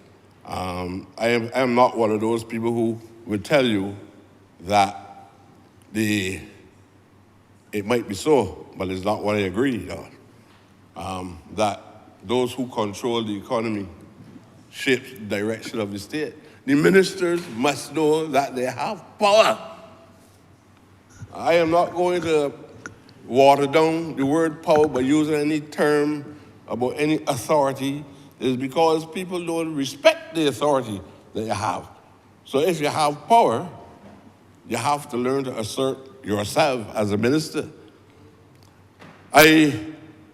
For a considerable time, those faces of people who look like me in here and outside been given political power. And there's an expectation, especially as a consequence of the historic journey that we have had, there's an expectation that we will see great economic transformation. There's an expectation that capital will not always dominate. And there emerge the labor's institution of a workers' union. But in addition to that, MPs must understand the importance of developing an economy that the landless people, the people devoid of capital, after 1834, that it is time that we do all that we can, even if you expand the economy or not, but to ensure that the black intelligent people, not the ones that don't accept that they have intelligence, but the black intelligent people becomes owners of wealth and business. So I want to put it on the table very early. Very, very, very early. I don't get into a state of euphoria over my traditional slave master expand its economy and start adding the word us to it.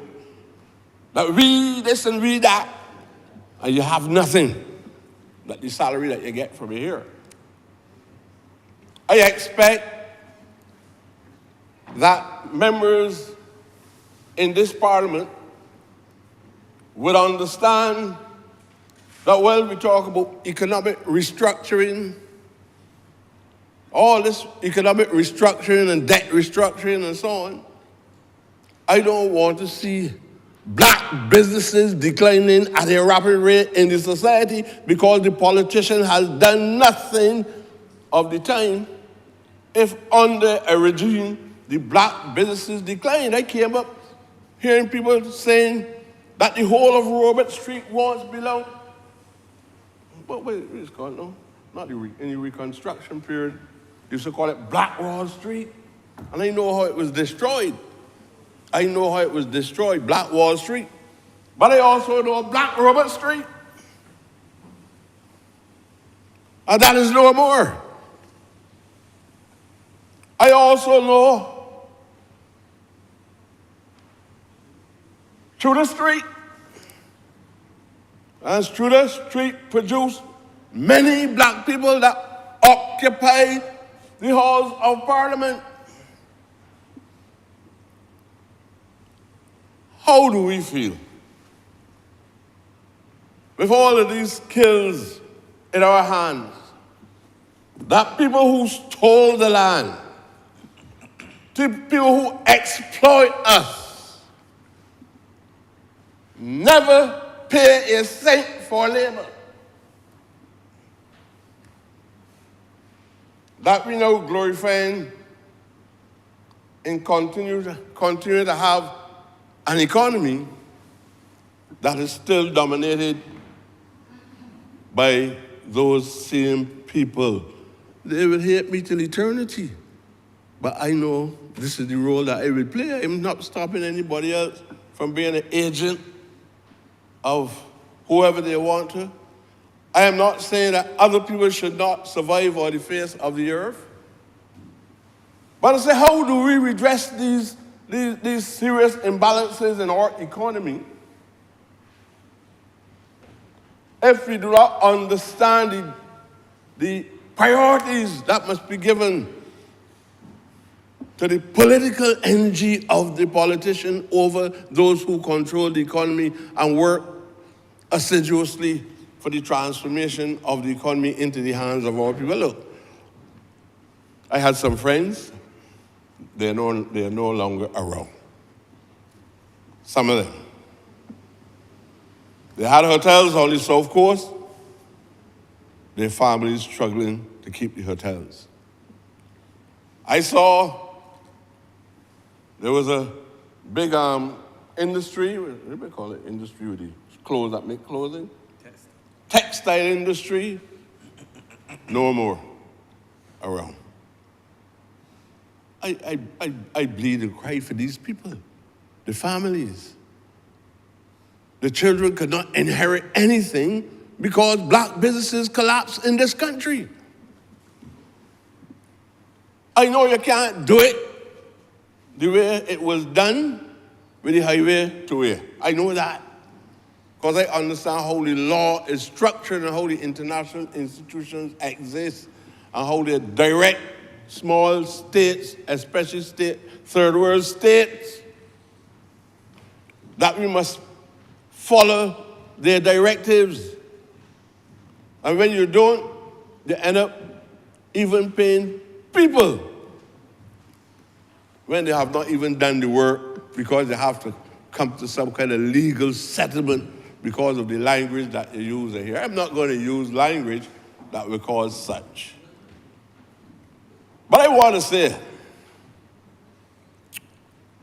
for a long time, I have seen the Wayside Group of companies. As a black man, I felt very proud to know that a black man was in control of that. I have seen the Jose company grow. And I felt proud of that, and I would like to continue to remain feeling proud of that. There's nothing that these people did that was worse than these particular social types that was in possession of wealth for all of these years. There's nothing that these men did or is doing at this specific time that they should be experiencing the challenges that they are experiencing. And I want to at least be a voice, not for corruption,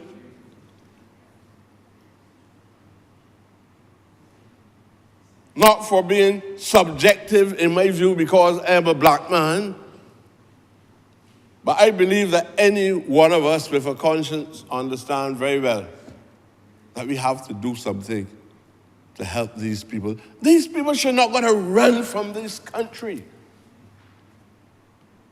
to go to other parts of the region in order to survive. Honourable member, have me excused. You have 3 minutes to go, please. Madam, I really want to get to St. Michael's East, and that is why I was very concerned about these rules, you know. I would never. Please don't shoot the messenger. No, I would never, madam, never at any time, especially now that you have that honorable standing in here, I would never like to know that I feel unhappy about any ruling that you give. Ma'am? Honourable member, none of us has been unhappy. Yeah. Those are the schedules that were set. Everybody has conformed as far. And you see, would you please, sir, continue? Yes, madam, I will. Thank you. Especially if it pleases you. And I know that you're not going to be a dictator from the chair, right? As long as it pleases you, madam. My view, and then let me say this to all of you. I don't want to make a fuss out of anything, you know. But I am, as a backbencher, I believe that I am deprived on many occasions, as I said at the inception, from participating. I have to go cap in hand and beg somebody to fix a road. A man that spent all of these years in the House of Assembly. I got to go and ask, can I get a house? And I don't know, for a woman who doesn't have anywhere to live. There's no policy that tells me if you build houses in my community, how much houses I will get. I have people that don't have food. It might not be the minister, but I have to face playing a role walking through the door of the welfare department and answering the head of a department. These things are wrong. The structures must be changed.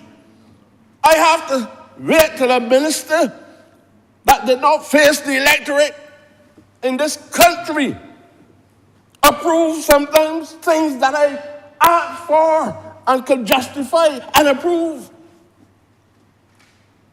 And that's why I said, in a calm way, I would love to be able to say something from a political perspective about the governance of Barbados, where we are now, not because of any particular prime minister or party.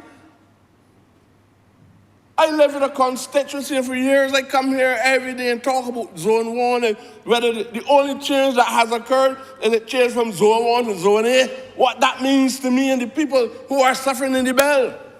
What that means to the people or the children going to school at Belmont School, the environment is choked and clustered.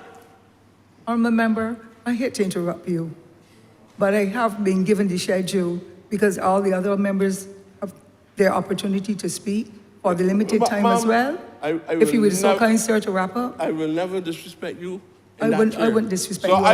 What I want to say to you is that those who believe that they could do to the honorable member from St. Michael's East what they do to other people who love the name backbencher,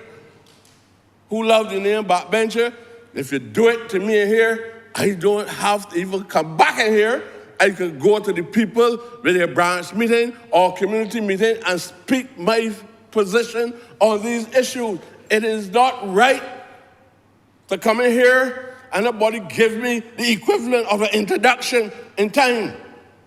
I am restricted by the constraints of time in which I had no say. It does not conform. I doubt very much. I don't know the standing orders that great. Some people come to Parliament and learn more standing orders and have basic inputs into discussions. I want to have discussion. I want to engage. Madam, look.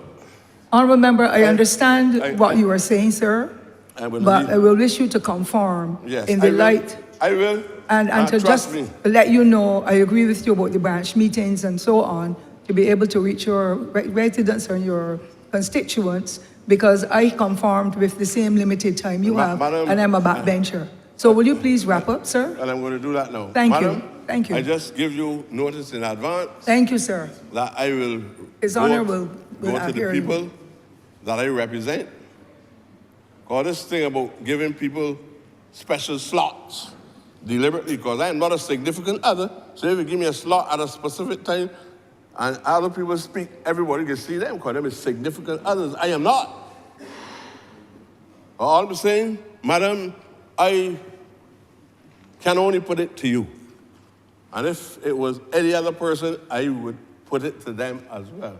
Madam, I am not satisfied with the manner in which the parliamentary proceedings are being governed by leader of the House or whoever, or deputy prime minister or whoever. I am not satisfied with this happening to me without any form of consultation. Thank you very much for the time you allow. You're most welcome, honorable member. There was a communication sent to inform us before yesterday evening. But thank you, sir, and I appreciate it. Honorable member for Christchurch East. Madam Deputy Speaker, thank you for allowing me the opportunity. And I plan to make full use of my 20 minutes and get all my points in. First, I'd like to thank the people of Christchurch East who continue to support and who placed me here to do the business of Christchurch East and the business of the wider Barbados. This year, Madam, was a particularly difficult year, and there was a lot of anticipation coming up to the budget.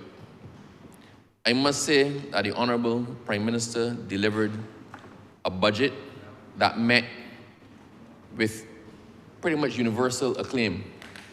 Normally, after budget, you get the dissection of the budget and people saying what hardships it created, what was wrong, what was right. But from the majority of the commentators, there seemed to have been an overall sense of this was as fair a budget as could be expected with the reality of the circumstances that Barbados faces. Madam, today is a day for serious business. Talk of sheep, empty accusations, and ill-researched presentations, Madam Deputy, are not for today. Why? Why is today not the day? Because yesterday we had to endure a presentation from the Honorable Leader of the Opposition, the member for Christchurch South, that has left me wondering as to which Ralph is the real Ralph. I'm not supposed to refer to him by name. As to which persona is the real persona. If this budget had occurred 6 weeks ago, that same member would have voted to pass the budget. That same member sat through 5 budgets before as a member of the government and passed every single one. He voted to pass every single one. To hear the same member come in and pillory decisions made while he was a part of the fold and lambaste this government for things that he had a say in and policies that he helped to form as a member of the parliamentary party. To complain about the dictatorship and the exclusion, having been a member of the same parliamentary party that I am, having had the same opportunities that I had to weigh in on policies, having had the same opportunities that I had to go to understand how to read estimates, to undergo estimates preparation and other budgetary explanations that made us be able to come in here and speak with some degree of understanding as the policies being presented by the Prime Minister. If this budget had occurred 6 weeks ago, the Honourable Member for Christchurch South would have been thumping and say aye at the end of the whole thing.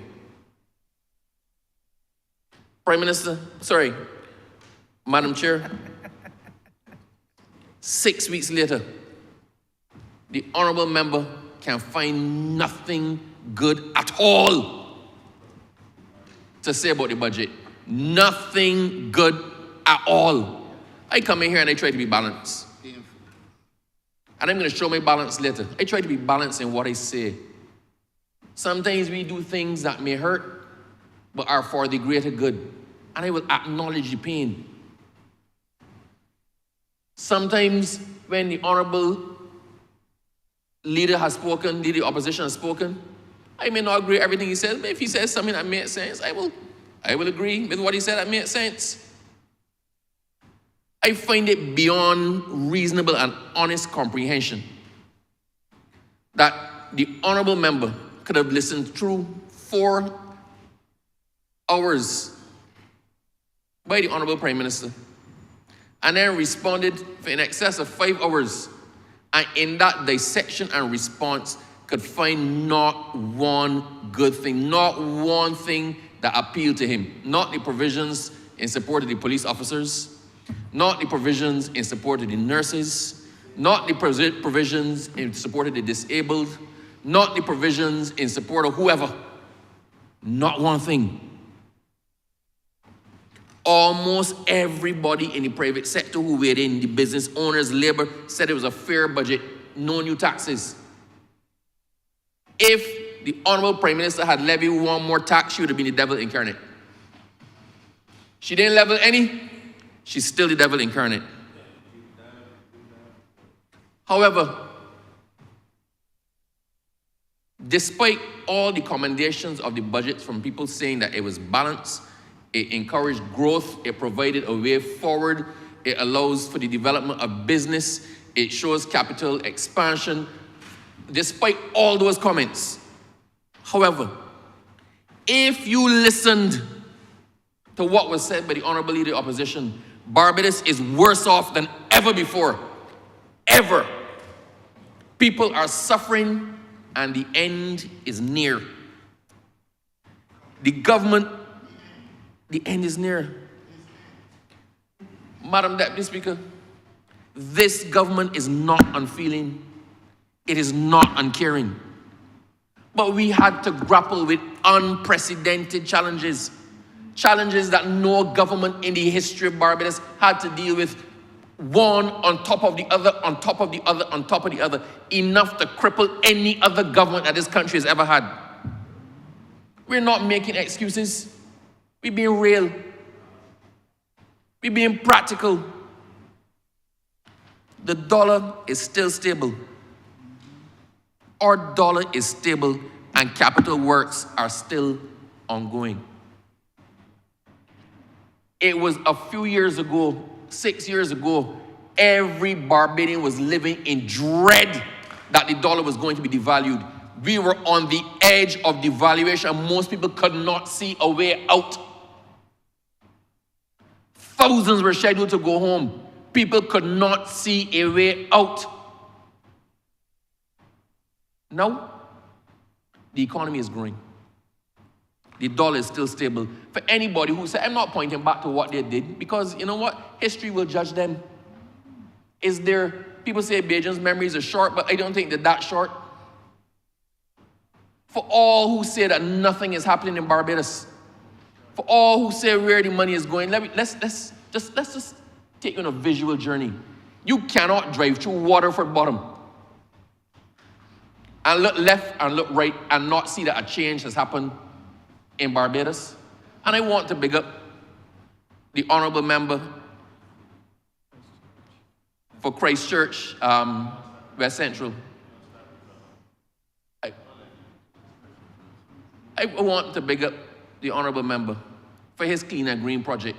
The visual representation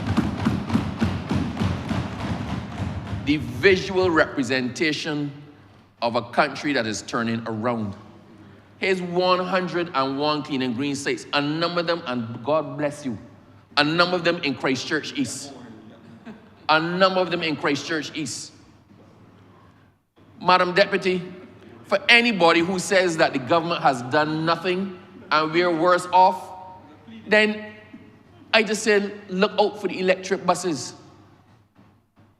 We had a shortage of PSVs, a shortage of public service vehicles across the board in Barbados. We had a shortage of government buses. The Transport Board could not muster a proper complement to service its obligations. Now we have electric buses. Now the biggest complaint is one I heard recently that the AC wasn't working in a bus. That's the complaint now, not that the buses don't come. And you can actually get a schedule. You can actually call the bus terminals. You can call Oisins. The people from Christchurch East can call Oisins to find out when a bus is coming. When is the bus scheduled to leave? We ain't had that before.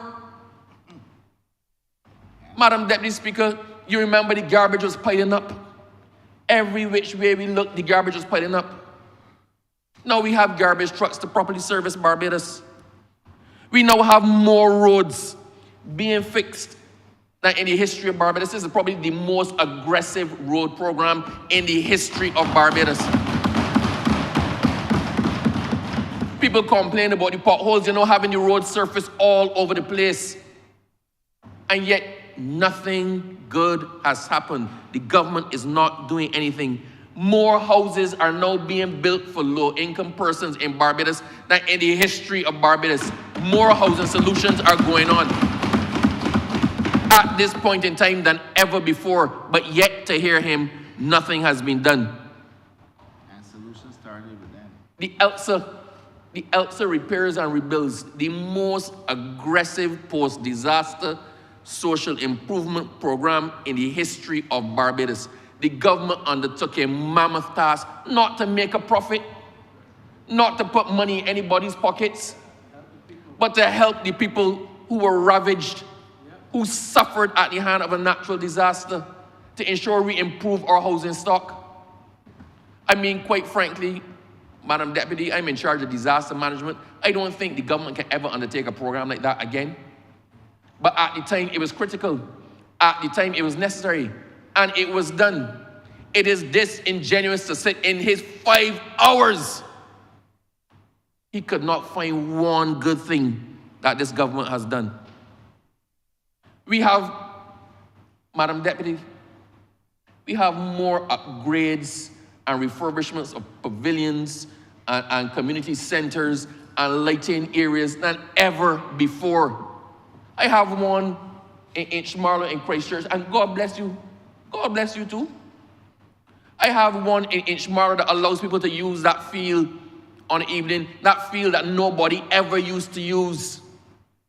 Is now in constant use. 3 football teams have made that their home field. You drive around Barbados, you see people out exercising, utilizing the fields. But nothing was done. This budget, Madam Deputy, is not about promises and unrealistic plans. This is real talk and real works within the context of what can be achieved given the current circumstances here and abroad. Ultimately, we're in this house to serve people, not to grandstand and spew propaganda and conspiracy theories. It is the height of hypocrisy to support policies one day and then come back the next day and criticize the same policies that you supported and you had a hand in backing. It is the height of hypocrisy. As soon as you jump ship and return to where you really belong, you can find fault with everything, even the things that you supported. The programs of this budget, Madam Deputy, will be successful if we explain them to our constituents and then encourage them to make the greatest use of the opportunities and benefits. And I challenge my colleagues, and I also challenge the Honourable Member for Christchurch South. If you are honest with your constituents, wherever it is that you land up, if you're honest with them and you explain to them the budgetary provisions and what is in store for them and how they can make use of what is being provided to advance themselves and their families, we will all be better off. But that requires an honesty from everybody. I'm sure we're going to get it from this side. In persons talking to their constituents, I hope we can get it from the other side, because it is not about self-aggrandizement. It is about helping and supporting your constituents. Madam Deputy, I said it's going to be honest. Every man thinks his burden is the heaviest. right? No matter how much is going on in Barbados, there's some people who have not felt it. Let's be honest. There's some people who have not felt it. There's some businesses that have not recovered from COVID. There's some persons who have not yet caught their feet. It is our responsibility as a government that if the country is buzzing, that we have to find ways to get that money to trickle all the way down to those who need it. It is a particularly sore feeling for somebody if you look at somebody who is now doing well and prospering and you're in the same position. That is our role as a government. We have to get the money trickling down to the small entrepreneurs looking for a break. But Madam Deputy, the money can't trickle down if there's no money. We had to first right-size our economy. We had to get it going back in the right direction.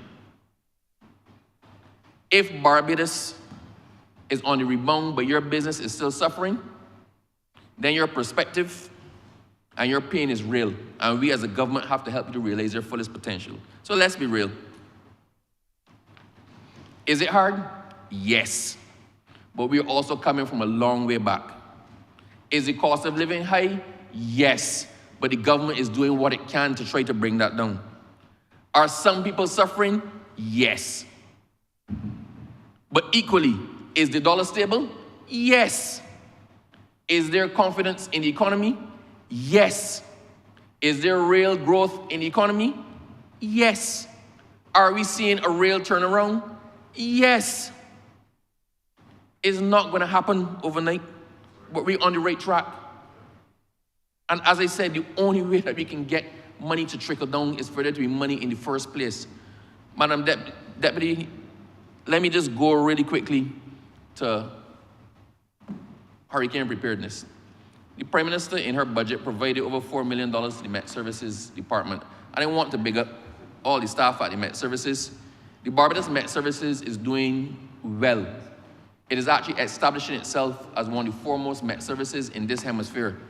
So we no longer are relying on the models and things that you used to get from the National Hurricane Center. We've developed our own models. I say we because I talked to the director of Met, Mr. Sabu Bess. I talk to him probably every single day, multiple times a day in hurricane season. And we have a progressive department that is on the cutting edge. It actually filled my heart with pride early this week to see Cuba, the Met Services in Cuba, using a Barbadian developed model to actually deal with their weather and their weather situations. Why is this important? The one thing that can wipe out every single thing that we've achieved, all of the gains that we've made as a government, all of the things we've tried to do, all of our capital projects, the one thing that can wipe us out in the blink of an eye is a hurricane, is a natural disaster. And this government has put money into the UN-backed philosophy of an early warning system for all. We've put a lot of money in to make sure that Barbadians get the best chance and the earliest possible warning. Barbadians must admit that last hurricane season, they never got as many updates about anything as they got then. It was explained chapter and verse. Explained chapter and verse. Every Bajan now knows what is going on, and we're actually so accurate with it, with the weather stations that we put up around the country, almost 100, to allow us to even pinpoint where it's going to flood. We no longer do a general flood warning. We no longer do a general warning. We are actually in a position to say you expect these rains, a flood warning for St. Lucie, with a red alert, a yellow alert for St. Peter and whatnot. Down to the parish and sometimes even the district, we can actually give people forewarning. And this, madam, is a good thing. But in the area of resilience, in addition, I want to commend the Honorable Prime Minister for keeping the VAT and the duties off of the generators, because that is going to help people to be able to manage the after effects of a disaster. I also want to thank her for keeping the duties off of the water tanks. A lot of people don't yet have them, and there are facilities there through the Water Authority to enable you to get some assistance in purchasing water tanks. But if we cast our mind back to what happened when Elsa swung through, Elsa was a Category 1 hurricane for 2 hours. It barely crested Category 1 hurricane. but it caused tremendous damage across Barbados. People were without water for a significant period, and people were without electricity for a couple of days. We recovered quickly in the grand scheme of things. Within a week, almost everybody in Barbados was connected back to electricity. Most people got it back within 2 days. But I want people to remember the hardship that they went through for the 2 days to the week. I want to remember the difficulty that they had when the electricity was not on to the pumping stations and they couldn't get the water. I want to thank the Water Authority for actually doing their own independent generation to be able to power the pumping stations, even if the national grid is down. But for all Barbadians, we're coming into that time of the year. Hurricane season generally begins on the 1st of June, but nationally and internally, because we're being affected by systems as early as May, we, the government in Barbados, are treating the hurricane season as actually beginning on the 1st of May. I'm asking people who are in a position to do so, look out for yourself. Put on the hurricane straps. There's a hurricane strap program as well provided under this budget. Do what you can to minimize any effects to yourself. It is easy to pay it forward than try to do it on the back end. Madam Chair, my last point. We have to look at initiatives to help people. We've heard about the most vulnerable. We've heard about those who are in difficulty. We know.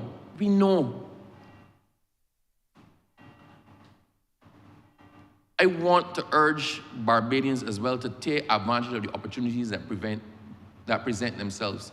Never before has there been this level of training opportunities provided to persons to better themselves, whether through the CBQs, the NTI programs, all the other retraining and retooling programs done by the government to help those who were laid off. All of these programs exist, Madam Deputy. I urge people to take advantage of it. In my own constituency, we just did a CXC Second Chance program where we provided scholarships effectively for 30 persons. If you have no CXC certificates, this allows you the opportunity to be fully funded to undertake the courses and to take the exams for 30 persons. I'm happy to say it was fully subscribed. Can I afford to do it at this point in time? No. Truthfully, it was real hard. But can my constituents afford to wait until another time? No, they can't. So we have to find ways, innovative and creative ways to reach each other and be each other's keeper. So having said all of that, my conscience is clear with the provisions in this budget and these budgetary proposals. My conscience is clear, having come out to the estimates and the honorable ministers who presented and were subject to the scrutiny of the leader of the opposition and the public of Barbados. I am comfortable and satisfied that we are on the right track. It is not going to be easy. We have been through a lot. We've been through 10 years of wastage and squandering and corruption. We've been through natural disasters back to back to back to back to back to back. But we have turned the corner and we are still here.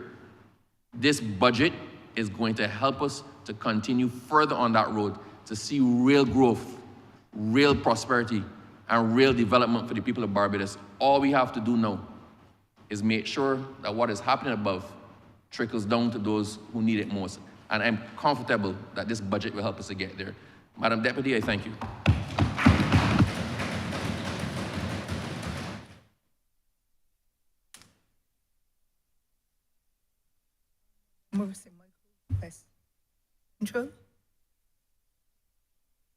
Thank you, Madam Deputy Speaker. And I want to, at this time, also thank the wonderful people of St. Michael West Central who sent me to this chamber, initially to serve their interests as a backbencher, and then later, of course, I joined the cabinet. But in thanking them, I want to say what I always say in every budget speech, that whenever given an opportunity to serve in the government, or in the cabinet certainly, that I would give it my best shot. And I stand here today with that same mantra that I will continue to give this Ministry of Tourism my very best shot.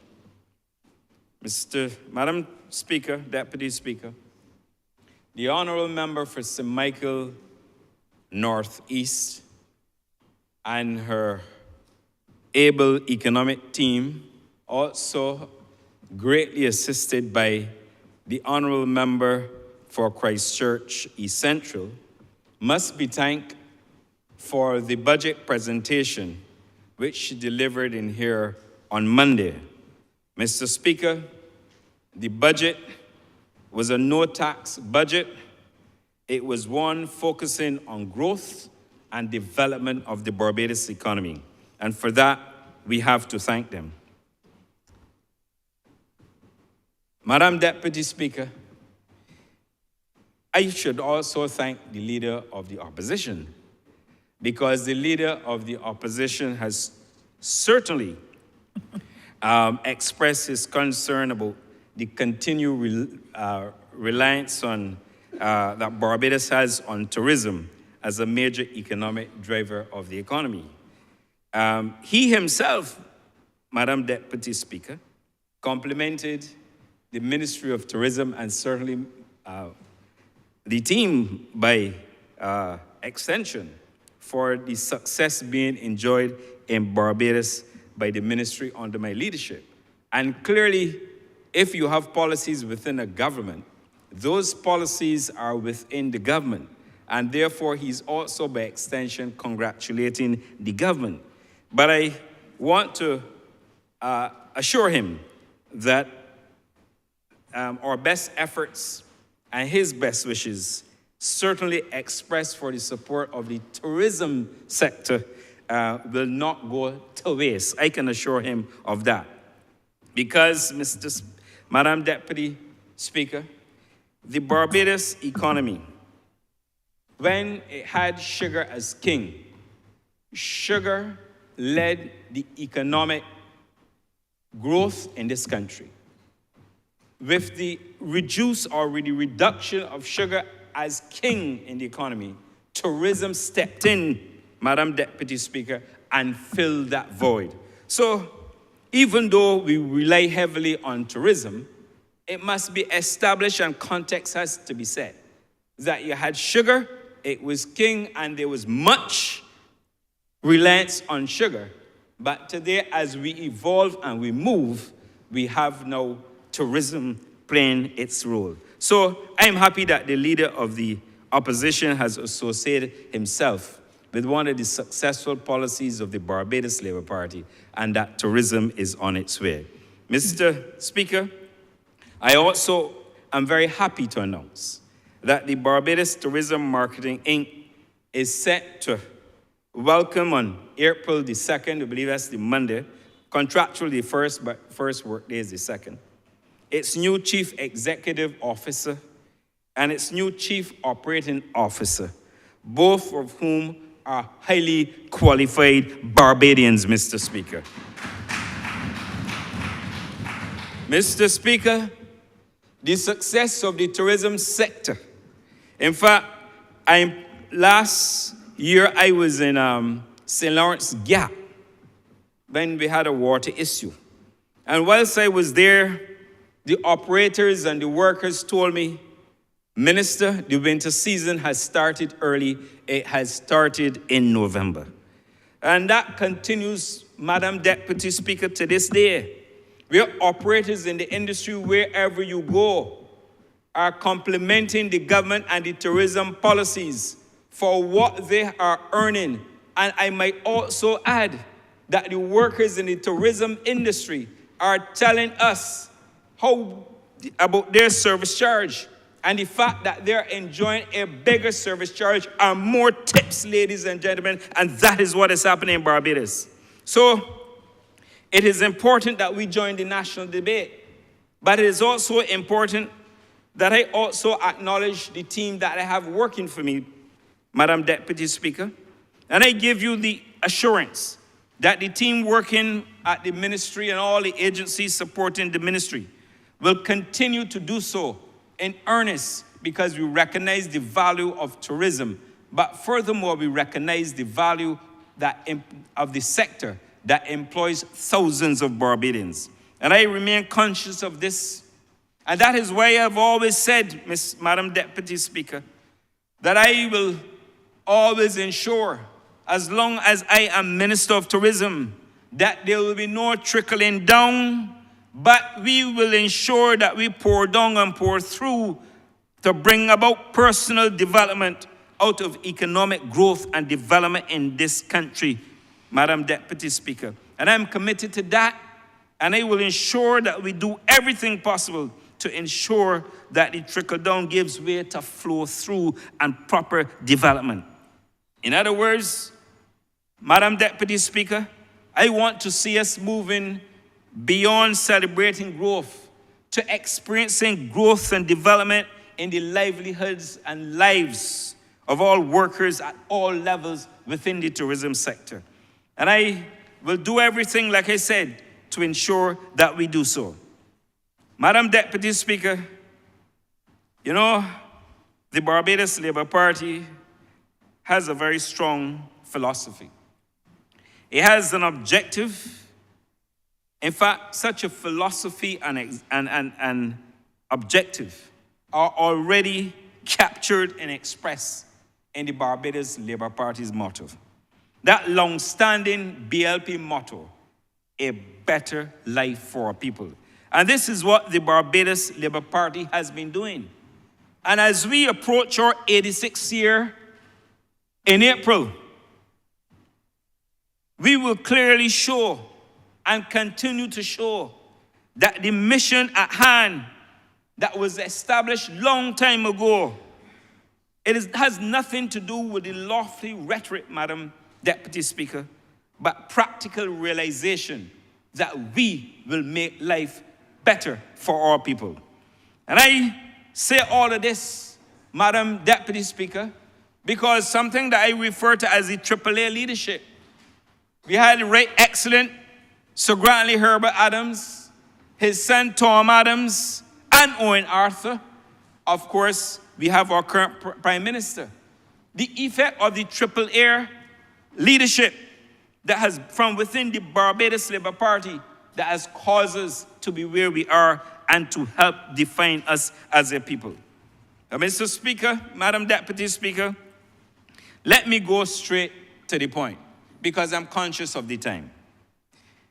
The UK market delivered last year over 243,000 visitors to Barbados. The market surpassed the pre-COVID numbers at 110% of the pre-COVID number. The United States market is gradually recovering to almost pre-COVID numbers. The Canadian market almost did the same, along with Europe and, of course, the Caribbean. But, Madam Deputy Speaker, all of this was driven because we, as I've said before, relaxed all of our protocols in September of 2022. And having relaxed our protocols in September of 2022, airline schedules would have been, and the network planners would have already announced their schedules. The cruise ships would have built their itinerary. But, Madam Deputy Speaker, in 2023, we realized the rebound that we were looking for. Mr. Speaker, I am pleased that the outlook is very, very encouraging for the tourism industry. The seat capacity for 2024-2025 is expanded to expand by over 85,000 seats. In other words, Madam Deputy Speaker, next season, we will, in Barbados, have extra seat capacity of over 85,000 seats in this destination. Madam Deputy Speaker, the growth is led largely by the reintroduction of Delta Airlines from Atlanta and New York, and American Airlines from New York and Philadelphia gateways. And of course, Delta will be flying to Barbados from November the 21st of this year. from New York, that is out of Atlanta, from New York on December the 23rd, 30,000 seats coming from that market. American Airlines from JFK, 30,000 seats. And from Philadelphia next winter, 4,750 seats. In fact, to recognize the historical significance of the return of American Airlines to Barbados, the flight numbers from JFK to Barbados will be Flight 585. And the return flight from Barbados to JFK will be 707. And let me give you history. Flight 585 was the first American Airlines flight to Barbados, touching down at the then Seawell on November 1st, 1975. And Flight 707 was the silver American Airlines jet that came into Barbados and left Barbados. The Canadian market, next winter, and it's important for me to tell what we're doing ahead. Next winter, the forecast is that we are going to increase by 9.2%. The UK, Madam Deputy Speaker, we have done well and we will continue well, and we are going to surpass next winter the targets that we set for this winter season. So the market will experience growth, and we are going to increase by over 44,000 the number of seats into this destination. Aer Lingus, the winter season from Manchester service will continue in the next winter season. The BA will operate their largest and newest aircraft into Barbados, the Boeing 787 Dreamliner into Barbados, with a 10% increase in capacity for this summer to coincide with World Cup. Virgin, as we all know, introduced a double daily from January to March, and their forecast was lower. And I am pleased to inform this chamber that Virgin told me 2 weeks ago that they beat the forecast and we can count on them next winter season. United Airlines announced a year-round service from New Jersey and also from Washington, D.C., resulting in increased capacity. JetBlue launched their first ever midweek service from Boston into Barbados, and American Airlines, as we all know, now has 3 daily flights out of Miami and 1 daily service out of Charlotte. Mr. Speaker, for the avoidance of doubt and to show the stark contrast between this Barbados Labour Party and the Democratic Labour Party when it comes to tourism, let me highlight some things. The Democratic Labour Party was in control of this government from 2008 until 2018. And Madam Deputy Speaker, can I tell you that under the Democratic Labour Party's watch, and I can call them out, they lost American Airlines from Puerto Rico into Barbados April 2011. They lost Dallas-Fort Worth on August 2012. They lost the American Airlines New York flight on the 14th of January 2014. They lost Gulf Airways on the 27th of August 2016. They lost Delta New York on the 2nd of April 2016. They lost Avianca on the 31st of July 2017. And they lost Delta Atlanta on the 12th of August 2017. And the Democratic Labour Party want to talk about empty seats. Well, I am ready for the discussion, and I have not revealed my hand yet. I am not a lawyer, but I have not revealed my hand. Madam Deputy Speaker, and they want to talk about Gawler empty seats and paying for empty seats. Well, let me tell the House this. They paid over, and we had to pay the bill, Madam Deputy Speaker, $13.5 million that they owe Gawler that they didn't pay. And we, this Barbados Labour Party, along with millions of other debts that they left for us, had to settle. And they're talking about, want to show examples? Well, I've said that the Democratic Labour Party lost at least 7 flights into Barbados. I told you about the Puerto Rico, I told you about Dallas, I told you about New York, I told you about Gulf in Brazil, New York, Delta, New York, Atlanta, Delta, and also, Delta and Avianca. Mr. Speaker, stark contrast, what have we done? Since we came to office, this Barbados Labour Party government, we added Aer Lingus from Manchester. It's going to be on its third rotation into Barbados next winter season. We brought Copa Airlines from Panama to Barbados, started with 1 flight. Now we have 4 flights, Madam Deputy Speaker. We have Conviesa from Venezuela.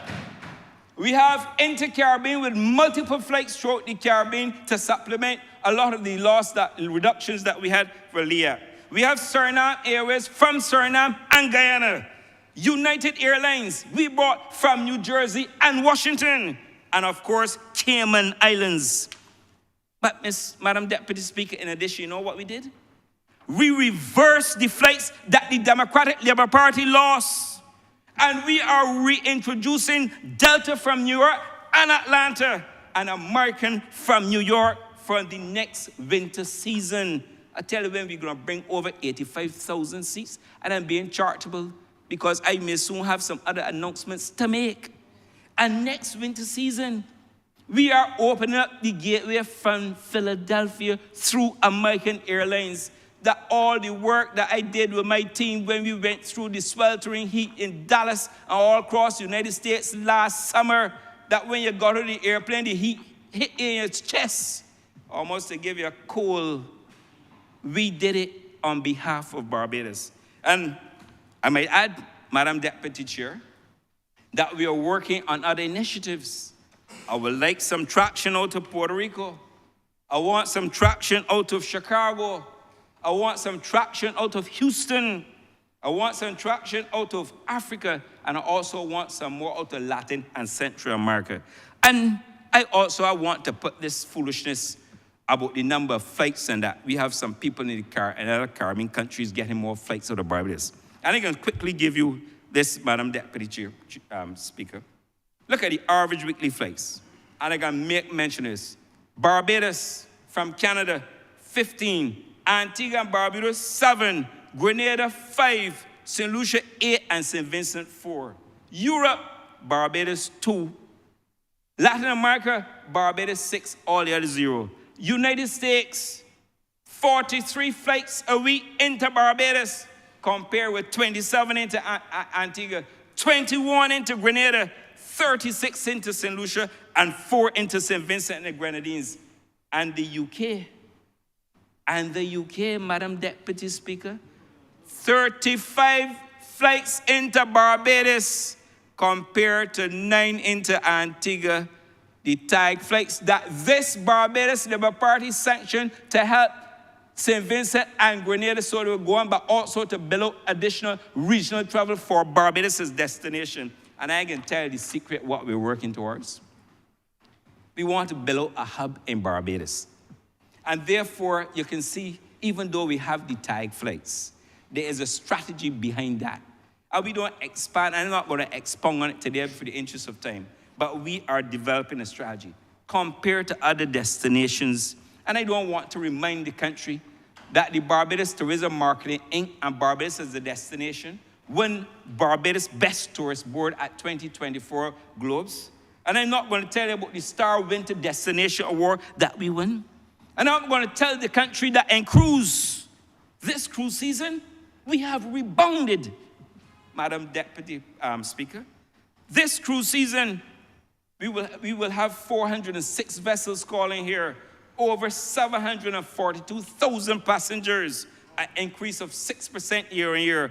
And in the summer, I am pleased to let the country know that summer cruise has returned, and therefore we anticipate 24 calls with close to 50,000 cruise passengers this summer. I can also tell you that the cruise ships, and when I met with the 4 presidents about 2.5 weeks ago, they told us, don't worry, we love your destination, we love your people. Norwegian Cruise Line, the newest Prima vessel, came to Barbados with 3,000 plus. Virgin Voyages came to Barbados for the first time with their first inaugural call on January 16th, and MSC Explorer and the Norwegian Viva as well. And talking about how important to help build out the economic state of this country, and how important we had 184 calls last season. This season, we have 178 calls. growth, with a registered 26% growth in the home importing market.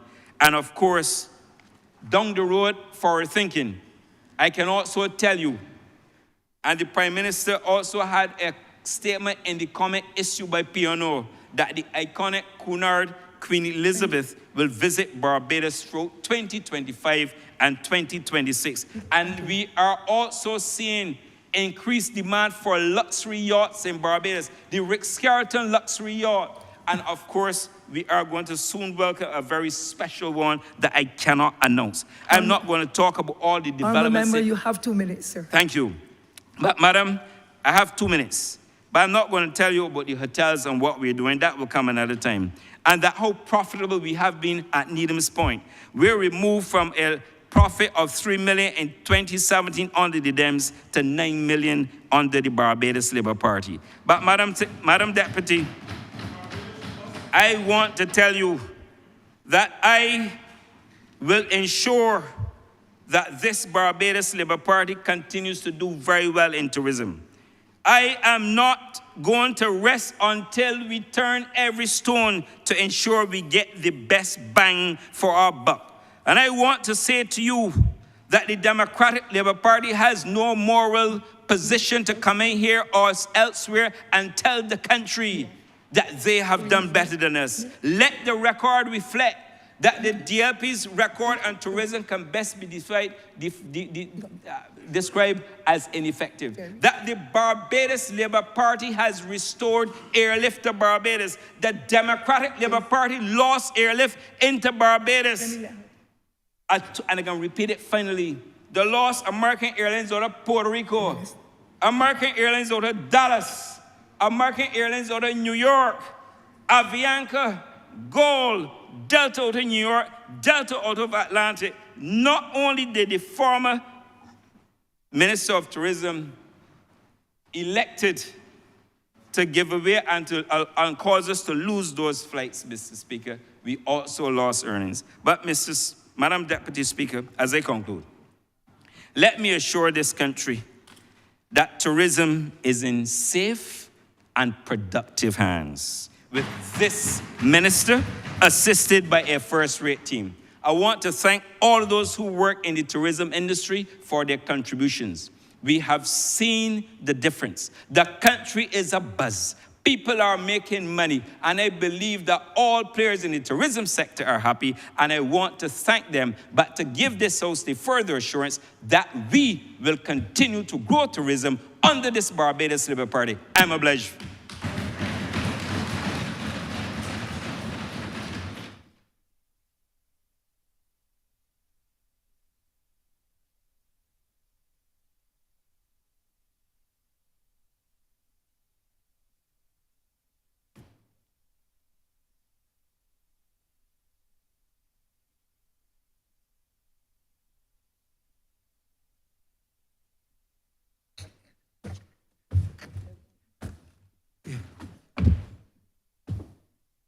Honourable Member for St. Joseph.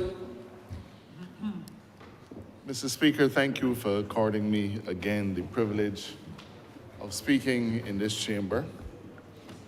And this particular budget is of especially great interest given the entrance of a new player on the landscape. Mr. Speaker, it would have been easy to ignore the speech of the Honourable Member for Christchurch South. It would be. It was remarkable only for its length. The Honourable Member waxed philosophical and cited all kinds of classical scholars, and he told the leader of this party, the Prime Minister, I am better at English than you. Well, I would like to refresh his memory about something called a brutum fulmen, a thing full of sound and fury signifying nothing. We had 5 hours of that yesterday. Truth is, Mr. Speaker, it was even embarrassing for those people who came here to support him because one by one, they all slunk away out of the chamber in total discuss. The honorable member waxed biblical, and I feel I must point out to him that his speech was characterized by 3 of the 7 deadly sins, and when taken as a whole, it added a 4th. Mr. Speaker, those deadly sins, I think you would recall the deadly sin of pride. And throughout his speech, it was clear that there was an excessive belief in his own abilities and to his skill and qualifications, the sin of pride. And the sin of envy, I feel, was perhaps more obvious than any other because he couldn't keep the title Attorney General out of his mouth. Every 8 words, he was referring to the Attorney General. So it must be that there's something that they have that he wants. So he's guilty of the sin of envy. Mr. Speaker, he's also guilty of the sin of sloth. The sin of sloth, Mr. Speaker, is the sin of laziness. But we are not surprised because when he sat on this side of the chamber, he was never here. When he was here, he was sleeping. He showed no interest in following any of the things that the government was doing. And in fact, Mr. Speaker, you know that it is sloth when he does not even remember that the former leader of the opposition read the same article about a white oak in a budget not long ago. His speech characterized laziness of thought and absence of duty. Mr. Speaker, the member for Christchurch South quoted Shakespeare many times, and there are 2 other quotes that are attributed to Shakespeare, Mr. Speaker. One of them is that talkers are not generally good doers. That's a warning. But the other quote attributed to Shakespeare, better to be king of your own silence than slave of your word. Mr. Speaker, the Bible, which he also quoted freely, has a passage which said, by your words you will be condemned. The honorable member had everything negative to say about this administration. He had everything negative to say about everything that we've done. In the words of the member for Christchurch, for St. George South, the honorable member has hitched his wagon to the horses of the Democratic Labour Party. And he's done so with great pride and aplomb. But there's a downside to that, Mr. Speaker. Having hitched his wagons to the horses of the Democratic Labour Party, he has become the face of the Democratic Labour Party, not just in this chamber, but also in the country. He has become the face of the most corrupt political party in modern Barbados history. He has become the face of wastefulness, callousness, and mismanagement. So the honorable member for Christchurch South must now claim everything that the Democratic Labour Party did as his own.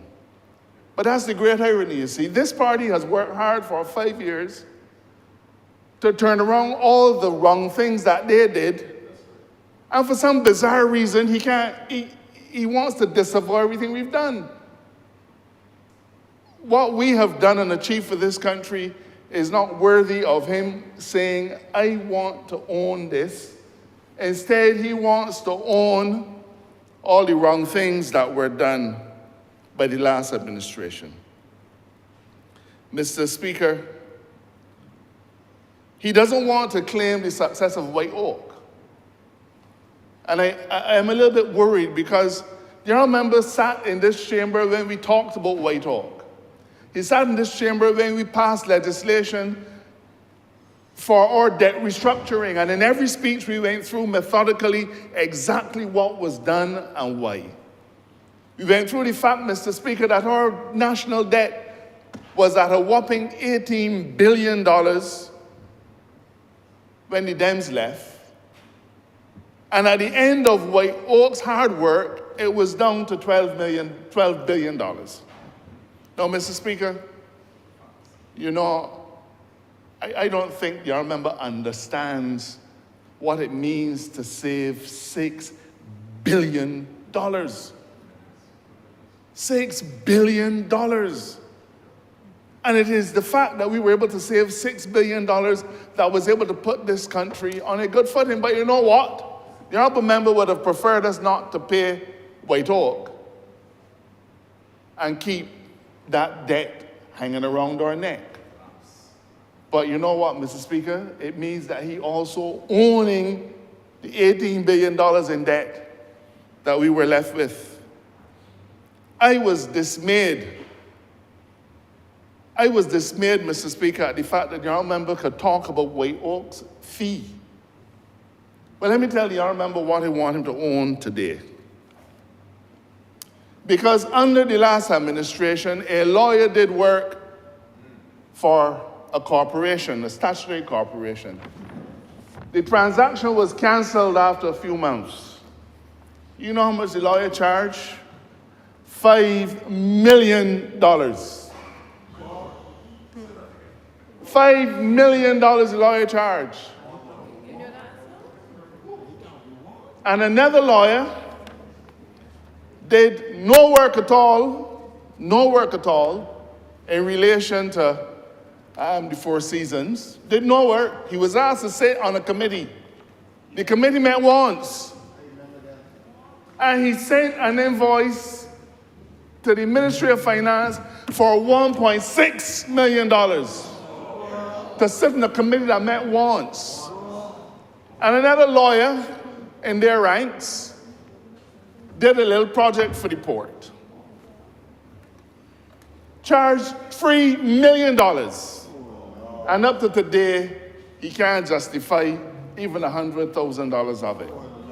And then there are other lawyers that he now has to own as his kindred spirits, who charge another 1.6 and another 1.6 there.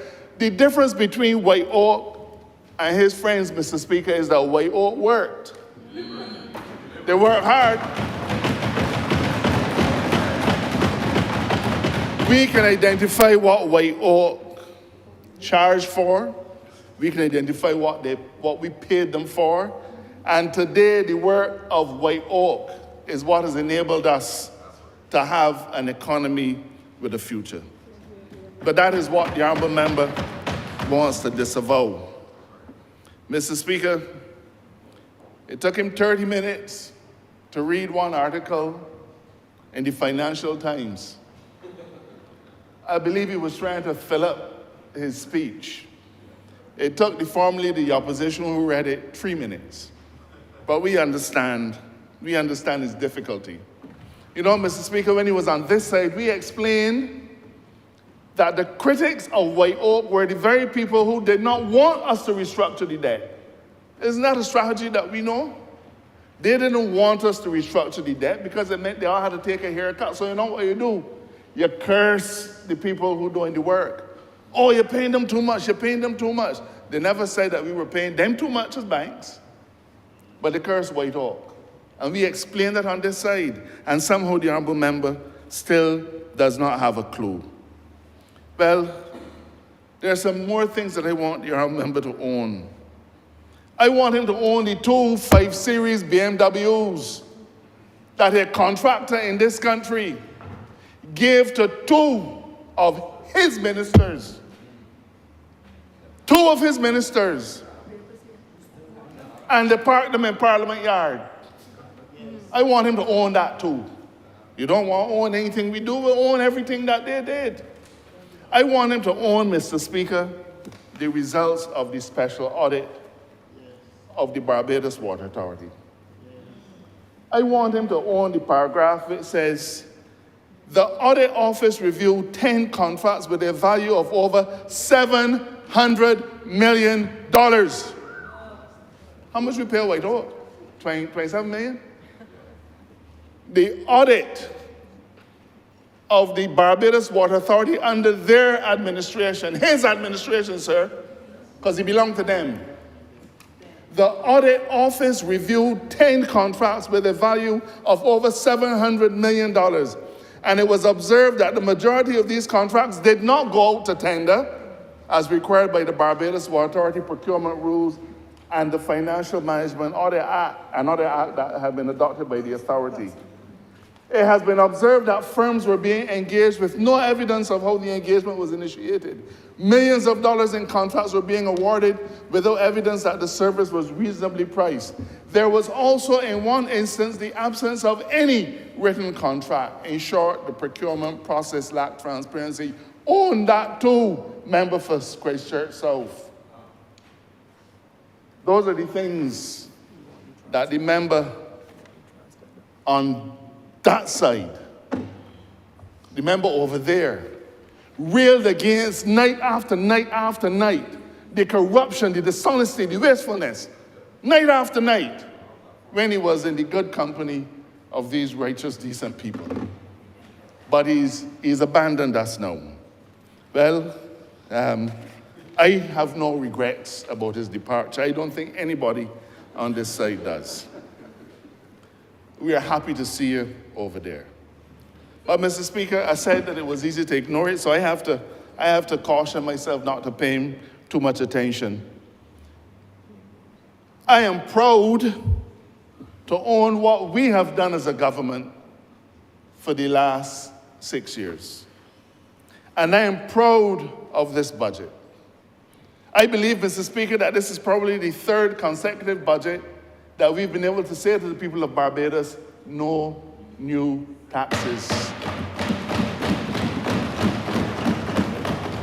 When I was trying to stay awake while the honorable member was speaking last night, I went back to the 9 or 10 budget speeches given by his party when they formed the last administration.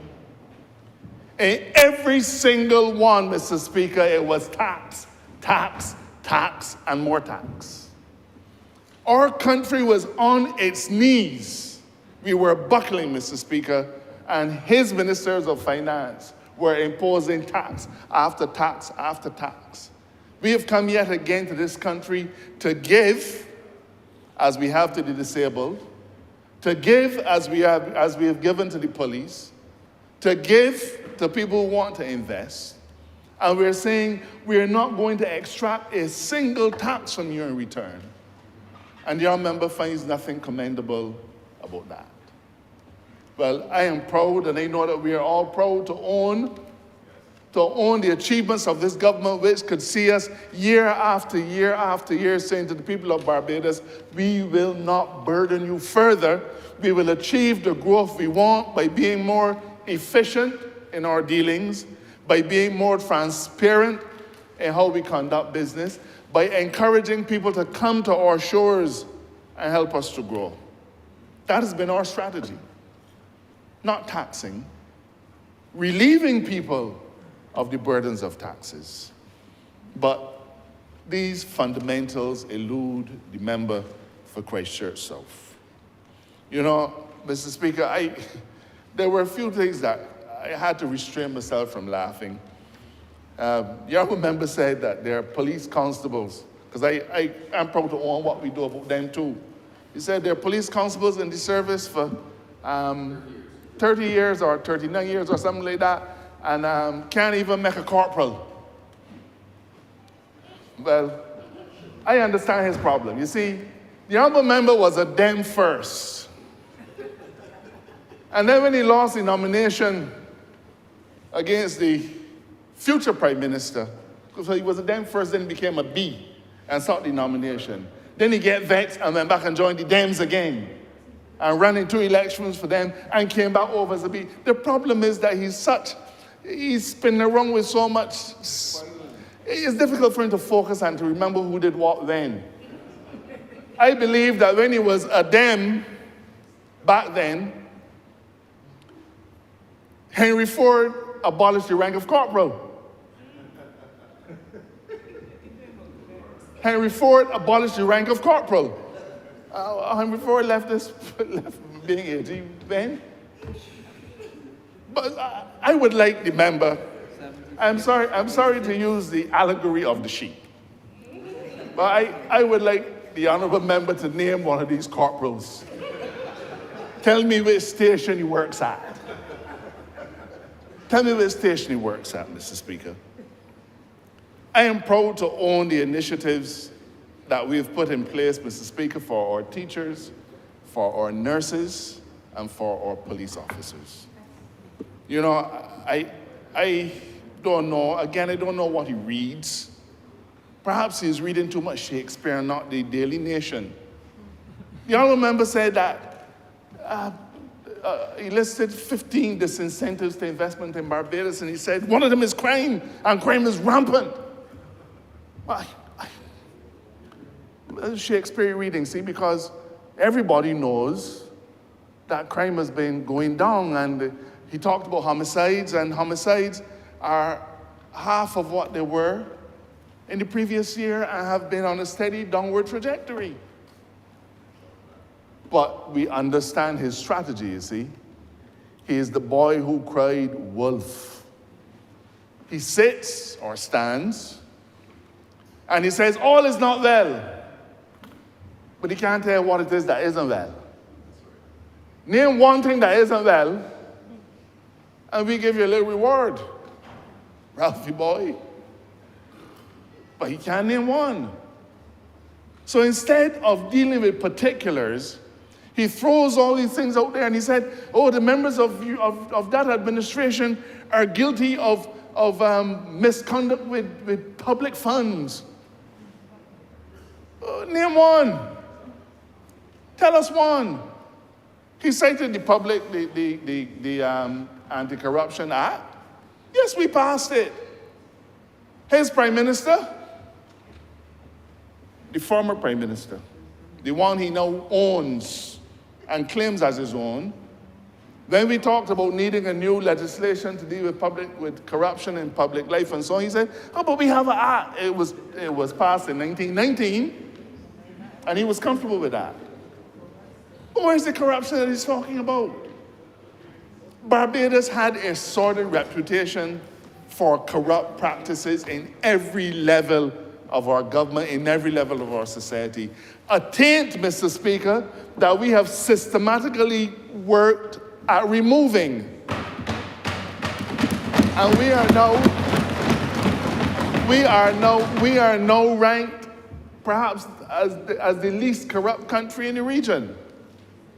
Not because we say so, but because the international community has been able to look to see exactly what we've done and what we've been doing.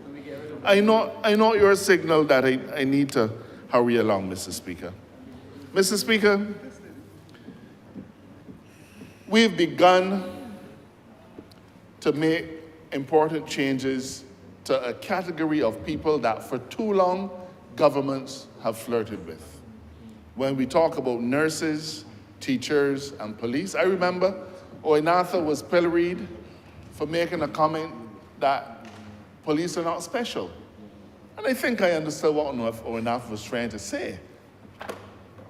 But the fact of the matter is that those three professions really are the pillars of our society.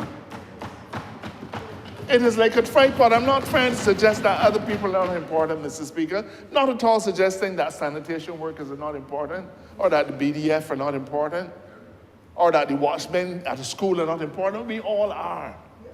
But when we take those, the honorable member talked about the duumvirate.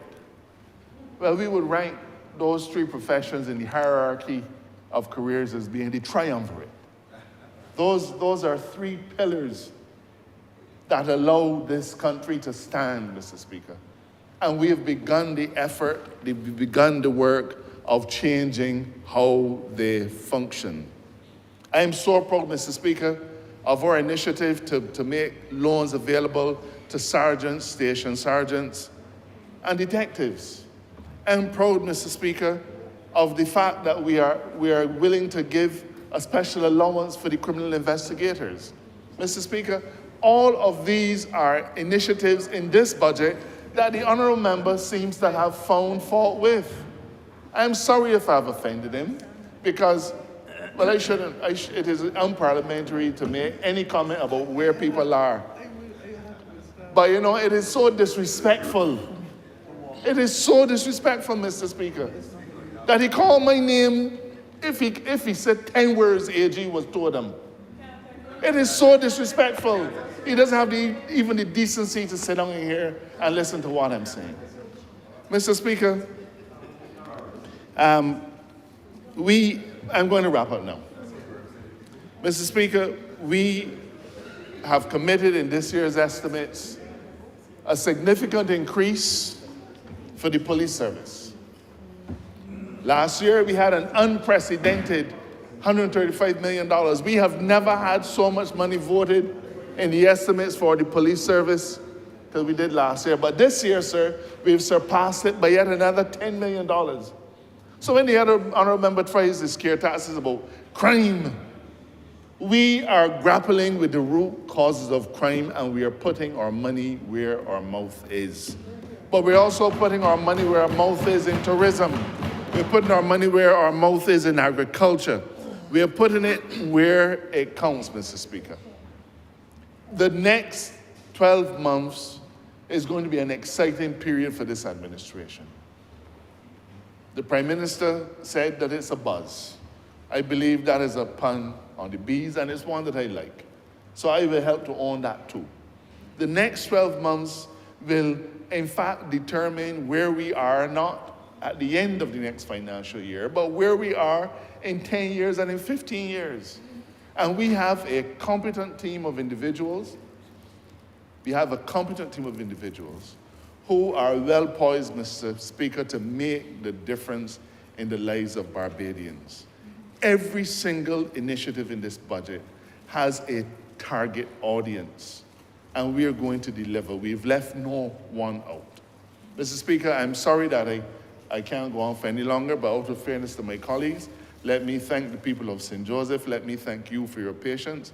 And most of all, Mr. Speaker, I want to say that we stand unified and committed to the causes that are important to this party: good governance and a people-centered governance. I'm obliged to you.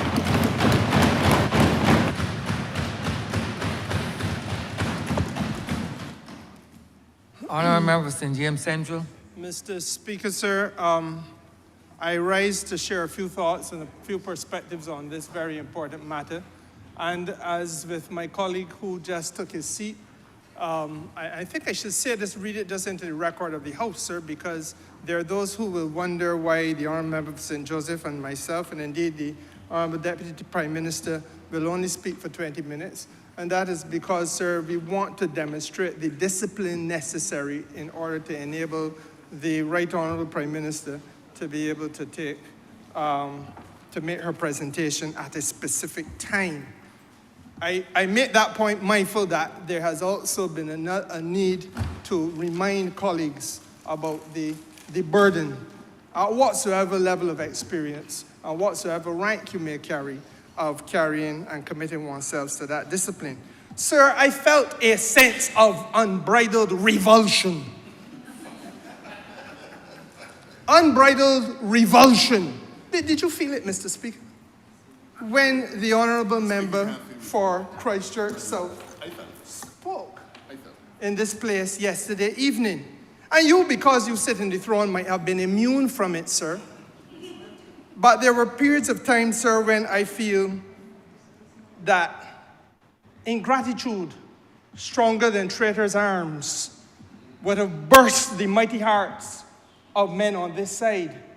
People who stood shoulder to shoulder with the Honourable Member and helped him to come to this place. When politically naked, they clothed him, treated him as a vulnerable member of the team, and assisted him.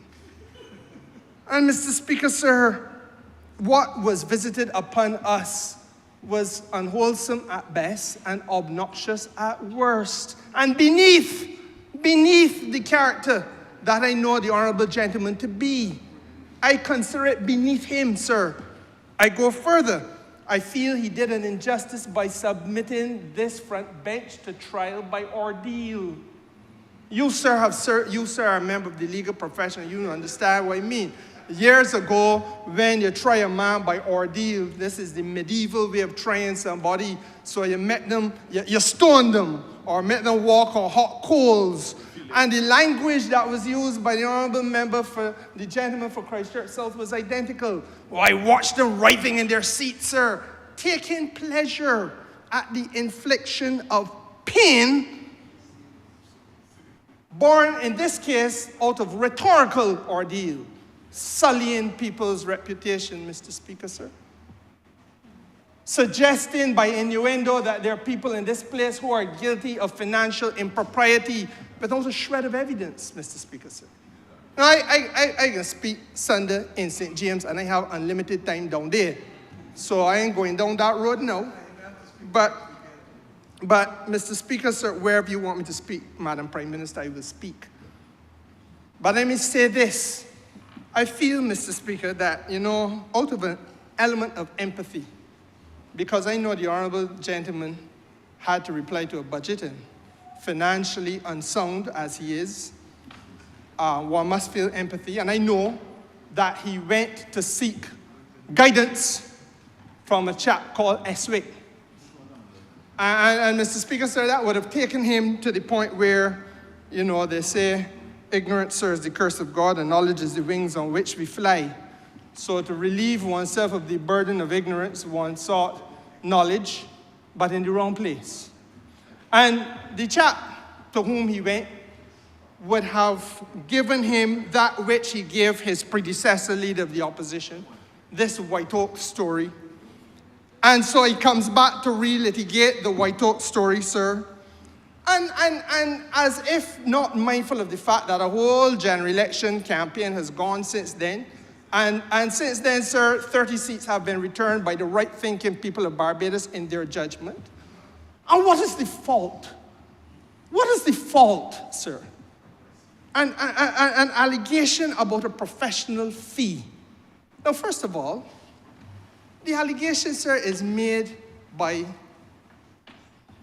I can be very blunt about it, because I do not know how self-respecting black people in 2024, especially those that I hold in high regard, how do you reduce yourself to come to the People's Parliament?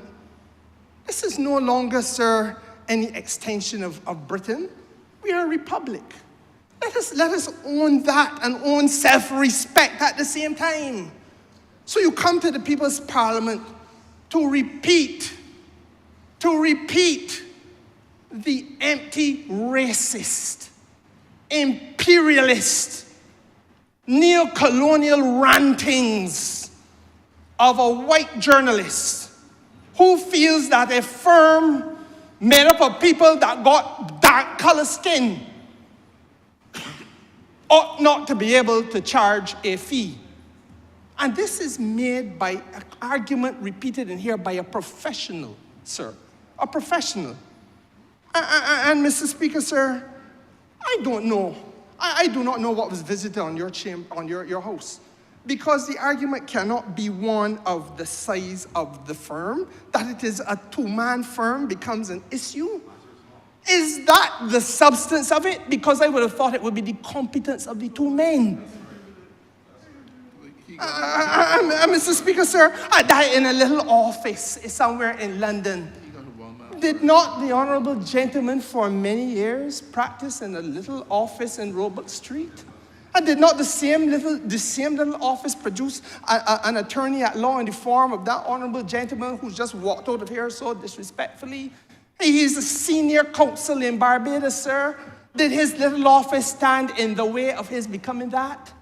So what manner of fecal matter has been visited on this place? Now, Mr. Speaker, sir, I want to be very clear about the matter, because we are now at a point, sir, where 61 electoral exercises have taken place in this country. And in those 61 electoral exercises, the people of Barbados, in their wisdom, have determined that not a seat in this place is going to the Democratic Labour Party. By means outside of those 61 electoral exercises, the Democratic Labour Party has found itself with a seat in this place. They must be held to the standard that this place has become accustomed in their absence. And in holding them to that standard, Mr. Speaker, sir, I begin by saying that I, for one, will not be subjected to any pupillage by that honourable gentleman on this question of financial impropriety and what he calls the likelihood of corruption. I listened to him very well. He didn't have any evidence, so he couldn't charge anybody with corruption. Talk about the likelihood of it. I am not submitting myself to pupillage on it, Mr. Speaker, sir. And why? Because on the evening that the gentleman from Christchurch South became leader of the Democratic Labour Party politically, because they have an administrative leader, I do not know what that means. I presume he orders the toilet paper and so on and so forth. But on the evening that the honourable member became the leader of the Democratic Labour Party, his first order of public business was to go to Ellerslie School, where he shared a public platform, where he shared, hear me, sir, he shared a public platform with an ex-convict who was incarcerated for corrupt practices. I am not taking any pupillage, because the very first signal that he sent was one of acceptance and association. Now, Mr. Speaker, sir, I go further. I want to say that this government must take no pupillage, because the honourable gentleman who sits to my immediate left, the Attorney General of Barbados, has presided over the most abundant suite of anti-corruption and integrity in public life legislation in the history of this 385 years of Parliament, sir. In the history of this 385 years of parliamentary democracy in Barbados. Right here, this government, that Attorney General. So, Mr. Speaker, sir, let us be very clear on that. Now, I do not know why he would go and subject himself to pupillage from SWA. I mean, why would you reduce yourself to being called the pit bull's poodle? Why would you do that? Why would you subject yourself to that? And Mr. Speaker, sir, then the other indignity is one that I take personally, because when you humbug my constituents, I feel it. And he should have left out Lancaster. I do not know what his vexation is, sir, with Hope generally, because I'm still to understand that. But I want, Mr. Speaker, sir, to say that the innuendo about land at Lancaster that originally cost $18, but that was transferred for $2, sir, I want to understand from the honourable gentleman what is sinister about a government in the interest of the people, especially the ones in St. James who asked me to come in here and speak on their behalf. What is sinister, sir, about capping the cost of the land so as to make it more accessible by those people?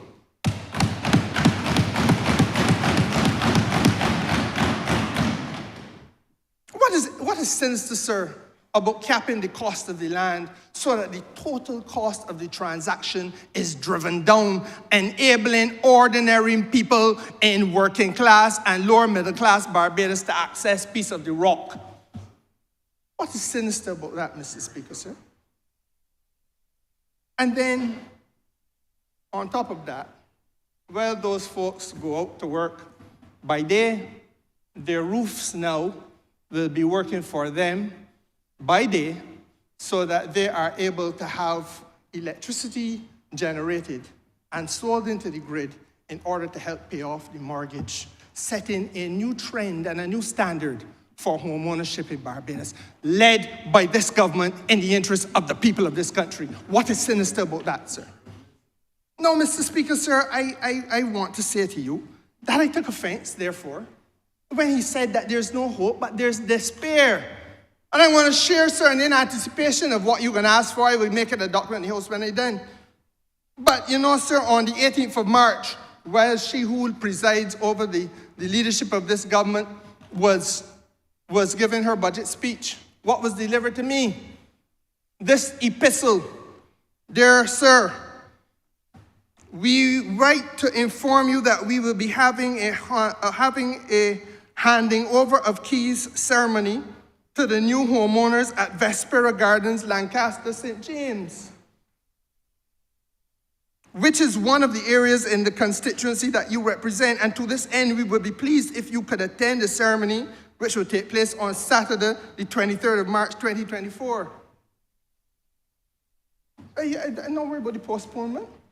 I am simply saying, Mr. Speaker, sir, that these people that he says have offered no hope and only despair are at a position now where they are writing to me as the MP to say, brace yourself, Star, to come and put on your finery because people in your constituency will be getting housing solutions. And what is happening down there? 161 houses in Lancaster, Mr. Speaker, sir. And on average, therefore, you may have probably two owners to every house. So you are in a position, sir, where we're having 322 people who will now be beneficiaries. And if the honorable member wanted for a moment to live up to that which I believe he has in him, but for some strange and probably perverse reason he does not want to express, analyze the issues in Barbados. The simple issue around this, sir, is that a year and a half ago, the Honorable Prime Minister went down there and launched that project. And within 3 days of the Prime Minister launching that project, sir, there were 3,000 applications for those 161 houses in the office of the Minister.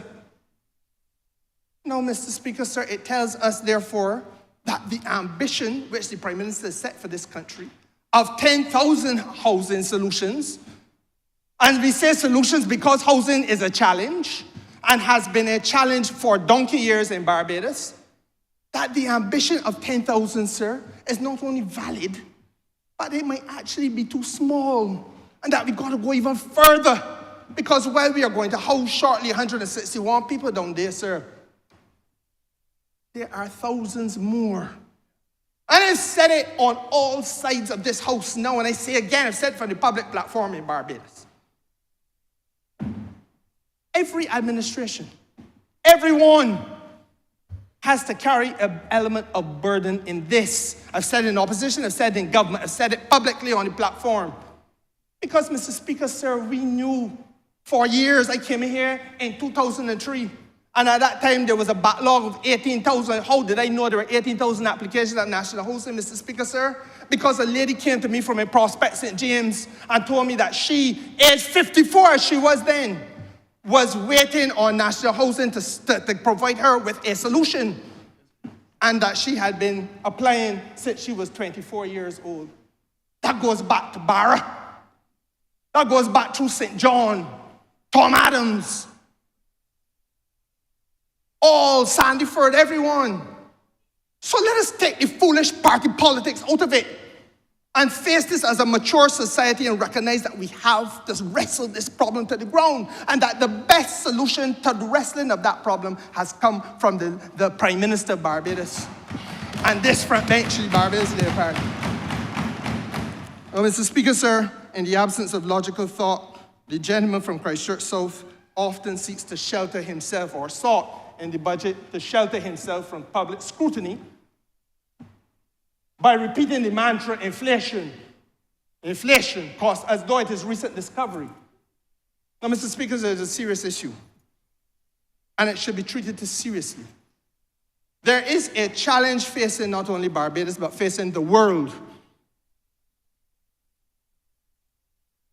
Inflation, sir, globally, has been estimated to be running at around 10%.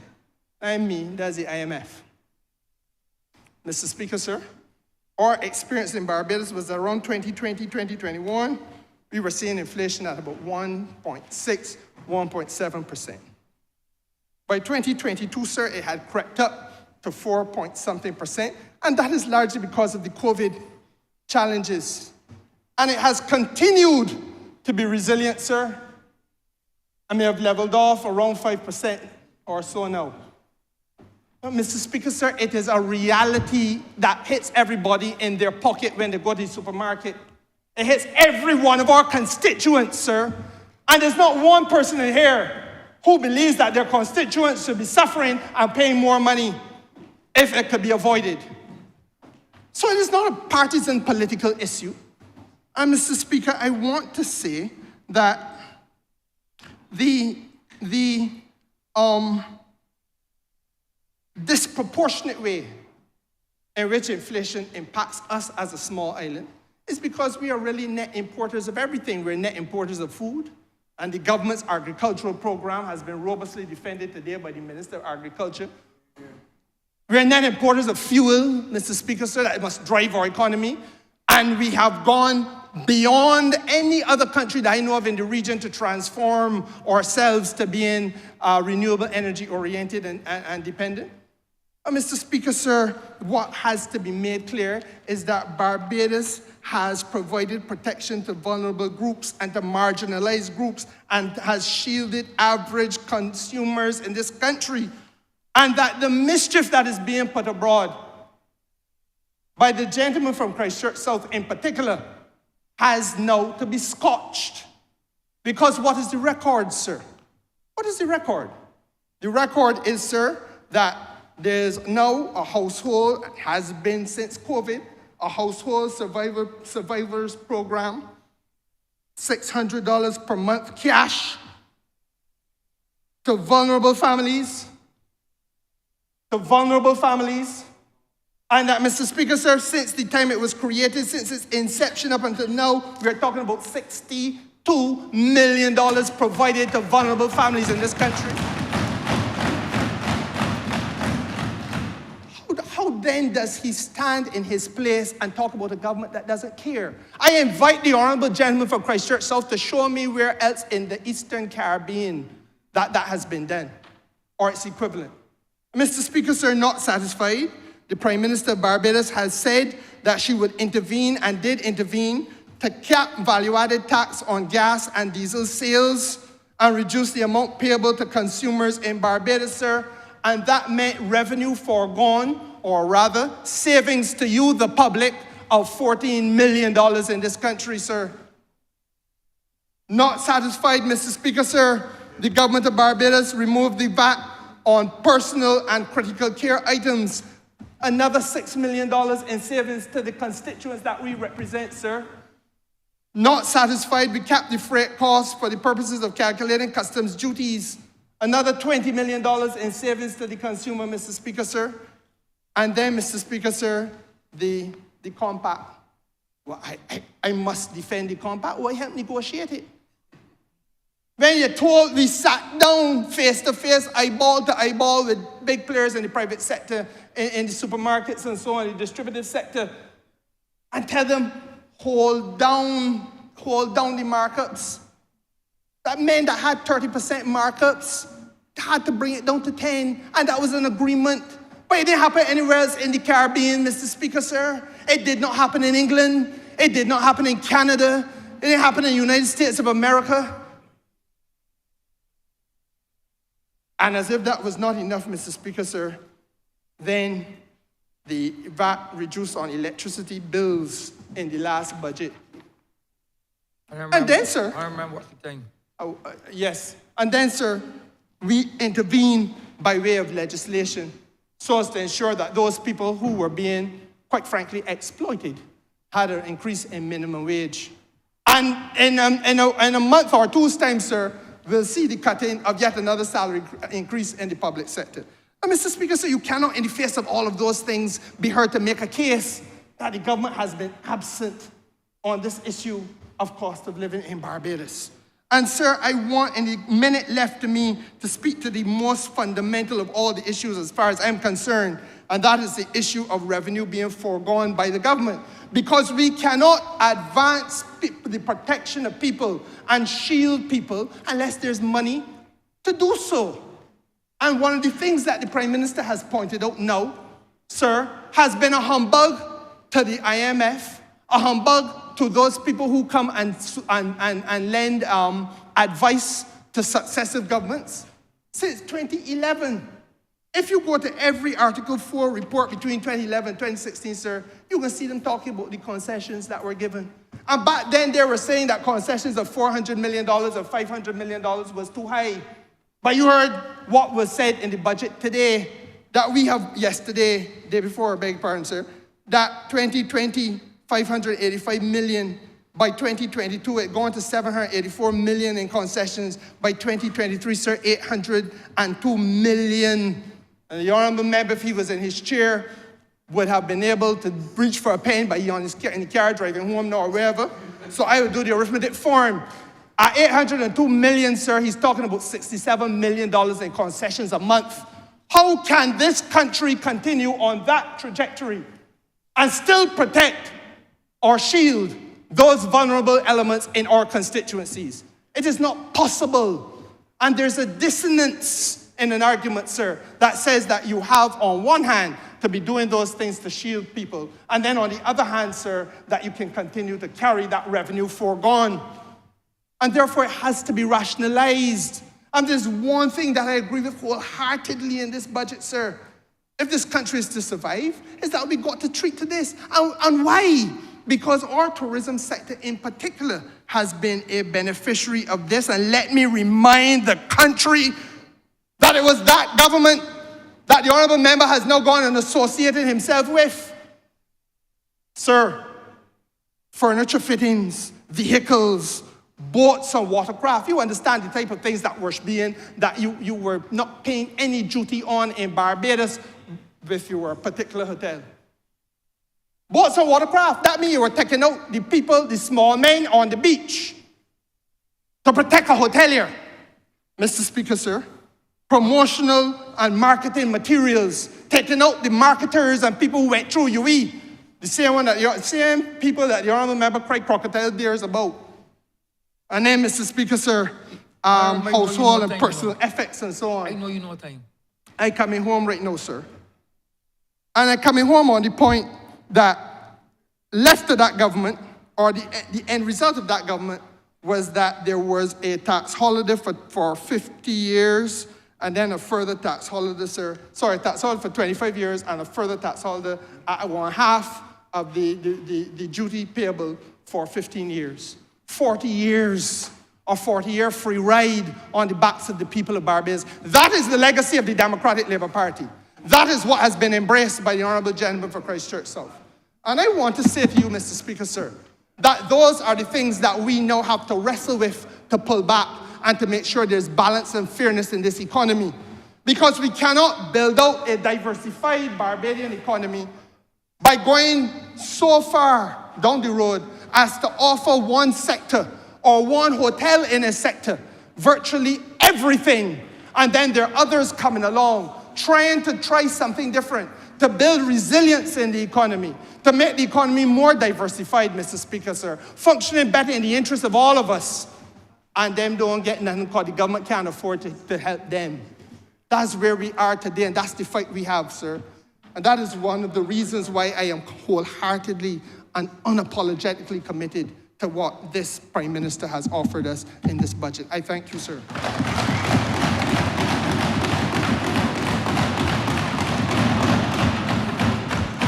Honourable Member, Mr. Michael Sophis.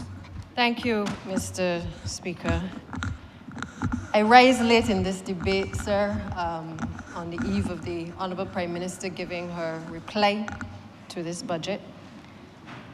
Having had the opportunity to hear all of my colleagues over the course of the last 2 days express, as I will this afternoon, sir, my own frustrations, having to listen to the Honourable Member for Christchurch South deliver his reply to this budget. Those frustrations, sir, are very real because I know that while some will agree that everything is not perfect that we are doing, that everything that we set about to accomplish, we have not yet accomplished. It is frustrating because I think all 29 of us appreciate that we constantly get up every single day to support the Honorable Prime Minister in the mission and in the vision to be able to make life better for all Barbadians. It hurts, sir. It hurts from a place where we have seen what we have inherited, and it hurts from a place where we have seen the struggle to get to where we are today. It hurts when a member from this side decides that having really not spent any time in the parliamentary group contributing significantly in this Parliament of Barbados can stand yesterday and criticize every aspect of this administration's policies. Everything, every proposal that was mentioned in this year's budget, sir. As if he had in no way collided with any of the policies, any of the interventions. And I want to say, for the avoidance of doubt, Prime Minister says it all the time, if people don't want to speak to things that they don't agree to, that is a matter for them in the cabinet. But this Prime Minister that leads this country on many occasions will ask persons if they have a problem with anything. She will go across the room and ask each individual member, whether in cabinet or in the parliamentary group, one by one by one, how do you feel about this? What is your position on that? And give them an opportunity to say how they feel. If they choose not to say, sir, we cannot read minds, and neither can the Honorable Prime Minister. But we have now had to sit in this honorable chamber and get this tongue lashing about the policies of the Barbados Labour Party and of this administration, sir. And it is unfair. I will not stand here and say that we have executed everything that we are supposed to do. I will not stand here and say that people out there still don't suffer. But show me an administration where people did not suffer. Show me an administration that is different to this one, where in this administration we are trying to transform a country against a backdrop where we have inherited significant debt, sir. Against a backdrop where we have had to work every single day to turn this economy around. Where we have, yes, engaged consultants because we recognize, as we have said, that we have skills deficits. And if we have to go for the best minds and the best brains, Barbadian or otherwise, sir, I believe that this administration must be unapologetic for the steps that we take to do so. We can justify the actions that we have taken to be able to turn this country around. And it may not always sit well with everybody what we may have to pay for services, sir. But the truth of the matter, I know the Prime Minister is going to deal with it. That we can see an economy that is growing. We can hear the tourism sector, that in the arrivals and the performance of this sector is doing well for this country to be able to trickle down to the other sectors so we can pay our bills, sir. I am the beneficiary through the Ministry of Public Works of the 30 million that was able to come to the ministry for us to be able to do an accelerated mill and pave program in this country. And why, sir? Because the country was able to see levels of growth. And this Prime Minister, the Honourable Member for St. Michael North East, has said to us repeatedly, if I get enough money, I'm going to give you a little bit more money to be able to do some roads, sir. And in the last 2 months, because we said repeatedly, the Ministry of Public Works cannot do road works between July and December, because what we have seen in terms of our pattern is that we are dealing with climate change and we are getting heavy rainfall and we cannot do what we would want to do. But what we have done is we've been planning, sir. And that is why when the Prime Minister snuck up on me in the middle of the night and said, Minister, you're getting 30 million to do what you're doing, we could hit the ground running. And regardless of whether it was in the parish of St. Lucie, St. James, St. Peter, Christchurch, all across this country, sir, has been touched by the accelerated mill and pave program. And for those who are asking the question, what happened with Highway 7? That is starting from Rendezvous, going towards Oyston, sir. That is starting as well. And you would have seen the works that have been done down from Old Town to Speightstown, sir. We have been working. We have made sure that we've got all of the designs and the tendering for the designs done and started in relation to Highway 7. We have been working on Highway 1, which regrettably didn't get off the ground when it was supposed to, but we have now been able to get that process started so that as soon as we can finish the sewage project on Highway 7, we are able to get going as well on developing Highway 1 and the road works, sir. Sir, it has not been easy as Minister of Public Works. I have spent the last 2 years out in fires with potholes, and again, we have had to outsource in order to be able to make sure that MTW becomes more efficient. And so I will just take a second to talk about this. Part of the transformation is about taking a different approach. It is about making sure we do things differently, making sure people are held accountable. That people don't just, as Prime Minister keep calling me and telling me the men throw down the asphalt in the road and they didn't lay it down properly. Sir, it is about changing a culture that has been allowed to get out of control, and we are going to continue to do it and to hold people to account. Those who are getting hazard allowances and they are not involved in any hazards, it got to stop. Where they're traveling, and when I drive across the length and breadth of this country, they're claiming travel allowances, sir, and we are finding that people are still having problems in community. It got to stop. We are holding our people accountable because, you see, this budget is about transformation. This budget, if we are able to grow the economy, will allow the Ministry of Public Works to do all the things that every single member in this chamber is constantly asking us to do on behalf of their constituents. That is why we need the growth in the economy, sir, and that is why I support this budget. But as I sat here yesterday, I had to listen to the Honourable Member for Christchurch South speak to issues, cast aspersions on people's characters. You know, they say who the cap fit, let them wear it. And sir, I felt at one point like the cap was trying to fit on my little bald head, because I believe that from across the other side, he was trying to put a cap on my head.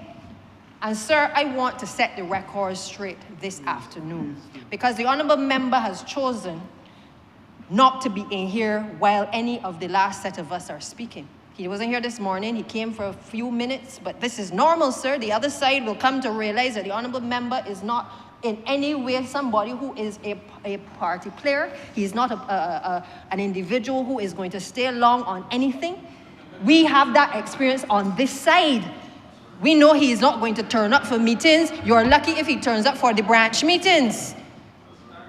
You're lucky if he goes into any constituency wherever he chooses to run.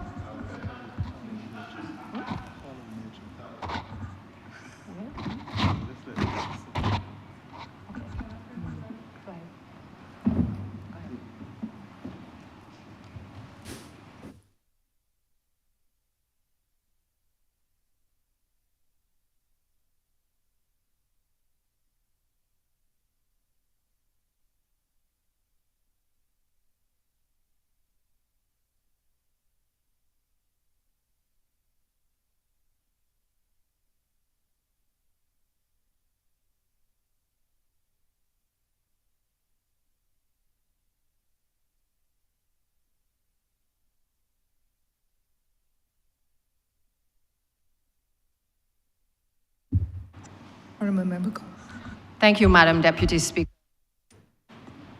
I'm mindful we just had to change over, so thank you for that. But Madam Deputy Speaker, the Honourable Member for Christchurch South has pulled the lioness's tail, sir. I don't trouble anybody. Members on the Democratic Labour Party side who know me know I am fair. Anybody in this country across the length and breadth of Barbados can call me for anything. When I speak in this chamber, sir, from the time I have spoken in the Senate, I have always said we must get the best and the brightest for this country, regardless of whether they come from the Barbados Labour Party bosom or whether they come from the Democratic Labour Party. Sir, I stand by that. So whether it is the head of the QEH, whether it is the head of the BTMI, whoever it is, sir, I don't care. We deserve to have the best in this country. But when you approach now and you start to talk and cast aspersions, sir, on my character and other members of this chamber, I take great offense, sir. And I want to take you through a few things, and just bear with me for a few minutes, sir. The honorable member spoke to a matter which engaged public attention in this country. He spoke to a matter which engaged attention and was the talk of the town, that people spoke about checks, that a matter before the criminal courts implicated a certain member in this house, sir. And all in this chamber and all who have ears know that in recent weeks, we had the situation at my constituency office where a check was delivered to the office by a person who wanted to make a donation to my charity. Didn't reach out to me, didn't say anything, sir, beforehand. But before there could be any communication with me, that individual left the check at the office, and the next morning, the check was stolen, sir. I have from the outset said to the entire country, I declare my hand, I said, I do not know nothing about no check. I have never seen any check. I do not know what it looks like. I don't know what the gentleman's signature looks like, sir, because I did not see it. For the honorable member for Christchurch South, knowing that he has privilege in this chamber, sir, to come to this place, to pretend as though he can skip and skirt around the law and profess that he can read from the Prevention of Corruption Act, quoting Section 8.2, giving an impression that I've taken something, sir, in some way that would lead to an aspersion on my own character, sir. I say it is unfortunate. It is unfortunate, sir, because I got a grandmother who taught me that he who is without sin cast the first stone. I came up with a grandmother who told me that you shouldn't call the pot shouldn't call the kettle black. He also said in this chamber, sir, that we come to this job with reputations that are not always savory. And in his very smirkish way, he said, I'm not here to embarrass anybody. We must act with a sense of decorum in this place, sir. Well, I'm going to act with a sense of decorum this evening, and I'm going to act in a way where I will not embarrass any member, but I will put the facts before this house for the people who are in this chamber and for all Barbados to appreciate that the man who speaks needs to be unmasked in this chamber. Because we do not recognize him as a voice of the people. He was never a voice of the people on this side. He was never a voice. You heard the young lady who spoke, the old lady who spoke about how he treated to her in relation to her disability, the woman who nominated him. We heard about that. We heard within the first few days of him coming to this place, sir, the aspersions he cast on the homeless society, sir. On homeless people in this country, making it seem as though the work of the people at the shelter had been reduced to singing lullabies and reading bedtime stories, sir. That is the person who is the leader of the opposition and the leader of the Democratic Labour Party, sir. That is the person who I want to unmask this evening, sir. And I said, I am sorry he is not here, but I know he can hear my voice, sir. Because I have in my possession, and I must tell you that, the other saying my grandmother always told me is that those who know you are not all dead. Those who know you are not all dead. And Madam Deputy Speaker, as I drove home last night, you know, I listen, I hear what he said, I sit down and I take it in. But as I drove home, I got a text message. And the text message indicated to me, DPM, when you get home, something been left at the house for you. Because I don't like how the leader of the opposition behaved. I don't like the allegations towards the Honorable Prime Minister that she said, case closed, after you indicated you had no dealings with this check, that you didn't give any contract to the gentleman who made the donation, that all you tried to do from the time I have known you is to make sure that poor people in this country get a little something to eat and that they can breathe a little better, sir. So the message, I'm looking at this message and I'm saying, what is this now? I got to ask my security, what is that going on? I got to be concerned about what is left. But I said to myself, you know, all who know you are not dead. Because as I walked into the house, I was able to pick up an envelope with a couple documents, sir. And I have a couple questions for the leader of the opposition and for the party that he serves and the people who serve with him. Because I suspect that what I'm about to disclose, sir, they may have got wind of it. I don't know where else it went yesterday, but they may have got wind of it. And as I sat here, I watched each of them make an exodus out of this room before the honorable leader of the opposition finished speaking. It wasn't the president of the Democratic Labour Party, it was the former president of the Democratic Labour Party, sir. It was even one of his honorable senators that he just appointed. They didn't have time to hear what he had to say. And the truth is, we sat through it painfully, but we sat through it because that is what we do. We came here to listen to the concerns that he will express in here. But the truth of the matter is, sir, that the document that I read from, and AG, Honourable Member for St. Joseph, I want to tell you that by the end of this session, I'm going to have some work for your people to do. Thank you. I read from a letter dated November 29, 2009, addressed to the Commissioner of Police, Police Headquarters, Coleridge Road, Bridgetown. It says, "Dear Sir, the attached mayor's report was prepared and presented to the Board of the Urban Development Commission in response to their request to investigate reports made by clients of the Commission. The Commission is of the view that the report points to activities that might be considered as maladministration at best. While we are aware that any accusations made that connect individuals to them may lead to conclusions about the individual's behavior or character, not to invite your investigations could deem the Commission irresponsible. Some of the matters included in the report have created tension between the Commission staff and the tenants, and some of them remain incomplete. We therefore urge your office to move quickly to have any matter raised in the report fully investigated so that the Commission can make a determination on the way forward. Your prompt attention is appreciated and anticipated. Yours truly, Derek Aline, Director of the Urban Development Commission." And many of you may wonder where this is going. I call the names because I come to this chamber with a sense of decorum. I come here not to embarrass, but I know that the author of this letter also has supported the Honorable Leader of the Opposition, and I believe was here present yesterday as well in support of his presentation, and is also one of two individuals who were former General Secretaries of the Democratic Labour Party. And therefore, the report that I am about to refer to, Madam Deputy Speaker, is a report which was authored by none other than Geisa Mears, also another General Secretary, former General Secretary of the Democratic Labour Party.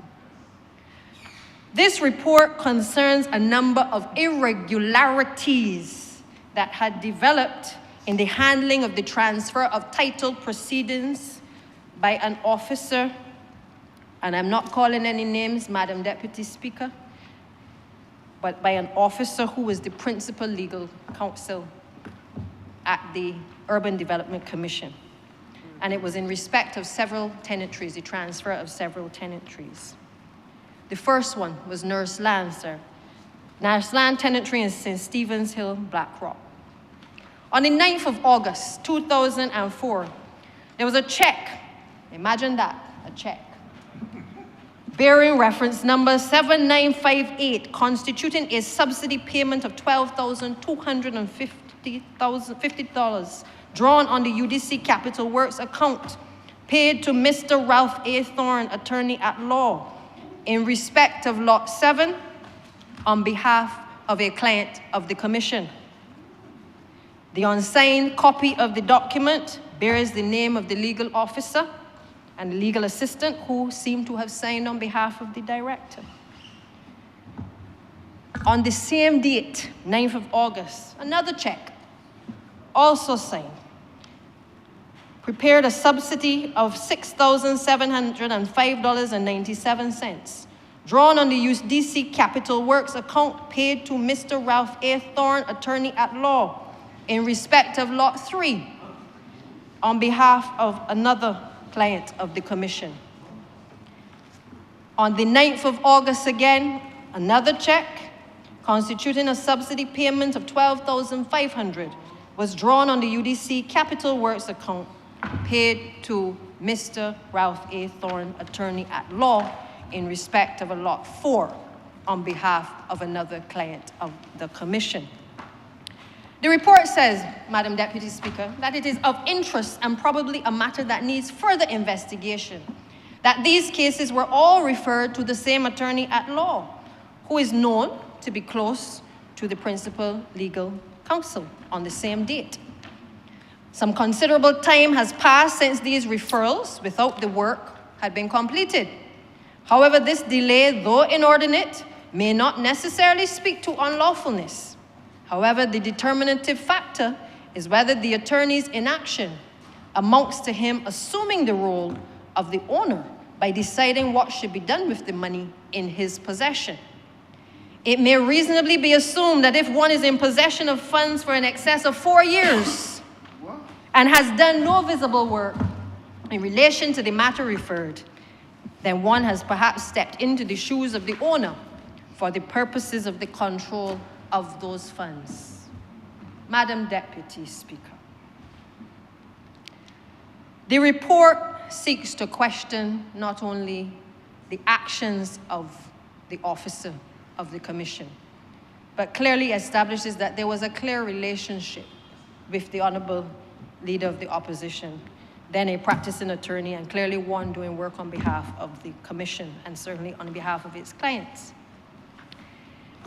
The issue, however, though, was whether each of the beneficiaries freely chose Mr. Thorne as their legal representative. Because as I will go on to show to this chamber and those who have ears, that in a few instances, the clients did not even know that Mr. Thorne was their representative in the matter. But then again, I suppose, Madam Deputy Speaker, this is similar to his constituents, because if you don't engage with your constituents, it is unlikely that in your legal profession you are engaging with who are supposedly your clients. It got so bad, Madam Deputy Speaker, that the report goes on to say that one way to get out of the above mess might be to withdraw the subsidy support for these 3 beneficiaries and ask that the monies advanced be returned to the commission within a set period. This would bring an end to the blame game and make the attorney fully liable for the return of the funds. Madam Deputy Speaker, why would the attorney hold the funds for 4 years and do nothing? It raises that question as to whether the individual freely chose the Leader of the Opposition, or was it the Leader of the Opposition chosen for those individuals? Questions that I asked her, ma'am, are whether or not these monies were ever paid back as well. Because as I read at the outset, the letter went to the Commissioner of Police for further investigation. And I'm not aware that any investigation took place, but I am happy for the Honorable Leader of the Opposition to clarify otherwise. I couldn't understand in the course of the debate yesterday, Madam Deputy Speaker, why Lower Burnie, the fact that the Honorable Member for St. George South and I had a meeting, and we talked to the residents of Lower Burnie and to the residents of St. Michael Southeast about this administration easing the pressure in the Pinelands area in particular, where it is densely populated, would offend his soul. Why was this meeting so important to him? But then I realized that it had nothing to do with the policy of this government as it related to Hope. When I read this report, I realized that Lower Burnie was also a subject in question, that there were also clients from the Lower Burnie's area. And I will start here by explaining Lower Burnie's was not technically part of the Urban Development Commission. But in this scenario, the commission acted along with the principal officer and the Leader of the Opposition to act on behalf of clients who were purchasing lots in the Lower Bernice area. Madam Deputy Speaker, I will not get into the rightness or the wrongness of that action. Suffice to say that clearly there was an intention to allow these persons to be able to purchase. The actions were done, and therefore those people obviously had a legitimate expectation that the leader of the opposition would so act on their behalf. The facts are, though, that the principal legal officer advanced a government subsidy of checks to Mr. Thorne on the 19th of March 2007 concerning lots 9 and 10 in Lower Bernie. The accompanying letters were signed by the legal officer, who stated that the checks were expected to be held in escrow by Mr. Thorne, pending delivery of an executed copy of the conveyance in these matters. The report goes on to say, in the opinion of Mr. Gyson Mears, it is not common practice for money to be sent to another in order that it can be held in escrow pending the delivery of completed work. That this may have been peculiarly motivated may be evidenced by the fact that 2 years later, the documents awaited have not yet been delivered, and the monies forwarded have not yet been paid to the named beneficiary. They want a sniff test, Madam Deputy Speaker, because this one is not passing the sniff test. It goes on to say that they doubted whether proper procedure had been followed. It questioned the fact that the practice at the commission was for the commission's principal legal assistants to prepare the conveyance in matters of this nature, which would then be forwarded to the attorney at law who is acting for the tenant.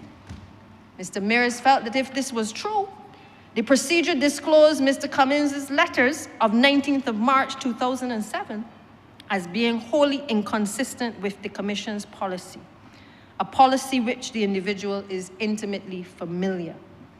It was felt that it was hard to put this odd development down to a lack of competence or difficult to understand it as negligence, for negligent behavior grounded in carelessness would hardly give birth to an action that goes contrary to well-known existing policy. The only option left seems to be some form of dishonesty.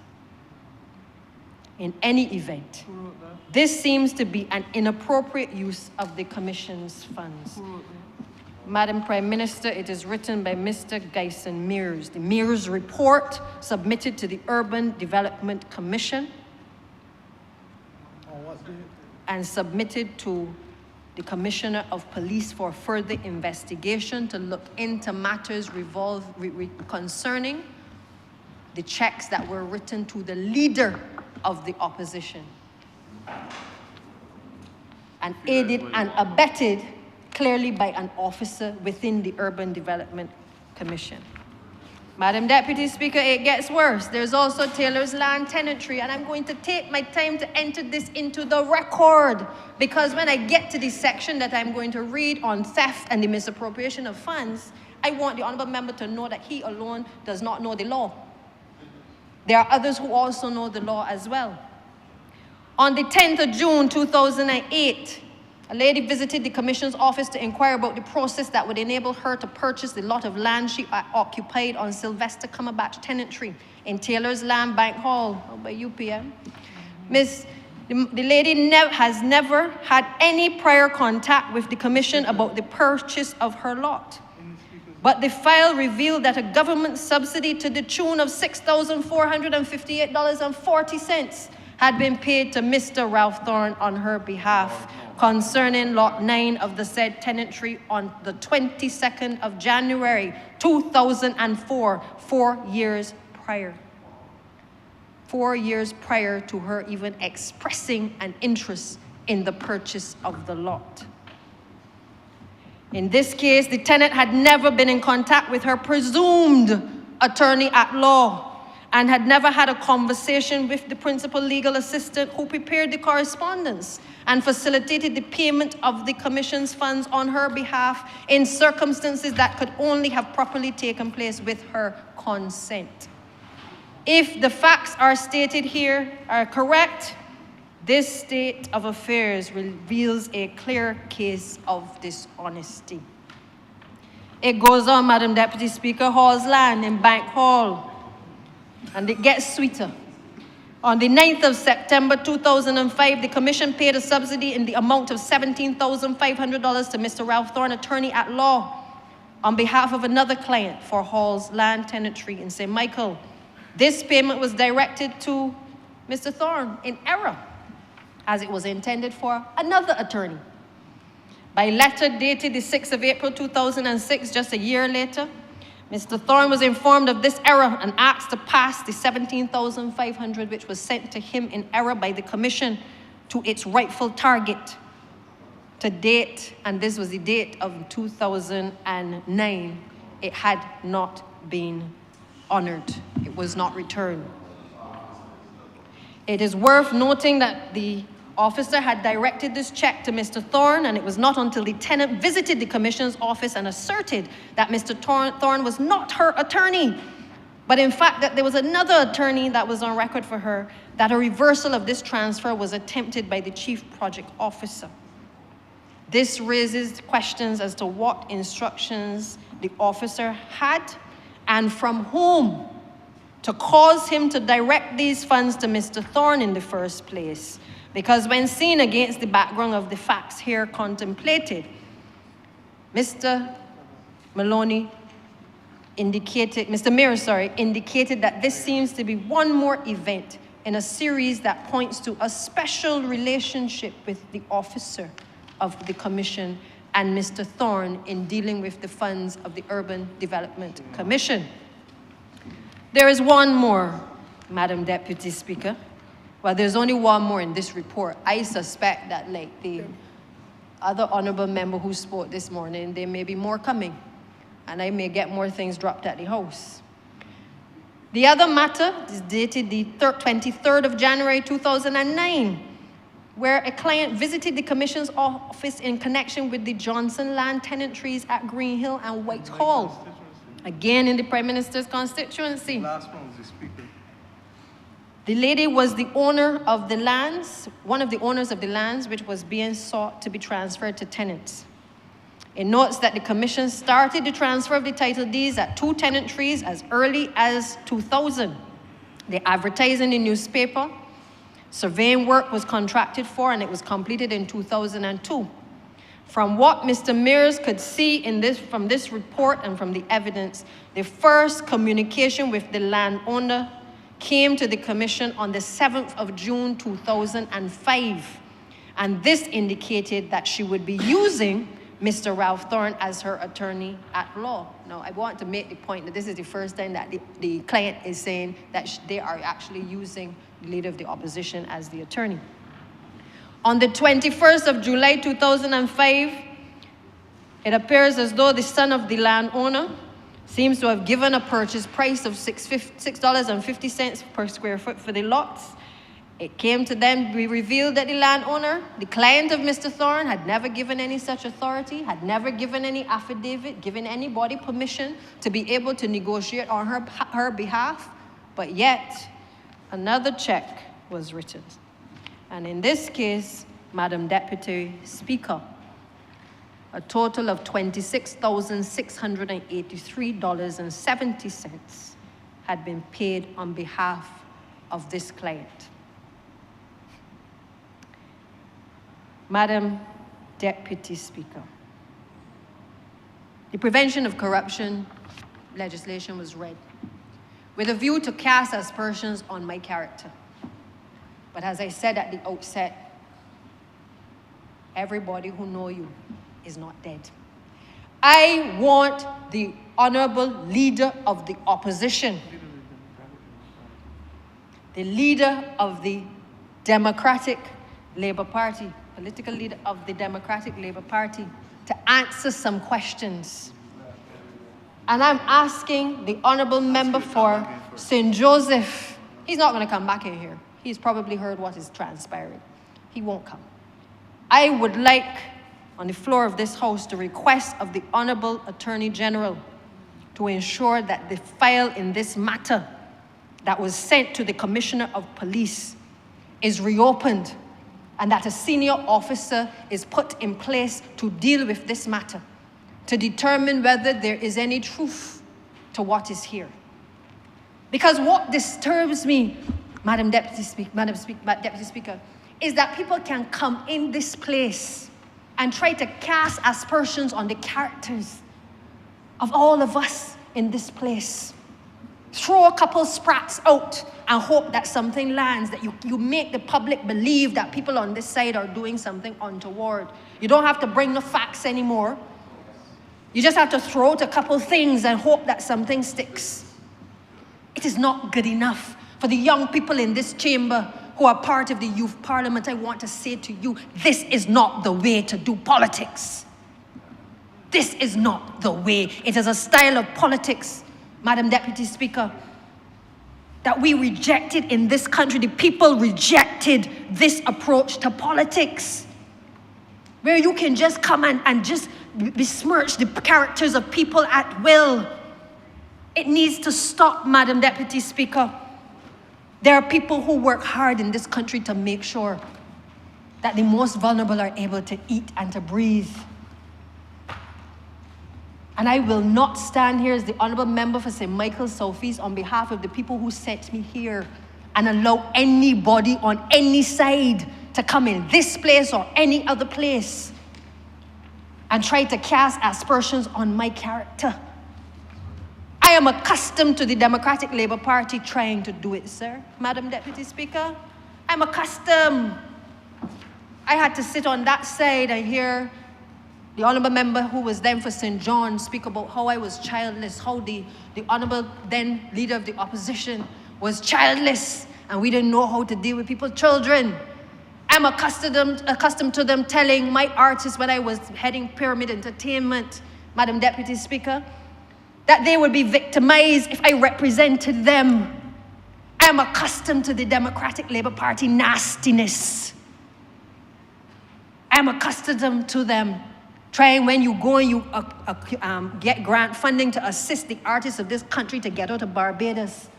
Honourable members, you will recall they come in here and they say all kind of nasty things about you. You're working hard to put Barbados on the map, and they got time to come in here to besmirch your character. Well, Madam Deputy Speaker, I know who I am. I know from whence I have come. I know how hard I have worked to get here. I know how hard my colleagues have worked to get here. And I'm saying in this place, they got to come good. Because whatever they come with, they need to come. The Honourable Leader of the Opposition needs to come with the facts if he is bringing something to this place to discredit this Barbados Labour Party administration. But I want also, in addition to the investigation being done, I want to call on the leader, the party leader for the president of the Democratic Labour Party, because he was fast to hold press conference. He held press conferences for the Minister of Education. He held press conferences for me. He held press conferences for all kinds of people because he was concerned about corruption. How does he feel about what I have just read, Madam Deputy Speaker? How do the two former General Secretaries of the Democratic Labour Party feel? I want to hear them. I want to hear the shadow cabinet. I want to hear the former president of the Democratic Labour Party. I want to hear the voice of the leader of the opposition who has put himself over in this place as the voice of the people. Who is he, Madam Deputy Speaker, to come in this place and besmirch anybody's character? He needs to explain these documents. There were members in here who said, Sandhya, don't talk. Madam Deputy Speaker, I can talk. Nobody can't silence me. When I know I am right, I talking. And I'm going to say what I have to say. Not a fella in here don't have to defend me. I will defend myself first. And for those who say, Sandhya, you should say nothing, well, I got news for you. I will not sit back after seeing what people in this country did to my father and allow these people to discredit the Bradshaw name again. I will not. Nobody understands the hurt and the pain that you go through when people do these types of things. But if you don't have no sins, then you should keep your mouth quiet. If you have sins, you should also keep your mouth quiet, because things gonna come out. And it is the same leader of the opposition who wants to talk about how we giving away tickets to people for fetes and we giving away hampers. The honorable leader needs to tell this place and the people of this country, what does he do for his constituents, apart from cross the floor, apart from disrespect them? What has he done? He didn't even have the decency to say thank you for Thornberry Hill. That's when it's done in his constituency. He's worried about who's canvassing and which side of the road is his and which is the other person's side of the road. That's what concerns him. He didn't even say thank you for the roadworks program, knowing what a Democratic Labour Party administration did in this country when it came to roadworks and bridges. And now they have the gall to talk about in this place that he hoped that the roads don't wash away. Well, I hope that he don't wash away. But I know that we gonna wash them out another 30 love when that time comes, because this behavior is totally unacceptable. It is totally unacceptable. And we must never reduce ourselves to this in this place, Madam Deputy Speaker. I leave the honorable member for Christchurch South to respond to what I have spoken to today. I leave the people of Barbados to judge. My first day in this parliament, Madam Leader, you may recall, sitting on the other side as opposition leader, I got up in this place and raised the issues of the then speaker and the behavior of the then speaker, because it did not sit well with me. It did not sit well with any of my colleagues in relation to actions and omissions on his part. I supported the integrity and public life legislation, and I still do to this day. I got name much, I got disclose everything. That's what this administration is about. We disclose things even when there was no legislation. Yep. The honorable leader of this party, as well as the former leader, disclose. That's who we are. We don't hide up anything, because we come in the name of the people. And the fact that the honorable leader could not even collide with the budget speaks volumes. I believe, Madam Deputy Speaker, I will not detain this House. The Honorable Prime Minister will respond appropriately to all of the other matters, but let me just say I am proud of my colleagues. I am proud of the work that my Prime Minister is doing. She don't get a lot of sleep. Sometimes she's a little grumpy, but we have come to accept that she does what she does in the interest of the people. And I want to say sorry to some of the people of this country as well, because, you know, there are times when, as ministers, as representatives, we don't always get to address the concerns that you have. I hear the cries. We all hear it. And I hope that in the course of the next few weeks, certainly as we bring this debate to a close, that members have the opportunity to be able to get back on the ground and to let the people of their constituencies know the good work that this administration is doing. Madam Deputy Speaker, I am obliged.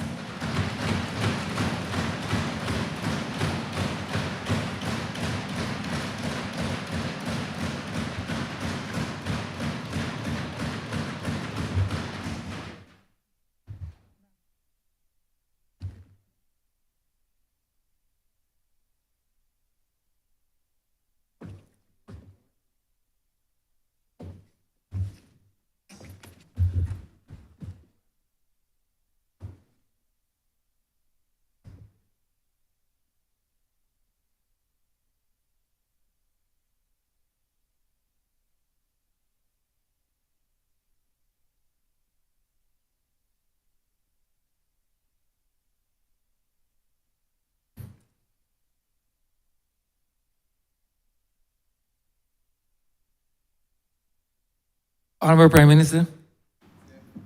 Thank you very much, Mr. Speaker, sir. This has been a long 3 days, but I'm sure that you appreciate the necessity of this exercise in this honorable chamber which is required by our Constitution, such that we approve the estimates of expenditure and revenue before the 31st of March of every year. This government was particularly keen when we came to office to deepen our democracy and to allow the process to move from a series of second reading speeches that invariably over the decades became very political. 15-minute speeches in and out for a whole week, and very little to do with the estimates. In fact, the Leader of the Opposition speech yesterday was reminiscent of what used to take place in the estimates, where people collided more with politics than with the substance of the estimates in that very large purple book that you see on the desk of many. And for those of us who choose to have digitized, you see in this iPad, and certainly open to the public of Barbados on the Parliament of Barbados' website. But sir, we took a decision that it was important that the people of Barbados receive details over the course of a 4-week period as to what takes place in the functioning of ministries in this country. Because when we said that we wanted to become more accountable, we didn't need a Leader of the Opposition to tell us that we needed to become more accountable. Indeed, the Leader of the Opposition himself was very much absent, the Leader of the Democratic Labour Party, in most of the sessions that took place in the Well, and I'm therefore happy that for once the people of Christchurch South have a representative who can now ask questions on their behalf with the Well, because he is only now present in this honourable chamber so to do. But I want to thank all of the ministers and all of the public officers. We take it for granted. And the extent to which they sit in the middle of this parliament and they go for days and days and days, so much so that the newspapers can't even cover all of the information that they have been given because of the sheer volume of it. Sir, we believe as a party this is how our democracy is to function. And sir, it is culminated in the second reading speeches. And let me just say before I go, because there was a lot of talk about whether I was in here for those sessions in the Well. Sir, I have come up in a tradition in this parliament where you give the opportunity to ministers to show and shine during the period of the estimates, because this is their opportunity to be able to share with the public of Barbados what they're doing in their ministries. And Mr. Speaker, I have continued to believe that this is the appropriate way. Even in years before, some years I've asked, some years I haven't asked questions. And even when I've asked, I've only done it once. Why? Because I'm deeply conscious that if I speak, it may take a lot of the oxygen out of the room, and the coverage that I need to be able to have line ministries to share what they're doing may not be readily available. But I want to thank now for this set of second reading speeches the honourable members on this side who have spoken. For the most part, we have been very faithful to ensuring that you understand what the program of the government is, that you understand what the objective of this budget speech is, which is simply to achieve higher levels of growth and to ensure that that growth is balanced and shared and fair, and to ensure that in this world where so much is happening around us over which we have little control, that we develop even greater resilience, Mr. Speaker, to be able to withstand all of the crises that we will face as a country or as a family or as a community, sir. Because crises are coming one after the other, after the other, after the other. That has been our experience. And Mr. Speaker, I truly, truly want to say to this side that they rose to the occasion in almost every respect today. As Matt Fingal would say, you can clap for that, yes. The truth is that from last night, when the honourable member for Christchurch East Central spoke and reminded this country that had it not been for COVID or the natural disasters, our debt would not be $2 billion more than what we restructured, but it would be more like just under $1 billion more, because we spent $1.1 billion keeping this country afloat when unemployment went over 18%, and when over 50,000 people had to claim from the National Insurance Scheme to stay alive because not a red cent was going into those people's bank accounts or into their hands. That we had to do hampers for people when they couldn't sufficiently either earn or get to where they needed to get safely. That we had to build a hospital up in the north. That we negotiated a debt that is one of the lowest now that we own, and look in the back of the estimates from the European Investment Bank. Mr. Speaker, when we went up there, the bush was over 15 foot high.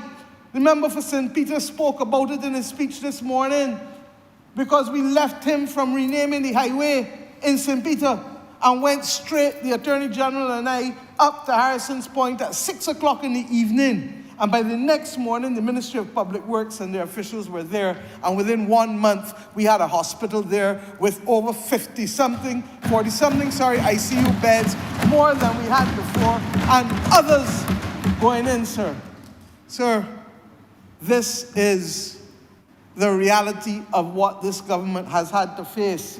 And sir, you know, I came here because I heard a lot about debt and a lot about growth and a lot. It is clear to me that the honourable member doesn't only know arithmetic, he knows nothing about the economy. He knows nothing and has been paying. The member for St. James South was the one who said today that when he was finished with his slumber for the years that he had, he woke up and realized that the world had changed. I adopt her words. And I will soon adopt the words for the member for St. Lucie too.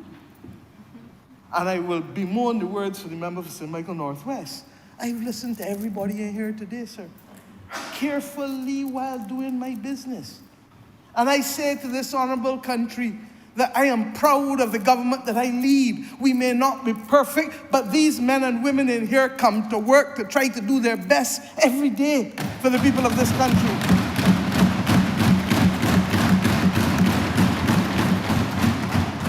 And I go further, sir. I'm proud for the most part of the fact that our record meets our manifesto promises. They're not out of the sky. And you take up, and I defy anybody, take up our manifesto and see not just a work in progress, but you see actual achievements in a major way that have already altered the circumstances of people's lives in this country. Mr. Speaker, this is not idle talk. And just for the record, let me also defend the public servants of this country. What I saw taking place as behavior in here when the leader of the opposition, the leader of the Democratic Labour Party, was questioning people in the well, when he was doing it with the Ministry of Agriculture and doubting all that they said. And I'm going to come to the sheep too, and I don't know which one he owns, 707, 708, Dolly or Molly. I don't know which one. I don't know the obsession either. But one day we might find out. Mr. Speaker, sir, I spoke in this country on Monday, sir. And you know, sometimes the member hit home when he told me that he really didn't know arithmetic good. And I said, you know what? Bring a graph for him. And I brought the graph and the tables in the hope that he would be there, sir. But for whatever reason, the Attorney General seems to have run him out of in here. I thought that the honorable member for St. James Central, who used to be in the same chambers as him and who lives near him, might have run him down, because he well knows that the member for St. James Central, that sometimes his tongue can be sharpened on both sides, and even in the middle sometimes, I would imagine he would find out. But then I realized that somebody may have told him that something was dropped off at the house of the Deputy Prime Minister, and that he may not want to be in this chamber for that. You say one thing for the former Prime Minister who led the Democratic Labour Party and became Prime Minister of the Democratic Labour Party, the Honourable David Thompson. He stood there and he took everything that came and he understood as I did yesterday. I sat down here for the leader of the opposition speech other than the 2 bathroom breaks I had because I drinking a lot of water trying to lose weight. So, excuse me, sir. But I sat in my seat because that is the tradition of this honorable chamber. And you can't give and not want to get. You cannot give and not want to get. And his absence this evening is scandalous and shameful. And I say so, sir. But if he was here, and if he isn't, I don't know if these cameras can look a little thing, but I can make sure that they get on the internet if you can't read them. But let me just tell you, because he made a lot about nominal growth, and the member for St. Peter had to take him through the difference between nominal and real growth, and to recognize that when we talk about real growth, we adjust it for inflation, and that what you're talking about is not the same 5 chocolates that the woman selling outside the school, but it is in fact additional chocolates that she would have sold. But was he here, he could receive perhaps a little more knowledge. But then again, as you heard from every member in here, he never attended parliamentary party, he didn't like retreats, he didn't come anywhere. So that it was not a shock to any of us when it happened, but I'll come to that later, very much later. Mr. Speaker, between 1976 and 1986, this country had real growth of 2.6% and nominal growth of 15.2% as an average. Barbados Labour Party in charge. Mr. Speaker, between 1987 and 1993, there was no real growth in those years, and the nominal decline was minus 8.7%. The Democratic Labour Party in charge. Mr. Speaker, sir, I'm trying to see if you can see. Come so, I don't want to fall off. Right. Between 1994 and 2007, under the leadership of the then Right Honourable Member for St. Peter, this country had growth of 2.8% again, more than the 76 to 86 period, and, Mr. Speaker, 6.1% nominal growth on average. Mr. Speaker, the Barbados Labour Party in charge. Mr. Speaker, between 2008 and 2018, the last decade, this country had negative real growth of 0.2%, minus 0.2, and nominal growth of 0.7%. Mr. Speaker, I already told you that we left an economy of 9.6 billion and came back and found one of 10, 400 million more in 10 years. Next kin to nothing. And that is when people's purchasing power started to reduce in this country. And that is when people lost their jobs in the thousands. We went to an IMF program, Mr. Speaker, in 2018-19. And less people went home then than went home in 2013, Mr. Speaker.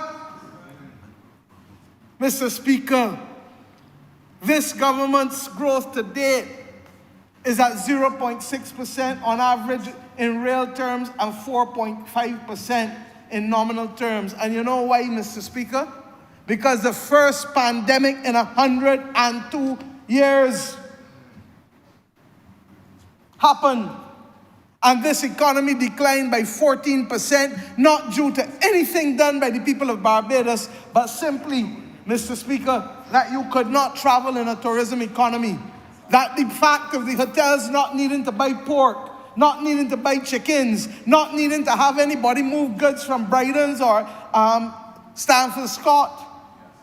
Massey had less to sell, no hotels opening.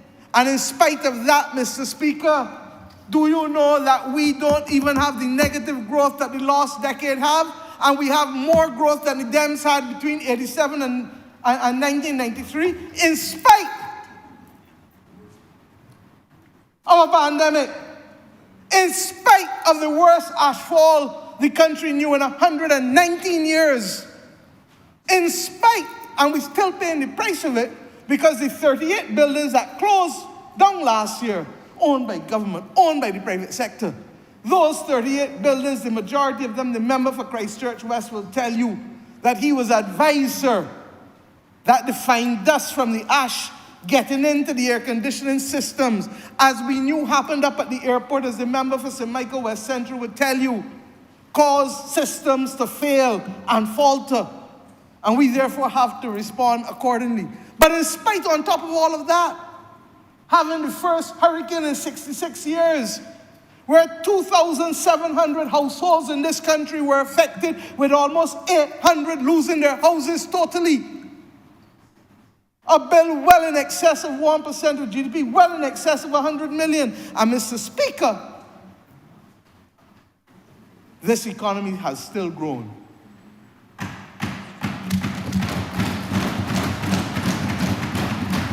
Sir, there was no ashfall in the last decade. There was no pandemic in the last decade. There was no Elsa or freak storm in the last decade.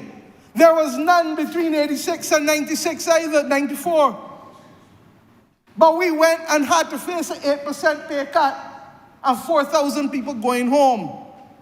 The Democratic Labour Party between 2008 and 2018 sent home near to 3,000 people.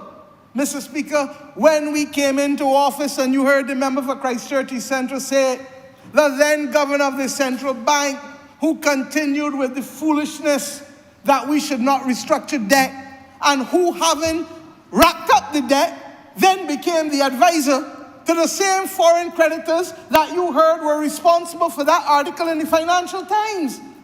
I've never seen anything like it, sir.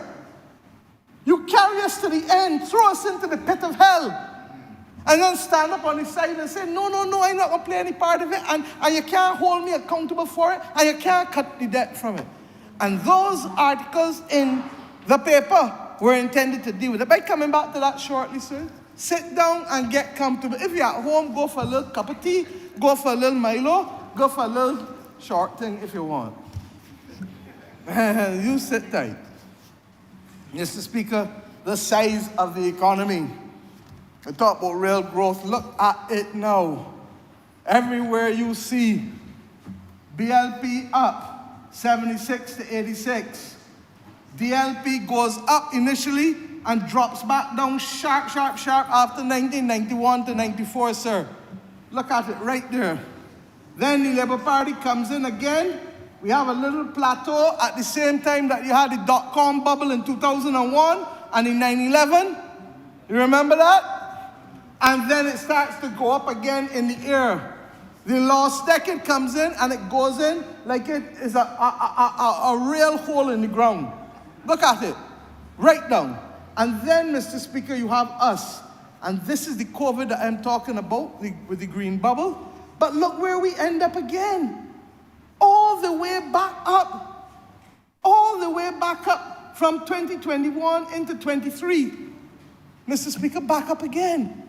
And with God's grace and glory and blessings, I have every confidence, sir, that the budget which was presented to this House this year that is intended to secure faster growth will see Barbados rise above even that peak that was there initially.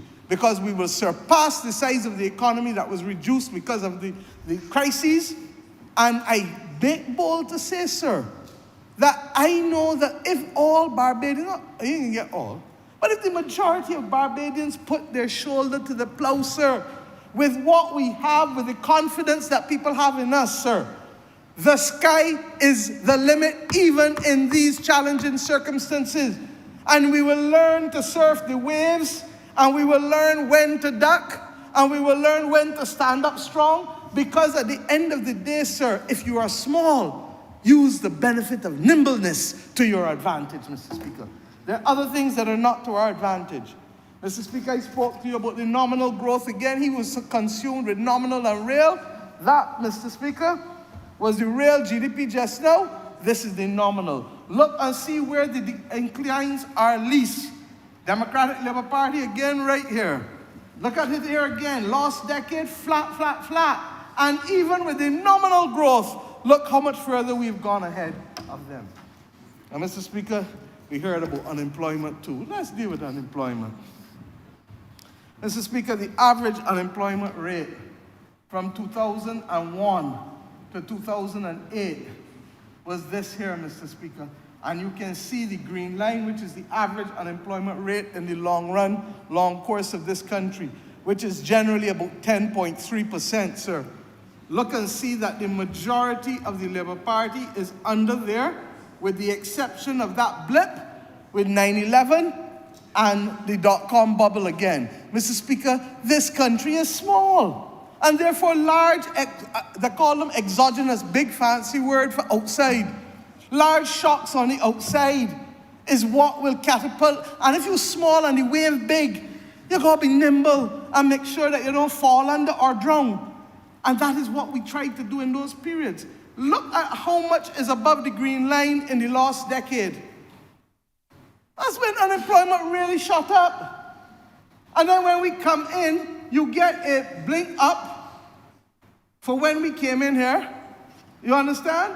With the people going home at the end of 18, and then you get this huge, huge, huge ascent up when the country shut down in March 2020. And then again, you would recall, Mr. Speaker, the country shut again also in April 2021. This is the 20 and the 21 here. Mr. Speaker, these are the facts. And look where we are back now again. Look where we are back. At the end of December, 7.9%, just under 8%, Mr. Speaker. Way below.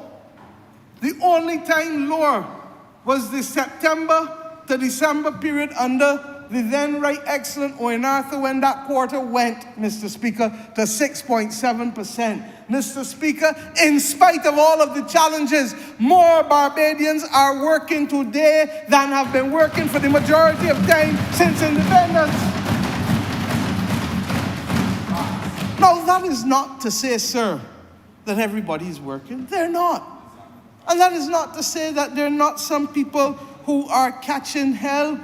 And we get that because, for whatever reason, they may be under a divorce in the family.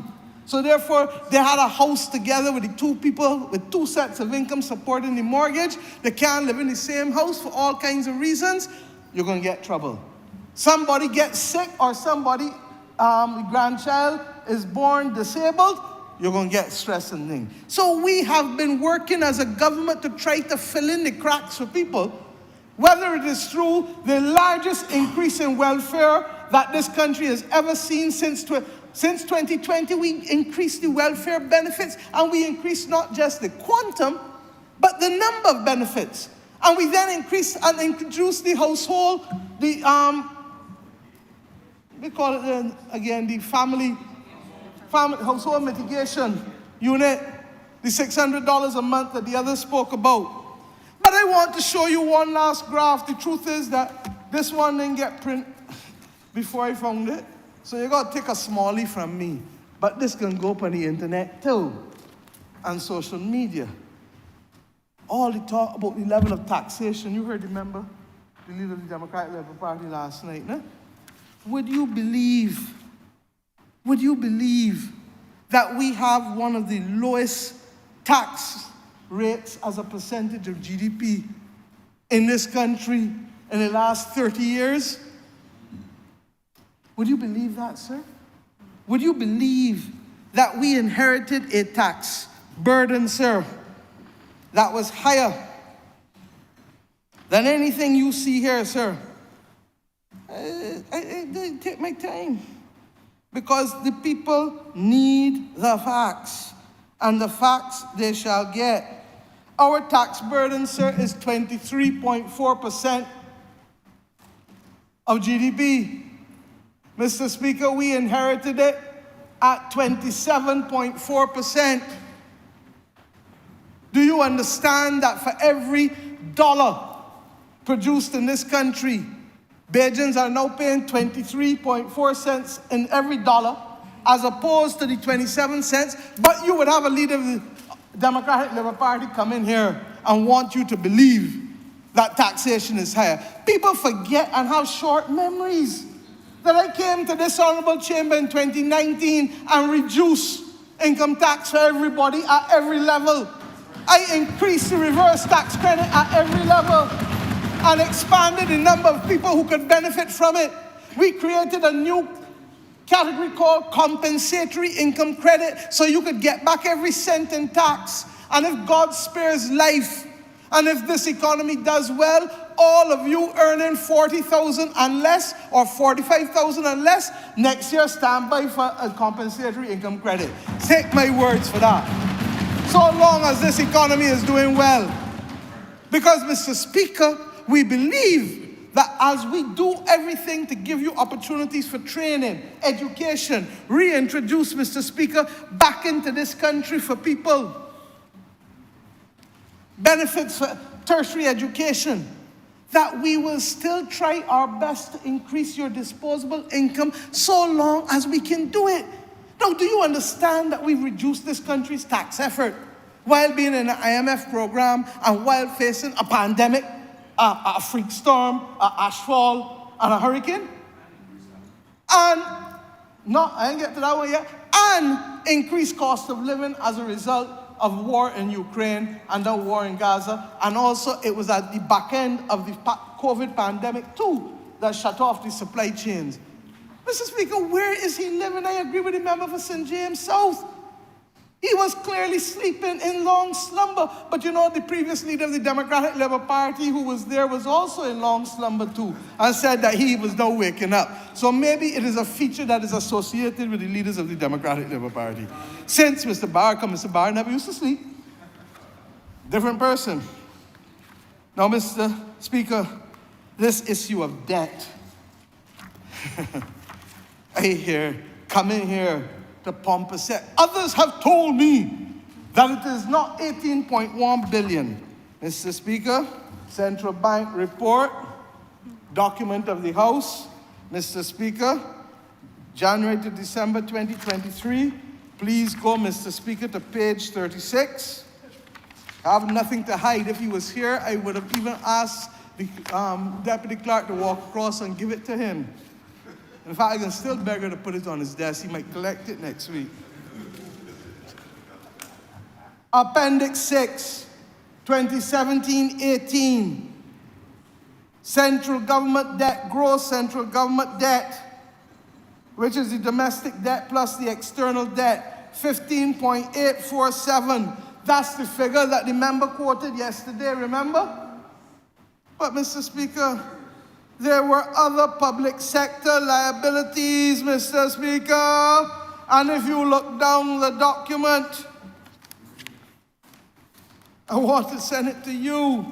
Other public sector debt, including guaranteed contingent liabilities, another $2.349 billion, sir, bringing to the grand total $18.196 billion. Mr. Speaker, these are the facts. They cannot change them. They can change their opinions, but they cannot change the facts. And if you doubt me, sir, I can't even lift this one now. This, Mr. Speaker, it was so heavy I had to beg one of the members of the police to bring it up the stairs because neither me nor my personal assistant can lift it as well easily up them stairs. I had this bound today, sir, and it shall stay in this parliament as a forever record of condemnation of the lost decade, because this is the prospectus for the restructuring of our debt. I pray that no successive government and no prime minister shall ever have to face what I faced with restructuring the debt of this country from the 18.195 billion that I just referred to there. And Mr. Speaker, this is what he says is easy work and could be done for free. Let me just tell you, for free. Mr. Speaker, this is 900 pages alone. And look at it, sir. Full of pages, and the blank pages in here, sir. 900 pages of work. First of all, anybody to read it is a month to read alone. But it could be done for free. And Mr. Speaker, I'm going to come to the White Oak after, but let me deal with the issue of the quantum of debt first, sir. Remember, for the Christchurch South needs to recognize that just because he can do theatrics and can talk pretty, the most that qualifies him to be is the great pretender. You heard it from the member for St. Lucie today. It doesn't qualify him to be a leader. It doesn't qualify him to lead a country or to lead a party. It qualifies him to give good entertainment. And regrettably, as you heard from the member for St. Peter, it was not even good entertainment last night. Mr. Speaker, on page 77, get a calculator ready there for me, please. Right here. And who want to zoom in? All who watching on, what do you call it, internet, you can try and freeze and zoom if you want. Look at the underlines that I have there and there. You know what they are, sir? Total external debt. This is table number 24. External and domestic debt of the public and private sectors. This document, let me give it through. These listings, particulars have been prepared solely for the purpose of admitting the securities to listing on the Luxembourg Stock Exchange and trading on the Euro MTF market. Mr. Speaker, this is dated the 18th of December 2019. Mr. Speaker, on this one, the total external debt of Barbados to be restructured at that time, sir, 3.167.0 billion US dollars, not Barbados dollars. And the total domestic debt, 5.9312 billion dollars US again. Add the two of those there for me, please. 3167. You can do it. The man said that he didn't know mathematics good, and I want to check my mask. I am pretending to be good at maths nor English. I just pretending to care about people. And I'm pretending about that either. I care about people. 5931.2. Mr. Speaker, that is 9.1 billion. 9,098.2 to be precise. Multiply that now by 1.98, and you will begin to understand 18.1 almost billion. Mr. Speaker, let this stay in here so that every other MP, there's some members from the Youth Parliament, I hope that when your turn comes to being here, not as people in the gallery, that you remember the sacrifice that this generation of Barbadians made, and that you will forever protect the public purse and the public finances of this country and the savings of all of us. Because all the fancy talk here, we got here because of a government that was obstinate, obdurate, and refused to listen. Went from the banks to the public sector, to the advisors, to the private sector, to the international advisors, to the credit rating agencies, all said. And the then leader of the Democratic Labour Party was, according to him, sleeping. And I can be fair to the member for St. Michael Northwest, as he then was. He went and gave a speech at the Chamber of Commerce about the restructuring of the state-owned enterprises in 2010.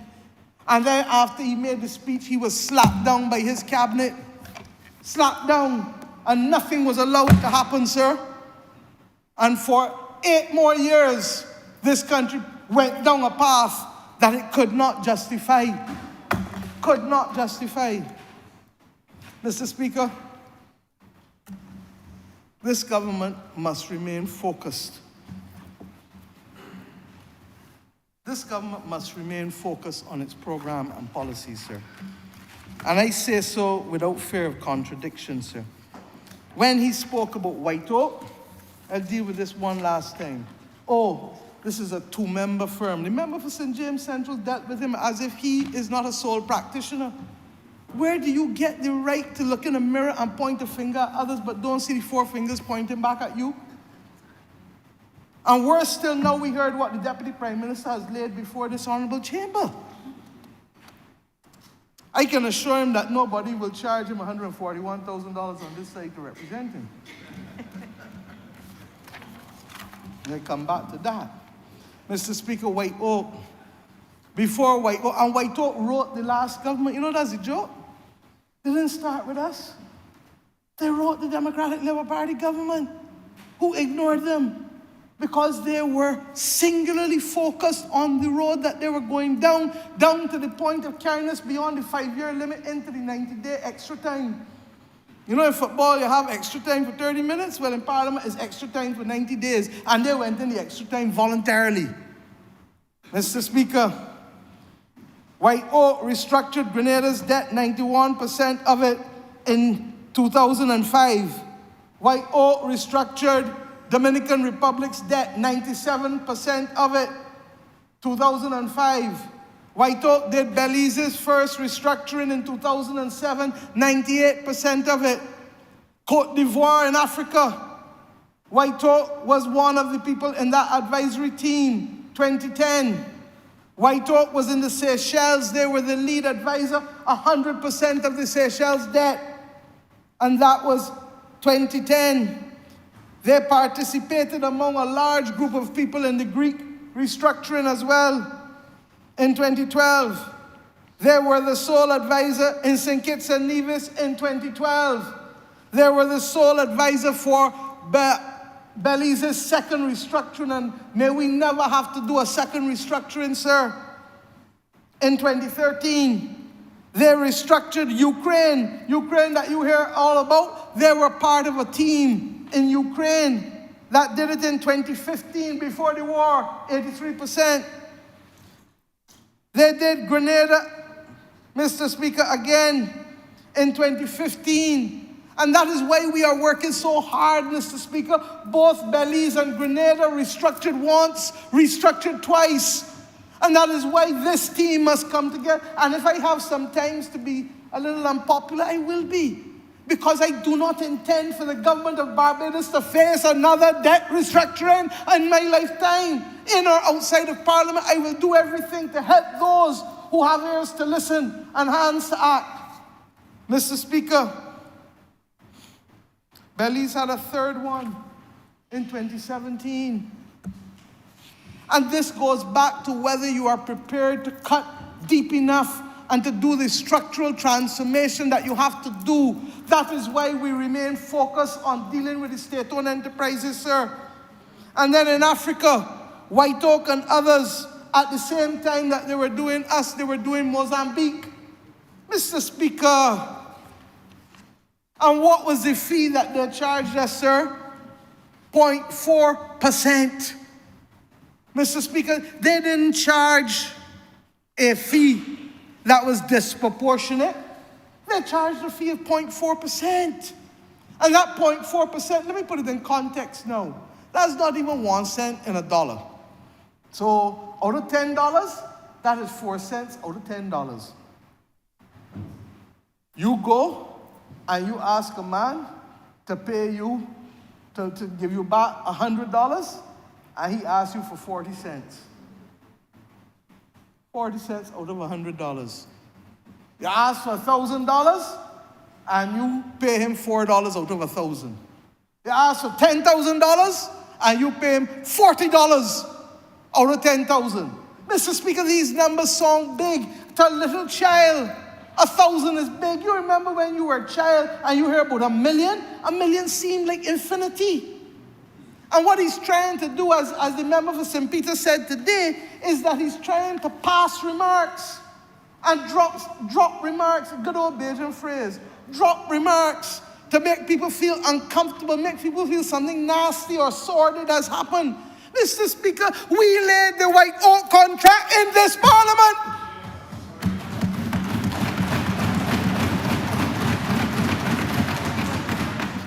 This is not like the deals of the Democratic Labour Party that we still can't find contracts for. No, sir. Remember for St. Michael Southeast said, all who know about their deeds have not died yet. And Mr. Speaker, let's go to the actual restructuring. All the talk about not caring. Mr. Speaker, in the immediate, you heard me put the date on that, the 18th of December, 19th of December 2018 or 2019? That was 2019 or 18? That's the 2019 one. The local debt was December 2018. One day I shall tell the story about that too. Because the member for Christchurch East Central came in my office on a Friday afternoon and said to me, Prime Minister, I regret to inform you that the local banks have rejected the debt restructuring. One day I shall tell you, I told him thank you. 15 minutes later, I picked up the phone and I called the same White Oak. And one day I shall tell the country what I said to them. Needless to say, that was a Friday. By the Tuesday, I was meeting with the 2 regional banks in here, in the committee room, and the meeting left in here. They went to talk to their principals in the afternoon, and we resumed in government headquarters in Bay Street about 7:30, 8 o'clock. The central bank person came down to my office at 12:30, quarter to 1 the night. The local banks, the 2 regional local banks agreed.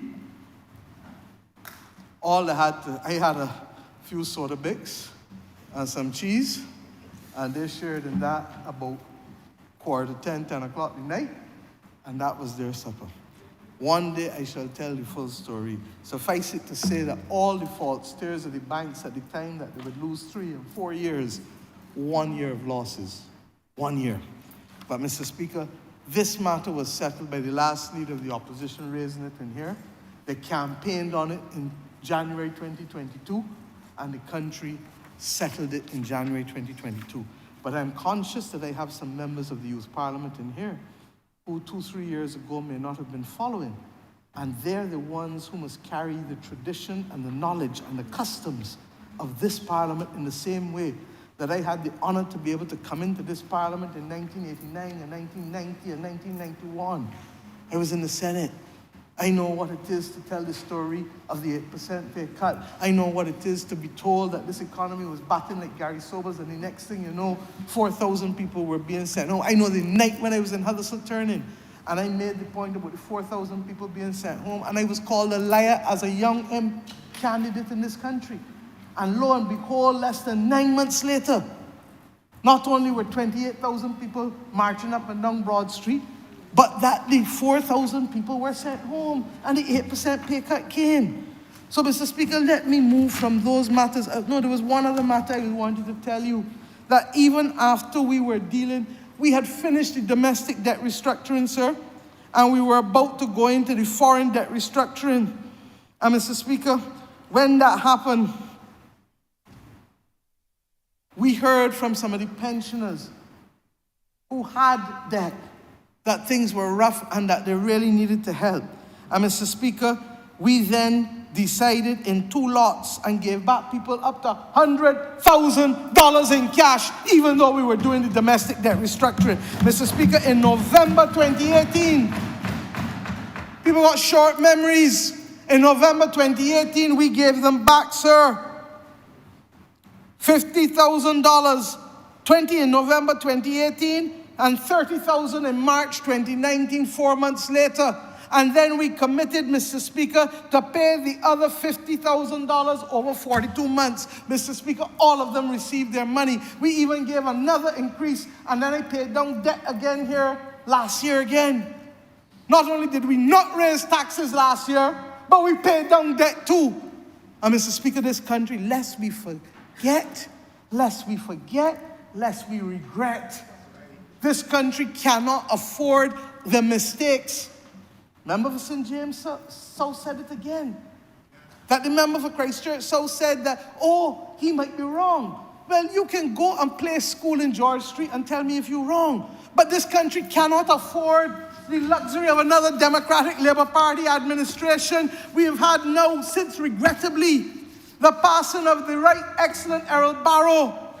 The Democratic Labour Party is yet to find its feet in this country. And unlike others, I pray that it does. I really pray that it does in the future. Because I believe that it was a noble institution. And I believe that it has done great things for this country. But those who have come to participate in it, in the last 50 years this year, since Mr. Barrow took his sabbatical, have trifled with it like a plaything, to the point now where you have 2 former Barbados Labour Party members vying for a 2-headed creature. Warren couldn't make the third 11, sorry. Vexed that he couldn't be a candidate. And Warren vexed that he couldn't get into cabinet. Mr. Speaker, I'm accustomed to it. The last leader of the opposition, same thing. When I went to offer him the chairman of committee's position, he said he would get back to me. And then within 2-3 days, he said, he told me no within a half hour. And then within 2-3 days, he decided that his conscience now got to be the opposition. Mr. Speaker, I wish I could have met all them cabinet members. But that's the truth. But if this is what you have to face for an abundance of riches, and where people's sense of commitment to cause and party and government and people is so thin, it better it come out in the wash. Because you know where you're standing. But let's get real. And let me come to a few other things, sir, before I really come and deal with some other things with him. Because some serious things were asked, and he asked for questions. I want to give him answers, just as the Deputy Prime Minister and others in this thing did today. Member for St. George South and member for Christchurch West also answered him on the housing. And I don't sugar wash things. If things going wrong, I told this country on May 27th, 2018, that I would be the opposition to this party if I had to be. And they will tell you that I have learned the art as much as my hair has gotten grayer. I've learned to be very direct in my speech because I realize that the country requires it and demands it, and I don't have the luxury of playing as if. I keep telling people I don't boil googlies well. I don't. And Mr. Speaker, let us be real. We have serious problems in this country.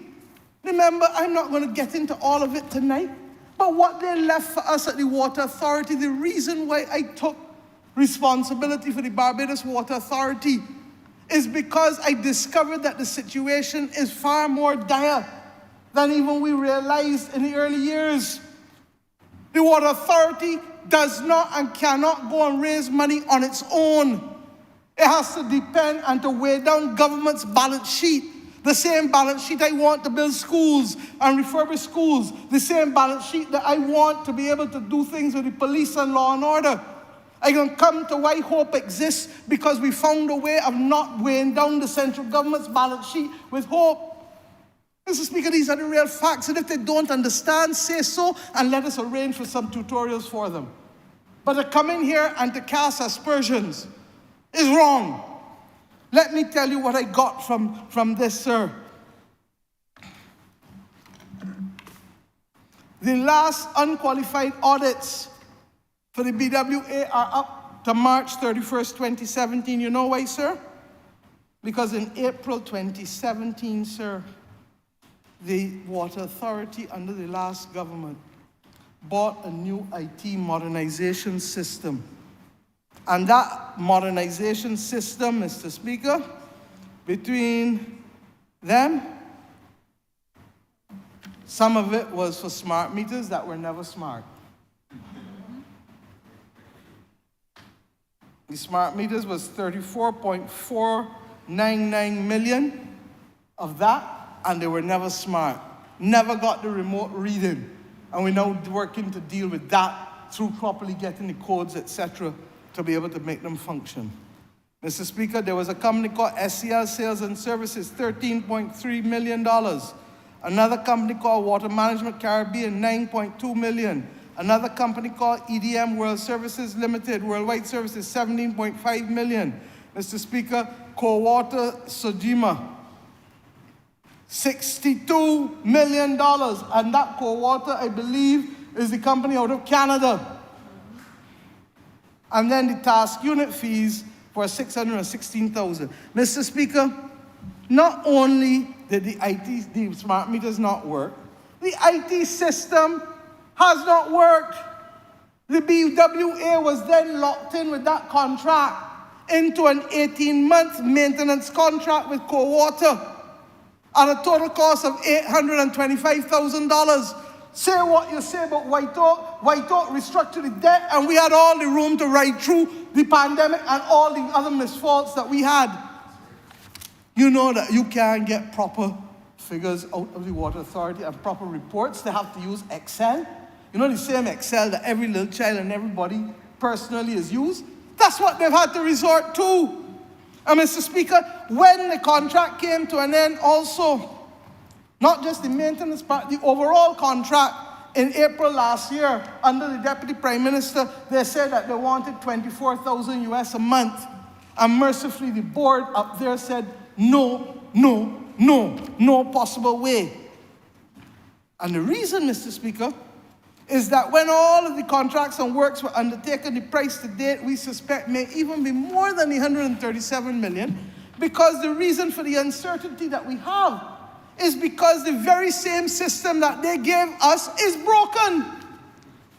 Now, Mr. Speaker, that IT software system was meant to interface with all of the systems to provide data on customer account information and work management systems.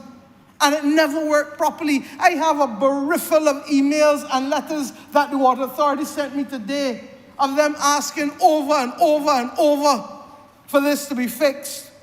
The company responsible, sir, had also remote control. That's what the Democratic Labour Party left us with, of our entire data there.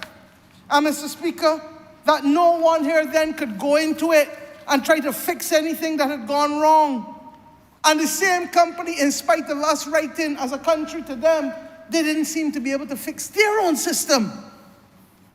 That is what I have to clean up now, sir, as Prime Minister of this country. That is why, Mr. Speaker, I have taken responsibility for this. And for the next 2 years, God spare life, I'm going to get it in order and then put it back to a line minister to be able to take control again. Because this foolishness must stop. There is no greater problem facing this country than water. We've said it from St. Lucie with the brown water and St. Peter, to St. John and St. George, to the outages in Christchurch. Mr. Speaker, we feel it. We feel it. And then you're going to have the foolishness being talked in here by the leader of the Democratic Labour Party, and them can't even get the act together. The two leaders can't even make one up. They can't make up either. And they can't make one together. Mr. Speaker, what is that going to require from us? On the 31st of March, and the board has recommended, and I have accepted the proposals, as has the Director of Finance and Economic Affairs, that the balance sheet of the Barbados Water Authority will essentially be cauterized. In other words, cut off, clean, and start the new year with verifiable balances. The old balances will then be reconciled and verified and brought in piece by piece by piece in order to create a new balance sheet for the Barbados Water Authority, so that we can take the Water Authority from off the back of central government, and that we can then allow the Water Authority to operate on the basis of its own balance sheet in order to be able to do the strategic mains replacement and all of the other things. And I ain't talking tonight about the deal with the desal plants and that. We'll leave that for another day. Can't get all tonight. I ain't getting all from the other things with the Water Authority or the meters tonight either. The truth is that the AG had to stop during COVID because we had to direct money to public health matters. But as we said to you late last year, the lawyers have taken responsibility for these matters again. Mr. Speaker, at the same time that cauterization is taking place, we have gone out to be able to ask for the audits to be done on a parallel track. And may I say to the country, sir, that this country has been badly hurt by the big four accounting firms effectively withdrawing from doing audits in this country. And therefore, it has meant that the audits have become much, much more difficult to have undertaken. We're using smaller firms now, who then may not have the same level of capacity. But I will let the Director of Finance issue a statement to the country, because you need to not only hear from the politicians, you need to hear from the person who at law has responsibility under the Public Financial Management Act on these matters, sir. And let me go forward, sir. as after a period of time, and they advised me that is after a few months, the bank balances will have been reduced to a minimum. The back balances, not bank balances, the back balances will have been reduced to a minimum, and the balance sheet will be clean going forward. And Mr. Speaker, the residual bank back balances, there may be some that may be unrecoverable, but when they reach that point, they will then recommend whether those have to be written off or not, Mr. Speaker. Mr. Speaker, that is the legacy. That is the legacy of the Democratic Labour Party, with a long, long, long shadow. And Mr. Speaker, you know, we keep saying, when you have symptoms, when you have a condition, you must start to see symptoms, you know, but we believe that we can talk about these things and you don't see the symptoms or the consequences. The symptoms of the lost decade are with us in almost every respect. And we face them in too many instances. You think that the Deputy Prime Minister just wake up and find bad roads, so? That came as a result. You know when they started to do roads, sir? The last member for St. Philip North started to do roads about 3-4 months before the election. You remember? And we had to inherit all of the bad roads. And then on top of that, Mr. Speaker, because of the change in climate patterns, that is what we have been facing, sir. But let me go further, because I'm telling you, sir, he talked about the consultants. Mr. Speaker, they presided over the largest number of early retirements. Let's go through them. The Director of Finance, the PS Finance, the PS Foreign Affairs, the PS Health, the PS National Security. And I can go down the line one by one. Mr. Speaker, that is what we inherited. And there are people who were promoted 2 and 3 levels above their natural fit, which meant that you're now asking them, sir, to become good at crisis because you've thrown them off the edge of a cliff. A man can work good in normal, calm circumstances, but when you throw him off the edge of a cliff, those who can't handle crisis go wobble and go catch themselves and don't know how to feel. That's what happened to this country. Now we found, therefore, sir, that we had to bring in people to be able to bridge the gap. And if we didn't bridge the gap, half the things that we are doing could not be done, sir. Are you telling me that this country was wrong to have Mr. Ben Arundel as a consultant? God bless him in his grave, sir. The man who helped us, the former member for St. Michael North, the man who helped us bring 18 pieces of legislation within being in government in 4 or 5 months of coming to office on the complex matter of international business. Mr. Speaker, Dr. Annalie Baab, who was an expert in digital and ID and was a former head of Invest Barbados and will be the new ambassador to the UAE. Mr. Speaker, make all the difference to us. Mr. Speaker, Professor Prasad, and beyond the very unfortunate racist remarks that the Democratic Labour Party continues to make about him, he has more than contributed to this country and contributed to the developing world by reason of his scholarship and by reason of helping us craft the Bridgetown Initiative. So much so that he is now the special advisor to the president of the Inter-American Development Bank on the entire issue of climate financing, sir. And up to less than 4 weeks ago, was also helping Brazil to be able to deal with new metrics and new modalities. Mr. Speaker, this is what we are dealing with. But because he talks with a British accent, he grew up in England, but he was born in Barbados.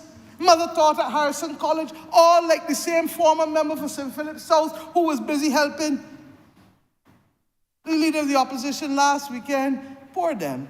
The president didn't even know that he was being left out when they had Anthony Wood, the former Minister of Foreign Affairs who was in here yesterday, Dr. Eswick, Don Valinis, all of them.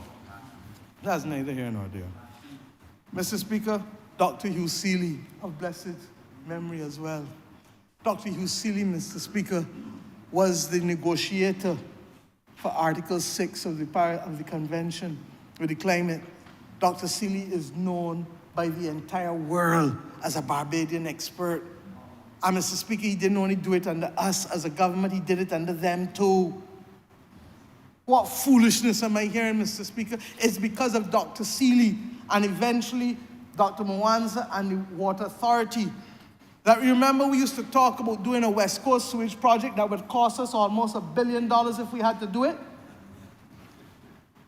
Dr. Seeley and Dr. Mwanza came to cabinet, and their first foray in determining whether a West Coast sewage plant was necessary was in the cabinet of Barbados 5 years ago, 2019, I believe it was, because we were still down in Bay Street meeting. So it would have to be 5 years ago. And Mr. Speaker, we put the two of them to go and resolve the technical, scientific, and engineering consequences. And to Dr. Mwanza's credit, Mr. Speaker, we worked out that we can use the injection wells and we can use reverse osmosis rather than having to build one to go across the entire West Coast. This is who we have. Mr. Speaker, there's a man called Leroy McLean. I know him well. And the truth is that a story will be told of a tale of two men. Like the leader of the opposition, Mr. McLean ran against me. I beat him once, I beat him twice, but we always continued to work. I'll come to what happened with me and the leader of the opposition later, and you'll see a completely different response. But everybody in Barbados knows that Mr. McLean is an expert in black-belly sheep. And let me come to that now for the moment, because we had the distasteful exercise in this house with the cross-examination about sheep.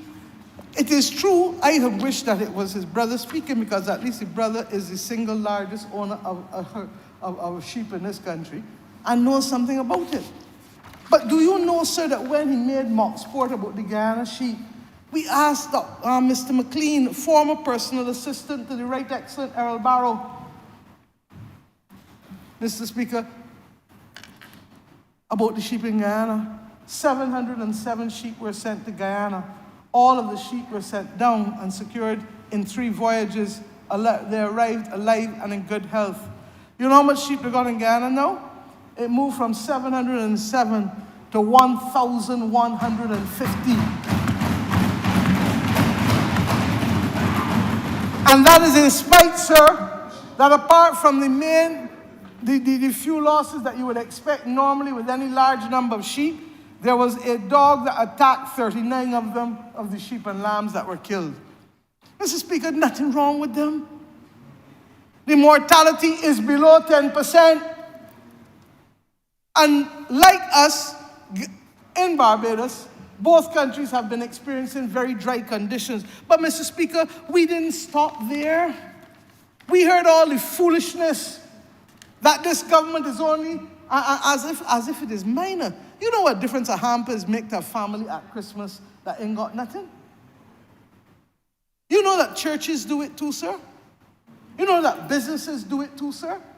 Because all of us were brought up in the faith. And whether it is the New Testament, or whether it is the Quran, or whether it is whatever faith that you believe in, sir, it tells us to take care of the least fortunate among us, that is human beings. But we didn't stop there. This nonsense about the country ain't got no soul. I could come to that.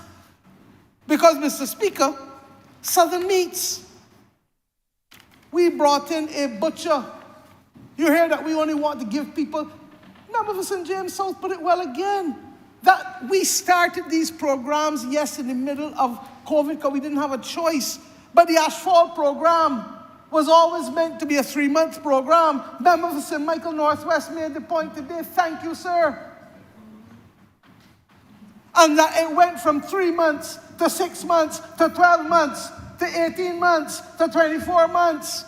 And we made sure, even when they were supposed to go before the 24 months, we said no, make sure that they can receive training under the member for St. Philip West with the Construction Gateway program, Mr. Speaker.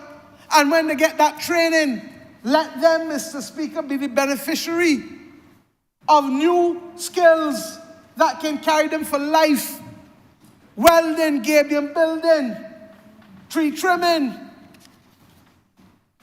You remember that I had a member of St. Michael Southeast that paid $28,000 to cut down an ackee tree? Oh. Mr. Speaker, we did butcher training so that we are not only looking at dealing with the livestock industry in terms of rearing, and Mr. Speaker, they brought down here, but he was so busy trying to work out where Molly and Dolly was that he didn't go to the value added. Mr. Speaker, animal welfare training at the time of slaughter and best practices for cattle, pigs, and lambs, the 3rd to the 21st of July last year. Butchery Skills Foundation, cuts produced, beef roast, French-style lamb shoulders, pork sausage, lamb kebabs, crown roast. Then we took 4 butchers from Barbados and sent up to Yorkshire. And you know who was doing the training, sir? A gentleman by the name we brought down here since August 2022, by the name of Mr. Martin McIntyre, ranked number 31 in the world by the Institute of Meat. Mr. Speaker, I can go on and on, national training initiative. But this is the country, this is the government that only want to give people, don't care about people, don't want to give people opportunities. Mr. Speaker, 51,284 Bajans took courses. I have asked how many of them did double or triple because I don't want to mislead this House and I've not gotten it yet. But for any number up in 51,284 courses to be undertaken in the last 4 years, we introduced this on or around the time of COVID. And the Bajans do not have to pay a cent for it, Mr. Speaker. 95,823 learning hours. Mr. Speaker, the same public service he's talking about, we now have them in a partnership to do a public sector academy. Because I told you on Monday that I don't worry about foreign reserves anymore. I worry about skills in this country. And you're seeing it in every institution, sir. It's not that we want to go outside of Barbados and hire people. Let me come back, sir, to the consultants. Yes, Mr. Maskell, Professor Maskell, but we have another set of consultants that we pay until when we first were in here. Dr. Greenidge was brought back from the IMF when we entered the IMF program, and he was paid predominantly by the Caribbean Development Bank, not the taxpayers of Barbados. Mr. Best, who I spoke about, that we've just brought on to help us restructure and to do all of the standards again for the climate crisis, being paid by the Latin American Development Bank and Fund.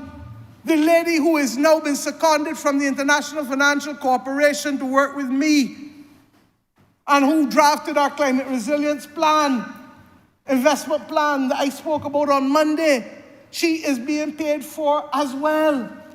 Mr. Speaker, we then had to find somebody to replace Dr. Greenidge when he left, and we took another person from the IMF and helped them to be able to help raise the skills and helping in the macro fiscal unit and helping across the Ministry of Finance and Economic Affairs, sir. A former PS was brought back, 2 of them, because, sir, if you have skills and you don't have anybody to fill that gap, and these are Bajans that we brought back in here to help us out, sir. Then there's another one who is here dealing with state-owned enterprises as well, sir. Because if you don't have somebody to come to work every day to make sure things happen, they will not happen, Mr. Speaker. Mr. Speaker, the former head of the Green Climate Fund, working for the government of Barbados, being funded by the Inter-American Development Bank. Mr. Speaker, this government has taken time. You know, I hear all the talk about the travel and all the talk about that. Sir, what happened when we went to Dubai and the year before in Egypt? You know, sir, you hear me talk about the $80 million in grant that the Water Authority get. How do you think we get that? You know, Mr. Speaker, we got $30 million in grant to start something called the Blue-Green Investment Bank that I mentioned and that you will hear more about in this Parliament because the legislation is to come within a month or 6 weeks. $30 million in grant. If I just took the 80 and the $30 million in grant, I ain't even going to the other things that we've gotten, or the other consultancies that we get people to pick up for us. That's $110 million.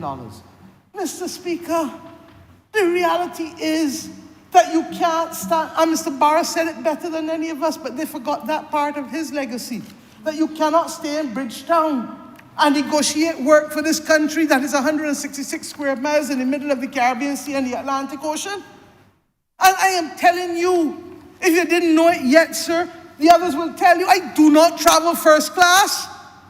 The last time I traveled first class, the British Airways people come and carry me up there. Last week coming back, the people from American Airlines saw me in economy and come and say, they want me to come up to the front, and I tell them no. I travel predominantly business. And there have been times when I even share apartments with my staff to save money for the government of Barbados. Ask them what happened in the Summit of the Americas. Ask them what happens when we go to UNGA sometimes before the apartments. A lot of the apartments shut down. UNGA is the UN General Assembly. Mr. Speaker, I have a conscience. And I know what I have to account to for the people of Barbados for what I do. But I also know that if I want the fiscal space for the country, and if I want the policy space for the country, and if I want them to change, like getting and accepting natural disaster clauses. Barbados is the biggest issue of natural disaster clauses in the world. I told this country on Monday that there is no international meeting on finance globally that does not talk about the Bridgetown Initiative in the last 3 years. It finds itself in every resolution. And a whole president of France crafted a summit with a pact for people and planet.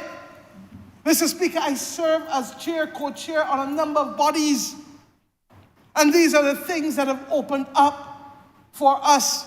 Mr. Speaker, because I chaired the One Health Global Initiative, it meant that we were able to pick up the phone and get help from the WHO and PAHO in the middle of the night, midnight, you're calling people. Mr. Speaker, every Bajan know that you can't go and play, you go in and walk in somebody's house that you don't know if you ain't got a relationship with them. You can't do that. And you can get a relationship by what? By phone? But they might feel that we're a scammer. They want to see you. They want to hold your hand. They want to get to know you. They want to let two eyes make four. And this is what we are being miniaturized into by a Democratic Labour Party that is so lost that it wants to use, thinks it's building a platform for itself, but it's building a scaffold for the whole country to fall down upon. Somebody said it in here, they're looking for the nylon roads at the top about the washway. I've never seen it so. You mean that you are so desperate that the only way you can see yourself succeeding is by tearing down everybody around you? No, Mr. Speaker. No, sir. Let us continue, sir. So that the credibility of the message and the messenger is absolutely critical. And you heard the Attorney General, the member for St. James Central, and the Deputy Prime Minister say that this evening in here, Mr. Speaker. You heard it. You heard the Attorney General talk about the $700 million in contracts at the Barbados Water Authority, most of which did not go to tender. Mr. Speaker, this is the reality of what we have been facing. Now, he raised the matter of housing and hope. And I'm going to deal with it, sir. Because, Mr. Speaker, you will find out that I learned under Owen Arthur that when you have problems, you face them and you fix them. And Mr. Speaker, needless to say, without going into a lot of detail, that there were some issues with respect to us not being happy with the pace at which things were happening at Hope and the effective structural systems that we wanted in place. Mr. Speaker, without going into the details tonight, suffice it to say that you don't have to wonder about what this honourable member did and where we are, and that there are matters that have been fixed and are being fixed as we speak too, sir, because we understand that in order to have a credible program that doesn't build 1,100 houses in 2 years, but that can build 1,100 houses or 1,500 houses in 1 year, and then when you get into your stride, start to build 2,000 houses between the public and private sector in this country. Why? Because the member for St. George South told you what the backlog is at National Housing. Mr. Speaker, when I met before the budget with many of the stakeholders, the police, the nurses, a lot of the other public servants, they all tell you that they want access for their people at housing. And then we also had to correct an anomaly with the teachers and the police, because with the allowances, some of them were then not eligible to get the mortgages. And we said, no, when we said $5,500 and under, we mean without the allowances, because the allowances are not necessarily always going to be there. Flexi allowance is not there every month. And therefore, and we also said that in the same way banks favor their employees, that hope for us was to be able to give public servants the chance for housing, and that 2/3 of the numbers should go to public servants, and then once we satisfy that demand, the rest can go to everybody in larger numbers. Mr. Speaker, you heard already in here how we tried to ensure that we control the cost of land, but the member for Christchurch South would want to get vexed for that and talk about us selling the land. You imagine that government selling the land from one arm to the other arm and want to get vexed and tell me that we should sell it at $18 rather than the $2.50? What foolishness is that, sir? We made a policy decision that we want to be able to cap the price of the land at no more than $12, and that would include services, water, roads, gutters, lights, in some instances gas. And Mr. Speaker, that is the policy position of this government. Where we have fallen down, Mr. Speaker, is that regrettably, and they will tell you that I kept asking for this, is that we needed to make sure that the work with the lawyers and the mortgage entities, the financial institutions, was proceeding apace so that you would not only have to rely on the working capital given to you by the Housing Credit Fund, but you could have a cash flow based on stage payments as is done by every other private developer, sir. Well, you heard from them in here today, sir, and the reality is, and you heard from me on Monday, how unhappy this government is about the length of time that it takes to do mortgages. And it is born out of the experience of executing our own housing program. And I said that it is unacceptable. You cannot get a mortgage in Cayman in a week, and Trinidad in a month, and Barbados taking 3, 4, 6 months. And I've asked for that, not separate from the colloquium. I've asked for a meeting with Hope and its lawyers and the Attorney General and the Ministry of Finance, because it has to be made clear that that process of expediting the flow of mortgages and stage payments has to be considerably increased. Now you hear about $60 million. You would think that the $60 million gone for good. Mr. Speaker, I never seen nothing like it. Where did it come from? The Housing Credit Fund. Mr. Speaker, the Housing Credit Fund was established in the 1980s. Owen Arthur was a desk officer along with Reverend Cox and others. And it was helped, we were helped in its establishment by USAID. And it was intended always to be a revolving fund, started at 10 million. And it was intended to be a revolving fund, sir. It still is. And therefore, the monies that have been put into Hope, and in some instances, National Housing, will be repaid because it is not a grant. It is not the grant like the Water Authority got from the Green Climate Fund, or the Blue Green Bank got from the Green Climate Fund. It is a loan. But because of the hiccups that we have had in the execution and in the procurement, because Hope also started during the back end of the pandemic. Now, Mr. Speaker, this is the first time the government of Barbados is seeking to do something at this level of industrial scale. And has it had teething problems? Yes, it has. And have we found out things that I don't like? Yes, we have. And have we taken action with respect to some of them? Yes, we have.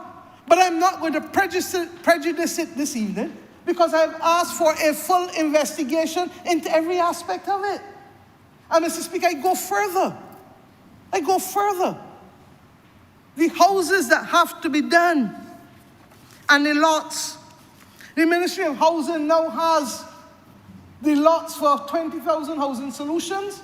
We met with the engineers, and what we found out that is because of Barbados' geology, you could have solid rock here, and right where the AG is sitting, you would then have a hole. And then you have solid rock where the member for St. James Central is sitting. And then where the member for Christchurch West is sitting, you could have a cave again. So that the engineering of foundations has to be careful. But we're trying to find the most cost-effective way, because we found that a lot of these foundations have simply been too costly. But part of the problem also is the rate at which people want to be paid. And that's why I say we have to export capital. Because if you're trying to recover all that you want for your quality of life on 267,000 people, then it means that you're charging higher profit margins than might otherwise be capable of being sustained with a larger thing. Let me give you the example. We talk about semi-professional football in here again. I ran the tournament back a couple of years ago.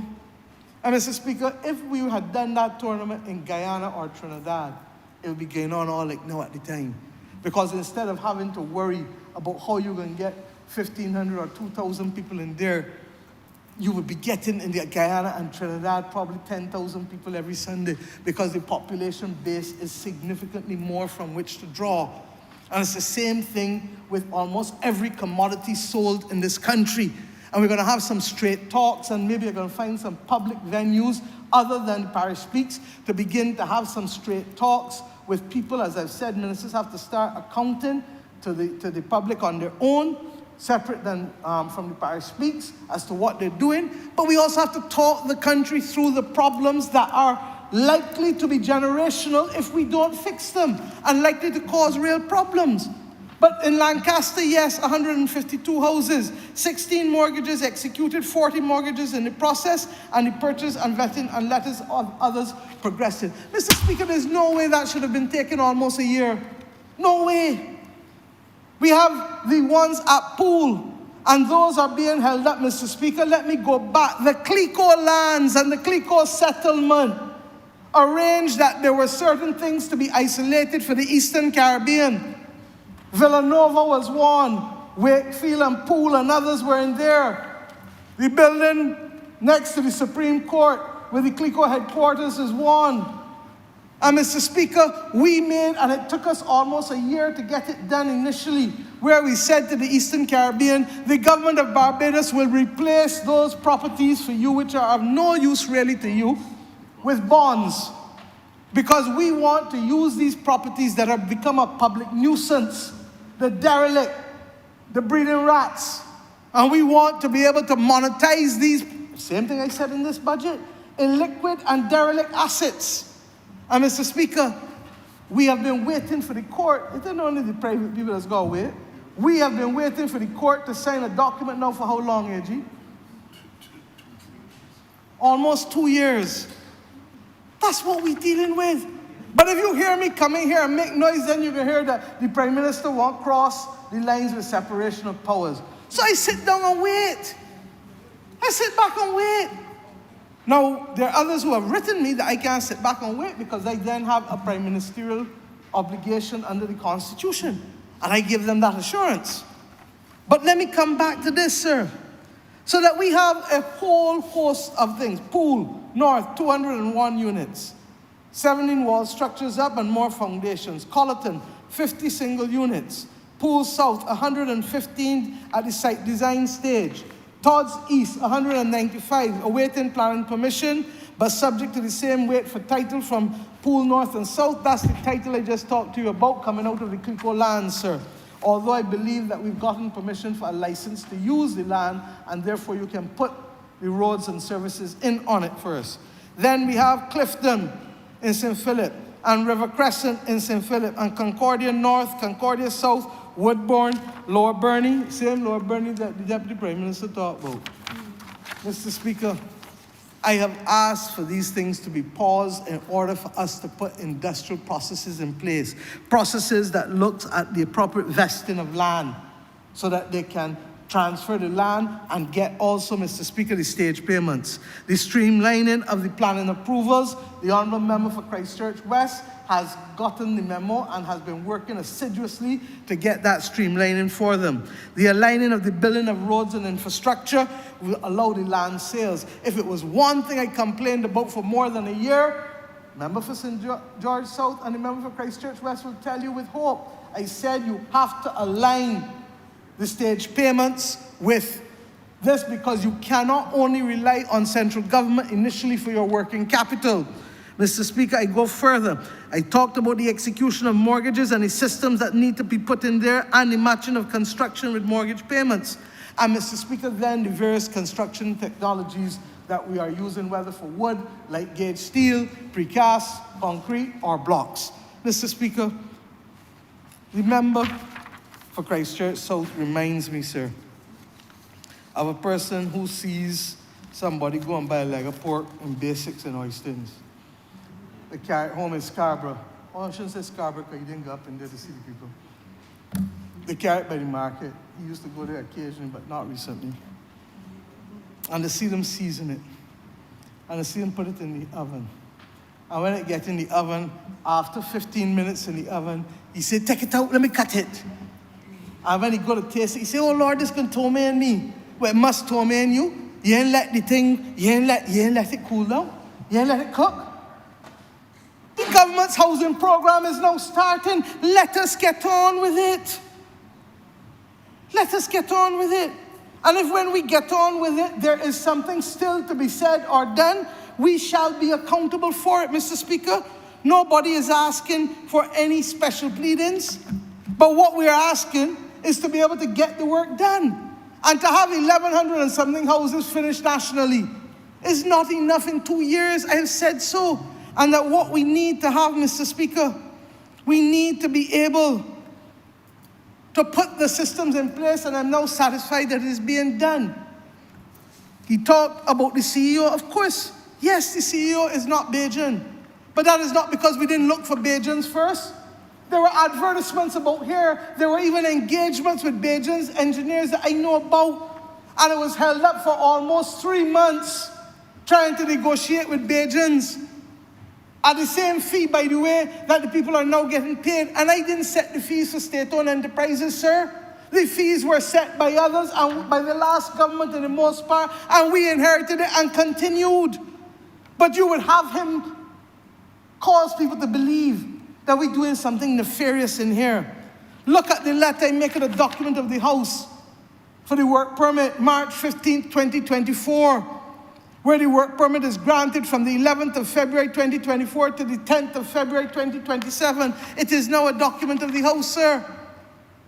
And Mr. Speaker, sir, I asked, you know me, I hear about foreign exchange going in an account to go to England. I asked, what's the position? Because nobody can get the salary. They said no.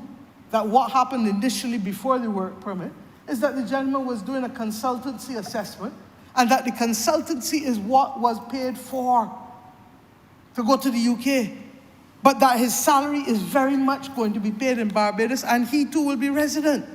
The chairman is not yet resident in Barbados. The chairman is working on another major project for the government. But we do not have the luxury with 267,000 people only to draw from within now. And there are many people who will work between here and elsewhere, and that is the reality of what we have come to in this world, Mr. Speaker. Now, I would love to develop the capacity among the resident population and to grow the resident population so that we can do all that we need to do. But we're not yet there. You heard the Minister of Health. 84 people applied for the Queen Elizabeth Hospital. Only 2 were Bajans. At the Water Authority, they advertised to engineers under the Deputy Prime Minister. Over 100 applications, I'm told. Less than a handful, single-digit Bajan.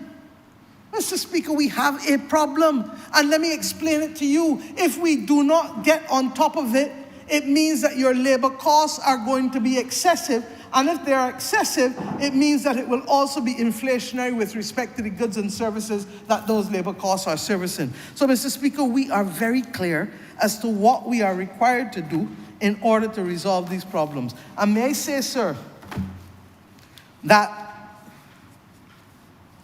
government will proceed with its housing program because this is a major problem in this country.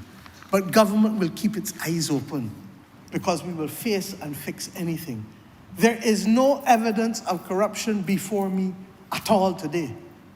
But if the investigation I've asked for shows it, then we will deal with that too. But suffice it to say that what we have is systems that have not been properly developed. And I said so in October, and I said so in January. They're not hidden. Just as I said with the East-West, that you are over budget because of the fact that we did not get the labor source that we expected, and that we could not get the people out of either China or the Gulf states for 11 months with no transit visas until eventually Beijing's developed the capacity. And then through the quantity surveying firm, when I saw the figures, I said to the member for Christchurch West, go and get an independent assessment before you pay a cent as to whether the requests are legitimate or not. And that came back in by one of the top quantity surveying firms, not just in Barbados, but in the entire Caribbean, sir. Sir, you know what has happened to us? That we have a person, and I will simply say to him, to the member for Christchurch South, that there's a good old Bajan saying that he needs to apply his heart to wisdom with. That if greedy could wait, hot will cool. You cannot judge the housing program before it gets off properly and is fully in its stride. And because we are moving from a culture where we never built this volume or scale of houses, it means that it is going to take time. It's the same way I explained to you why the Anti-Corruption Unit took time to get up, the Civil Aviation Authority taking time to get up, why the Integrity Commission will get up, but it is also taking time. And let me remind this country that you see it's the same handful of public servants and the same handful of ministers doing everything. This is not like the other countries where when I look at them and I get in a room, I walk in with 3 and 4 people and them walking with 30 and 40 people. But we are meant to do the same thing. And we have distinguished ourselves with 3 and 4, even when others have 30 and 40 people. That's why the Inter-American Court coming here. That's why we are president of UNCTAD, sir, and do the first ever global supply chain forum in the history of the world. Mr. Speaker. And when I hear him talk about this country has no soul, let me tell you who has no soul. People who look in the mirror and don't like to see what they see. Because I would never find myself with KC behind my name. I was so happy when this country became a republic, sir, so that I can move from QC down, and it was my old school initials. That I can move from QC to SC, Senior Counsel. But this one, who leads the Democratic Labour Party, and all the others who are walking around with him as lawyers who are Senior Counsel, a lot of them choosing to use KC, King's Counsel. And I said, do these men of independence, but then again, he was born before independence. I was too, but I was so close to it that I feel I'm an independence baby.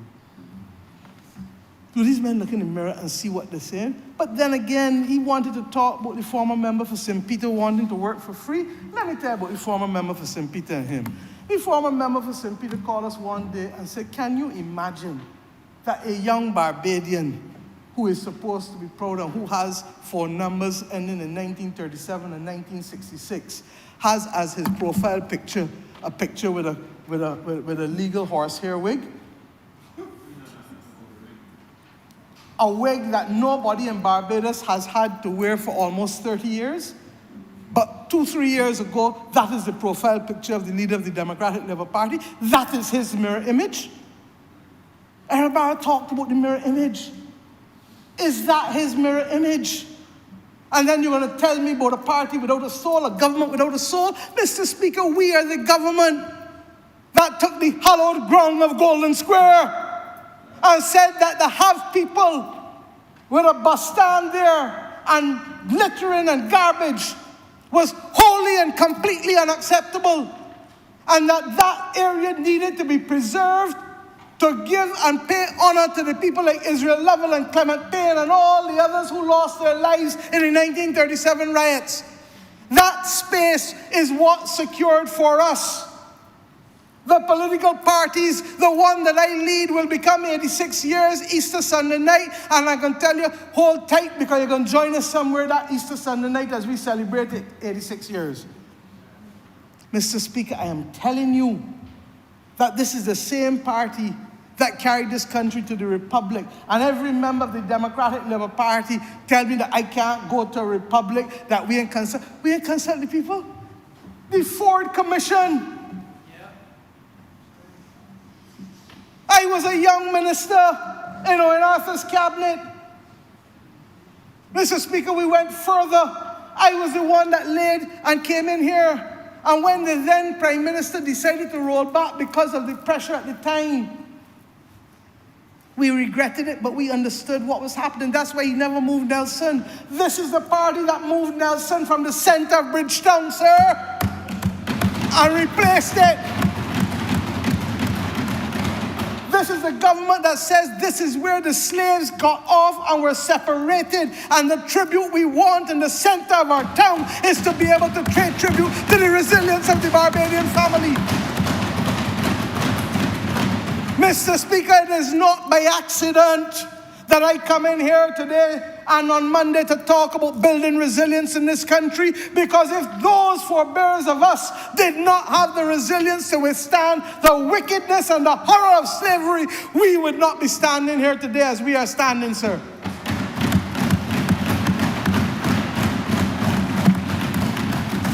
No, Mr. Speaker, the great pretender.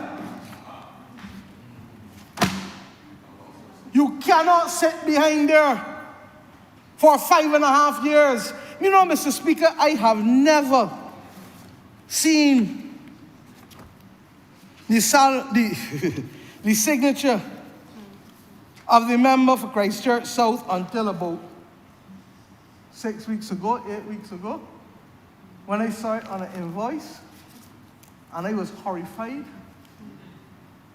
because we have a custom that we help each other. But when a 6-figure invoice comes to be able to claim from one of its own members, we knew that something was wrong. And I don't take these decisions on my own. You heard the Deputy Prime Minister talk about it. You heard others in here talk about it. I go around the room one by one, by one, by one, by one, by one, right down. You know when a division get called in the House?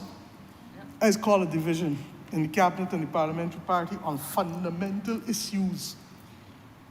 Because all of us must stand by them together. But I'm not going to get into that today, sir, because you have heard enough about why this party must now understand how this member who now wants to cast aspersions on every member on this side without an ounce of proof. Not like the proof the Deputy Prime Minister bring here today.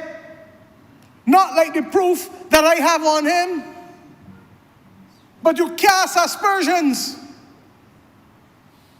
because you can talk sweet. The Lord bless you with a tongue, a sweet tongue. But he didn't bless you with commitment to cause or party or even client, it seems. No, Mr. Speaker. If we're going to talk about credibility and message and messenger, let us talk about it. And I say to us, sir, that these things are important because we learned in 2008 when you let these things slide, you can end up in trouble. And that is what led to the lost decade. And Mr. Speaker, I gave you a solemn promise that even if it was to be my own party that I have to oppose, I will do it because I have been in public life too long and I know the consequences to ordinary Barbadians. I also know how long it took me to do what I wanted to do for the police and the nurses last year and this year, because the first 2 years, were caught up in debt restructuring. So I couldn't move left and I couldn't move right.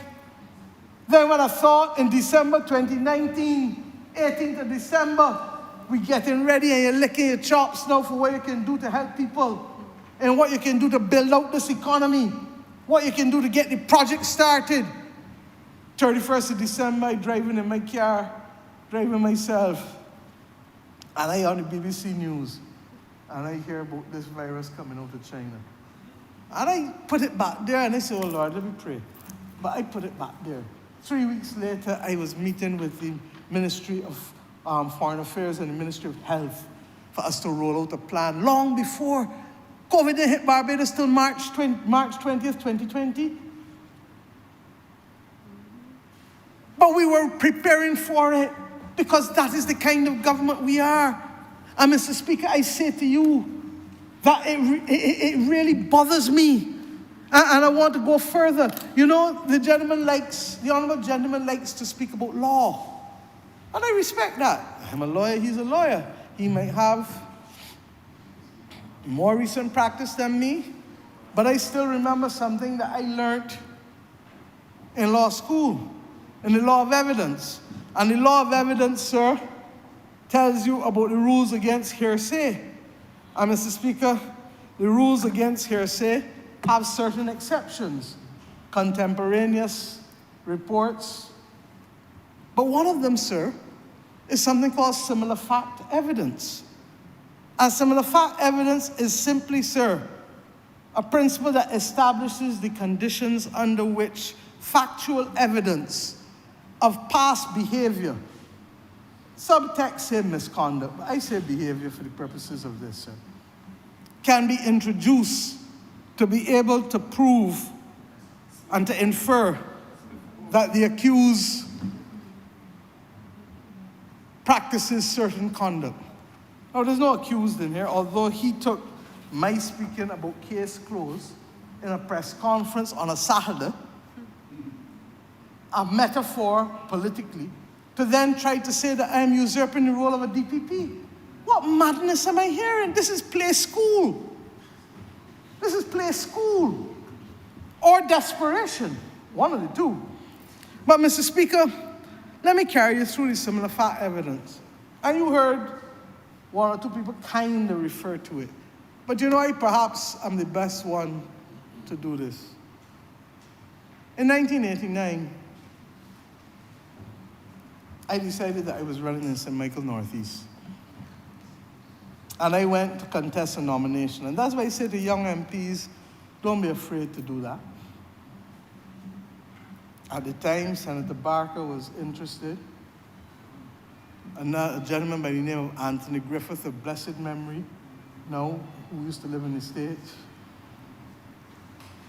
The former MP, Leroy Sisnett of blessed memory. And one Ralph A. Thorne, R-A-T, Ralph A. Thorne.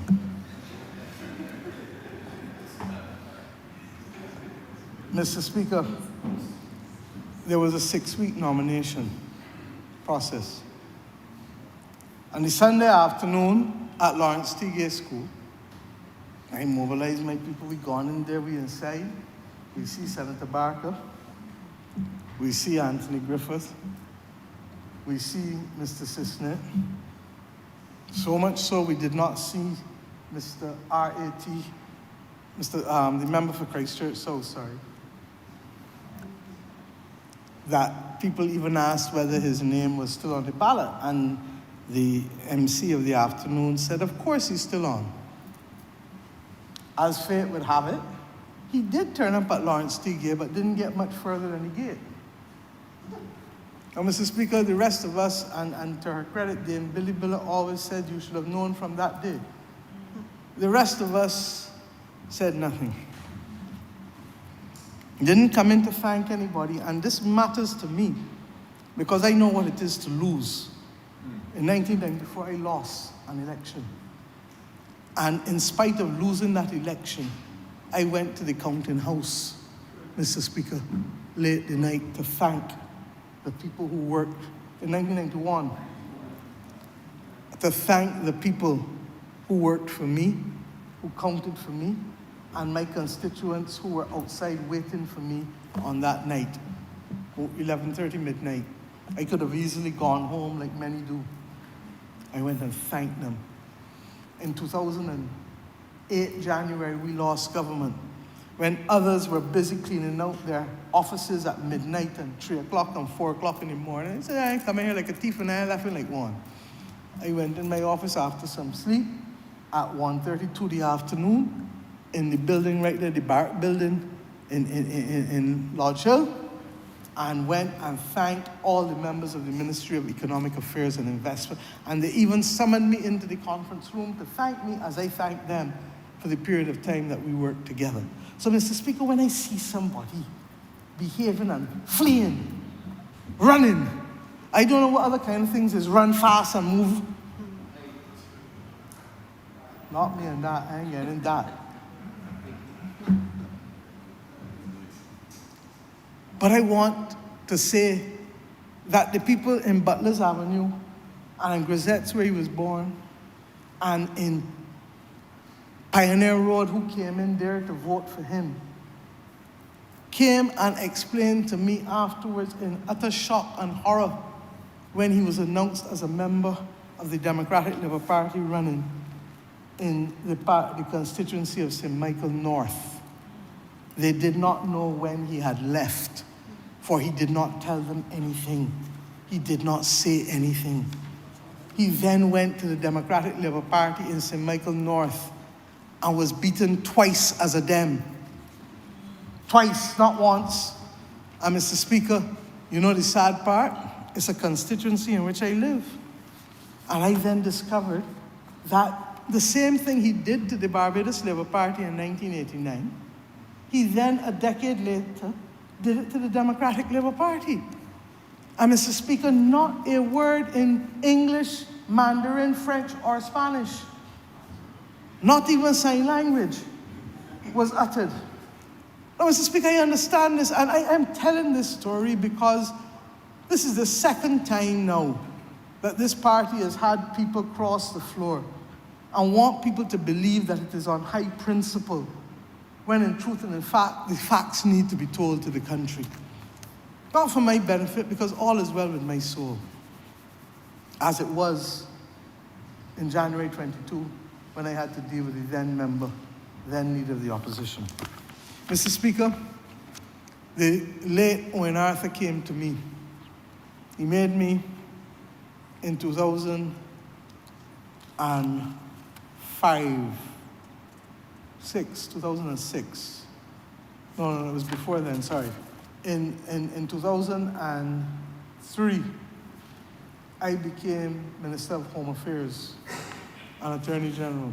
2001 I was, but in 2003 he came. He said, can't remember if it's 201 or 203, but he asked me if I would agree to the Honourable Member for Christchurch South being Chairman of the Caribbean Broadcasting Corporation. And I said, yes. Prime Minister asked you, and I work with everybody. The others would tell you, I work with, and I work with any and everybody.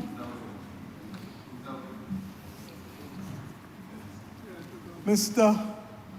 Speaker, sir, it soon became clear that what I was expecting of him as a chair at CBC was not happening. There wasn't any infelicity, it just he was not up to the task. And we had to have a conversation, and it is the only time I've ever had to ask a board chairman to resign and to be relieved of his portfolio. The only time.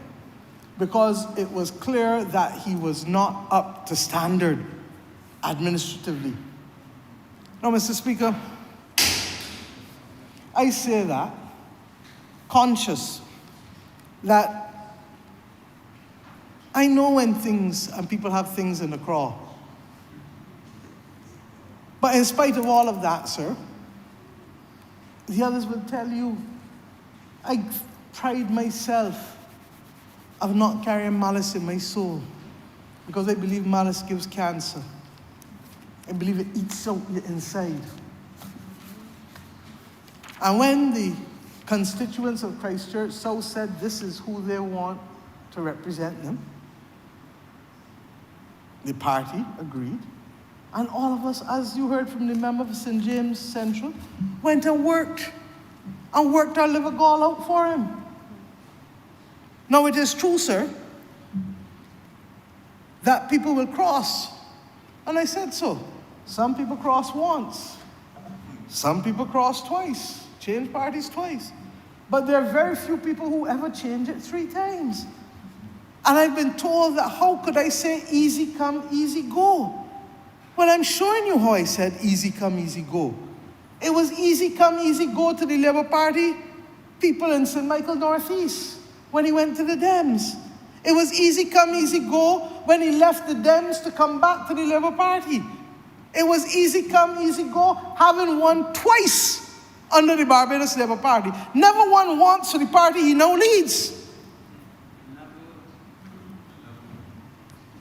But the similar fact, evidence of behavior, I have had to listen in the last month from husbands who tell me that the wife almost put them out because of how many times they walk up and down in the night dew, canvassing for him. And the wives didn't believe that they would be working so long and so late. I have had to hear how mothers miss children important events. Because that's what happens when people work for you. I have had to hear somebody say that they almost get fired because of getting into work late, repeatedly trying to do things to help him out. Mr. Speaker, you can go and ask anybody in Christchurch, so do not ask a single member of this government. And when I can hear him talk about representation, Mr. Speaker, it riles my skin. You heard the others talk about the reference to the lady who nominated him, but they didn't tell you about the lady who had his picture up in her house, and she ended up sleeping under the bridge here a few months ago, and were it not for the help of one Mr. Donovan, bringing it to other people's attention, it would continue. And I can go on with story after story. I'm not going to go into it. But what I will not do is have somebody come in here and drop remarks about people as if they're a paragon of virtue. And then talking about who is dictator and who is this and who is that. And then want me to tell me nonsense about I am trying to bring onto myself powers of a DPP when the director of public prosecution should really only be seeing him and nobody else in here. Mr. Speaker, the Honorable Deputy Prime Minister said over and over, she never received the check. She didn't even know it had come. The person dropped it through a window in her office. She neither solicited, and he read the section, and the section was very clear with the operative words. She neither requested, solicited, nor accepted. No, Mr. Speaker. And I say to you, similar fact behavior, BLP to DLP. Similar fact behavior, DLP to BLP. Back to the BLP, I warned them, they better watch themselves because you ain't even gonna know when he gone again. Well, I don't know where he came. But let me go further, sir, because I'm not even gonna get into the facts of this. But when I say client, I wasn't even knowing that the Deputy Prime Minister was going to show that he didn't have commitment to client either. But in the Northern Caribbean, same thing. Who resigns as a senior counsel by email to the point where the client does not even know that you have resigned? So if you ain't talk to constituent, you ain't talk to the General Secretary, you ain't talk to the branch, you ain't talk to the chairman of the party, you ain't talk to the political leader, we can't feel no way. I tell them don't feel no way. I got a whole thing here showing how his behavior also occasioned major disruption. You are a lawyer yourself, sir. You know that you cannot resign by email. Didn't even seek leave of the court. When the court asked him to come, he gave a sense of what he calls, he liked the big words like the former leader of the Democratic Labour Party. He sent a missive. I can call it the email, but he doesn't say he don't know English, so I'm happy not to know English. A missive. No, sir. And then not to be in here, sir. Everything I am saying, I would have said in his presence, sir, as I say it now. And I'm saying it for one reason. His behavior has shown neither commitment to cause, to party, or to client. And you come in here now to try to lecture people. Lecture people. No, Mr. Speaker. No, sir. I will simply say to him, sir, that there was a man who a few years ago warned me, sir, that there is a poem I should keep to use against the leader of the Democratic Labour Party as he then was, and that I may want to keep it for all leaders of the Democratic Labour Party. I did not know, sir, that that same man would be the same man I may have to use it and remind him of the words. And Mr. Speaker, that poem is well known to many of us. He loves to quote literature. He's a man of words. He quoted Martin Carter how much times yesterday, Mr. Speaker? And as he did that, he wants us to fall over his words as if the words will mean everything. But there used to be a dub song, action, not a bag of words. People need action. And for him, who says that he is the paragon of virtue, studied theology. He knows John 3:16, but I wonder if he remembers John 3:18. Dear children, let us not love with words or tongue, but with actions and in truth. Mr. Speaker, it is the actions by which we judge each other. And the credibility of the messenger is as important as assessing the credibility of the message.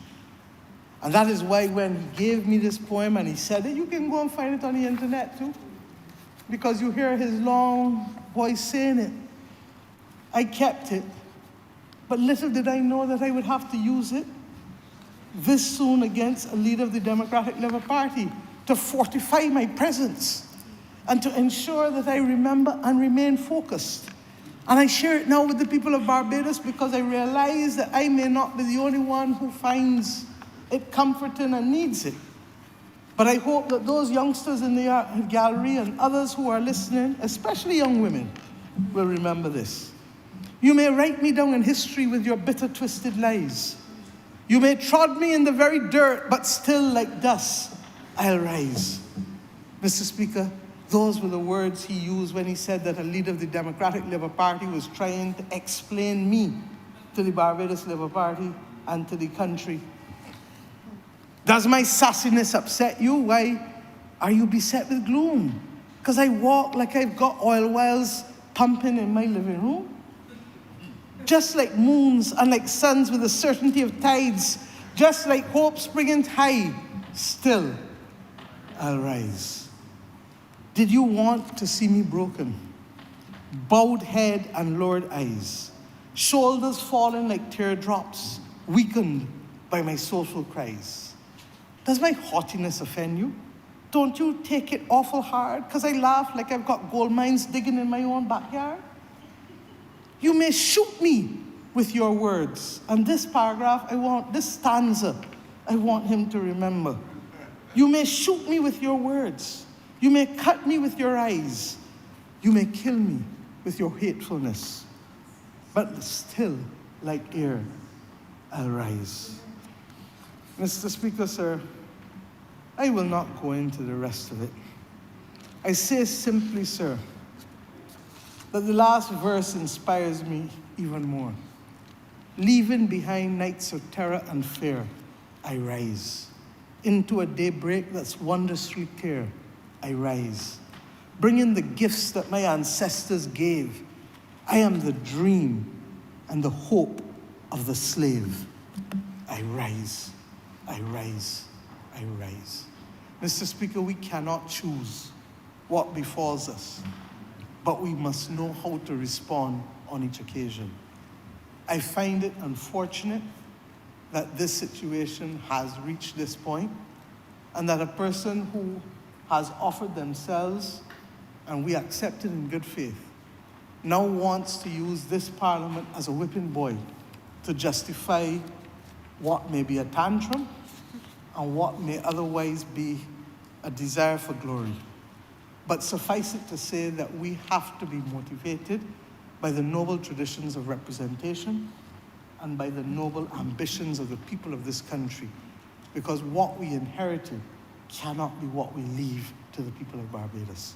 I believe that this government will try its best.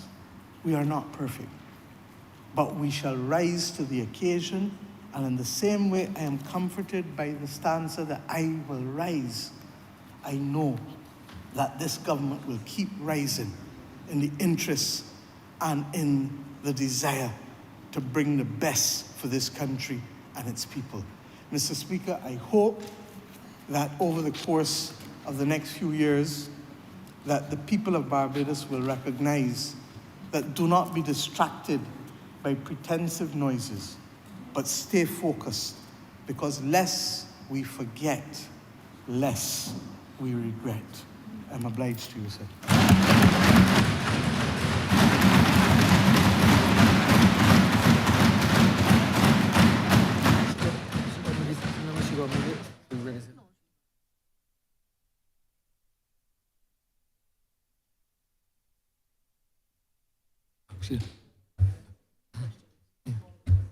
The question is that this bill be read a second time.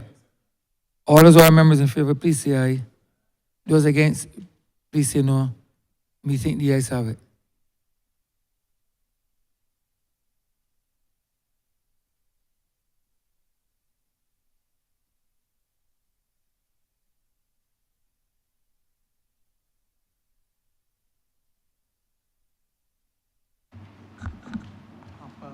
Huh?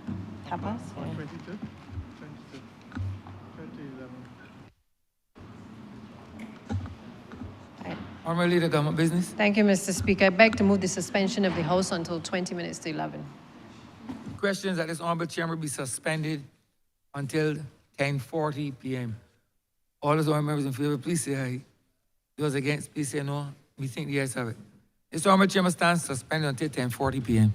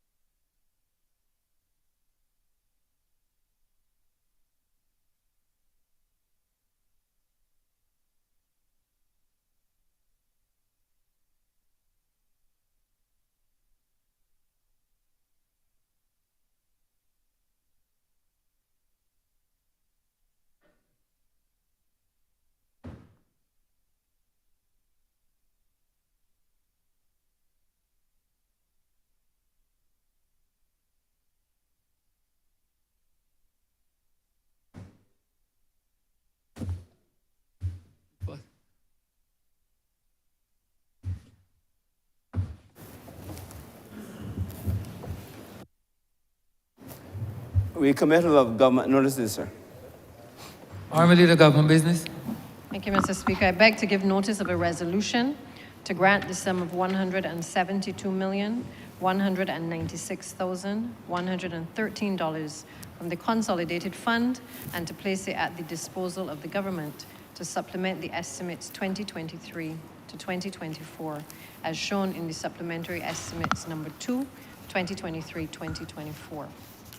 I also beg to give notice of a resolution to grant the sum of $71,865,728 from the Consolidated Fund and to place it at the disposal of the government to supplement the estimates 2023-2024 as shown in supplementary estimates number 3, 2023 to 2024. Government business, sir.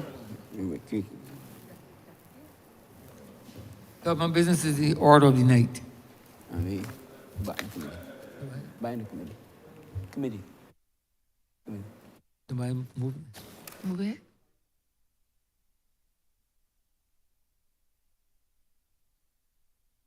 You get back to probation bill?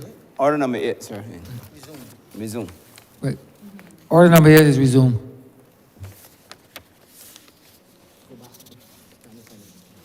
Go back and sign it. Mr. Speaker, I beg to move that you do not leave the chair and that the House resolve itself into Standing Finance Committee. The question that the Speaker do not leave the chair and the House resolve itself in the Standing Finance Committee. All those honourable members in favour, please say aye. Those against, please say no. We think the ayes have it.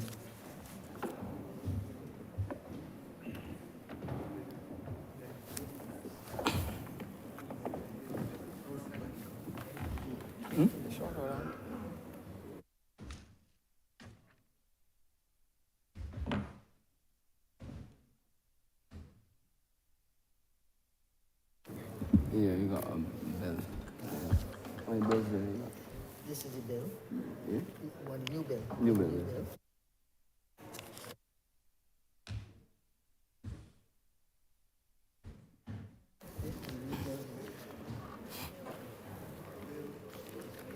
You can go back first. Schedule. Just schedule what's up, And then go back to clauses. and then call me. You don't know who we call the heads? Wait, schedule.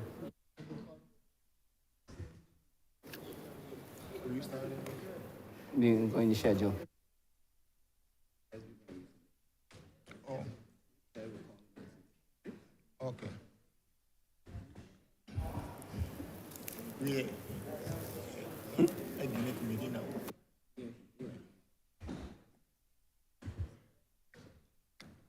This Honorable House is now in Standing Finance Committee.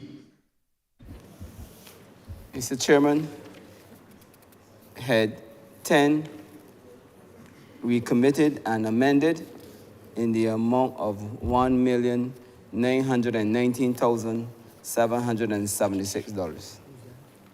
Head 10, Office of the President. President. President. Beg to move that. Head Yeah. as amended, stand part. Sorry. Yeah, President. Mr. Chairman, I beg to move that Head 10 do stand part. As amended. The question is that Head 10 stand part as amended. All honorable members in favor, say aye. Honorable members against, say no. You think the ayes have it? Head 13, Prime Minister's Office, recommitted and amended in the amount of $188,685,510. Amended. I'd like to move that the head stand part is amended, Mr. Chairman, sir. The question is that Head 13 stand part as amended. All honorable members in favor, say aye. Honorable members against, please say no. Methinks the ayes have it. Head 27, Ministry of Tourism and International Transport, recommitted and amended in the amount of $27,028,380. Mr. Chairman, I beg that Head 27 as amended. Do stand part. Second. The question is that head 27, as amended, stand part. All honorable members in favor, say aye. Honorable members against, say no. Methinks the ayes have it. Head 33, Ministry of Home Affairs and Information, recommitted and amended in the amount of $74,594,167. Mr. Chairman, I beg to move the head as amended stand part. The question is that head 33, as amended, stand part. All honorable members in favor, say aye. Aye. Honorable members against, say no. Methinks the ayes have it. Head 34, Ministry of Finance, Economic Affairs and Investment, recommitted and amended in the amount of $186,083,701.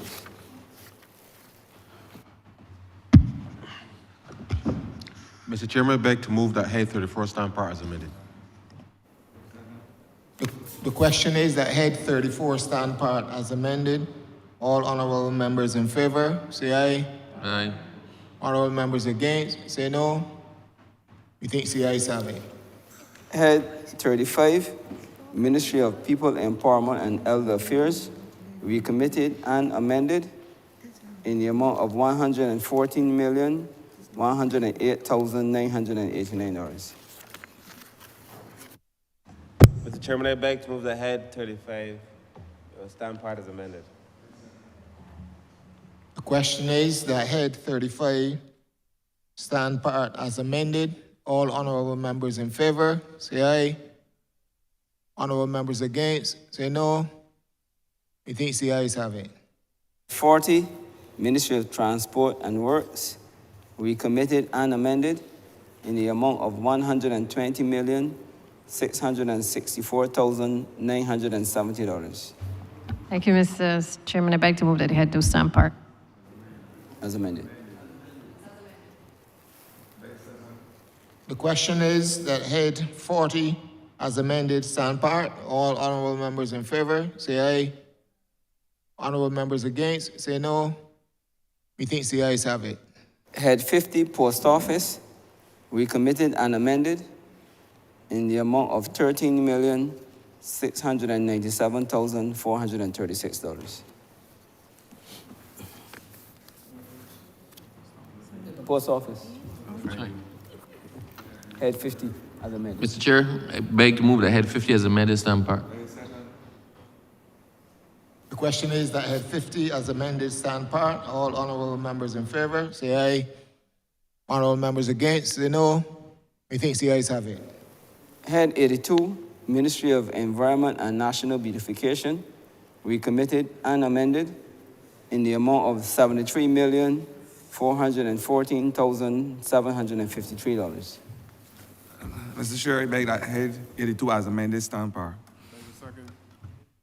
Question is that head 82 as amended stand part. All honorable members in favor, say aye. Honorable members against, say no. Methinks the ayes have it. Head 83, Ministry of Agriculture, Food and Nutritional Security, recommitted and amended in the amount of $85,429,960. Mr. Chairman, I beg to move that head 83 as amended stand part. The question is that head 83 as amended stand part. All honorable members in favor, please say aye. Honorable members against, say no. Methinks the ayes have it. Head 86, Ministry of Health and Wellness, recommitted and amended in the amount of $236,347,534. Mr. Chairman, I beg to move that head 86 as amended stand part. The question is that head 86 as amended stand part. All honorable members in favor, say aye. Honorable members against, say no. Methinks the ayes have it. Head 87, Ministry of Education, Technological and Vocational Training, recommitted and amended in the amount of $315,778. Mr. Chairman, I beg to move that Head 87 as amended stand part. The question is that Head 87 as amended stand part. All honorable members in favor, say aye. Honorable members against, say no.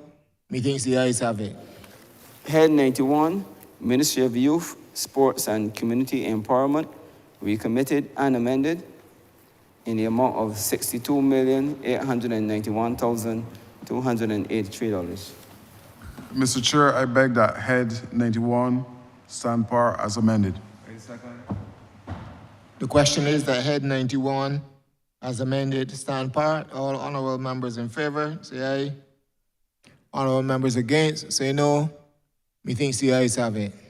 Head 92, Ministry of Energy and Business Development, recommitted and amended in the amount of $65,820,494.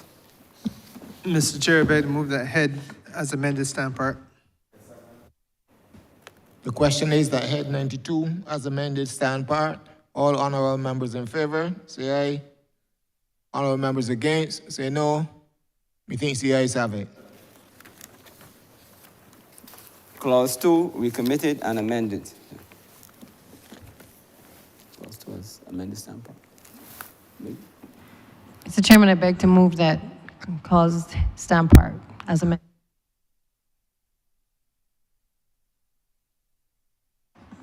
The question is that Clause 2 as amended stand part. All honorable members in favor, say aye. Honorable members against, say no. Methinks the ayes have it. Schedule, recommitted and amended. Mr. Chairman, I beg to move that the schedule as amended stand part. The question is that the schedule as amended stand part. All honorable members in favor, say aye. Honorable members against, say no. Methinks the ayes have it. Report, possible. Mr. Chairman, I beg to move that you do now report the passing of one money resolution in Standing Finance Committee. The question is that I do now report to His Honor the Speaker the passing of one resolution in one bill with amendments stand part. All honorable members in favor, say aye. Honorable members against, say no. Methinks the ayes have it.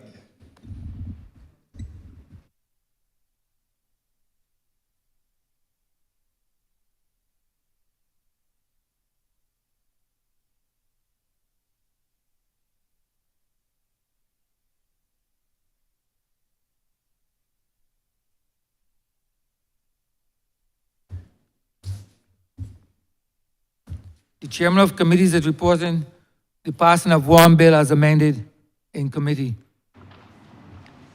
Honorable Leader of Government Business. Mr. Speaker, I beg to move that the bill be read a third time. The question is that the bill be read a third time. All those honorable members in favor, please say aye. Those against, please say no. We think the ayes have it. Mr. Speaker, I beg to move that the bill be now passed and cited as the Appropriations Act 2024. The question is that the aforementioned bill be passed and so cited. All those honorable members in favor, please say aye.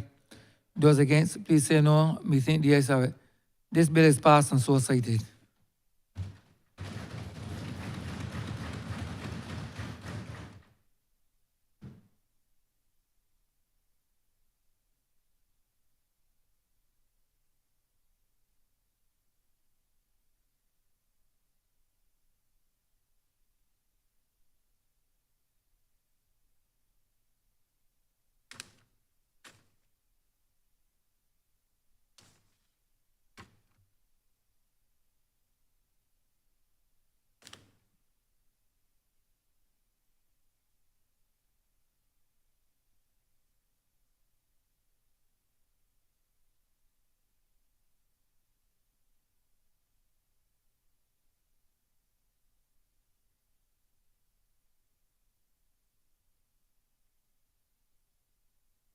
Honorable Leader of Government Business. Mr. Speaker, I beg to move the withdrawal of orders number 12A and B, and to beg that they be substituted with the earlier resolutions for which notice has been given. The question is that orders 12A and 12B be withdrawn. All those honorable members in favor, please say aye.